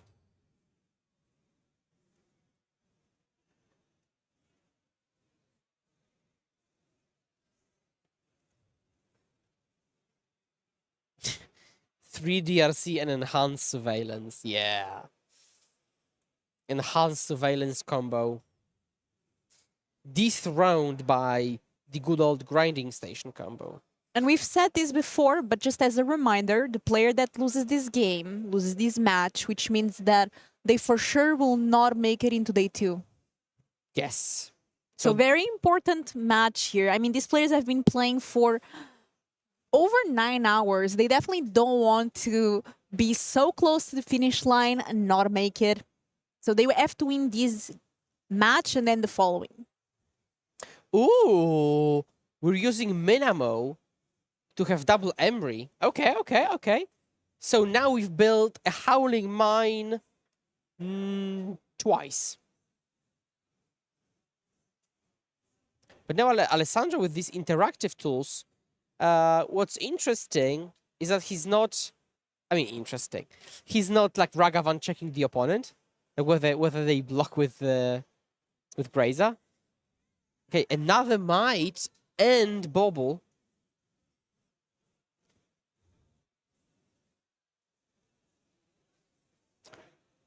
Okay, I can see a question in chat about making day 2. Philippa, what can you remind us what you have to do to make day 2 of this 500-person event? It is not easy because we had, as you said, close to 500 players. Only the top 64 will make it to day 2. 7-2 is guaranteed to make it into day 2.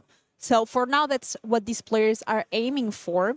There's a total of 9 rounds. This is the 8th round. So these players here are 5-2, which means that they have to win this match and the next one to guarantee their spot tomorrow. Okay, now we see the OTJ All-Star. Let's put it on the screen. Roxanne is back and she's killing it because Roxanne- she's killing Emery.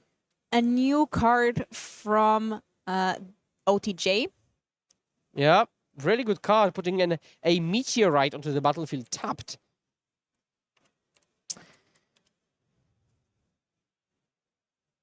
Yep, there she is, the classic cat druid. Breach? Oh, Breach, are we?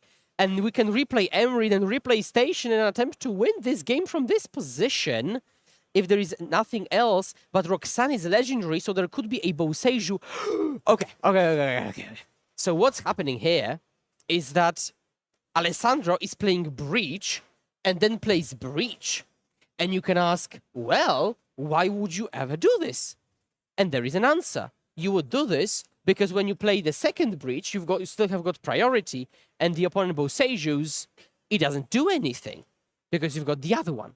So that's a classic play. Now, I'm actually trying to count how he's going to win off because he doesn't have enough mana. There's only one land untapped there. He's got the Amber hair, and you can make Amber red mana, but he doesn't have blue then. He plays... Oh, okay, he does this. Okay, we're good. I think we're good. Mill 4. But yeah, Breach is like a classic line when you want to play against Leyline Binding or Boseiju, and it has to do, to get a bit more into specifics, it has to do with how priority works. When you put a spell on the stack, you pass priority, and the opponent can respond. But here, Breach resolves, and if the opponent wanted to Boseiju it, they would need priority back. But when a spell resolves, the active player gets priority. What happened? Okay, oh, I blinked. I started explaining stuff. What happened? I blinked again, sorry. So it looks like Jakob was just making sure. Yeah, because I'm not sure if double Breach didn't spoil everything for him. Because I like the confidence, but I'm not sure if he can still win. Oh, he's holding his head.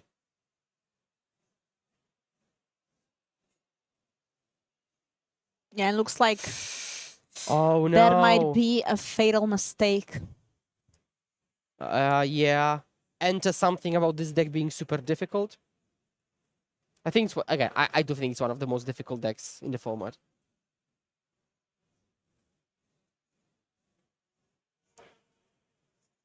But he's double checking the math on everything. Again, Breach shows that Alessandro has played the deck enough, but I think they might be discussing that they exiled the wrong card, maybe? For escape?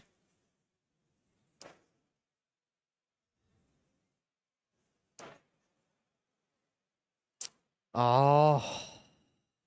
That is stressful. Like you said, this is a lose and out. So a miscalculation there might cause... It's not the first time that we see this happen today. I'm not sure if it was Alexandra, but I think another Breach player as well, just going off a Breach turn that couldn't combo off. Oh, yes, that was the Lotus Twiddle Breach. Yeah, that's true.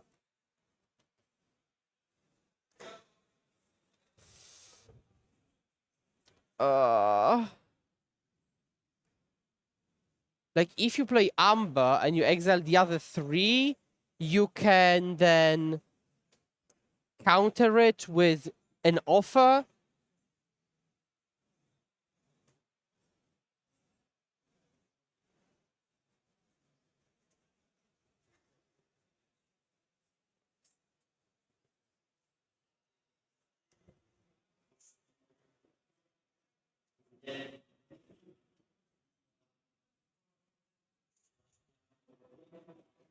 There's 2 minutes and 20 seconds left.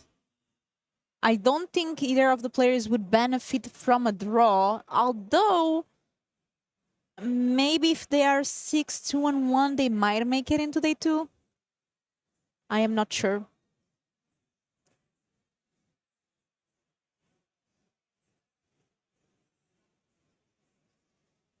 Yes, what is going on is a great question.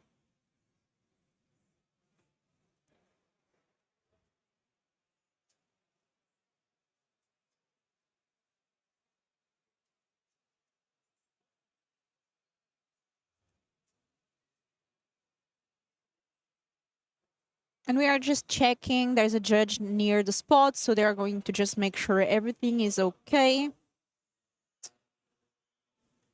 Well, yeah, I'll double check.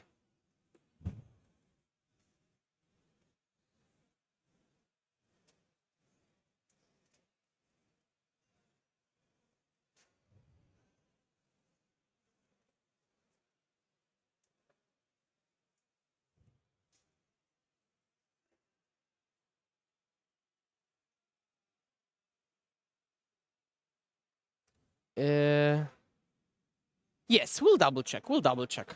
The judges will double check. Because again, I blinked.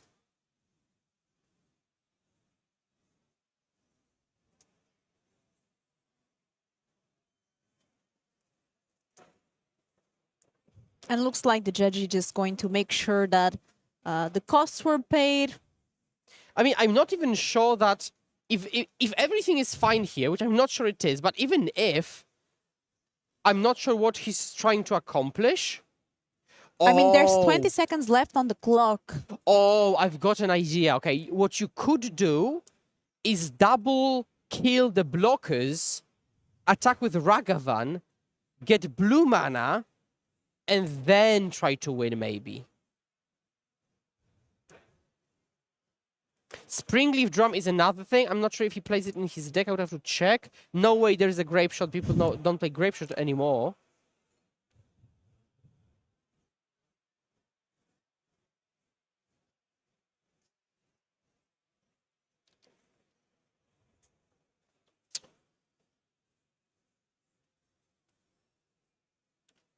Yeah, so oh, exactly. That's what I wanted to see. I mean, that's what he wanted to see probably. But now I don't think he has enough cards in the graveyard to double bolt the blockers even. Haywire Might, which can be sacrificed. Okay, okay.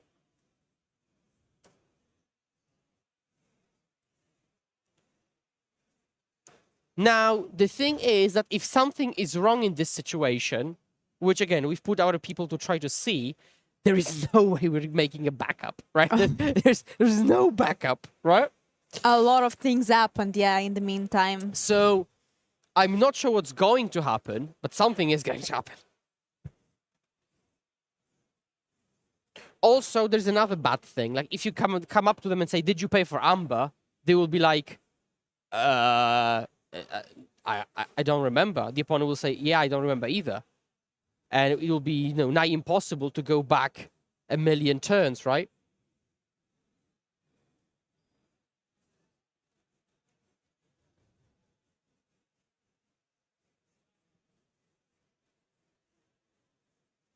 So what also might happen is they might finish this game and then actually the head judge might review the VOD.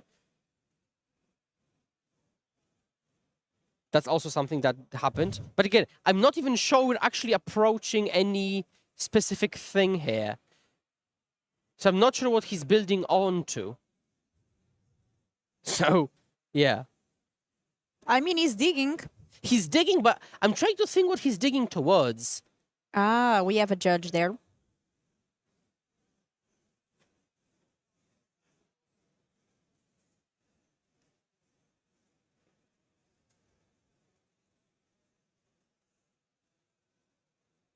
So yeah, looks like they are making sure. Yeah, but this is exactly what I think. I think like in practice, both will say either I did pay or I don't remember if I paid, which is could be just God honest truth.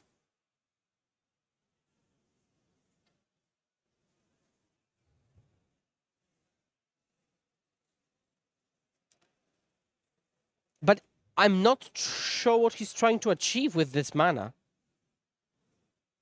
Like, again, I think the play is to like double bolt the blockers. How big is Roxanne actually?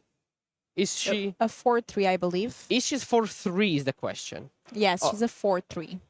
That's good. So you could bolt, connect with Ragavan, make blue, play Emery, and then go off. But I'm not sure you've got. I think you're bottlenecked on cards in the graveyard.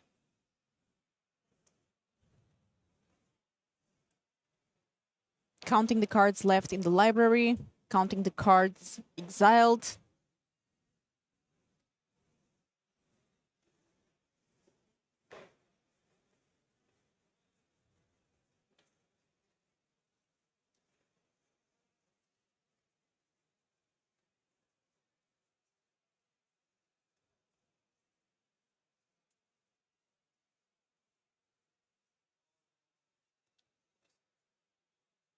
So it looks like bolt the Roxanne. Yeah. Oh. Okay. Oh, that is interesting. Okay. So 4 red floating. So we see bolting there the Grazer. So far what you said. We might see an attack from Ragavan. Yeah, but then the mana clears. That's the issue.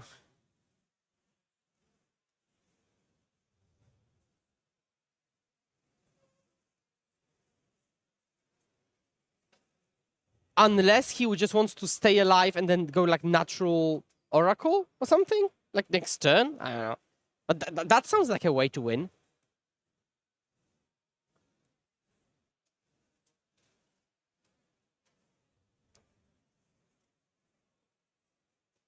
Attacking here Okay. with Ragavan, losing the mana, Yeah.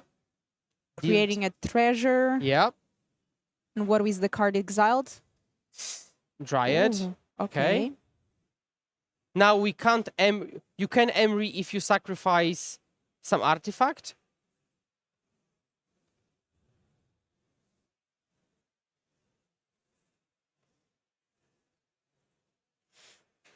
But what artifact can you sacrifice? Just the treasure Or station itself. or the station itself? Okay.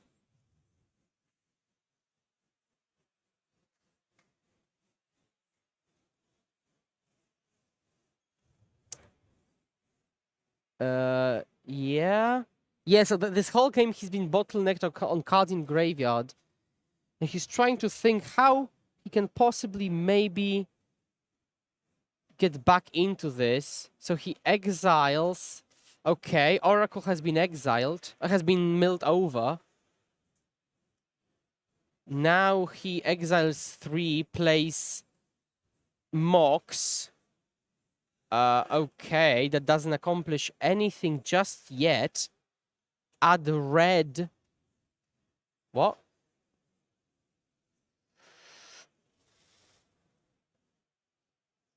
Looking at the number of cards left. I think here Alexander trying to think of all the possibilities.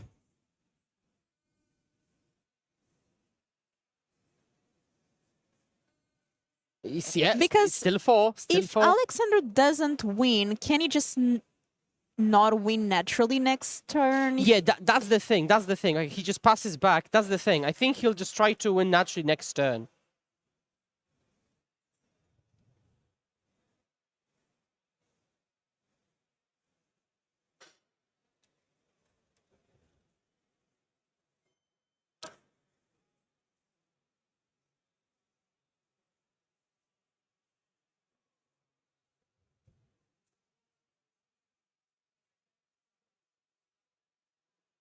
And they draw off Mishra's Bobble. So next turn, if you go Breach and Oracle with the priority, Boseiju doesn't stop it, then Alessandro would actually win. So let's see here what Jacobo can do.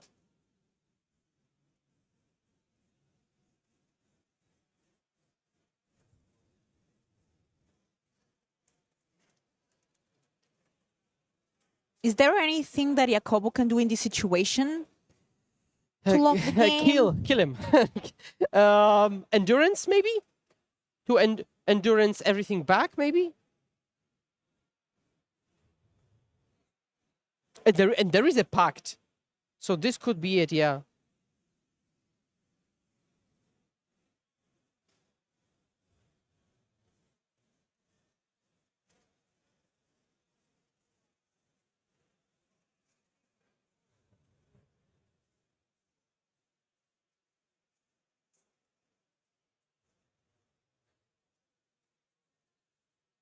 Yeah, let's see how this goes. Players are still thinking about what they can possibly do. Yeah, and we're already in turns, so... Yeah, which honestly shouldn't matter much, because if Alessandro either wins or loses, with the fact that they've got so few cards in the deck. The good news is that Twitch chat will not have a lot of downtime because Yes, we'll probably this immediately will go. be the last or one of the last matches Yes. for the round. Yes.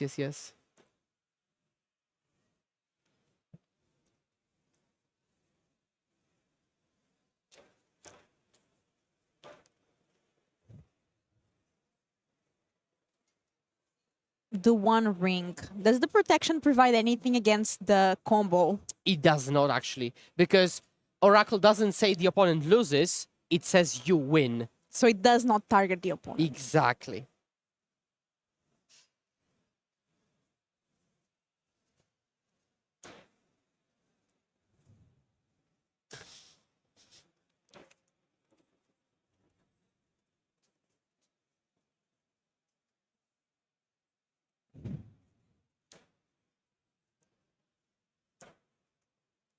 Okay, pass the turn. Draw. Oh! Oh, there is Flame of Anor. So, okay, no, it doesn't work. It doesn't work, because I thought you could Flame of Anor draw 2 in response. But it doesn't do anything.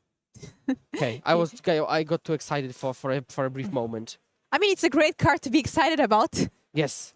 Okay, so red.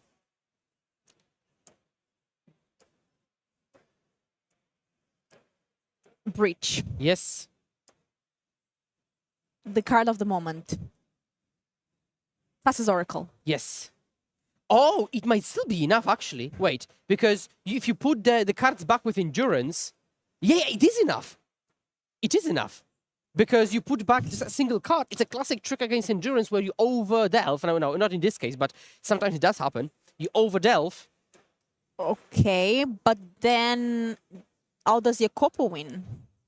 That's a different thing. But I think he just loses. Because he will Endurance back the station, making the deck size of 3. But Alessandro will say, okay, then I'll draw 2, leaving the deck size at 1, and then I win. So you had reasons to be excited about Flame of Banner. Yes. So, Endurance doesn't do it. Endurance literally doesn't do it.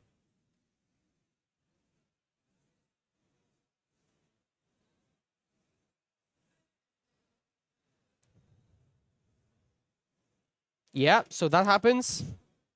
Put it on the bottom. And then he says, draw 2. And the trigger of Tassa's Oracle. And... Drum roll. Yep. And that's there it. it is. GG's. Good game. Temur Breach here winning the game. So if they do win the last round, they'll be able to make it into day 2. And what a round we had. A lot of games, but don't worry. Will Hall and Lily, we'll be back with you for the last round of the day, the 9th round of the day. I'm Filipa, this is Kura. This is going to be us for the day, but we will be back tomorrow. Thank you so much for having an amazing day with us, and stay tuned for the next round.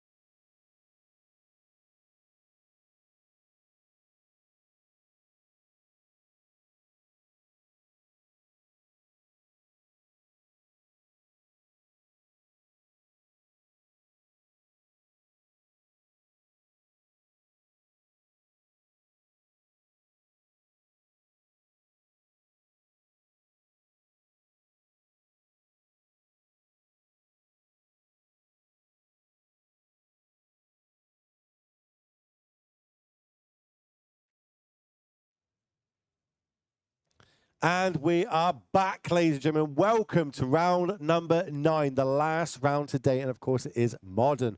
That is the Modern all weekend. We had 9 rounds today. If you just joined us, wherever you've been, don't worry. We've got another 9 tomorrow. We've got 6 rounds plus to cut to top 8. So there's lots of action coming for you. I know this is the Pro Tour pre-party or after party, depending on when you started watching today. We're fully aware, sure, but we're going to try and give you the best show we can before that kicks off, as we try and find out who is going to be our 9-0 player ending day number 1. But first, we're going to have a little look at our metagame breakdown. There was 468 players turned up today, battle it out. This is the breakdown that they have. This is the amount of decks they bought and the numbers of it. You see, Amulet Titan was the most played deck. Yes. I agree with this. I've said for a long time, this is the most powerful deck in the format. I also think it's one of the hardest decks in the format to play. Then Domain Zoo. Yep. No surprise, you know, it's got the Splinter Twin of the format. Good. It's got ley lines, it's got Dracos, it gets 3 wins, and it's very aggressive. Couple of different builds of it. There is the blue version, there is also the green creature version. We've seen both on camera today, at least in the rounds that we've covered. Pretty interesting. Yargmoth. That's my deck. That's my deck. You know, I love Yargmoth. Only 28 copies, but it's the 3rd most played deck in the room. I've seen it quite a few around the top table. Still are some players piloting quite well, but we've also seen it built very differently from traditional builds to some people going more in on the Yargmoth combo, not worrying about walking blisters. Some people are. It's pretty cool to see. Then we've got Rakdos Grief. We all know what that is. That used to be the deck of the format. When Fury was around, this deck was crazy. Then we got Creativity, which is quite surprising that it's making an uptick. But you said Italians like... yeah, Italians love creativity. Well, they turned up in droves, making it the 6th most played deck. Then we've got things like Esper Reanimator, and we've got all the way down to like Domain Rhinos, which again is another deck taking advantage of Leyline Guild Pack and Sire Draco. Weirdly, that is one of our 8-0 players. They are on this deck, and they are going up against Domain Zoo. Exactly. So maybe we're going to find out which is the best Leyline Draco deck. Does it determine what if they both have it? How does this plan out? I feel like the Rhinos deck is probably favored because they've got 5/5s. No, not the Rhino. The Zoo deck is favored because they have 5/5s that line up really nice against 4/4s. But they do make 2 4/4s where they only make 1 5/5. So it'd be interesting. The play draw might be very dependent in this. I'm getting a green light that they're ready down the table. Let's go down and find out who is going to be our 9-0 player going into day number 2. So we have Dorian against Stefano, Domain Zoo against Domain Rhinos, as we were saying. And let's see which one will be the better. I'm very, very curious for tomorrow to see which decks will be the best. I said a conversion 9-0. rate. I completely lied. One person can be 9-0. The other person can be 8-0-1. This technically is not beaten. Undefeated record. Technically, yeah, because it's a draw. But I thought we had two 8-0 players going into this round, but it does look like they've picked up a draw, but can be the only undefeated player going into this round. So let's see if Rhinos can get there. See if we can cross the line. Remember, Violent Outburst was banned. It was a pretty big ban. Everyone said that's it. Living End, gone. Not a deck anymore. Rhino, too slow. Not going to work. Well, let's see if it's in. It looks like both players mulling down to 6. Maybe they know what they're playing against. Maybe they've been sitting in the top tables close to each other as they kind of, are battling it out a little bit. So they do know what each other's on. And that's what might explain why we see them mulliganing pretty aggressively here. It looks like we're going down to 5. It was the same thing that was saying about the Rakdos deck. Oh, Fury is not on the table anymore, so Rakdos is dead. Yeah, not really. No. It's Modern at the end of the day. I'm a big fan that Modern can adapt to pretty much any metagame. As long as you give it enough time. If you don't want to lose to a certain deck, you can make it so your deck does not lose to a certain deck. But on the flip side of that is you're going to probably get absolutely trounced by a few other decks in the meta. And that's literally Magic the Gathering. Well, right after the ban of Fury, everybody was telling, oh, Griff is not a deck anymore. And then Mariluz goes to the next event and wins. And takes the whole thing down. That. So, turn 0. Does anybody have any pre-game effects, gentlemen? Let's have a little look-see. We have a ley line for Stefano. Makes sense. I'm actually looking at this list. There isn't actually any ley lines in this zoo list. That is a little... No, in the zoo list there is a ley line. Yeah, in the zoo list, that's kind of what we expect. But we've got Merctides going on. I don't know, look, so why are we Domain? We're Domain for ley lines bindings. That's the kind of the build. With Rhinos list, you just need to play a couple of Cascaders from Rhinos and then whatever else you want us to kind of fill in around it. as we see the Surveil lands come down here, that's Thundering Falls. We get to have a little look at our top card, so if we want to put it in the graveyard or leave it on top.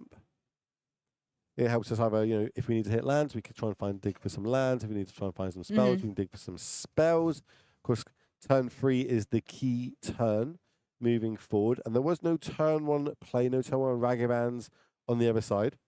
No Wild Nicoles. I've already told you about how that one used to be banned in Modern. Rhino in the graveyard. Yep. Well, we don't really want to draw it either. Yeah. It's not ideal to be suspending it for 4 mana, for 4 turns. Just do a fetch Pass. and pass the turn back. I do see a Draco in hand. So if we could got an untapped land, which I see a Wood of Foothills in the hand, that means Splinter Twin is enabled. Do we have any interaction for Splinter Twin? We do have 3 Brazen Borrowers, which could bounce that ley line. We do have 4 ley line bindings, which could also target the ley line. And that's about it, looking at this deck list. But we are fetching, so that makes me think we've got something to do in response. Could just be something as simple as getting a basic or a shock land. Could be a Surveil land if we've got a couple more of them. Let's have a little look in the list. How many are we playing? Let's see. I see 1, 2. Actually, two Surveil lands in this list. So, it could also be a Triad. Lots of options. It is Modern at the end of the day. The beautiful format that it is. We're going to get ourselves a Temple Garden. That's going to get shocked in, losing 2 more points of life. So it does indicate that we will be doing something. Yeah, because he has 2 mana open. Fire and Ice, not really going to be the option here because we can't target anything of relevance, but we do have Brazen Borrow, so petty theft. We're going to bounce that ley line back to your hand. Makes Draco slightly less scary, even though it's still a 4/4 flying for 2 mana. Yeah. It's not a flying 4/4 for 2 mana with Vigilance, Trample, Lifelink, Hexproof, and First Strike. So it's slightly better. We here in Italy, we used to say something like, he also does coffee for you. As in he does everything as well? Yeah. I got you. Right, we got a Shines Agent on the stack. That is going to use the Cascade trigger. That is going to go find ourselves a Crushing Footfalls even. And then that's going to bring along 2 4/4 Rhinos, which is a Crashing. A group of Rhinos is crashing. You're welcome, chat. Here every day, all day. How many rounds today? Well, this is round number 9 of 9. After this, we will be going off, and then I imagine everybody will jump across to the Pro Tour stream because that'll be starting shortly. But we get to see tomorrow. 3 more rounds of draft, followed by a couple rounds of standard before we find out who is going to be in our top 8 this weekend for the Pro Tour, where we're just going to try and find out which 64 players are going to be invited back tomorrow to battle out to try and be in our top 8. Exactly. So there's a lot of Magic this weekend. If you're a Magic enjoyer of content on Twitch, this is going to be a great weekend for you. If you don't like sleep, you should genuinely watch 9 rounds of action, followed by another 9 rounds of action. 18 rounds of action. Have a little snooze. I think it's probably about 4 hours from when the Pro Tour finishes before we go live again. Maybe. You don't need to sleep. Just watch more Magic content. It's great. Right, we're going to actually have to start fetching now to get some mana sources because these fetch lands do not tap for any mana. As the ley line has been bounced back to our hand. We're going to get a Steam Vent. Looks like that's going to get shocked in. So that's 3 points of life. Another point of life is going to go for the second fetch. What are we going to find here? Basic, or are we going to go for... Well, we could have got a basic forest there and we skipped past it. So it looks like we are going to shock in again. This is going to be a Temple Garden. That gives us 4 different color basic land types. We're just going to be missing Swamp now. So we do have Leyline Bindings on.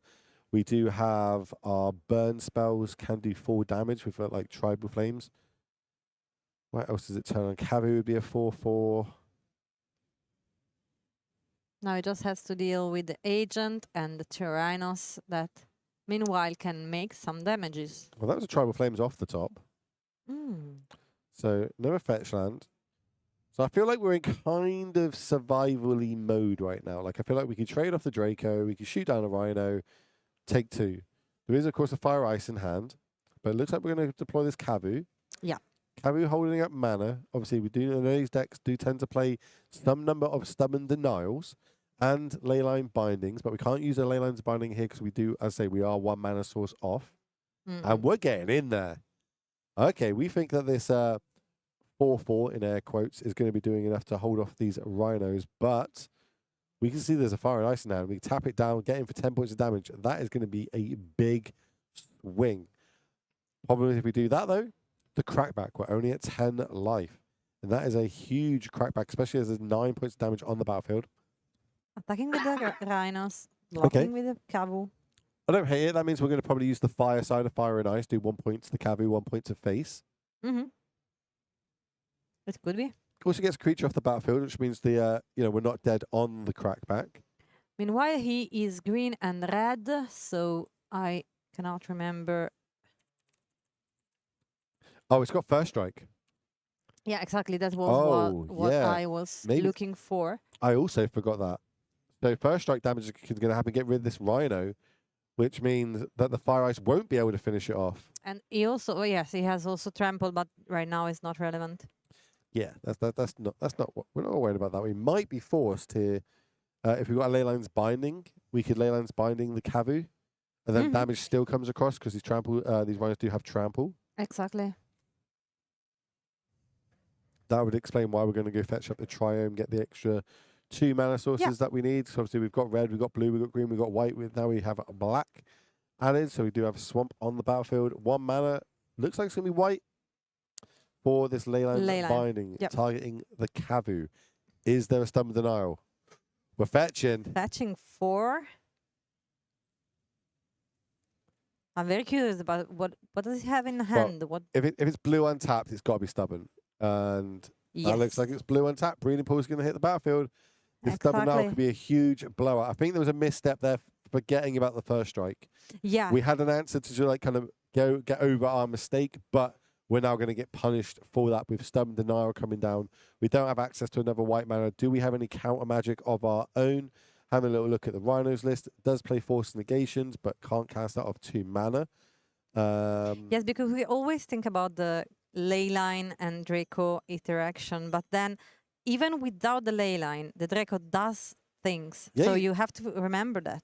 Creatures still do have color types to them, and Kavu being green-red does give it trample and first strike, which is pretty good when you're playing against a creature combat sort of deck. And potentially, unless we've got... Oh, okay, we've got ice in hand. Like, if we haven't got a way to do this, it's actually lethal on the crackback because we know about that Tribal Flames in hand. But we could just see a Fire and Ice tapping down the Kavu, I imagine. Because that's going to be able to get 5 points of damage. Probably, yeah. We could, throw the agent underneath it, but because it has got trample, 3 more damage would come across. So we're going to tap 2. Is this upkeep? Doing this in upkeep in case, they draw another stubborn denial or something like that, and then it's game, basically, in that instance. Yeah, of course. So Fire and Ice, tap Tapping down the the Kavu. You say, sure, we know that there's a Leyline in hand. What if we go land Leyline? Well, your opponent, Dorian, is out of mana, so if you find the 4th land... Look, sorry to interrupt you there. They just found the stubborn denial off the top, so it's great doing that in the upkeep. And... The problem they now have, they've only got 1 red mana, but they have Lightning Bolt and Tribal Flames in hand. So they've basically got enough damage to win the game. They just don't have the mana to win the game. Exactly. that Stun and Denial off the top, timely, tap effect there, ice from that Fire and Ice. It's giving them the best possible chance they can have. Because do we get greedy? If we get in there with the Draco, that's 6 points damage on the battlefield. We're dead to another Fire and Ice. But then we know there was a stun and denial in hand, so we know that there's a good chance that that won't resolve. So much back and forth. I literally love Modern. It's so good. There's so many lines. This game is very interesting because of these things, A lot of interaction. You can try to do something, I can respond, I can decide to let you, or maybe I have something that I want to do. That's my goal in Magic, is so I have everything I can do, and my opponent has nothing they can do. I like to see the struggle, the life drain out of their face while I just start taking over the game. But I'm an Infect player, so it doesn't happen very often. And we are coming across to this Draco. This Draco is going to drop them to 5. Oh, but they're tapped out. Exactly. I can't do simple math. We're just going to go try. Oh, we can't. Tribal Flames only does 4 damage because there's no swamp, because we fetched the Breeding Pool. Exactly. Oh my word, there's so many layers. Layers. There's so many layers, chat. That is why I love Magic. There is so many things that you can do, and you have to think about everything. It's amazing. Right, we're looking for a fire and ice. What else can we draw that's relevant here? That's it. It's fire and like we used to have something like the violent outburst back in the day would have been enough, but these days obviously not legal in the format anymore. Just one land left. Flame of For Anor would be Dorian. pretty good. Flame of Anor could shatter shoot, so it could get both the creatures off the other side of the battlefield. That would be a bit of a good tempo swing. But then we know about the stun denial, so it wouldn't resolve. We're just going to play a land, one card in hand. We do have access to playing this Brazen Burrow at end of turn if we need to. That can be a blocker for the Draco, because the Draco itself does not have trample. The way things have lined up right now, I feel like we're going to go end of turn, Lightning Bolt you, untap, attack. If you're not dead from that, I'm going to try and flame you to face. I think we might just get across the line here of the Domain Zulus, but I don't know what the last card is in hand for a Rhinos player. I'm sure I'll find out just like everybody else at That's it. home momentarily. And it decided to pass. Does Well, it? I think it's something like combat. Yeah. Yeah, we're passing the turn. Lightning Bolt you, end of turn. So now we're looking at blocks. That goes trample. That's one across. No, in fact, we double block, take 4. Isn't it just lethal? Am I missing something? I don't know what he's in Dorian hand. So we flash it in, block. Oh, no, okay. So we can flash in the Brazen Burrower, block the Draco. We can double block with the Agent and the Rhino on the Cavu. Mm-mm. And that means we survive. Yeah, but still, you have then to try to do something to survive in some way. Well, this is all we can do. It's not ideal. We're probably going to be left with a Shardless Agent. But there's nothing we can do before blocks, I don't believe. I think it's just a Stubborn Nile, Tribal Flames, Leyline, and one unknown at the back of the hand. We're going to use the Cavu of trigger of discard a card, draw a card. There goes the Leyline that we knew about. Fresh one to the grip. Yeah, also because in this situation, it doesn't need the ley line anymore. There was 468 players turned up Yes. this weekend to battle it out. 9 rounds of Modern today, another 6 tomorrow, and then we've got that top 8. Top 64 will go to day 2, and top 32 will go to the regional championship in Naples next month. And remember, the invites, I think, get passed down as well. So there's already people qualified that get that. The invites do get passed down. And I believe that's the same for the last chance qualifier on the Friday at Naples. Okay, are we going to block like this? We block like this. First strike damage. 1 point of damage comes across. Drops them to 1. And then on all I'm going hit. to Trouble Flames face. Yeah. I don't have any more cards. That's too much for me. I'm going to scoop it up. We're going to go 1 game up. And Stefan on the left of your screen is 1 game away from being undefeated. Day 1, 9-0. But still got a bit of work to do. It's not that easy. That is a very good accomplishment to do in Magic the Gathering. Does we have the sideboard and the deck list? Yes, Yes. we do. So this is the zoo list that we've seen here. Kind of generic. Nothing too crazy here, I would say. It's always good. A lot of pick your poisons, a lot of dampening spheres. Like I feel like they've worked out what their bad matchups are and think these are the cards for it. There's again a couple of creature hate, a couple of surgicals for some graveyard stuff, a couple of flusters to kind of get around some spell bits. I think we saw it do work last turn in the feature match area, countering a can't remember its name. What's the 4-mana double green 2 colorless Scape Shift? Thank you. I'm there. I got that, chat. So yeah, I don't hate it. What's good in this matchup? I think I want Flusterstorms. But even the Damson Spheres could be pretty good.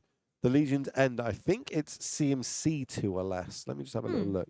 If it's CMC2 or less, it's going to be good against Rhinos. Mana Value 2, yes. So Legion's End can clear up a bunch of Rhinos as well. So I don't hate just bringing in some Flusters, some Legion's End.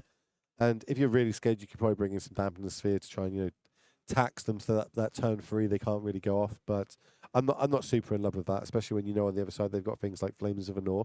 So on that one, let's have a little look at the other list. Let's have a look at the zoo list. Remember, this is the deck that's died. This isn't a deck anymore. Violent Outburst got banned. Cascades off the radar. No one plays that anymore. Well, Donnie's here like, no. This deck's it's still good. still This has alive, got me yeah. into day number 2. This has got me into the top 64. This might get me into the top 8, and it possibly could get me Yep. to raise this trophy in front of me and you. So what do we like bringing in this matchup? That is a very good question. Do we bring in enchantment removal? I don't hate Force of Vigors. It deals with ley lines. It also deals with Dracos. Both equally a problem. So I don't mind bringing them in. I don't think your Brotherhood's end here as good as it can be because it deals 3 damage. It can get things like the Brawlers off the battlefield, Ragavans, Wild Nicoles. Doesn't do too much work against Cavus. Doesn't do too much work against the Dracos. So very hit or miss if you think that that's actually going to come in. Beseiju, I like bringing the extra copy of Beseiju in. That can hit a ley line. That can hit a Draco if needs be. Not huge on endurance. Not huge on mystical dispute. Dismember, I don't mind a dismember. Bear in mind, the problem with dismember is it's going to cost a lot of life to cast it, and I need every life point I can get, especially against these aggressive zoo strategies or like rhino strategies where they're going to do quite a lot of damage. Other than that, I suppose you could bring in the egos here and try and turn 3, but then this is not going to be as good when you're on the play. Definitely going to be better when you're on. Right, it's going to be better when you're on the play, not so good when you're on the draw. But then what are you going to really name with the egos? Like Draco, Cavus, some sort of burn spell. Don't think it's great in this matchup. I think I'll just be bringing in a little bit more, enchantment removal, trying to shore up my match. I think just going first is huge in this matchup. And unfortunately, they lost the dice roll, went second, and kind of were on the back foot for quite a bit of it.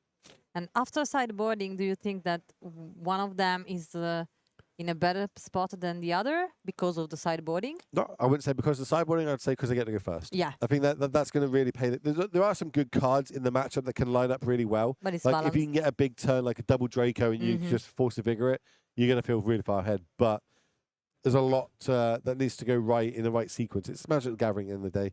Yeah. And it'll be interesting to see how both players at sideboard. So let's see if we can get back down to the match, see how they're getting on sideboarding. If they're just shuffling up, it looks like we picked the opportune moment to come back as they are looking at the opening 7.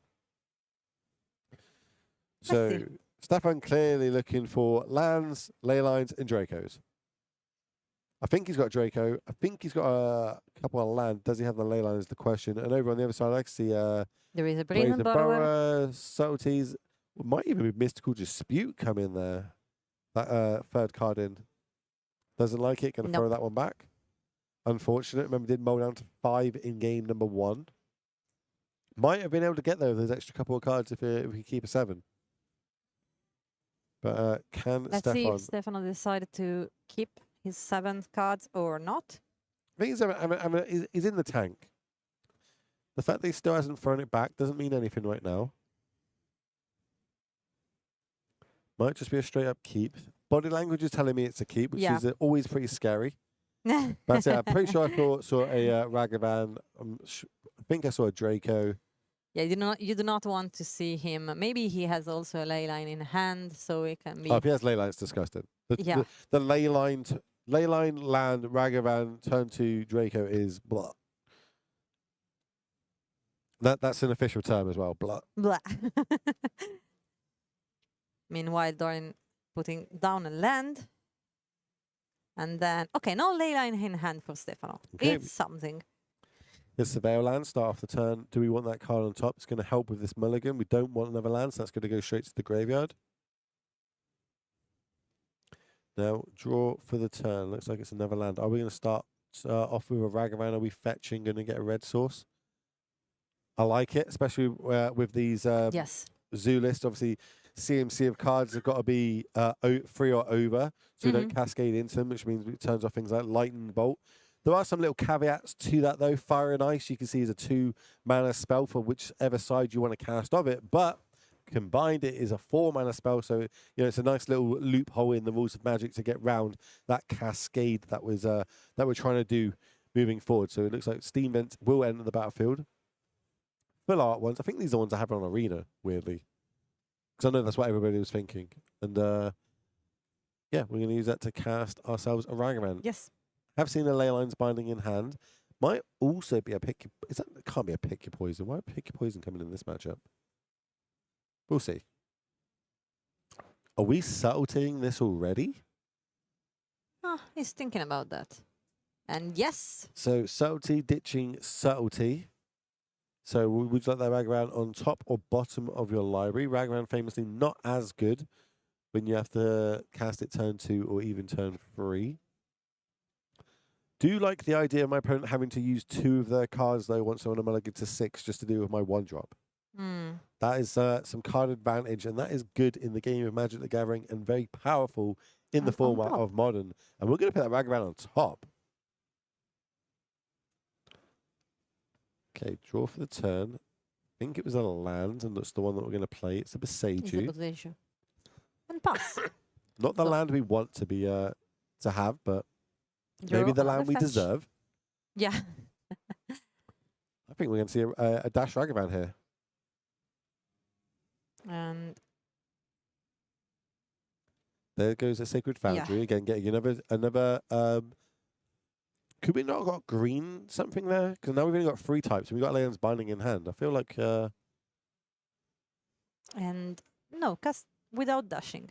well, it looks like we maybe were holding up a Stub in Denial, or at least Possible. representing something like that, just so our opponent doesn't feel like they can go land Yeah. and cascade and completely ruin the cascade into a footles.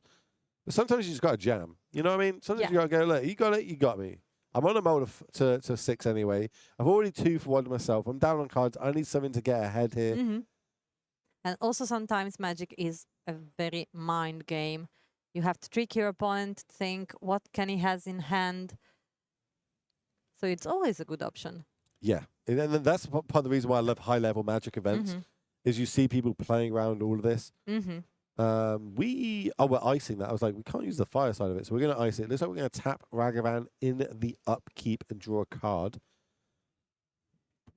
Maybe we need that. Searching for something, another land. I don't think it's very useful in this situation. Well, it's a fetch land, so we can fetch and play the Murktide, which I believe we've got in hand, or one of. So if we're going to get ourselves an island of some description, there's enough cards in the graveyard to at least be able to delve and get it on the battlefield. It will only be about a 5/5, which isn't the optimal amount versus these Zoo decks, because of course they've got Tribal Flames that can deal 5 damage. You'd like to try and get it like out of range, being a 6/6 or a 7/7, or even an 8/8. And then it'll probably just get Leyland's Binding in your cry either way. Yeah. But, you know, Magic. 2 mana Draco. and the Draco. And with 1 mana, let's see if Dorian... No, I don't think there's anything you can have for 1 I mana don't here. think, no, but okay. The Draco is down. And we're still holding up a blue mana, playing the mind games. Do I have the Yes. Stub in Denial? Because I've now got the 4-drop, which means it's not just a Force Spike anymore. It is a straight up negate if I've got it. Obviously, we've got access to the deck list. It could be a Flusterstorm. We don't know. This is a closed deck list tournament until we get to that top 8. Definitely There an is so many uphill battle. options. It's particularly scary because in this kind of situation, you know your opponent is good. So you also want to be extra careful when you see there is some mana left open.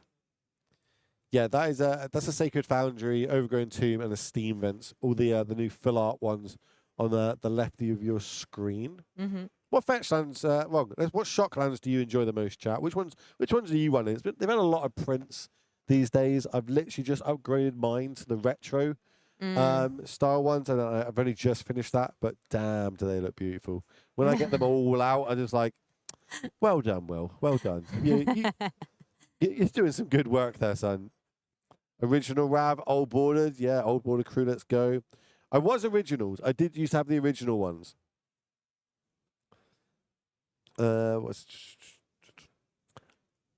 I play Infinity Galaxy Foils. Okay. Oh gosh. Tell me you're a doctor without telling me you're a doctor. I know Dr. Snackbar, again, regular at the RC circuit, does streams, really nice guy. Has the Dubai crowd with him. Does come underneath the European, it's Europe and Africa, isn't it? I believe the 2 regions that Legacy cover here. Combat damage, we're going to come across that 6 flip top card. It's just a basic island, can't cast that one. Does generate a treasure token though. Wild Nakara is going to get added to the battlefield, meaning lethal is on the battlefield now. Can we do something about it? Force of Vigor. Target treasure token and the The Draco. Draco. get a little bit of value while we can. Get that treasure token out of it. There is I think that was a blue card, so I imagine it's Stubborn Denial. And now we will see why he decided to keep it blue mana open for the Stubborn Denial. Gives us an out here, though. There's only a Leyline's Binding left in hand, I think. I Now see things it's very difficult for Dorian. I can see land, so we definitely got a land drop for turn. But out of these 2 cards we've got left in our hand with 5 mana, what can we do? I think there's a Murktide in hand. Problem is, Stefan's got a Leyline's Binding in hand. Obviously, both players don't know this. We've got access to Will Vision. That's what I'm going to call it now, Will Vision, where I can snipe what cards are in their hand.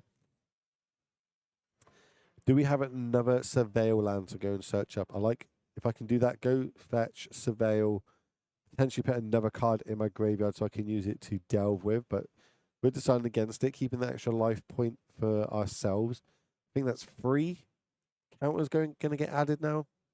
Making it a 6/6. Lines up pretty well against the creatures on the other side of the battlefield.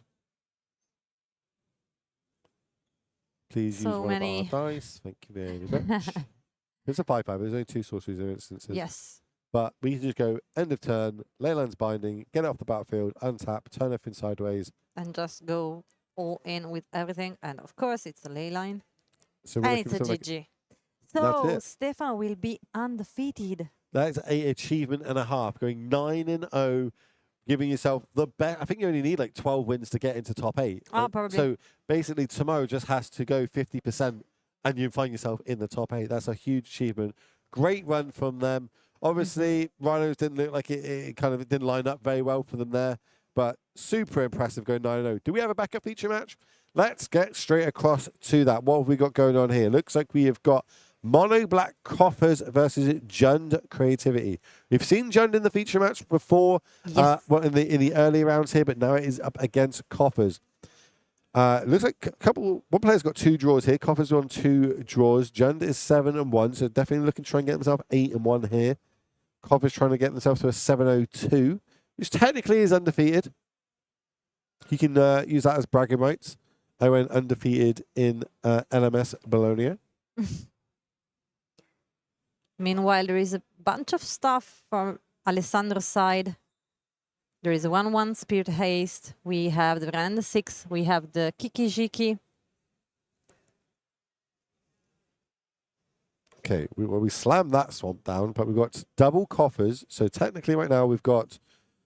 right, so that's 5 mana, -5, 3, 8. I think we've got 9 mana this turn. And I see a Khan. So what can Khan go and find? Let's have a little look. What can Khan get? 5. We do have access to a 1 ring in our sideboard. We have Oblivion Stone in our sideboard. Khan is down. Khan. I love when like Planeswalkers enter with the 3 counters. It comes in with 5, but I'm taking it down. I promise you I'm taking it down. It cannot go for the 1 ring because it's in the graveyard already. Surely that's one from the main deck, right? There's 3 in the main, 1 on the board. Oh, there are 3 on the main. Sorry, I didn't see that. Look, I know it's called the 1 ring, but I promise you this card is not a 1 of in any deck. I saw only on the sideboard. It's pretty bonkers, this deck, especially when you start playing it with things like Shield Dreads. Look at this list. There's some pretty spicy cards in here, though. I'd love to see it. We've pulled Stonebrain to the front. Stonebrain, try and get out maybe all the Archons on the other side of the battlefield. We would be cashing in our Khan, though. So this is kind of a one-shot of what we're going to get. It looks like it is going to be Stonebrain. That's been brought to the front. Now we're looking to see if maybe we want to go get ourselves a Sundering Titan. As I said, we've got access to 1 mana floating. We could use that 1 mana floating plus the swamp tap and add another 5 mana to our pool. And that's what we're going to do. So 5 mana, cast Brainstorm for 2, activate it for 2. Is it cast for 3 or 2? I can't remember. Hold on. 2, activate for 2. So there should be 1 mana floating still. And it looks like we're going to name. Now, it's creativity. I was about to say, do we name creativity or do we name Archon in this spot? Because if they've got an Archon in hand, look how much mana's on the battlefield. 1, 2, 3, 4, 5, 6. We can start hard casting Archons. So maybe creativity is not what I'm scared of right now. It's literally Archon of Cruelty. And I think that's what I would have probably named in that situation. Will it kick him in the butt now? We're going to find out. If we can get in fact, everything's a swamp as well because there's an Urborg on the other side, so we can definitely hard cast it. Well, let's see. We're going to get ourselves a dwarf token. Mm-hmm. I do need to get myself a dwarf token made of me. So we've got 1/1 spirit, got a dwarf token, does not have haste.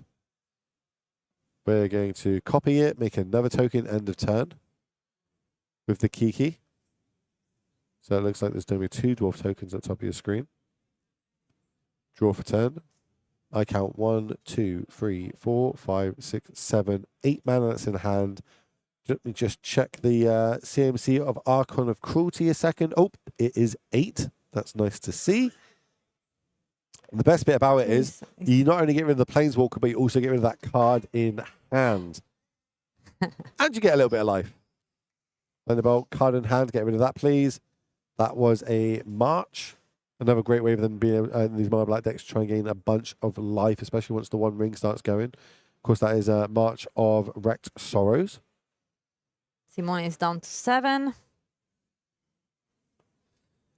Did we have 1 extra mana? Could we have given that Archon haste? No, he has 8 mana. Exactly. Eight mana. Exactly. I suppose next turn we can start also copying this Archon, and that will probably be game. We need something good, and we need it right now. The One Ring is good, confirmed. That is a great top deck, giving ourselves protection for next turn, getting us 1 card deeper. Next turn, we get to draw a card for turn. Plus, on top of it, we get to draw another 2. So potentially, we can go 3 cards deeper next turn. Does Archon target is the thing I'm now going to look at. Let's have a little look-see. Is it target player or each player? Enters battlefield or attacks target opponents. It can't be targets, so even the Archon doesn't do anything here. I suppose there is the added bonus that we can just copy it in the upkeep. Let's see. Is that a lightning bolt in hand as well? So it's So if we go copy, that's 3 damage. Rings 1 damage. And lightning bolts another 3. Yeah, So there is a bolt. if that is a lightning bolt in hand, that's 7 damage. It that is a can bolt. be dealt. But we... Okay. We're going to play this Cling from the Graveyard. We're going to exile, I believe it's 5 cards. Could be 4. Let me have a little look while I'm here. This is why we have deck 5. lists in front of me. 5 cards, yeah. Yeah. So what are we going to target with this? Are we going to try and draw an extra card? Or are we going to exile a creature, if there is any, to gain some life and play around this line that we just spoke about? So, upkeep, go to 6. Draw for turn. Draw the first one. Go to 2. I think we drew another claim. So, upkeep, I'm going to target this Archon. I'm going to try and make a copy of it. This is before the cards are drawn from the One Ring, of course. Don't want to give them a bunch of black cards to have something like a March of the Wretched Sorrow and gain a bunch of life. I think it's just a Cling in hand. On the red and 6, it's going to go a card deeper, but that card deeper is just a basic land. We need a creature in the graveyard, and we need it now, or this could just be game. Yes.